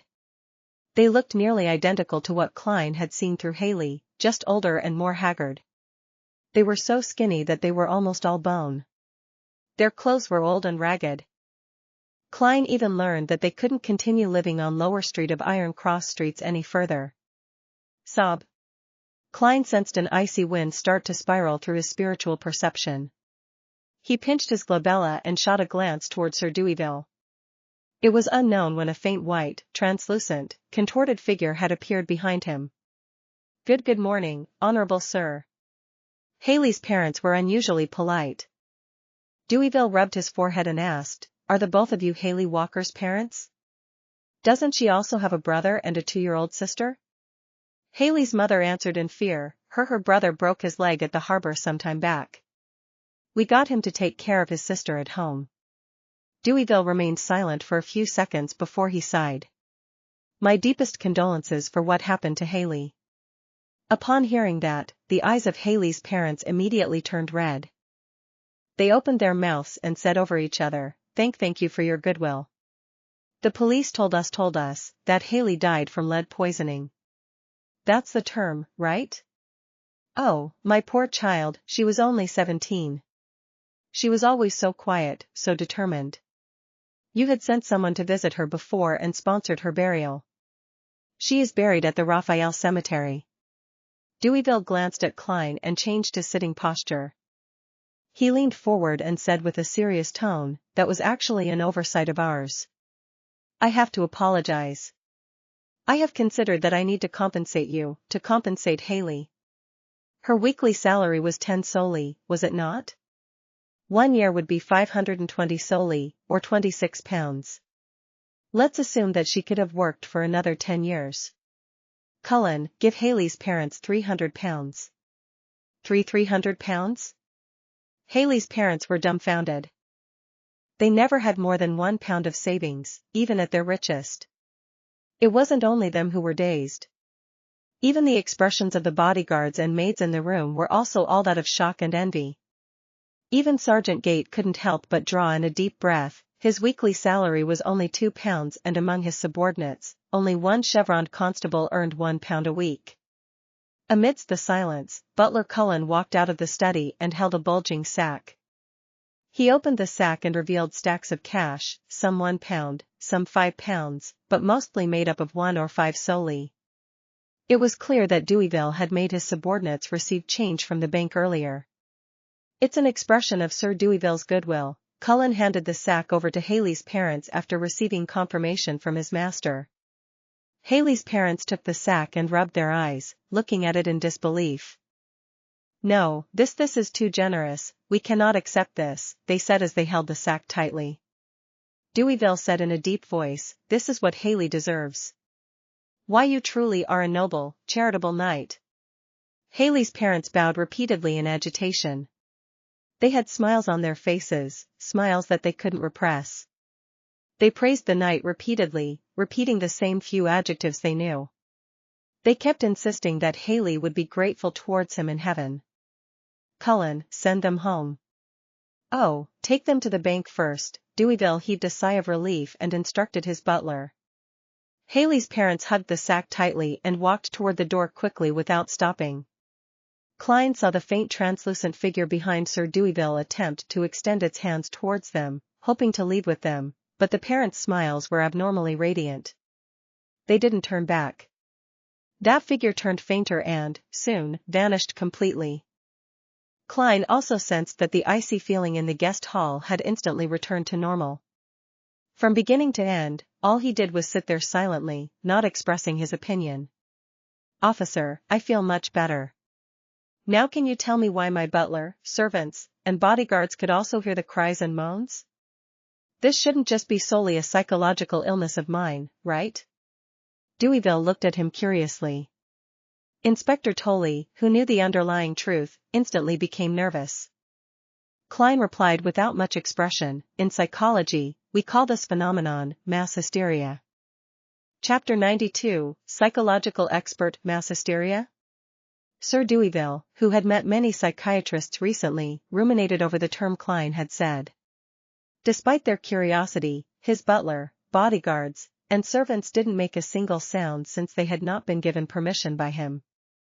As for Sergeant Gate, he looked towards Klein doubtfully as if he had never heard of that concept. Klein controlled his habit of tapping the armrest with his fingertips and calmly explained, humans can be fooled easily by their sensory organs. Mass hysteria is a kind of psychogenic illness that is a result of tense nerves and other factors amongst a group of individuals as they influence each other. The jargon he spewed out confused Sir Deweyville, Sergeant Gate, and the rest, causing them to subconsciously opt to believe him. Let me give a simple example of this. This was one of the cases that I previously dealt with. One man held a dinner banquet and invited 35 guests. Midway, he suddenly felt disgusted and puked. After that, he even had severe diarrhea. After a couple times, he began to believe that he had gotten food poisoning. He shared his speculation with the other guests on the way to the hospital. In the next 2 hours, there were more than 30 guests that had diarrhea amongst the 35 guests, with 26 of them experiencing nausea. They flooded the entire emergency room of the hospital. The doctors went through a detailed examination and performed cross-checks, and they concluded that the very first man didn't have food poisoning at all. Instead, it was a result of stomach inflammation caused by the change of weather and cold liquor. The most surprising fact was that none of the guests who went to the hospital had food poisoning. In fact, not a single one of them was sick. That is mass hysteria. Deweyville nodded slightly and marveled, I understand now. Humans do lie to themselves easily. It's no wonder that Emperor Roselle once said that a lie would become reality once it was repeated 100 times. Officer, how may I address you? You are the most professional psychiatrist I have ever met. Inspector Moretti. Klein pointed at his epaulette and said, Sir, your troubles have been resolved temporarily for now. You can try to sleep now while I determine if there are any other problems. If you are able to sleep well, please allow us to bid farewell ahead of time instead of waiting for you to wake up. All right. Deweyville massaged his forehead, took his cane, and walked upstairs to his bedroom. Half an hour later, a police carriage left the fountain at the door of Deweyville's residence. When Sergeant Gate got off on the way and returned to his police station, Inspector Tolley looked towards Klein. He complimented in jest, even I believed that you were a real psychological expert. Before he finished his sentence, he saw the young man in a black and white checkered uniform looking expressionless. His eyes were deep and serene as he forced a smirk on his face and said, I only had some experience with it in the past. Inspector Tolley fell silent until the carriage arrived outside 36 Zutland Street. Thank you for your assistance, allowing Sir Deweyville to be finally free from his problems and be able to find sleep again. He extended his hand and shook Klein's hand. Thank done on my behalf. Klein nodded slightly and said, all right. He went up the stairs and returned to the Blackthorn Security Company. He knocked and entered the captain's office. Done? Dunn was waiting for his lunch. Done. Klein massaged his forehead, and kept his reply short and simple. The root of the problem stemmed from the lead and porcelain factory under Sir Deweyville. From the moment they were established to this day, too many deaths have been caused by lead poisoning. And every accident left Sir Deweyville with some resentful spirituality. Generally speaking, that wouldn't bring too big of a problem. That might cause nightmares, at the most. Dunn had experienced similar cases with his plethora of experience. Klein nodded slightly and said, yes, that's usually the case. But, unfortunately, Sir Deweyville encountered a female worker who died of lead poisoning on the streets. She collapsed by the side of the street and happened to catch a glimpse of the Deweyville's family emblem. She also harbored intense indignation, worry, and desires. It was only when Sir Deweyville gave her parents, brother, and sister a compensation of £300 did her emotions dissipate. This is a societal problem. It isn't rare in the age of steam and machinery. Dunn took out his smoking pipe, smelled the tobacco, and sighed.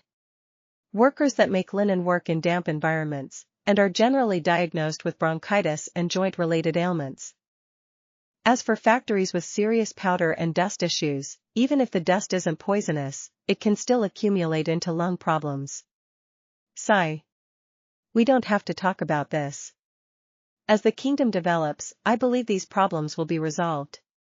Klein, let's find a restaurant tonight to celebrate you becoming an official member, all right? Klein thought for a moment before saying, how about tomorrow? Captain, I have used spirit vision for an extended period of time today and also used dream divination to directly interact with those resentments. I'm feeling especially drained. I want to return home in the afternoon to get some rest. Would that be okay? Oh, then I'll head over to the Divination Club at about 4 or 5 in the afternoon to see how the club members are reacting to news of Hon S. Vincent's sudden death. No problem, that's only necessary. Dunn chuckled. Tomorrow night it is. Let's do it at Old Will's restaurant next door. I'll get Roseanne to make a reservation.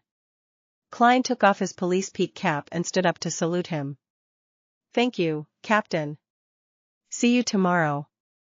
Dunn lifted his hand and said, hold on, did you mention that Sir Deweyville gave the female workers' parents a compensation of £300? Yes. Klein nodded and immediately understood the reason why the captain had mentioned it. You are worried that they will get into trouble because of their wealth? Dunn sighed. I've seen many similar situations in the past. Pass me their address, I'll ask Kenley to arrange for them to leave Tingen for another city, to start life anew. All right, Klein replied in a deep voice. With all of that done, he left Dunn's office and entered the break room diagonally opposite. He changed into his original suit and left the police uniform in his locker. Klein took the public carriage back to Daffodil Street in silence. He took off his coat and top hat. He then heated up the leftovers from last night and ate them with the last piece of wheat bread to fill his stomach. Then, he went to the second floor, hung his clothes, and slumped into bed. When he woke up, the pocket watch showed that it was already 2:10 in the afternoon. The sun was hanging high up in the sky and the sunlight shone through the clouds. Underneath the golden splendor, Klein stood next to his desk and looked out the oriel window. He watched the pedestrians in old ragged clothing as they entered or left Iron Cross Street. Phew! He let out a breath slowly, finally overcoming his low spirits. Every journey had to be taken one step at a time. Likewise, his sequence needed to be advanced one level at a time. Everything worked like that. He shook his head and sat down. He started concluding and reorganizing his encounter over the last week, so as to reinforce the important points in his mind to prevent himself from forgetting them. 5 minutes before 3 in the afternoon. Above a blurry, boundless, grayish-white, silent gray fog stood a lofty palace. An ancient mottled bronze table sat there quietly. On the seat of honor at the long table sat a man already engulfed by the thick gray fog. Klein leaned against the back of the chair and contemplated. He suddenly extended his hand and tapped on the crimson stars that represented justice and the hanged man. Backland, Empress Burrow. Audrey lifted her dress as she quickly walked towards her bedroom. Suddenly, she felt something and looked sideways at the shadow sitting on the balcony. As expected, she saw her golden retriever, Susie, who was sitting there in silence, observing her as always. Audrey sighed and drew a crimson moon on her chest. She then got closer and looked down at her golden retriever from a commanding position. Susie, that's not right. This is peeping. A spectator has to observe in an open manner. The golden retriever lifted its head to look at its owner and shook its tail. After nagging her dog, Audrey didn't delay any further and continued walking towards her bedroom again. In the few seconds of opening and closing the door, she suddenly had a weird idea. I wonder if Mr. Fool would allow Susie to enter that mysterious space. Then, there would be 4 members in the tarot gathering. And all of them would be Beyonders. No way, Susie can't talk. If they were to let her express her opinion and share her thoughts, what would she do? Woof woof woof? Howl howl. Why am I mimicking a dog's bark here? Just imagining such a scene feels really strange. A mysterious and solemn gathering with the sudden barking of a dog. Mr. Fool would definitely kick us out of the tarot gathering directly. Audrey locked the door and sat by the side of her bed. She took out a piece of old yellowish-brown paper from underneath her pillow. She read it repeatedly and entered her spectator state. In a particular area of the Sonia Sea, an old sailboat which was in pursuit of the listener had already left the Rorstad archipelago. Seafarer Alger Wilson was worried that the wall clock's machinery would malfunction, so he entered the captain's cabin about half an hour earlier in case he had misjudged the time, which would cause his subordinates to see him getting pulled into the tarot gathering. In front of him was a glass of nearly transparent liquor. The rich aroma swirled strand after strand into his nostrils. Alger trembled once again when he thought of the impending gathering, the boundless fog that presented itself in front of him in the hotel's corridor, and the mysterious fool who sat in the middle of the grey fog. He lifted his glass and took a gulp, using the burning sensation in his throat to ease the emotions that had stirred within him. Very soon, he restored his calm. He was as calm and stoic as he always was.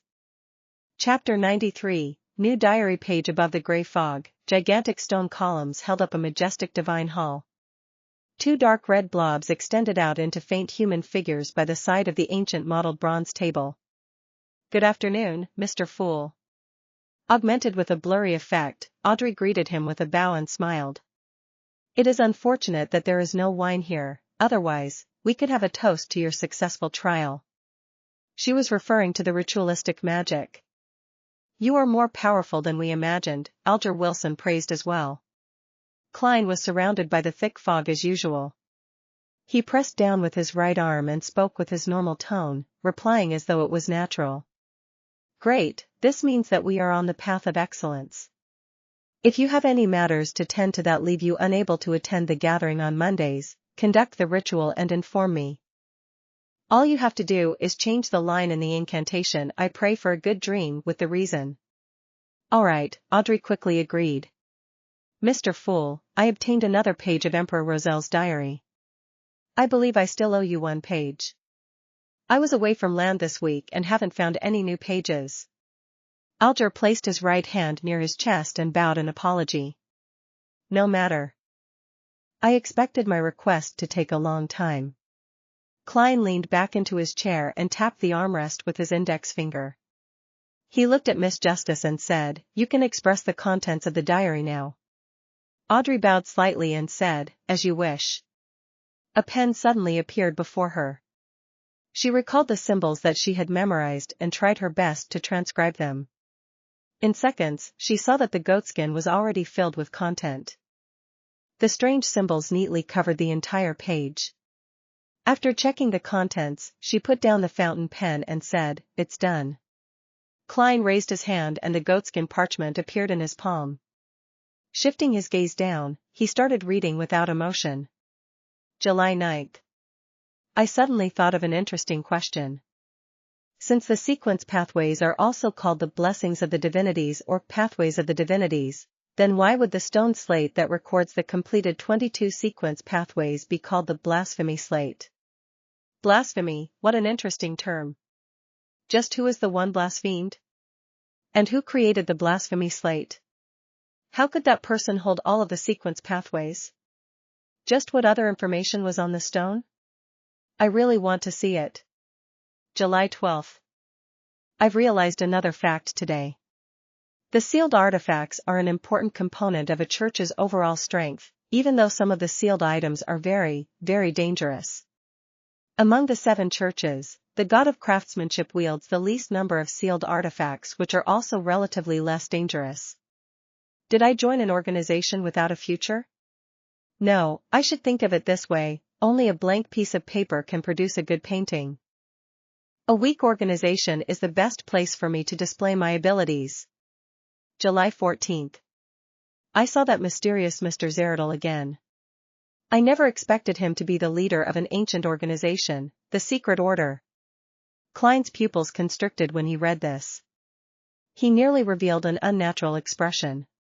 The Zeradal family only had a certain connection with the Secret Order in the notes of the Church of the Evernight Goddess. But now, he learned from Emperor Roselle that the mysterious Mr. Zeradal was further determined to be the leader of the Secret Order. From the looks of it, it is an unquestionable fact that the Secret Order holds the Seer sequence pathway. While Klein was reading the diary, Audrey looked over and began observing him out of habit. However, her field of vision was completely obscured by the thick fog. Momentarily taken aback, Audrey snapped back to her senses and turned her head frantically to look at the other illusory dark red star. I was too reckless, too insolent, too foolish in trying to observe Mr. Fool. I was lucky that he isn't angry. Audrey stuck out her tongue secretly and pretended to admire the scenery. She was just short of humming a lively tune. Alger sat silently, his gaze never leaving the long bronze table. He knew his place, as if he was in the presence of a true god. Klein collected himself and scanned the last portion of the diary. After learning that I had become a savant, Mr. Zeradal mentioned that I had chosen a difficult, yet relatively safe path. I asked him why that was the case, but all he did was smile before telling me that the sequence pathway contained secrets beyond my imagination. I couldn't help but ask him which sequence pathway he selected. He told me that his sequence 9 was Seer. I intentionally mocked him and asked if every seer only disclosed half-truths, never explaining things more clearly. Furthermore, he was clearly a powerful high-sequence beyonder. There was no need for him to continue acting as a seer. Mr. Zeradal told me that it was a habit he adopted from back when he was a seer, and that this was a method that could pique my curiosity and make me cooperate with him. He hoped that I could help him steal a dangerous sealed item from the Church of the God of Craftsmanship, a relic of the Antigonus family. Clearly, this must wait until I become a core member of the Church of the God of Craftsmanship. I asked Mr. Zeradal how long it would take to digest the potion if I used the acting method, and what standards I should use to determine if I had digested it completely. He told me that for the lower sequences, it would only take half a year to digest the potion as long as one strictly used the acting method. In fact, in the fastest case, it might only take a month. And standard measure for progress was simple: every beyonder would sense it immediately once the potion was completely digested. It is what it is. I asked him for more details, but he merely smiled at me. To hell with his smiles, I'll beat up every seer I see when I become a high-sequence beyonder. Rest in peace, Emperor. Klein read the diary several times before looking at Justice and the Hanged Man again.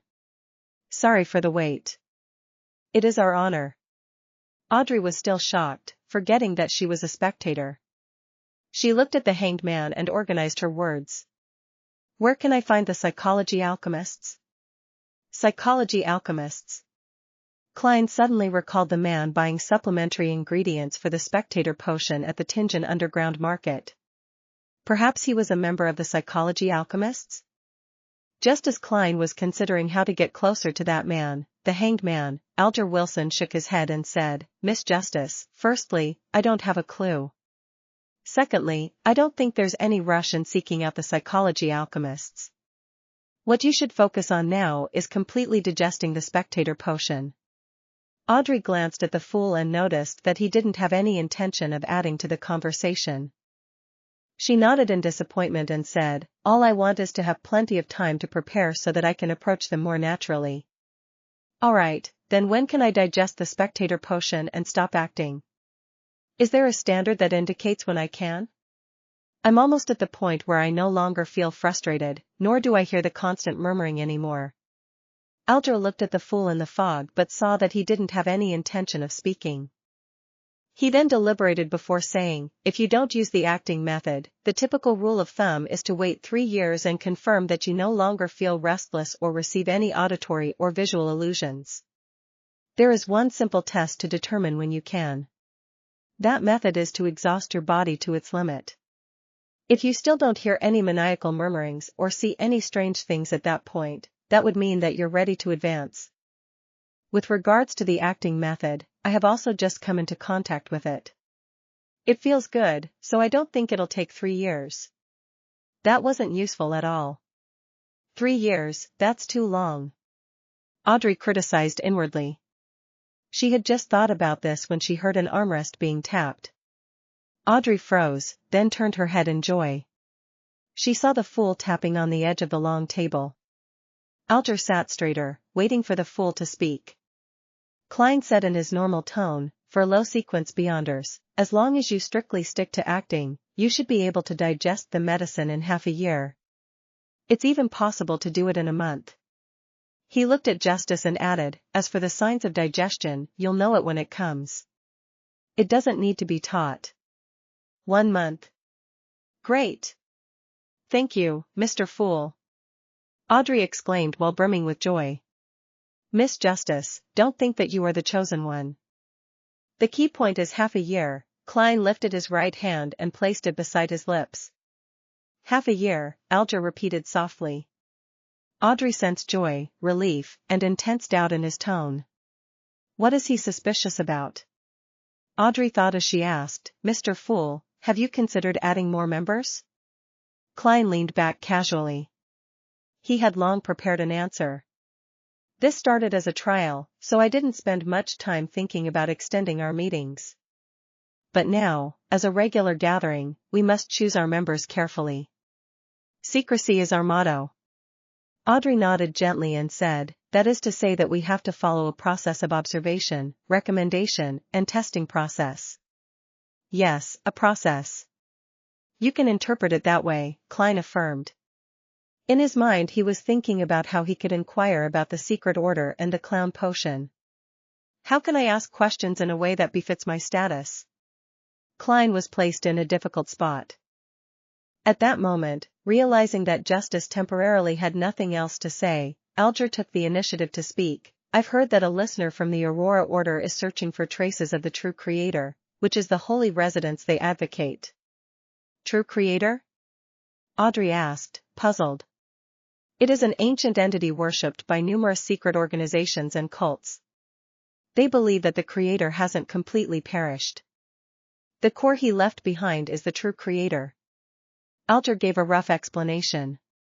"Since the 5th epoch, the true Creator has appeared in many forms, such as the Hanged Giant or the Eye behind the shadow curtains. Many people believe that Emperor Roselle referenced the imagery of the true Creator when he was creating the tarot cards, hence, there exists the card of the Hanged Man." At this point, he looked at Klein and said, "Mr. Fool, there's nothing with what I said, right? Is he trying to probe for my views on the true Creator?" Klein thought about the bloody man on the cross that the captain saw in Hannes Vincent's dream and immediately had an idea.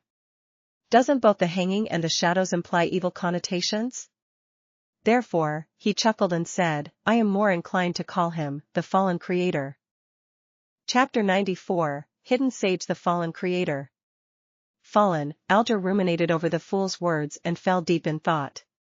However, what struck Alger the most was the fool's relaxed, natural, and nonchalant attitude. He acted as if they were equal. If he hadn't experienced their previous ritual, Alger might have thought the fool was merely bluffing, and building himself up to intimidate him in justice. but now, he was of the opinion that even if the fool was inferior to the true creator, he was at least close to that level. It's dangerous. It's also an opportunity. Alger muttered softly. He then spoke with a smile, Mr. Fool, your description is indeed more appropriate. According to our observations, Beyonders who believed in the true creator, no, the fallen creator, have a higher probability of losing control. The rest of them are mostly psychopaths. That's something that the Nighthawk's intelligence mentioned as well. And the so-called psychopaths didn't lose their sanity, instead, their ideologies become twisted. Klein maintained his seated posture but didn't continue with the conversation. He was still considering how to inquire about the secret order and clown potion, but he couldn't figure out a way of asking the questions in a way that fit with his persona. It's such a pity that the gathering is still so different from an internet forum. Otherwise, I could create another SMF account to join the gathering, and that account would be in charge of asking questions that are inconvenient for me to ask. Perhaps, one day, I'll learn mirror-related magic and give it a try. For example, I can make half the members here my SMF accounts. There are 22 chairs here, and there are 22 cards in the tarot deck. That matches up perfectly. But when I created this divine hall, I didn't even name myself the Fool or have any intention of forming a tarot club. Do these symbolize the 22 different sequence pathways? I wanted a divine hall, so a divine hall appeared. If I wanted a SMF account, would I get a SMF account? Upon seeing the Fool remain silently engulfed in the thick gray fog, Audrey asked both wistfully and curiously, that sounds scary. Mr. Hanged Man, could you share, in detail, information about each and every mysterious organization? And also the matters regarding each secret cult? It's hard for me to come into contact with them during my daily life. I can only understand them through the both of you. I'm willing to pay for it. May I know what you'd like in return? That's a great question. Miss Justice, you're playing the role of my SMF account to a certain extent. This way, the Hanged Man will definitely bring up the secret order. You're the best. Klein's mind stirred when he heard that, but he didn't let his emotions show through his expression or movements. Alger thought for a moment before saying, I need money, £1,000. It'd be best if they weren't bills marked by a serial number. Or maybe gemstones that have just been unearthed. Price them according to the Backland Jewelry Exchange's monthly average price. £1,000? That's a huge sum of money. It could be used to buy a house in a high-class street in Tingen City. Not everyone would have that available immediately. Captain might have an annual salary like that, I guess. Haley's death compensation was only £300. Although Miss Justice is a noble, she obviously hasn't inherited her family's wealth yet, and she'll only be receiving some sort of annual allowance. It's no wonder that the Hanged Man stated that it could be paid via gemstones. Klein was very sensitive towards monetary figures. Luckily, he was blanketed in thick fog. For a single lady or madam, £2,000 could let her live a decent life. If £2,000 were invested, the investment could reliably produce an annual return of about £100. £1,000? Audrey said, sounding shocked. She then replied happily, no problem, do I send it to the previous address? Judging by Miss Justice's tone, she finds it very cheap? Klein didn't look over. Alger was quiet for a good 20 seconds before he said, yes, send it to the Warrior and Sea Bar at Pelican Street, in the White Rose borough of Pritz Harbor. Tell the boss, Williams, that it's what the captain wants. All right. Audrey leaned back and posed in a spectator-like manner. Mr. Hanged Man, you can start now. Alger looked at the Fool, deliberated for a moment before saying slowly, let's start from the Moses Ascetic Order. It is the earliest hidden organization. Of course, many think that the earliest hidden organizations are the Church of the Evernight Goddess, the Church of Mother Earth, and the Church of the God of Combat. These people must be from the Church of Lord of Storms, the Church of Eternal Blazing Sun, or the Church of the God of Knowledge and Wisdom, Audrey refuted sulkily. The Church of the Goddess is the earliest hidden organization? That was the first time Klein had heard of such a claim. What exactly happened in the fourth epoch or the third epoch? Alger smiled and said, the truth is buried in ancient history. Only one thing is certain, no one has ever said that the Church of Lord of Storms, the Church of Eternal Blazing Sun, or the Church of the God of Knowledge and Wisdom were once hidden organizations. Alright, let's save some time and return to main topic. The Moses ascetic order was first established by a few humans that had read the Blasphemy Slate. They believed in a non-anthropomorphic god, called the Hidden Sage. The description is that of a god, but it is more of an ideology, a natural law. For example, all objects are numeric. The Hidden Sage is an embodiment of spirit numerology. Or that knowledge is supreme, and the Hidden Sage is knowledge itself. Hence, the original Moses ascetic order was a very respectable organization, and it maintained a good relationship with the other major churches. The members of the organization led ascetic lives to resist losing control and to resolve the effects of the Remnant potion. They strictly kept their order's secrets, and they upheld moral and religious precepts. They believe that humans continuously reincarnate after death. The sequence 9 that they grasp is called Mystery Prior. The word warlock was also spread from that organization. Audrey listened to the hanged man's description carefully and asked sharply, you said that the Moses ascetic order used to be a respectable organization. Are they not one anymore? Alger nodded his head indiscernibly. Yes, they have fallen into corruption and are now an evil organization. Why? I find their beliefs very good and very normal, Audrey expressed her confusion. That was Klein's confusion too. The information that he could get at his security clearance didn't provide the reason for the Moses ascetic order's fall from grace. Alger looked at the unfathomable fool and tersely agreed. I am not sure of the real reason. It might be because it has been buried by history. However, I have heard one terrifying explanation. In that story, the main reason why the Moses ascetic order fell into corruption was because the god that they believed in, the Hidden Sage, had come to life. He became the personification of an evil god. Came to life? How? Audrey found it unimaginable as she replied with an incredulous tone. Without realizing it, she had exited from her spectator state. It's like a horror story, but the ghost is even a god. Klein's heart stirred with a surge of emotions as well. I'm sorry, no one knows the answer. Alger had originally wanted to casually say, maybe Mr. Fool would know, but he held back the urge. He had already teetered on the borders of danger once. In the Book of Storms 5:7, there was a saying that Alger remembered clearly, which was, do not test God. Audrey calmed herself down and didn't press for more answers. She gestured for him to continue. Klein maintained his seated posture and his silence, validating the hanged man's descriptions with his own understanding. Finally, he realized that there were 4 points that he needed to take note of. First, the Demoness sect was also known as the Demoness family in the 4th epoch. Back then, they had very few members, and their beliefs were passed down through their bloodlines. Plus, they would kill the fathers of their children and abandon the baby boys. Hence, all the members were female. Of course, that was all from Alger's description, and there was no way to verify it at the moment. Second, the numinous episcopate that believed in death and the Rose school of thought that liked bloody sacrificial worship ceremonies both originated in the southern continent. After the colonial era came, they almost vanished under attacks by the 7 churches. But as such, they began spreading to the northern continent. Third, the current psychology alchemists was similar to the earlier Moses ascetic order. They believed in a non-anthropomorphic existence and believed that the human spirit could change everything. Fourth, the secret order had the lowest activity level among all the other hidden organizations. Thus, they were the most unknown. Every time they appeared, they seemed to be after something or looking for something. What are they after or looking for?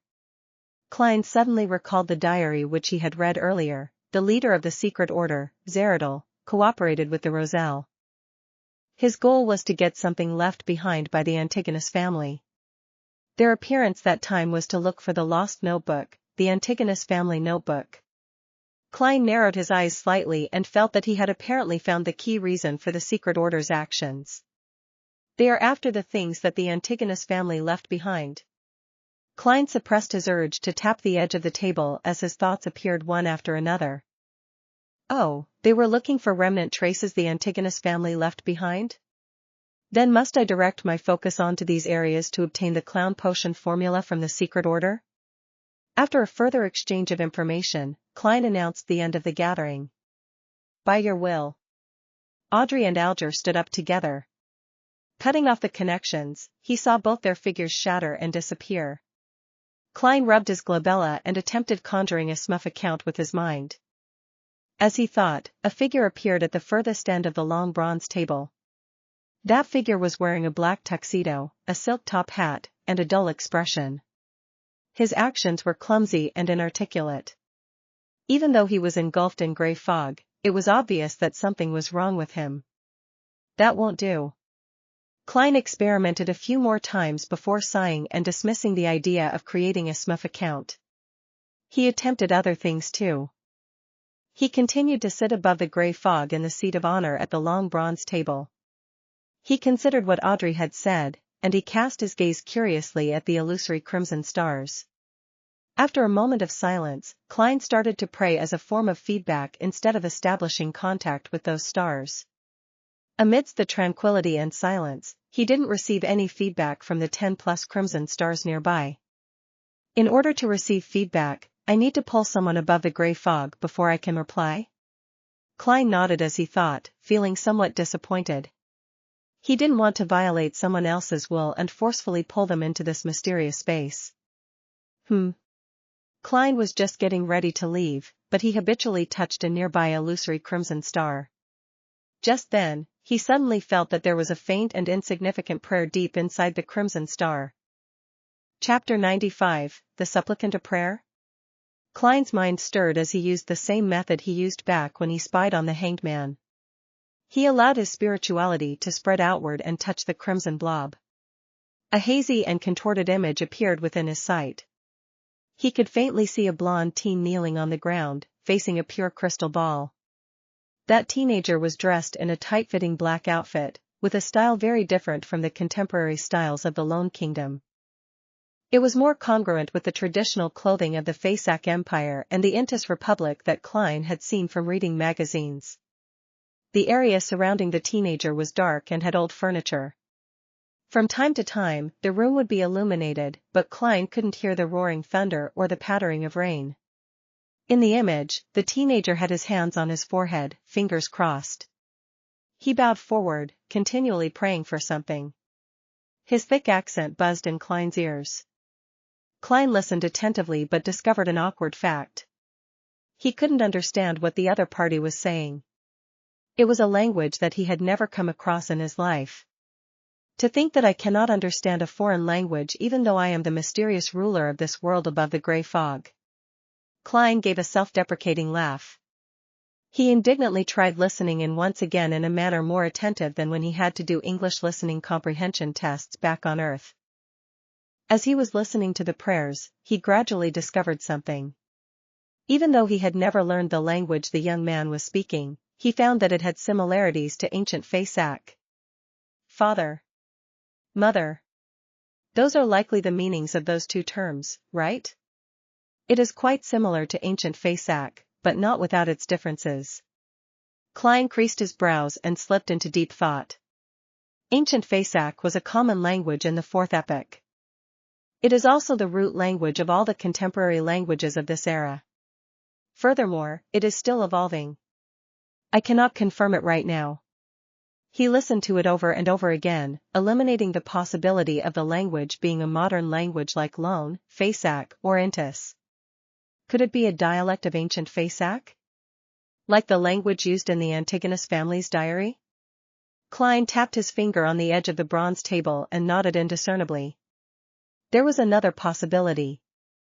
Ancient Faesak didn't spring into existence out of nothing, it was an evolution of Jotun, the language of the giants. The Faesak Empire in the north has always claimed that its people possesses the bloodline of the giants. Perhaps, this is ancient Jotun. At this point, Klein, who lacked knowledge, could only stop. He retracted his spirituality, without looking or listening into that scene. He had no intention of pulling the praying teen up above the fog immediately.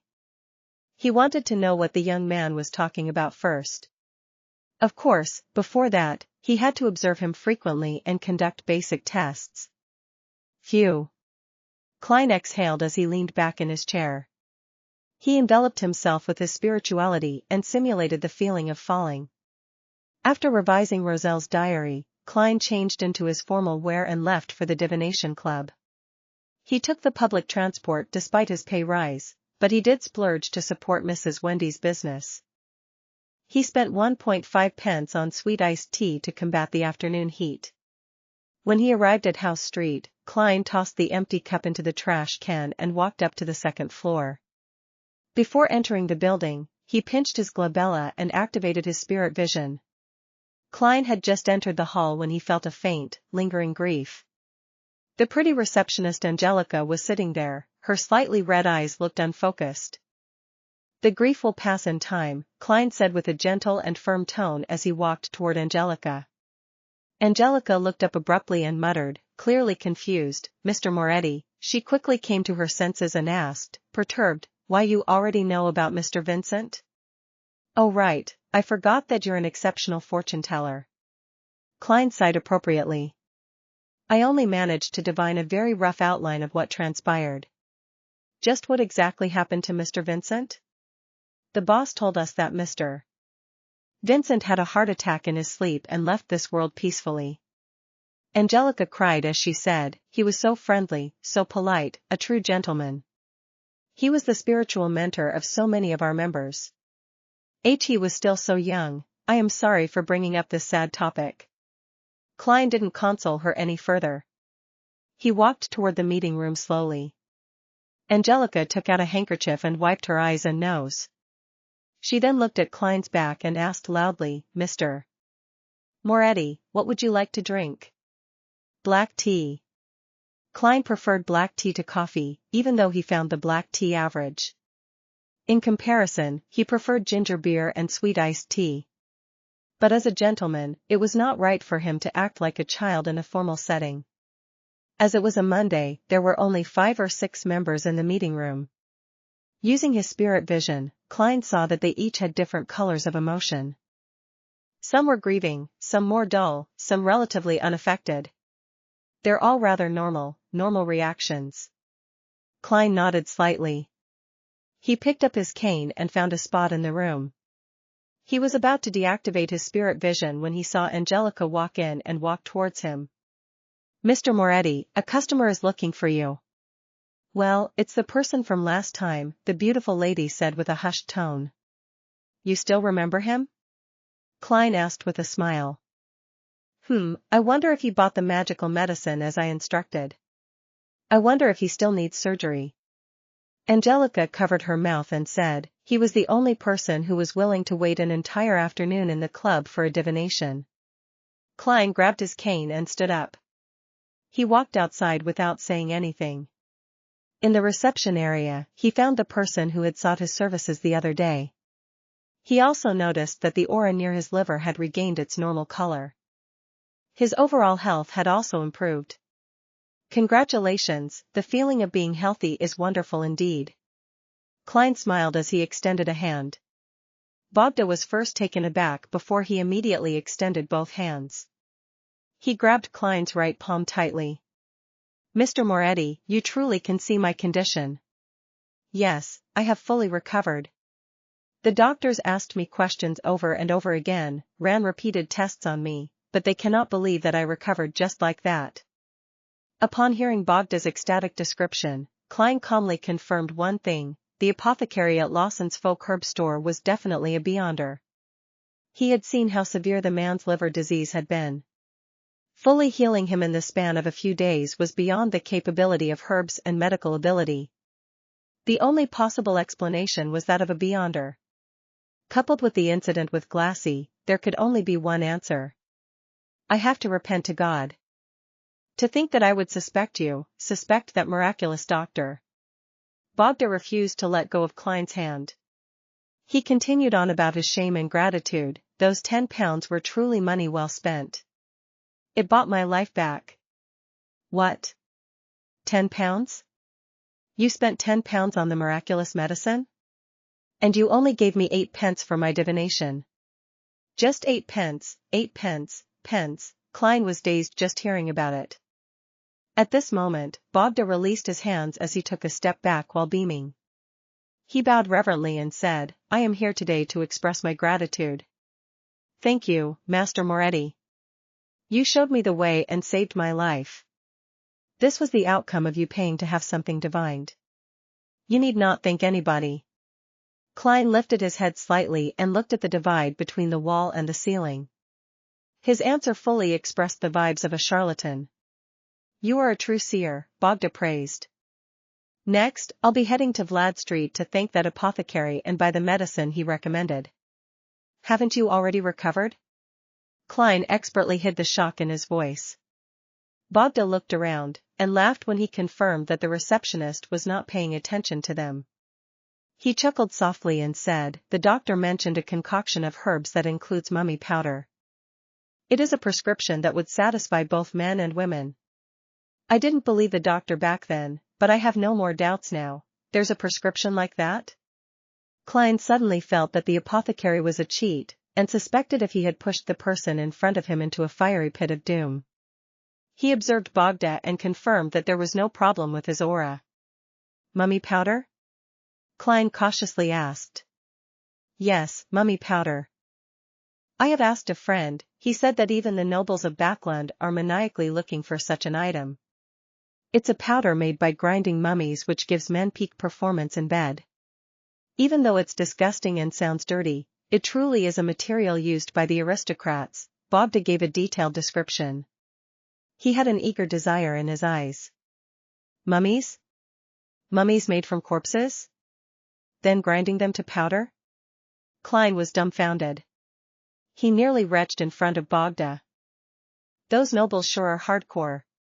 Just as he was about to advise Bogda against doing so, Glassy, who had suffered from a lung disease previously, stepped into the door and heard Bogda's description. Yes, it's very effective. I would recommend that you head to Lawson's folk herb store at Vlad Street. Mr. Lawson's secret recipe is very effective. Glassy took off his spectacles and leaned over with interest. He recommended with a hushed tone, my experience was very, very, very perfect. You know of it too? I was just about to head to Mr. Lawson's folk herb store. Bogda's worries vanished completely. After a short conversation, he left the Divination Club in a hurry. Up until then, Klein was still a little dumbfounded. He waited till 5:20 in the afternoon before putting on his hat and picking up his black cane. He took a carriage down to Vlad Street, intending to observe the apothecary named Lawson Darkweed before deciding if he should notify the captain or not. 18, Vlad Street. Klein stood outside the herb store and saw the closed door, as well as a subletting notice. Quite a wary man, he muttered silently. Since this had happened, he no longer had to be troubled or perform any observations. Chapter 96, Daly's guess. By the afternoon of the next day, Klein had fully recovered from any signs of exhaustion. He walked into the Blackthorn Security Company with steady footsteps. Good morning, Klein. The weather is so cool and beautiful today, I'm looking forward to tonight's feast. Roseanne, who was wearing a light green dress, greeted him with a smile from behind the reception desk. Klein deliberately touched his stomach and said, Miss Roseanne, you shouldn't be talking about that so early in the morning. I'm already sick of today's mission that has yet to arrive. I only hope for the evening to arrive sooner. Me too. Roseanne chuckled. She looked to the left and right, then she beckoned for Klein to come closer. She lowered her voice and said, I met Madame Daly earlier. Spirit medium Madame Daly? Klein asked in surprise. The most famous spirit medium from Alwa County had been living at Enmat Harbor all this time, and it wasn't a short distance from Tingen. Yes. Roseanne gave a firm nod and said, but, she has already left. Ah, she is my ideal beyonder. If I were to become a spirit medium, I would leave Tingen and travel all around the world by myself. To Intis, to Faisac, to Fainapotter, to the southern continent, to the vast prairies, primitive forests, and snow-covered plains. Lady, be aware of the Nighthawk's rules. Klein shook his head in amusement. Even Madame Daly has to apply and obtain permission to leave in Mat Harbor. I know that, but you can't just remind me about it now and shatter my dreams. Roselle said peeved. The truth is, I would never become a Beyonder. It's too dangerous. I know when I'll die from sudden gunfire. From what I've seen, Beyonders are basically people who turn themselves into monsters to fight against monsters. Archbishop Cheney said that we are guardians, but also a bunch of miserable wretches that are constantly fighting against threats and madness, Klein replied, sighing. The quote had left a deep impression on him. To fight against the abyss, we have to endure the corruption of the abyss. The two of them fell silent in unison. Roselle was the first to break the silence as she pursed her lips towards the partition and said, Captain wanted you to meet him when you arrived. All right. With his hat and cane in hand, Klein passed through the partition and entered Dunn's office after knocking on the door. A middle-aged gentleman with deep and serene gray eyes and a high hairline put down his coffee cup and said with a smile. Daly was here. Can't say that I'm surprised, Roselle had just informed me, Klein replied with a smile. Dunn didn't mind his humor but sighed. Daly was just transferred to the Backland Diocese, which is the world's busiest and most crowded city. They have the highest population of Beyonders and the most opportunities. She has a higher chance of becoming an archbishop or a senior deacon than me. Why? Klein asked curiously as he took a seat. Dunn thought for nearly 20 seconds before answering. She has a unique talent in mastering and exploiting sequence potions. I've mentioned the internal rule of the Nighthawks before. If you want to consume the next potion in the sequence, you'll have to wait 3 years and go through a strict examination to prevent any loss of control. But typically, 3 years is far from sufficient. I spent 3 years going from a sleepless to a midnight poet. It took me 9 years to go from a midnight poet to nightmare, a full 9 years. And to go from nightmare to sequence 6, I've already spent 3 years. I have no idea how many more years I need. When our bodies age and our energy starts to decline, even if we overcome the latent dangers, we shouldn't attempt advancing anymore. This is because the risk of losing control at that point is so high that no one is willing to risk it. As for Daly and I, we are different from most Beyonders. After she became a corpse collector, she handed in a special application after only a year. She hoped to consume the follow-up potion immediately. What surprised everyone was that she actually passed through the stricter examination and obtained the Gravedigger potion. It only took her 1 more year to go from Gravedigger to Spirit Medium. This year will be her 5th year as a Beyonder. She is only 24 this year, young enough to have many opportunities ahead of her. On the surface, she's the most famous spirit medium in Iowa County, but she truly is an actual spirit medium. Isn't that acting? Old Neil had apparently mentioned that Madame Daly had similar tendencies. Klein felt that he had grasped the key reason for Madame Daly's quick ascension through the ranks. Captain, you're young enough as well. You're only in your 30s, Klein comforted Dunn, but added in his heart, it's just that your memory isn't that great. Dunn drank a sip of his coffee. He shook his head and smiled bitterly. Why didn't you ask Madame Daly about her method of mastering and exploiting sequence potions? Klein purposely asked. Dunn put down his coffee cup and massaged his temples as he spoke. She told me to become a true nightmare. I don't know what that means. Play the role of a nightmare. Man, a nightmare sounds sinister. Klein creased his eyebrows and temporarily fell silent. Then, Dunn took out his smoking pipe and sniffed at it. Daly and I discussed the possibility of Seer's follow-up potion being clown. Assuming that the member of the Seers didn't lie to you, she brought up an interesting hypothesis. What hypothesis? Klein asked hurriedly, his eyes turning bright. He had once used a divination method to determine if clown was the follow-up potion of Seer. The answer he received had been vague, but it seemed close to being a confirmation. Dunn's deep and serene gray eyes swept his gaze at him while he said in thought, a normal sequence pathway proceeds in a stepped manner. They advance according to a particular similarity.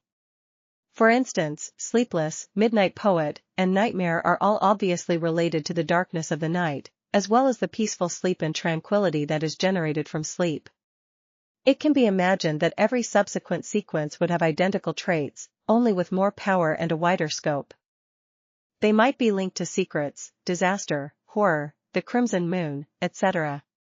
Certain sequence pathways appear unrelated, but when we analyze them in detail, we can still find similarities, such as Assassin and Instigator. Their implied similarity is to bring people calamities, pain, sorrow, and despair. Hence, the follow-up sequences should abide by this pattern. Klein paid close attention and asked proactively, but Seer and Clown doesn't have such a connection? Yeah. Dunn nodded and said, Daly believes that there might be sequence pathways that share another kind of relationship. After all, there's a lot we do not know. He paused for a moment before saying, Daly said that, in this sort of pathway, the low to mid-sequence potions would respectively provide the Beyonder an ability that seems brand new and unrelated to the others. When the Beyonder reaches a point of qualitative change, these abilities will mix into an abnormally powerful job that includes them all. In other words, the pathway doesn't advance step by step, but instead it's a relationship of dissection and combination. Klein listened intently, but he felt lost. Dunn lifted his right hand and said, a normal sequence pathway advances a bit at a time, just like a child growing up. A growing child becomes taller, stronger, heavier, and more mature from a young age. While special sequence pathways are more like, having said this, Dunn lifted up his thumb. This is sequence 9. Then, he lifted up his index finger. This is sequence 8. Then, he gradually lifted up the rest of his fingers. Each and every finger is independent, and doesn't seem to be related to the others. But in the end, when he said the word end, Dunn clenched his fingers into a tight fist. I understand now. Klein was suddenly enlightened. He agreed with Lady Daly's guess and the captain's metaphor. Maybe that's how it is? He nodded in deep thought. Sequence 8 Clown and Sequence 9 Seer are completely different and have brand new abilities. And according to the description from the Nighthawk's intelligence, the corresponding Sequence 7 and Sequence 8 Clown don't share any similarities either. Klein fell silent for a while before curiously pressing on, at which stage would the different abilities combine to form a qualitative change? Dunn took another sip of coffee and chuckled. Daly and I guessed Sequence 4. Why? Klein blurted out. Because according to the way the churches categorize sequences, Sequence 4 is the beginning point of the higher sequences. It is said that merely achieving such a level brings about qualitative changes in vitality and energy. In ancient times, Sequence 4 Beyonders were qualified to be called demigods in the fourth epoch.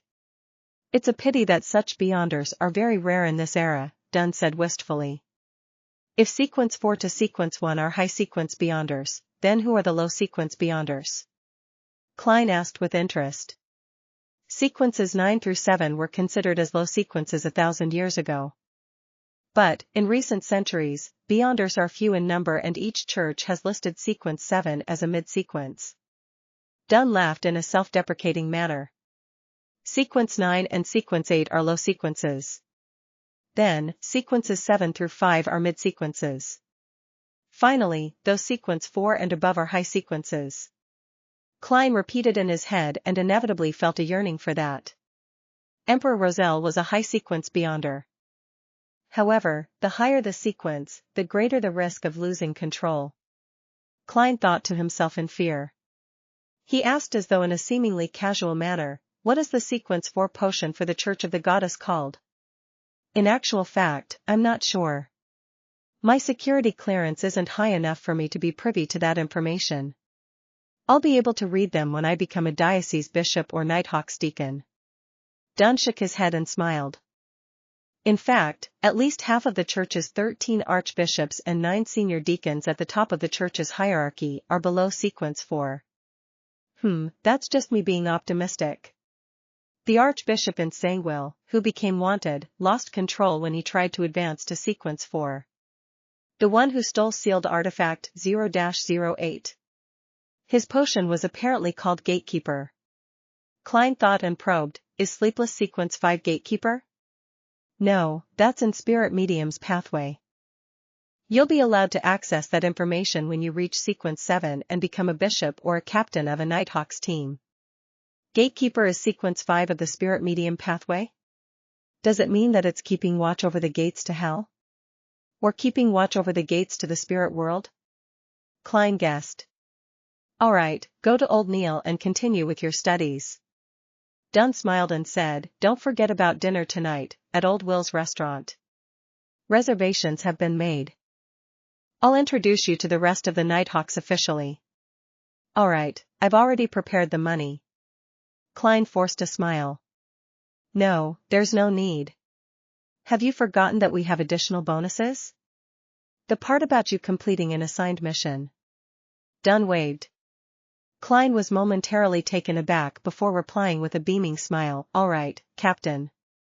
He turned around and walked towards the door, while counting inwardly 3, 2, 1. Why didn't Captain call me back? Klein dragged out one for a very long time, only to be surprised that Captain Dunn Smith hadn't forgotten at anything. A miracle. In the armory, Old Neil stole a glance at Klein, who was in a good mood. Don't be obsessed with tonight's dinner. You still have a lot of things to learn, such as more ritualistic magic, ancient Hermes, Dragonish, Elvish, and many more. Yeah, every afternoon besides your day off, you have to have at least 2 hours of combat training with an instructor. Combat training? Captain didn't mention it. Klein was shocked. Old Neil nodded and didn't hesitate to answer, he forgot. Chapter 97, Combat Teacher at 2 in the afternoon, outside of a simple 2-storied building that was in disrepair at the outskirts of the North Borough. Klein, who was in his probationary inspector uniform, looked at the weed-filled garden and the vines that had crept up the walls. He turned his head in surprise. My combat instructor lives here? Shouldn't a combat artist who was selected by the Nighthawks be exceptional? Leonard Mitchell, who had guided Klein there, snickered and said, don't underestimate Mr. Gawain because of his residence's surroundings. Although he was never conferred an aristocratic title, he was a true knight back in the day. Having said that, the poetic Nighthawk, who was dressed in a white shirt, black trousers, and buttonless leather boots suddenly felt melancholic. He was active during the waning era of the Knights. The warriors donning their armors would storm through enemy ranks despite the gunfire and cannon fire, destroying their enemies and redefining the battle lines. But alas, they were quickly met with the invention of the high-pressure steam guns and 6-barrel machine guns. From then on, the Knights had to gradually step down. Mr. Gawain met the same fate. More than 20 years ago, the Awa Knights Order of Chivalry faced the most advanced weaponry of the Intis Republic Army. Sigh, every time I recall this, it seems like I'm touching the dust heaps of history. The poet in me stirs when thinking of this irreversible and fated destiny, but alas, I do not know how to compose the poem. Then what's the point in saying so much? Klein acted oblivious to Leonard's self-deprecation and gave a serious suggestion. My university schoolmate once told me that the composing of poems requires a certain degree of talent. It's best you start by reading the classical poems anthology of the Lone Kingdom. Leonard's mood changed on a whim. He replied with a light-hearted tone, I purchased that book a long time ago, as well as other titles, such as the selected poems of Emperor Roselle. I will work hard to become a true midnight poet. Mr. Seer, is he hinting at the acting method? Klein replied, as though he couldn't understand him, you would still need books on grammar. All right, let's enter. Leonard extended his hand and pushed open the half-closed metallic gates. The two of them then followed the path towards the house. They were still a distance away from the house when Klein saw a tall man walking out from behind the main door. He had short blonde hair, his brows already laced with white hairs. His facial features looked like they had been ravaged through age, his wrinkles were etched deep across his face. What are you doing here? The aged man asked in a deep voice. Mr. Gawain, as per your contract with the police department, this probationary inspector will be learning the art of combat under your guidance, Leonard explained with a smile. Combat? There's no need to study combat in this era. Gawain looked at Klein with turbid eyes and said in a dead voice, you should learn how to draw your gun and shoot. You should master the most advanced weaponry. Was this the psychological trauma caused by the 6-barrel machine guns and high-pressure steam guns? Klein didn't give a reckless reply. Instead, he smiled and looked at Leonard.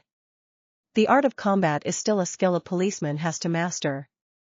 Most of the criminals we face are not those who must be executed on the spot. Some might not even have weapons.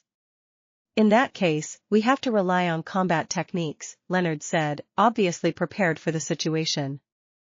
With a dark expression, Gawain fell silent for more than 10 seconds before saying, "Throw a punch." He was speaking to Klein. Klein, who was not holding his cane, remembered the boxing matches he had seen in his previous life. He raised his arm and threw it forward. Gawain's lips twitched indiscernibly. He thought for a moment and said, "Kick." Tilting to the side slightly and twisting his hips, Klein tightened his thigh muscles and kicked forward with his right foot. Cough. Gawain covered his mouth and cleared his throat.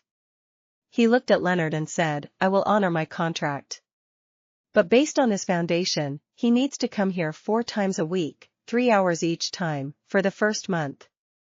You're the combat expert. It's up to you." Leonard nodded without hesitation. He smiled and said to Klein, "See you at dinner." After Leonard walked out the metallic gates, Klein asked out of curiosity, "Instructor, how should I begin practicing? Punching, or footwork?" As a qualified keyboard warrior, he understood the importance of footwork in combat. Gawain stood akimbo as he shook his head lethargically. "What you need now is strength training. See those? Those are 2 dumbbells made of steel. They shall be your partners for today. Other than that, you also have to practice deep squats, running, and rope skipping. Let us take those one set at a time." While Klein was still in a daze, Gawain suddenly raised his voice and said sternly, "Understood?" "Understood." At this moment, Klein felt as though he had returned to military training and was facing an inhumane instructor. "Change out of your clothes. There's a set of knight's training clothes on the sofa." Gawain suddenly sighed. He turned around and walked toward the black steel dumbbells. 6 in the evening, at a corner table of the Oldwell restaurant. Other than Fry, who was guarding Cheney's gate, all the members of the Blackthorn Security Company were present. There were 6 Nighthawks and 5 civilian staff. A white tablecloth was draped over the long table. Waiters carried over plates of food, portioned them before serving them to each individual guest. Klein saw steaks drenched in black pepper sauce. He saw bacon, sausages paired with mashed potatoes, egg puddings, asparagus, and specialty cheeses. He even saw rose-colored champagne. However, he had no appetite. The training in the afternoon had nearly made him vomit. Noticing the pale, newly inducted Nighthawk with turbid eyes, Dunn raised the glass of red wine in front of him and laughed. "Let us welcome our newest official member, Klein Moretti, cheers." The cold and introverted black-haired lady, Royale Radine, the sleepless Kenley White, the sloppy Leonard Mitchell, as well as the white-haired, black-eyed midnight poet Sika Tron all raised their cups and looked at the new member of their team.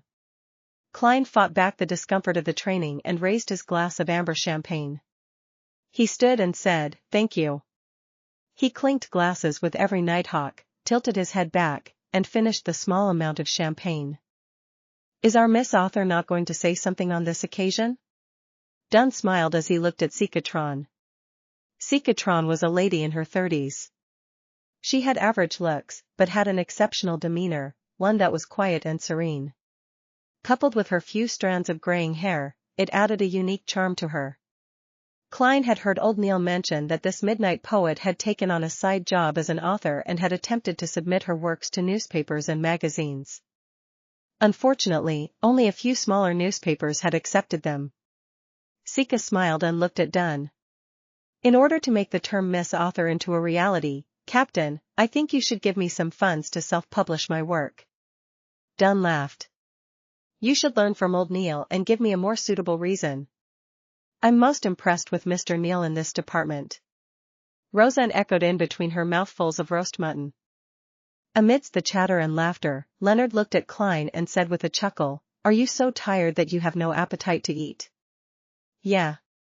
Klein sighed. If you haven't touched your food yet, I can be of assistance. Leonard acted as though he didn't want to waste any food. Klein didn't mind. He nodded and said that wouldn't be an issue. And with that, a good portion of the food in front of him was eaten by Leonard and the rest. Nearing the end of the dinner, the waiters served plates of beef pudding and ice cream. Klein tasted ice cream and found it cold and sweet. It was particularly appetizing. Before he realized it, he had finished the ice cream drizzled with a blueberry sauce. And as a result of this, he started to feel the hunger pangs. It was a hunger which demanded recharging food that came after intense exertion. Swallowing his saliva, Klein looked to the front, only to see that all the plates were empty. There were no leftovers. Let's end the dinner here, and give Klein a final toast, Dunn suggested. Before finishing his sentence, Klein asked, Captain, may I order another plate of food?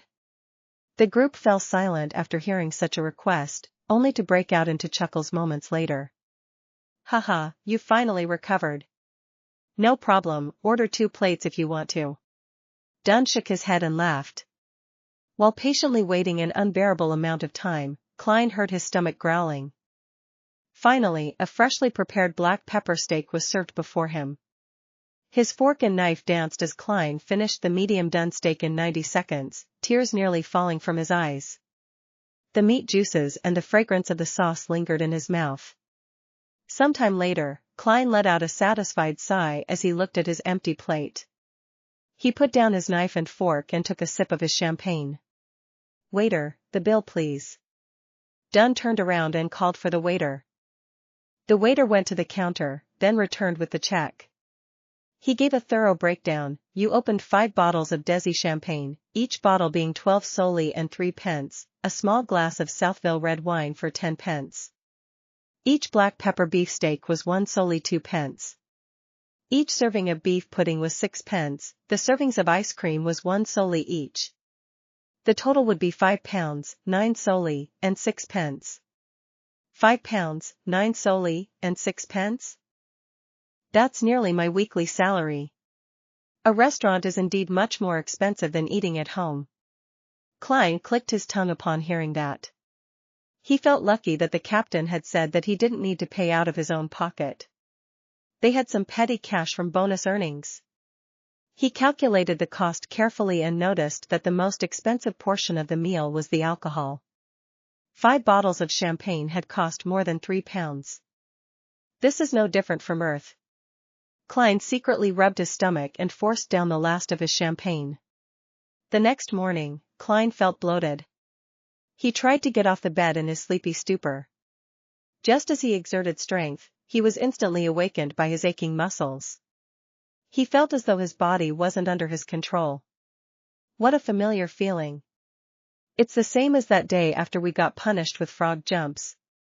Today is a rest day, but I still have to pay a visit to my mentor and see if I can borrow the monograph on the Hornacious main peak from the library at the university. Klein's lips twitched as he made his way outside with some effort. He wanted to draw a gasp with every step. Klein, what happened to you? Melissa, who had just come out of the bathroom, sized up her brother suspiciously for his odd posture and slow movement. Chapter 98, Mr. Azik faced with his sister's question. All Klein could do was reply with a regretful smile, sore muscles.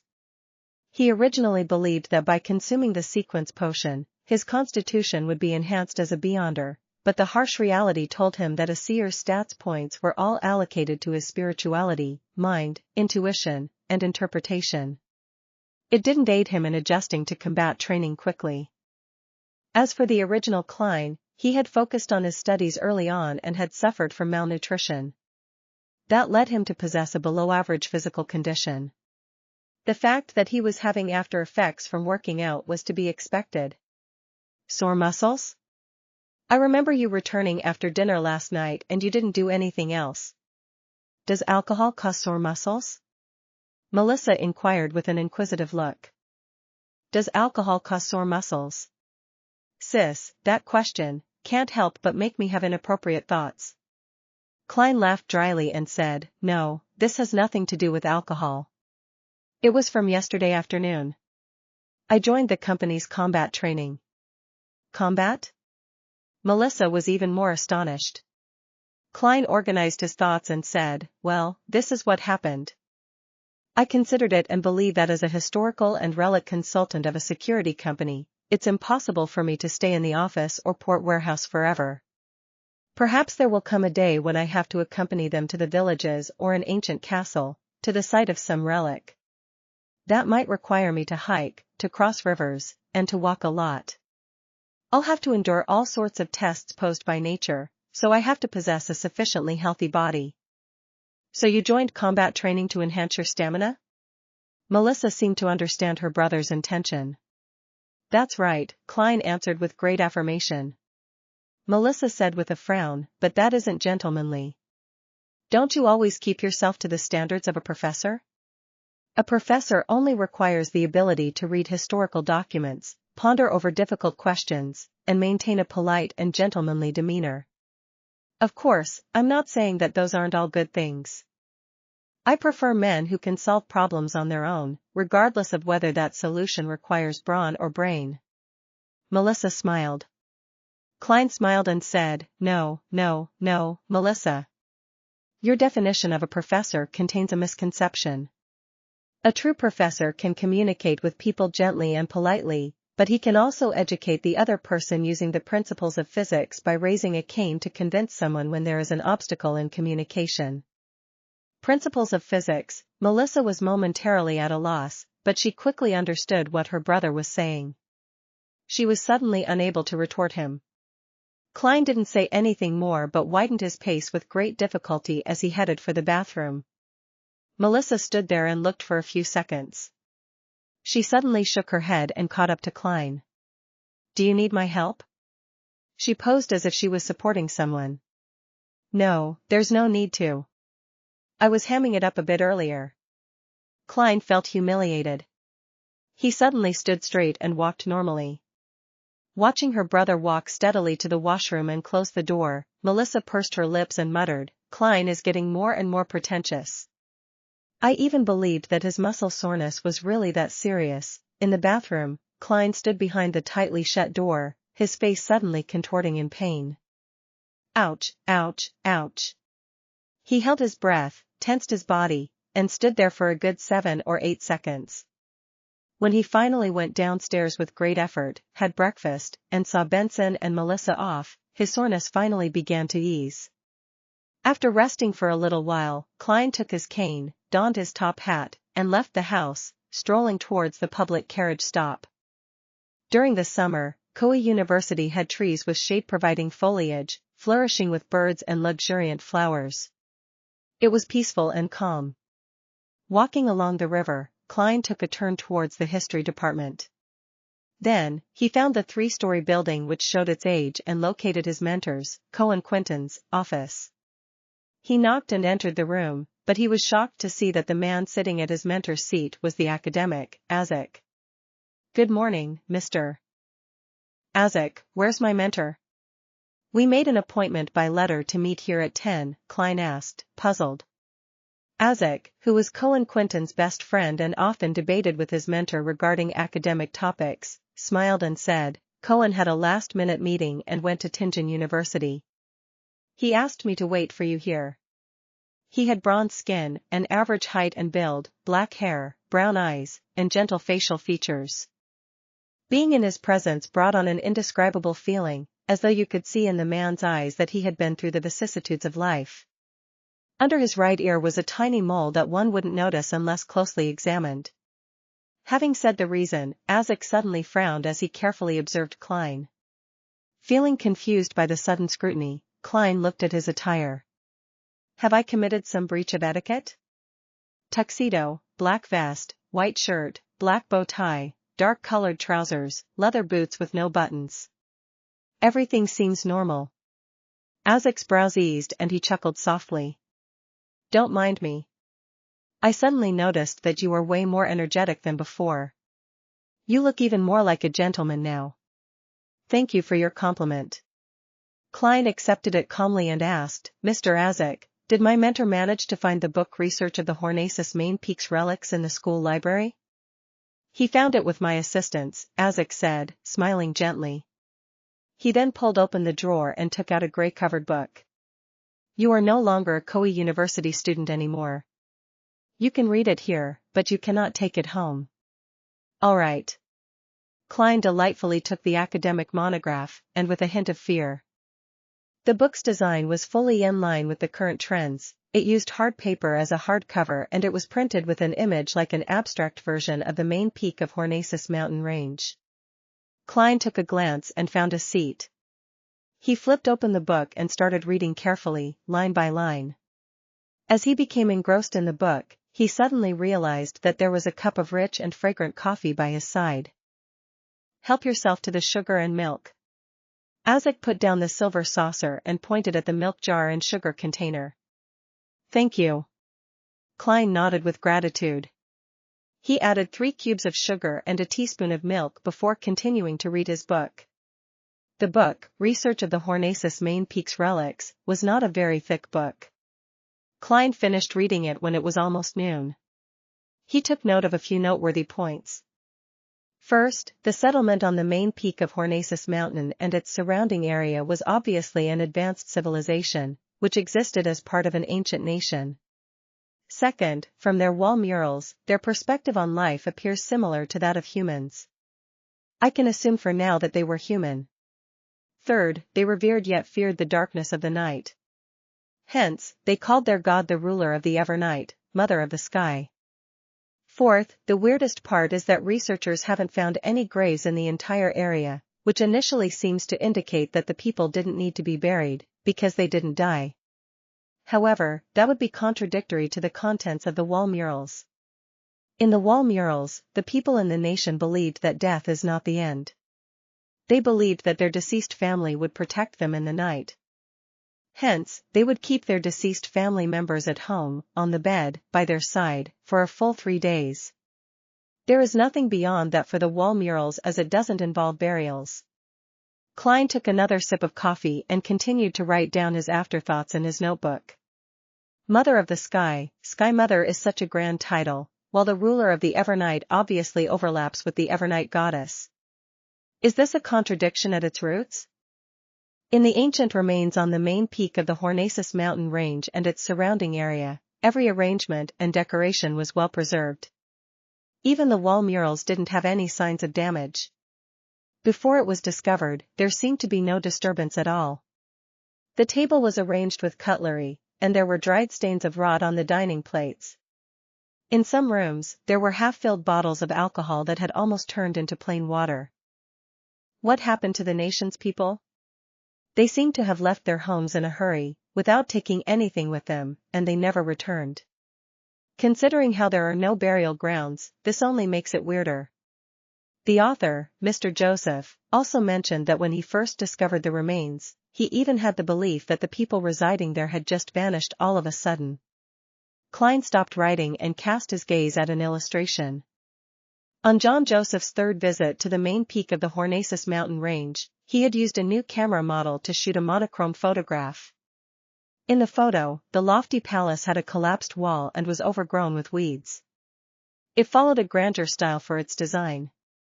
When he flipped to the photograph, Klein's first thought was that of the palace he had seen in his dream. The 2 styles were identical. The only difference was that the one he had dreamed of was on a peak and it was way more magnificent. It also had a huge chair, a seat of honor, that looked like it didn't seat a human. Countless translucent maggots clustered together and squirmed slowly beneath the chair. I can confirm that my dream is related to the ancient remains on the main peak of the Hornacis mountain range. That should be the nation of the Evernight which was referenced in the Antigonus family's notebook. Klein nodded slightly and closed the book. At that moment, Azik, who was sitting opposite him, touched the inconspicuous mole under his right ear and said, "How was it? Found anything?" "Quite a bit. Take a look, I've written so many pages of notes." Klein pointed at the table and smiled. "I don't understand why you're suddenly so interested in this matter." Azik sighed and said, Klein, when I was studying at the Backland University, I had dabbled with some divination and did quite a bit of research on that. Well, I discovered that there is disharmony in your fate. What? Divination? Are you talking to me about divination? As a seer, Klein looked at Azik the academic in amusement. How is it disharmonious? Azik thought for a moment. Have you encountered many strange coincidences in the past 2 months? Coincidences? As he was indebted to Mr. Azik, Klein didn't dispute his question as he subconsciously began thinking. If we are talking about coincidences, the most obvious matter was when we were after kidnappers. We actually managed to find clues of the Antigonus family's notebook that was lost for days in the room opposite the kidnappers. Also, Ray Bieber didn't flee from Tingen in a hurry. Instead, he found a place to digest the power bestowed by the notebook, allowing for sealed artifact 2-049 to track him down easily. That seemed to be against common sense. Although Iyer Harson gave a reasonable explanation, I always had a nagging feeling that it was somewhat coincidental. Oh, Selena had stolen a glance at Hannes Vincent's secret incantations, but she held back till her birthday dinner banquet to try it out, and I happened to discover it, which is quite a coincidence too. Otherwise, Hannes Vincent wouldn't have been the only one to die so suddenly. Klein thought about it seriously for a few minutes and said, there are 3. Neither too many, nor too frequent. Furthermore, there was nothing that indicated someone's involvement and guidance. Azik nodded slightly. As Emperor Roselle once said, a single coincidence is encountered by anyone. Twice is still normal. Thrice is when one should consider what internal factors are influencing those coincidences. Can you tell me anything else? Klein probed. Azik laughed and shook his head. I can only tell that there's some disharmony, but nothing else. You have to understand that I'm not a real seer. Isn't that basically equal to saying nothing? Mr. Azik is quite odd. He's playing a charlatan in front of a charlatan like me. Klein let out a breath, seizing the moment when Azik stood up. He pinched his glabella and activated his spirit vision. When he looked over, Azik's aura fully appeared before his eyes and everything seemed fairly normal. Unfortunately, I can only see the ether body and astral projection of a person above the gray fog. Klein thought carefreely as he tapped his glabella again whilst standing up. Chapter 99, Red Chimney. Late in the afternoon, Klein returned home and drew the curtains, allowing his room to slip into darkness. He took out his pen and paper and thought for a long time, finally writing down a sentence. The kidnapping of Elliot was due to extraordinary elements. As a seer, Klein had tried to divine if those coincidences were a consequence of unnatural developments, but the results showed otherwise. This time, he was influenced by Azik to look into these events again. He also drew lessons from the suited clown. He seriously designed an appropriate divination statement, eliminating any descriptions that might be vague or cause confusion. Yes, I should break down the 3 coincidences and divine them separately, Klein nodded in thought as he slowly removed the topaz from his wrist. He held the spirit pendulum with his left hand and allowed it to hang close over the divination statement on the paper. He collected himself and entered a state of cogitation. With his eyes closed, Klein started chanting repeatedly, the kidnapping of Elliot was due to extraordinary elements. As he recited the statement over and over again, Klein opened his eyes and looked at the pendulum, only to see the topaz turning counterclockwise slowly. It's still a negative, Klein muttered to himself. He designed several other divination statements, but the results persisted. There was nothing strange about that incident. He then separately divined the event of Ray Bieber's stay in Tingen and Selena's magic mirror divination incident, but the answers for both events were normal. Was I, a real seer, frightened by the charlatan Mr. Azik? Besides, Captain and the others didn't feel that anything was off. Klein laughed and shook his head. But he remained cautious. He planned on using the dream divination technique to get a final confirmation. After some thought, he changed the divination statement to fit the change in method. The true reason for Elliot's kidnapping. As he scribbled with the fountain pen, Klein paused and pondered over his words. After reading it over and over again, he tore the slip of paper and walked toward his bed. He relaxed and laid down. With the divination statement in hand, Klein quickly fell asleep with the help of cogitation. He found himself in a contorted, broken world. Regaining his senses, he began swimming through the blur. Gradually, he saw the few kidnappers. He saw them lose their final chip at a gambling table, saw them obtain guns from underground sources, and saw them survey the area. They even rented the apartment across Ray Bieber's apartment as their hideout. These didn't form a continuous scene, instead, they were presented in the form of flashing pictures. Klein couldn't find anything that was abnormal. Furthermore, it had also aligned with the statements given by the kidnappers. After exiting the dream, Klein separately divined the other two incidents but had the same result. Their developments followed logic. The coincidences were really coincidences. I was indeed overthinking things. Mr. Azik is merely a divination enthusiast. Klein stabilized his pendulum and shook his head with a bitter smile. He was about to draw the curtains and allow sunlight into the room when he froze. From the original Klein's impression of Mr. Azik, he is a dependable and trustworthy person. He had never once said anything baseless. Even if he was always quarreling with Mentor, it was limited to academic topics, and each of them had their reasons. If he was truly a mere divination enthusiast, he wouldn't have interacted with me like that. And the memories of original Klein has nothing about him liking divination. Of course, this could be due to the loss of a corresponding memories. Klein frowned and couldn't ease his worries. He needed a way to confirm this. He suspected that Mr.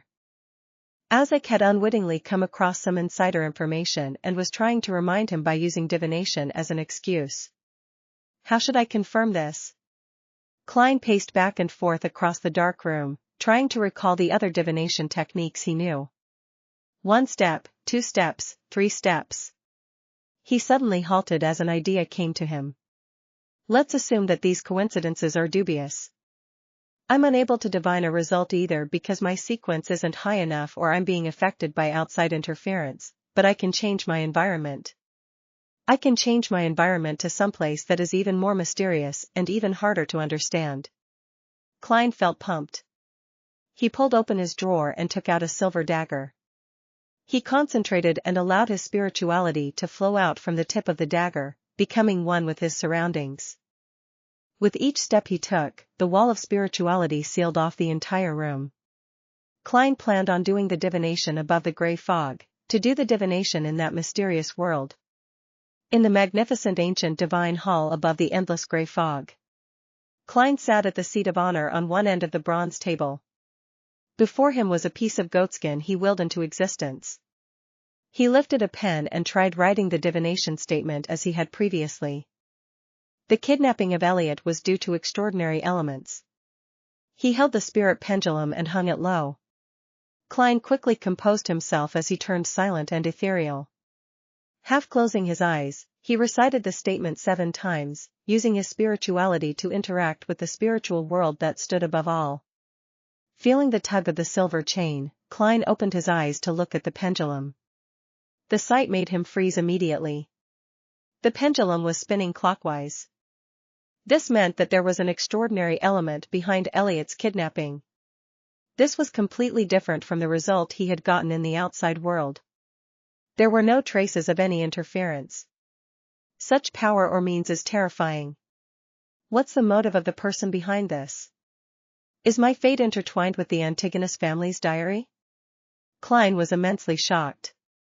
He lost his calm and the rotation of the pendulum slipped into chaos. He put down the topaz and rubbed his glabella. His expression was abnormally grave. After contemplating for a few seconds, he didn't attempt to divine the other two events. Instead, he wrote a new divination statement, the true reason for Elliot's kidnapping. He held the paper in his hand and recited the statement 7 times. Klein leaned back and fell into sleep above the fog. Soon, he saw a boundless, illusory grayish-white fog. The fog dissipated slowly, revealing a colorful grass plain filled with flowers. The space behind the flowers and the plains was folding into itself, like a monster that had come alive. Klein tried his best to look forward, barely making out an image of a dark red chimney. At this point, the scene before him shattered, putting an end to his dream. Klein abruptly straightened his back in the majestic divine hall. His heart was beating wildly without reason. Phew! It felt like I had just spied on a terrifying thing. He took in 2 deep breaths to stabilize his chaotic emotions. Tap. Tap. Tap. Klein tapped on the side of the table sometime later and slipped into deep thought. Red chimney, garden, grass plains. How is this related to the person behind all of this? I cannot determine his motive from the coincidences, nor can I conclude that there is any evil intent. In the midst of this thinking, Klein felt alarmed, for himself, Captain, Fry, and the others. We are like puppets dancing on a string. What's even scarier is that we thought so highly of ourselves. Sigh. I don't know how to raise this matter to Captain. Old Neil's divination produced the same results as mine in the outside world. If they asked me to confirm it in front of them, I have no way of doing that.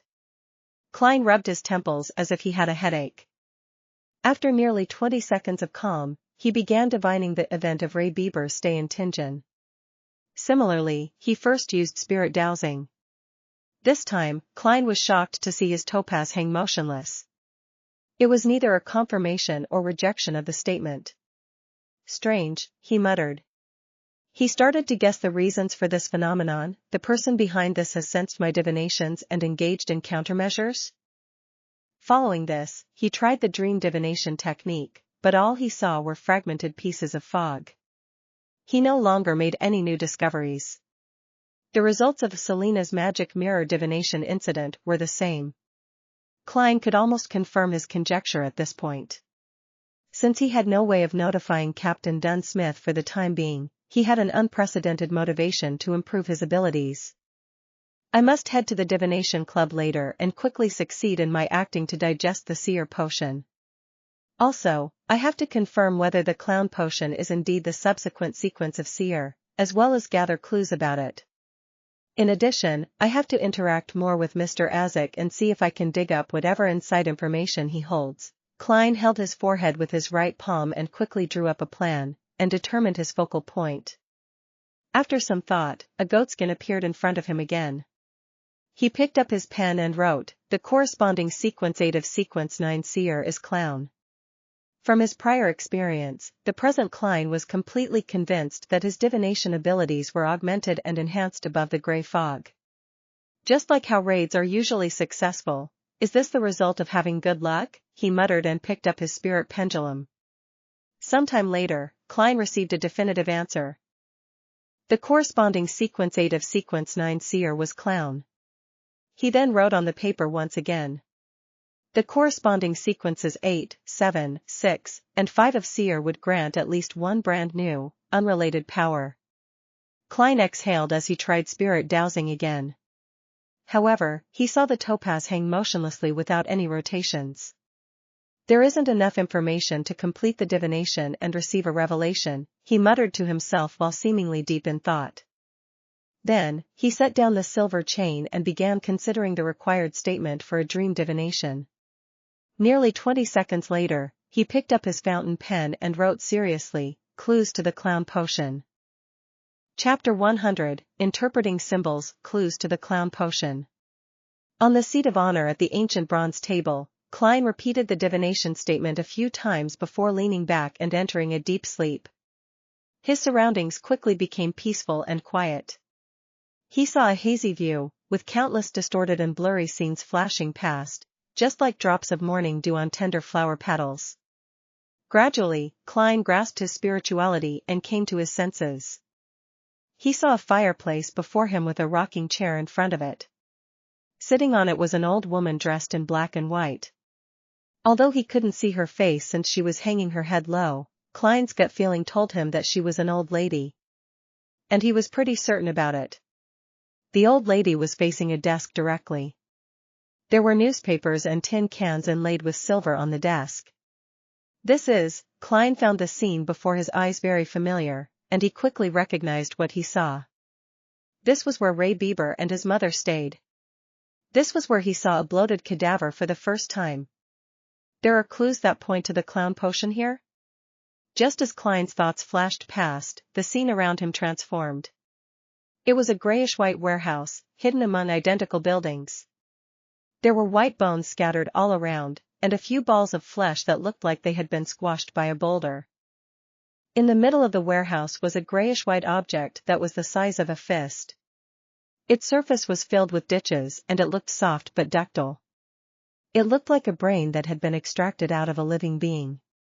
Just as Klein recognized the scene and recalled something, the scene before him distorted like rippling water before transforming into another new blurry scene. A naked body was laid on a long table covered with a white cloth. There were some bluish, discolored patches on the corpse's skin.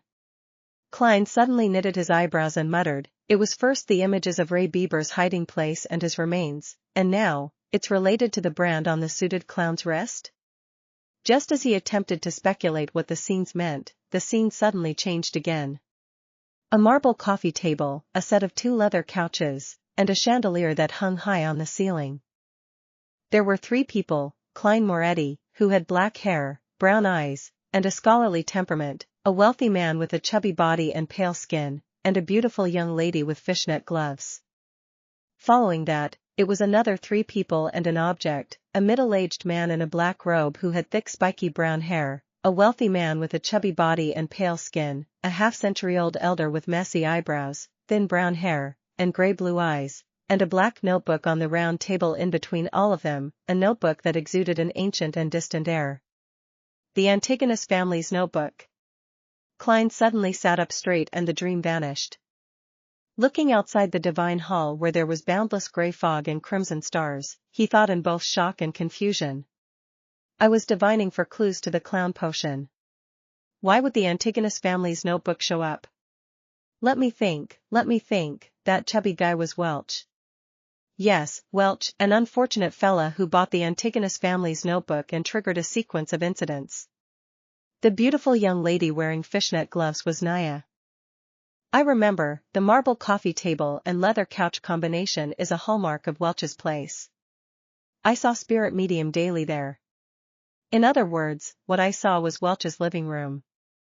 It was a scene where the original Klein and his 2 classmates were discussing the notebook. Klein calmed himself down and tapped on the edge of the long bronze table rhythmically. Then, what does the last scene represent? The notebook appeared, Welch appeared. Could it be the scene where he bought the ancient item? There were another 2 people, and one of them looked very familiar. I feel like I've seen the middle-aged man in the classic black robe somewhere before. That spiky brown hair, severe dark eye circles. Yes, I know who is he now. Hannes Vincent from the Divination Club, the Hannes Vincent who died peacefully after Captain snuck into his dream, having learned that Selena secretly obtained the secret incantation from him. No way, he was the one that sold the notebook to Welch. Everything appears to be coming full circle. The world sure is small. No, Tingen is really small. On careful thought, it really is a possibility that Hannes Vincent wasn't an ordinary fortune teller. He was obviously deep into mysticism and obtained the attention of an ancient evil god. He had the channels, ability, and opportunity to acquire the notebook that was accidentally released by the secret order. It's no wonder Captain and company never figured out where Welch bought the notebook. Their investigative approach was entirely wrong. They had attempted to investigate via the antique market. But when the actual whereabouts of the notebook was found, they gave up on that lead. What a pity, Hannes Vincent just passed away not too long ago. Otherwise, we definitely could have found out something regarding the notebook. Since he was involved in mysticism, he should have researched the notebook. His death was way too coincidental. However, there was another person at the scene, a man in his 50s. He might know quite a bit of what happened. Klein stopped tapping his fingers on the edge of the table and looked through every scene of his dream divination once more. Ray Bieber's house, Ray Bieber's hideout spot, the remains of Ray Bieber, the brand on the suited clown's wrist, Welch's house, Welch, Naya, and original Klein's exchange, Welch, Hannes Vincent, and the Antigonus family notebook's group photo. Besides the brand on the suited clown, everything else is directly related to the Antigonus family's notebook. But I had divined for clues to the clown potion. This isn't scientific, nor does it make mystical sense. After becoming a seer, Klein once tried to divine where Welch had bought the Antigonus family's notebook, but he never considered using the unique qualities that the area above the gray fog possessed. As such, he had failed to receive any revelations, but now, he had chanced upon the truth by divining something separate.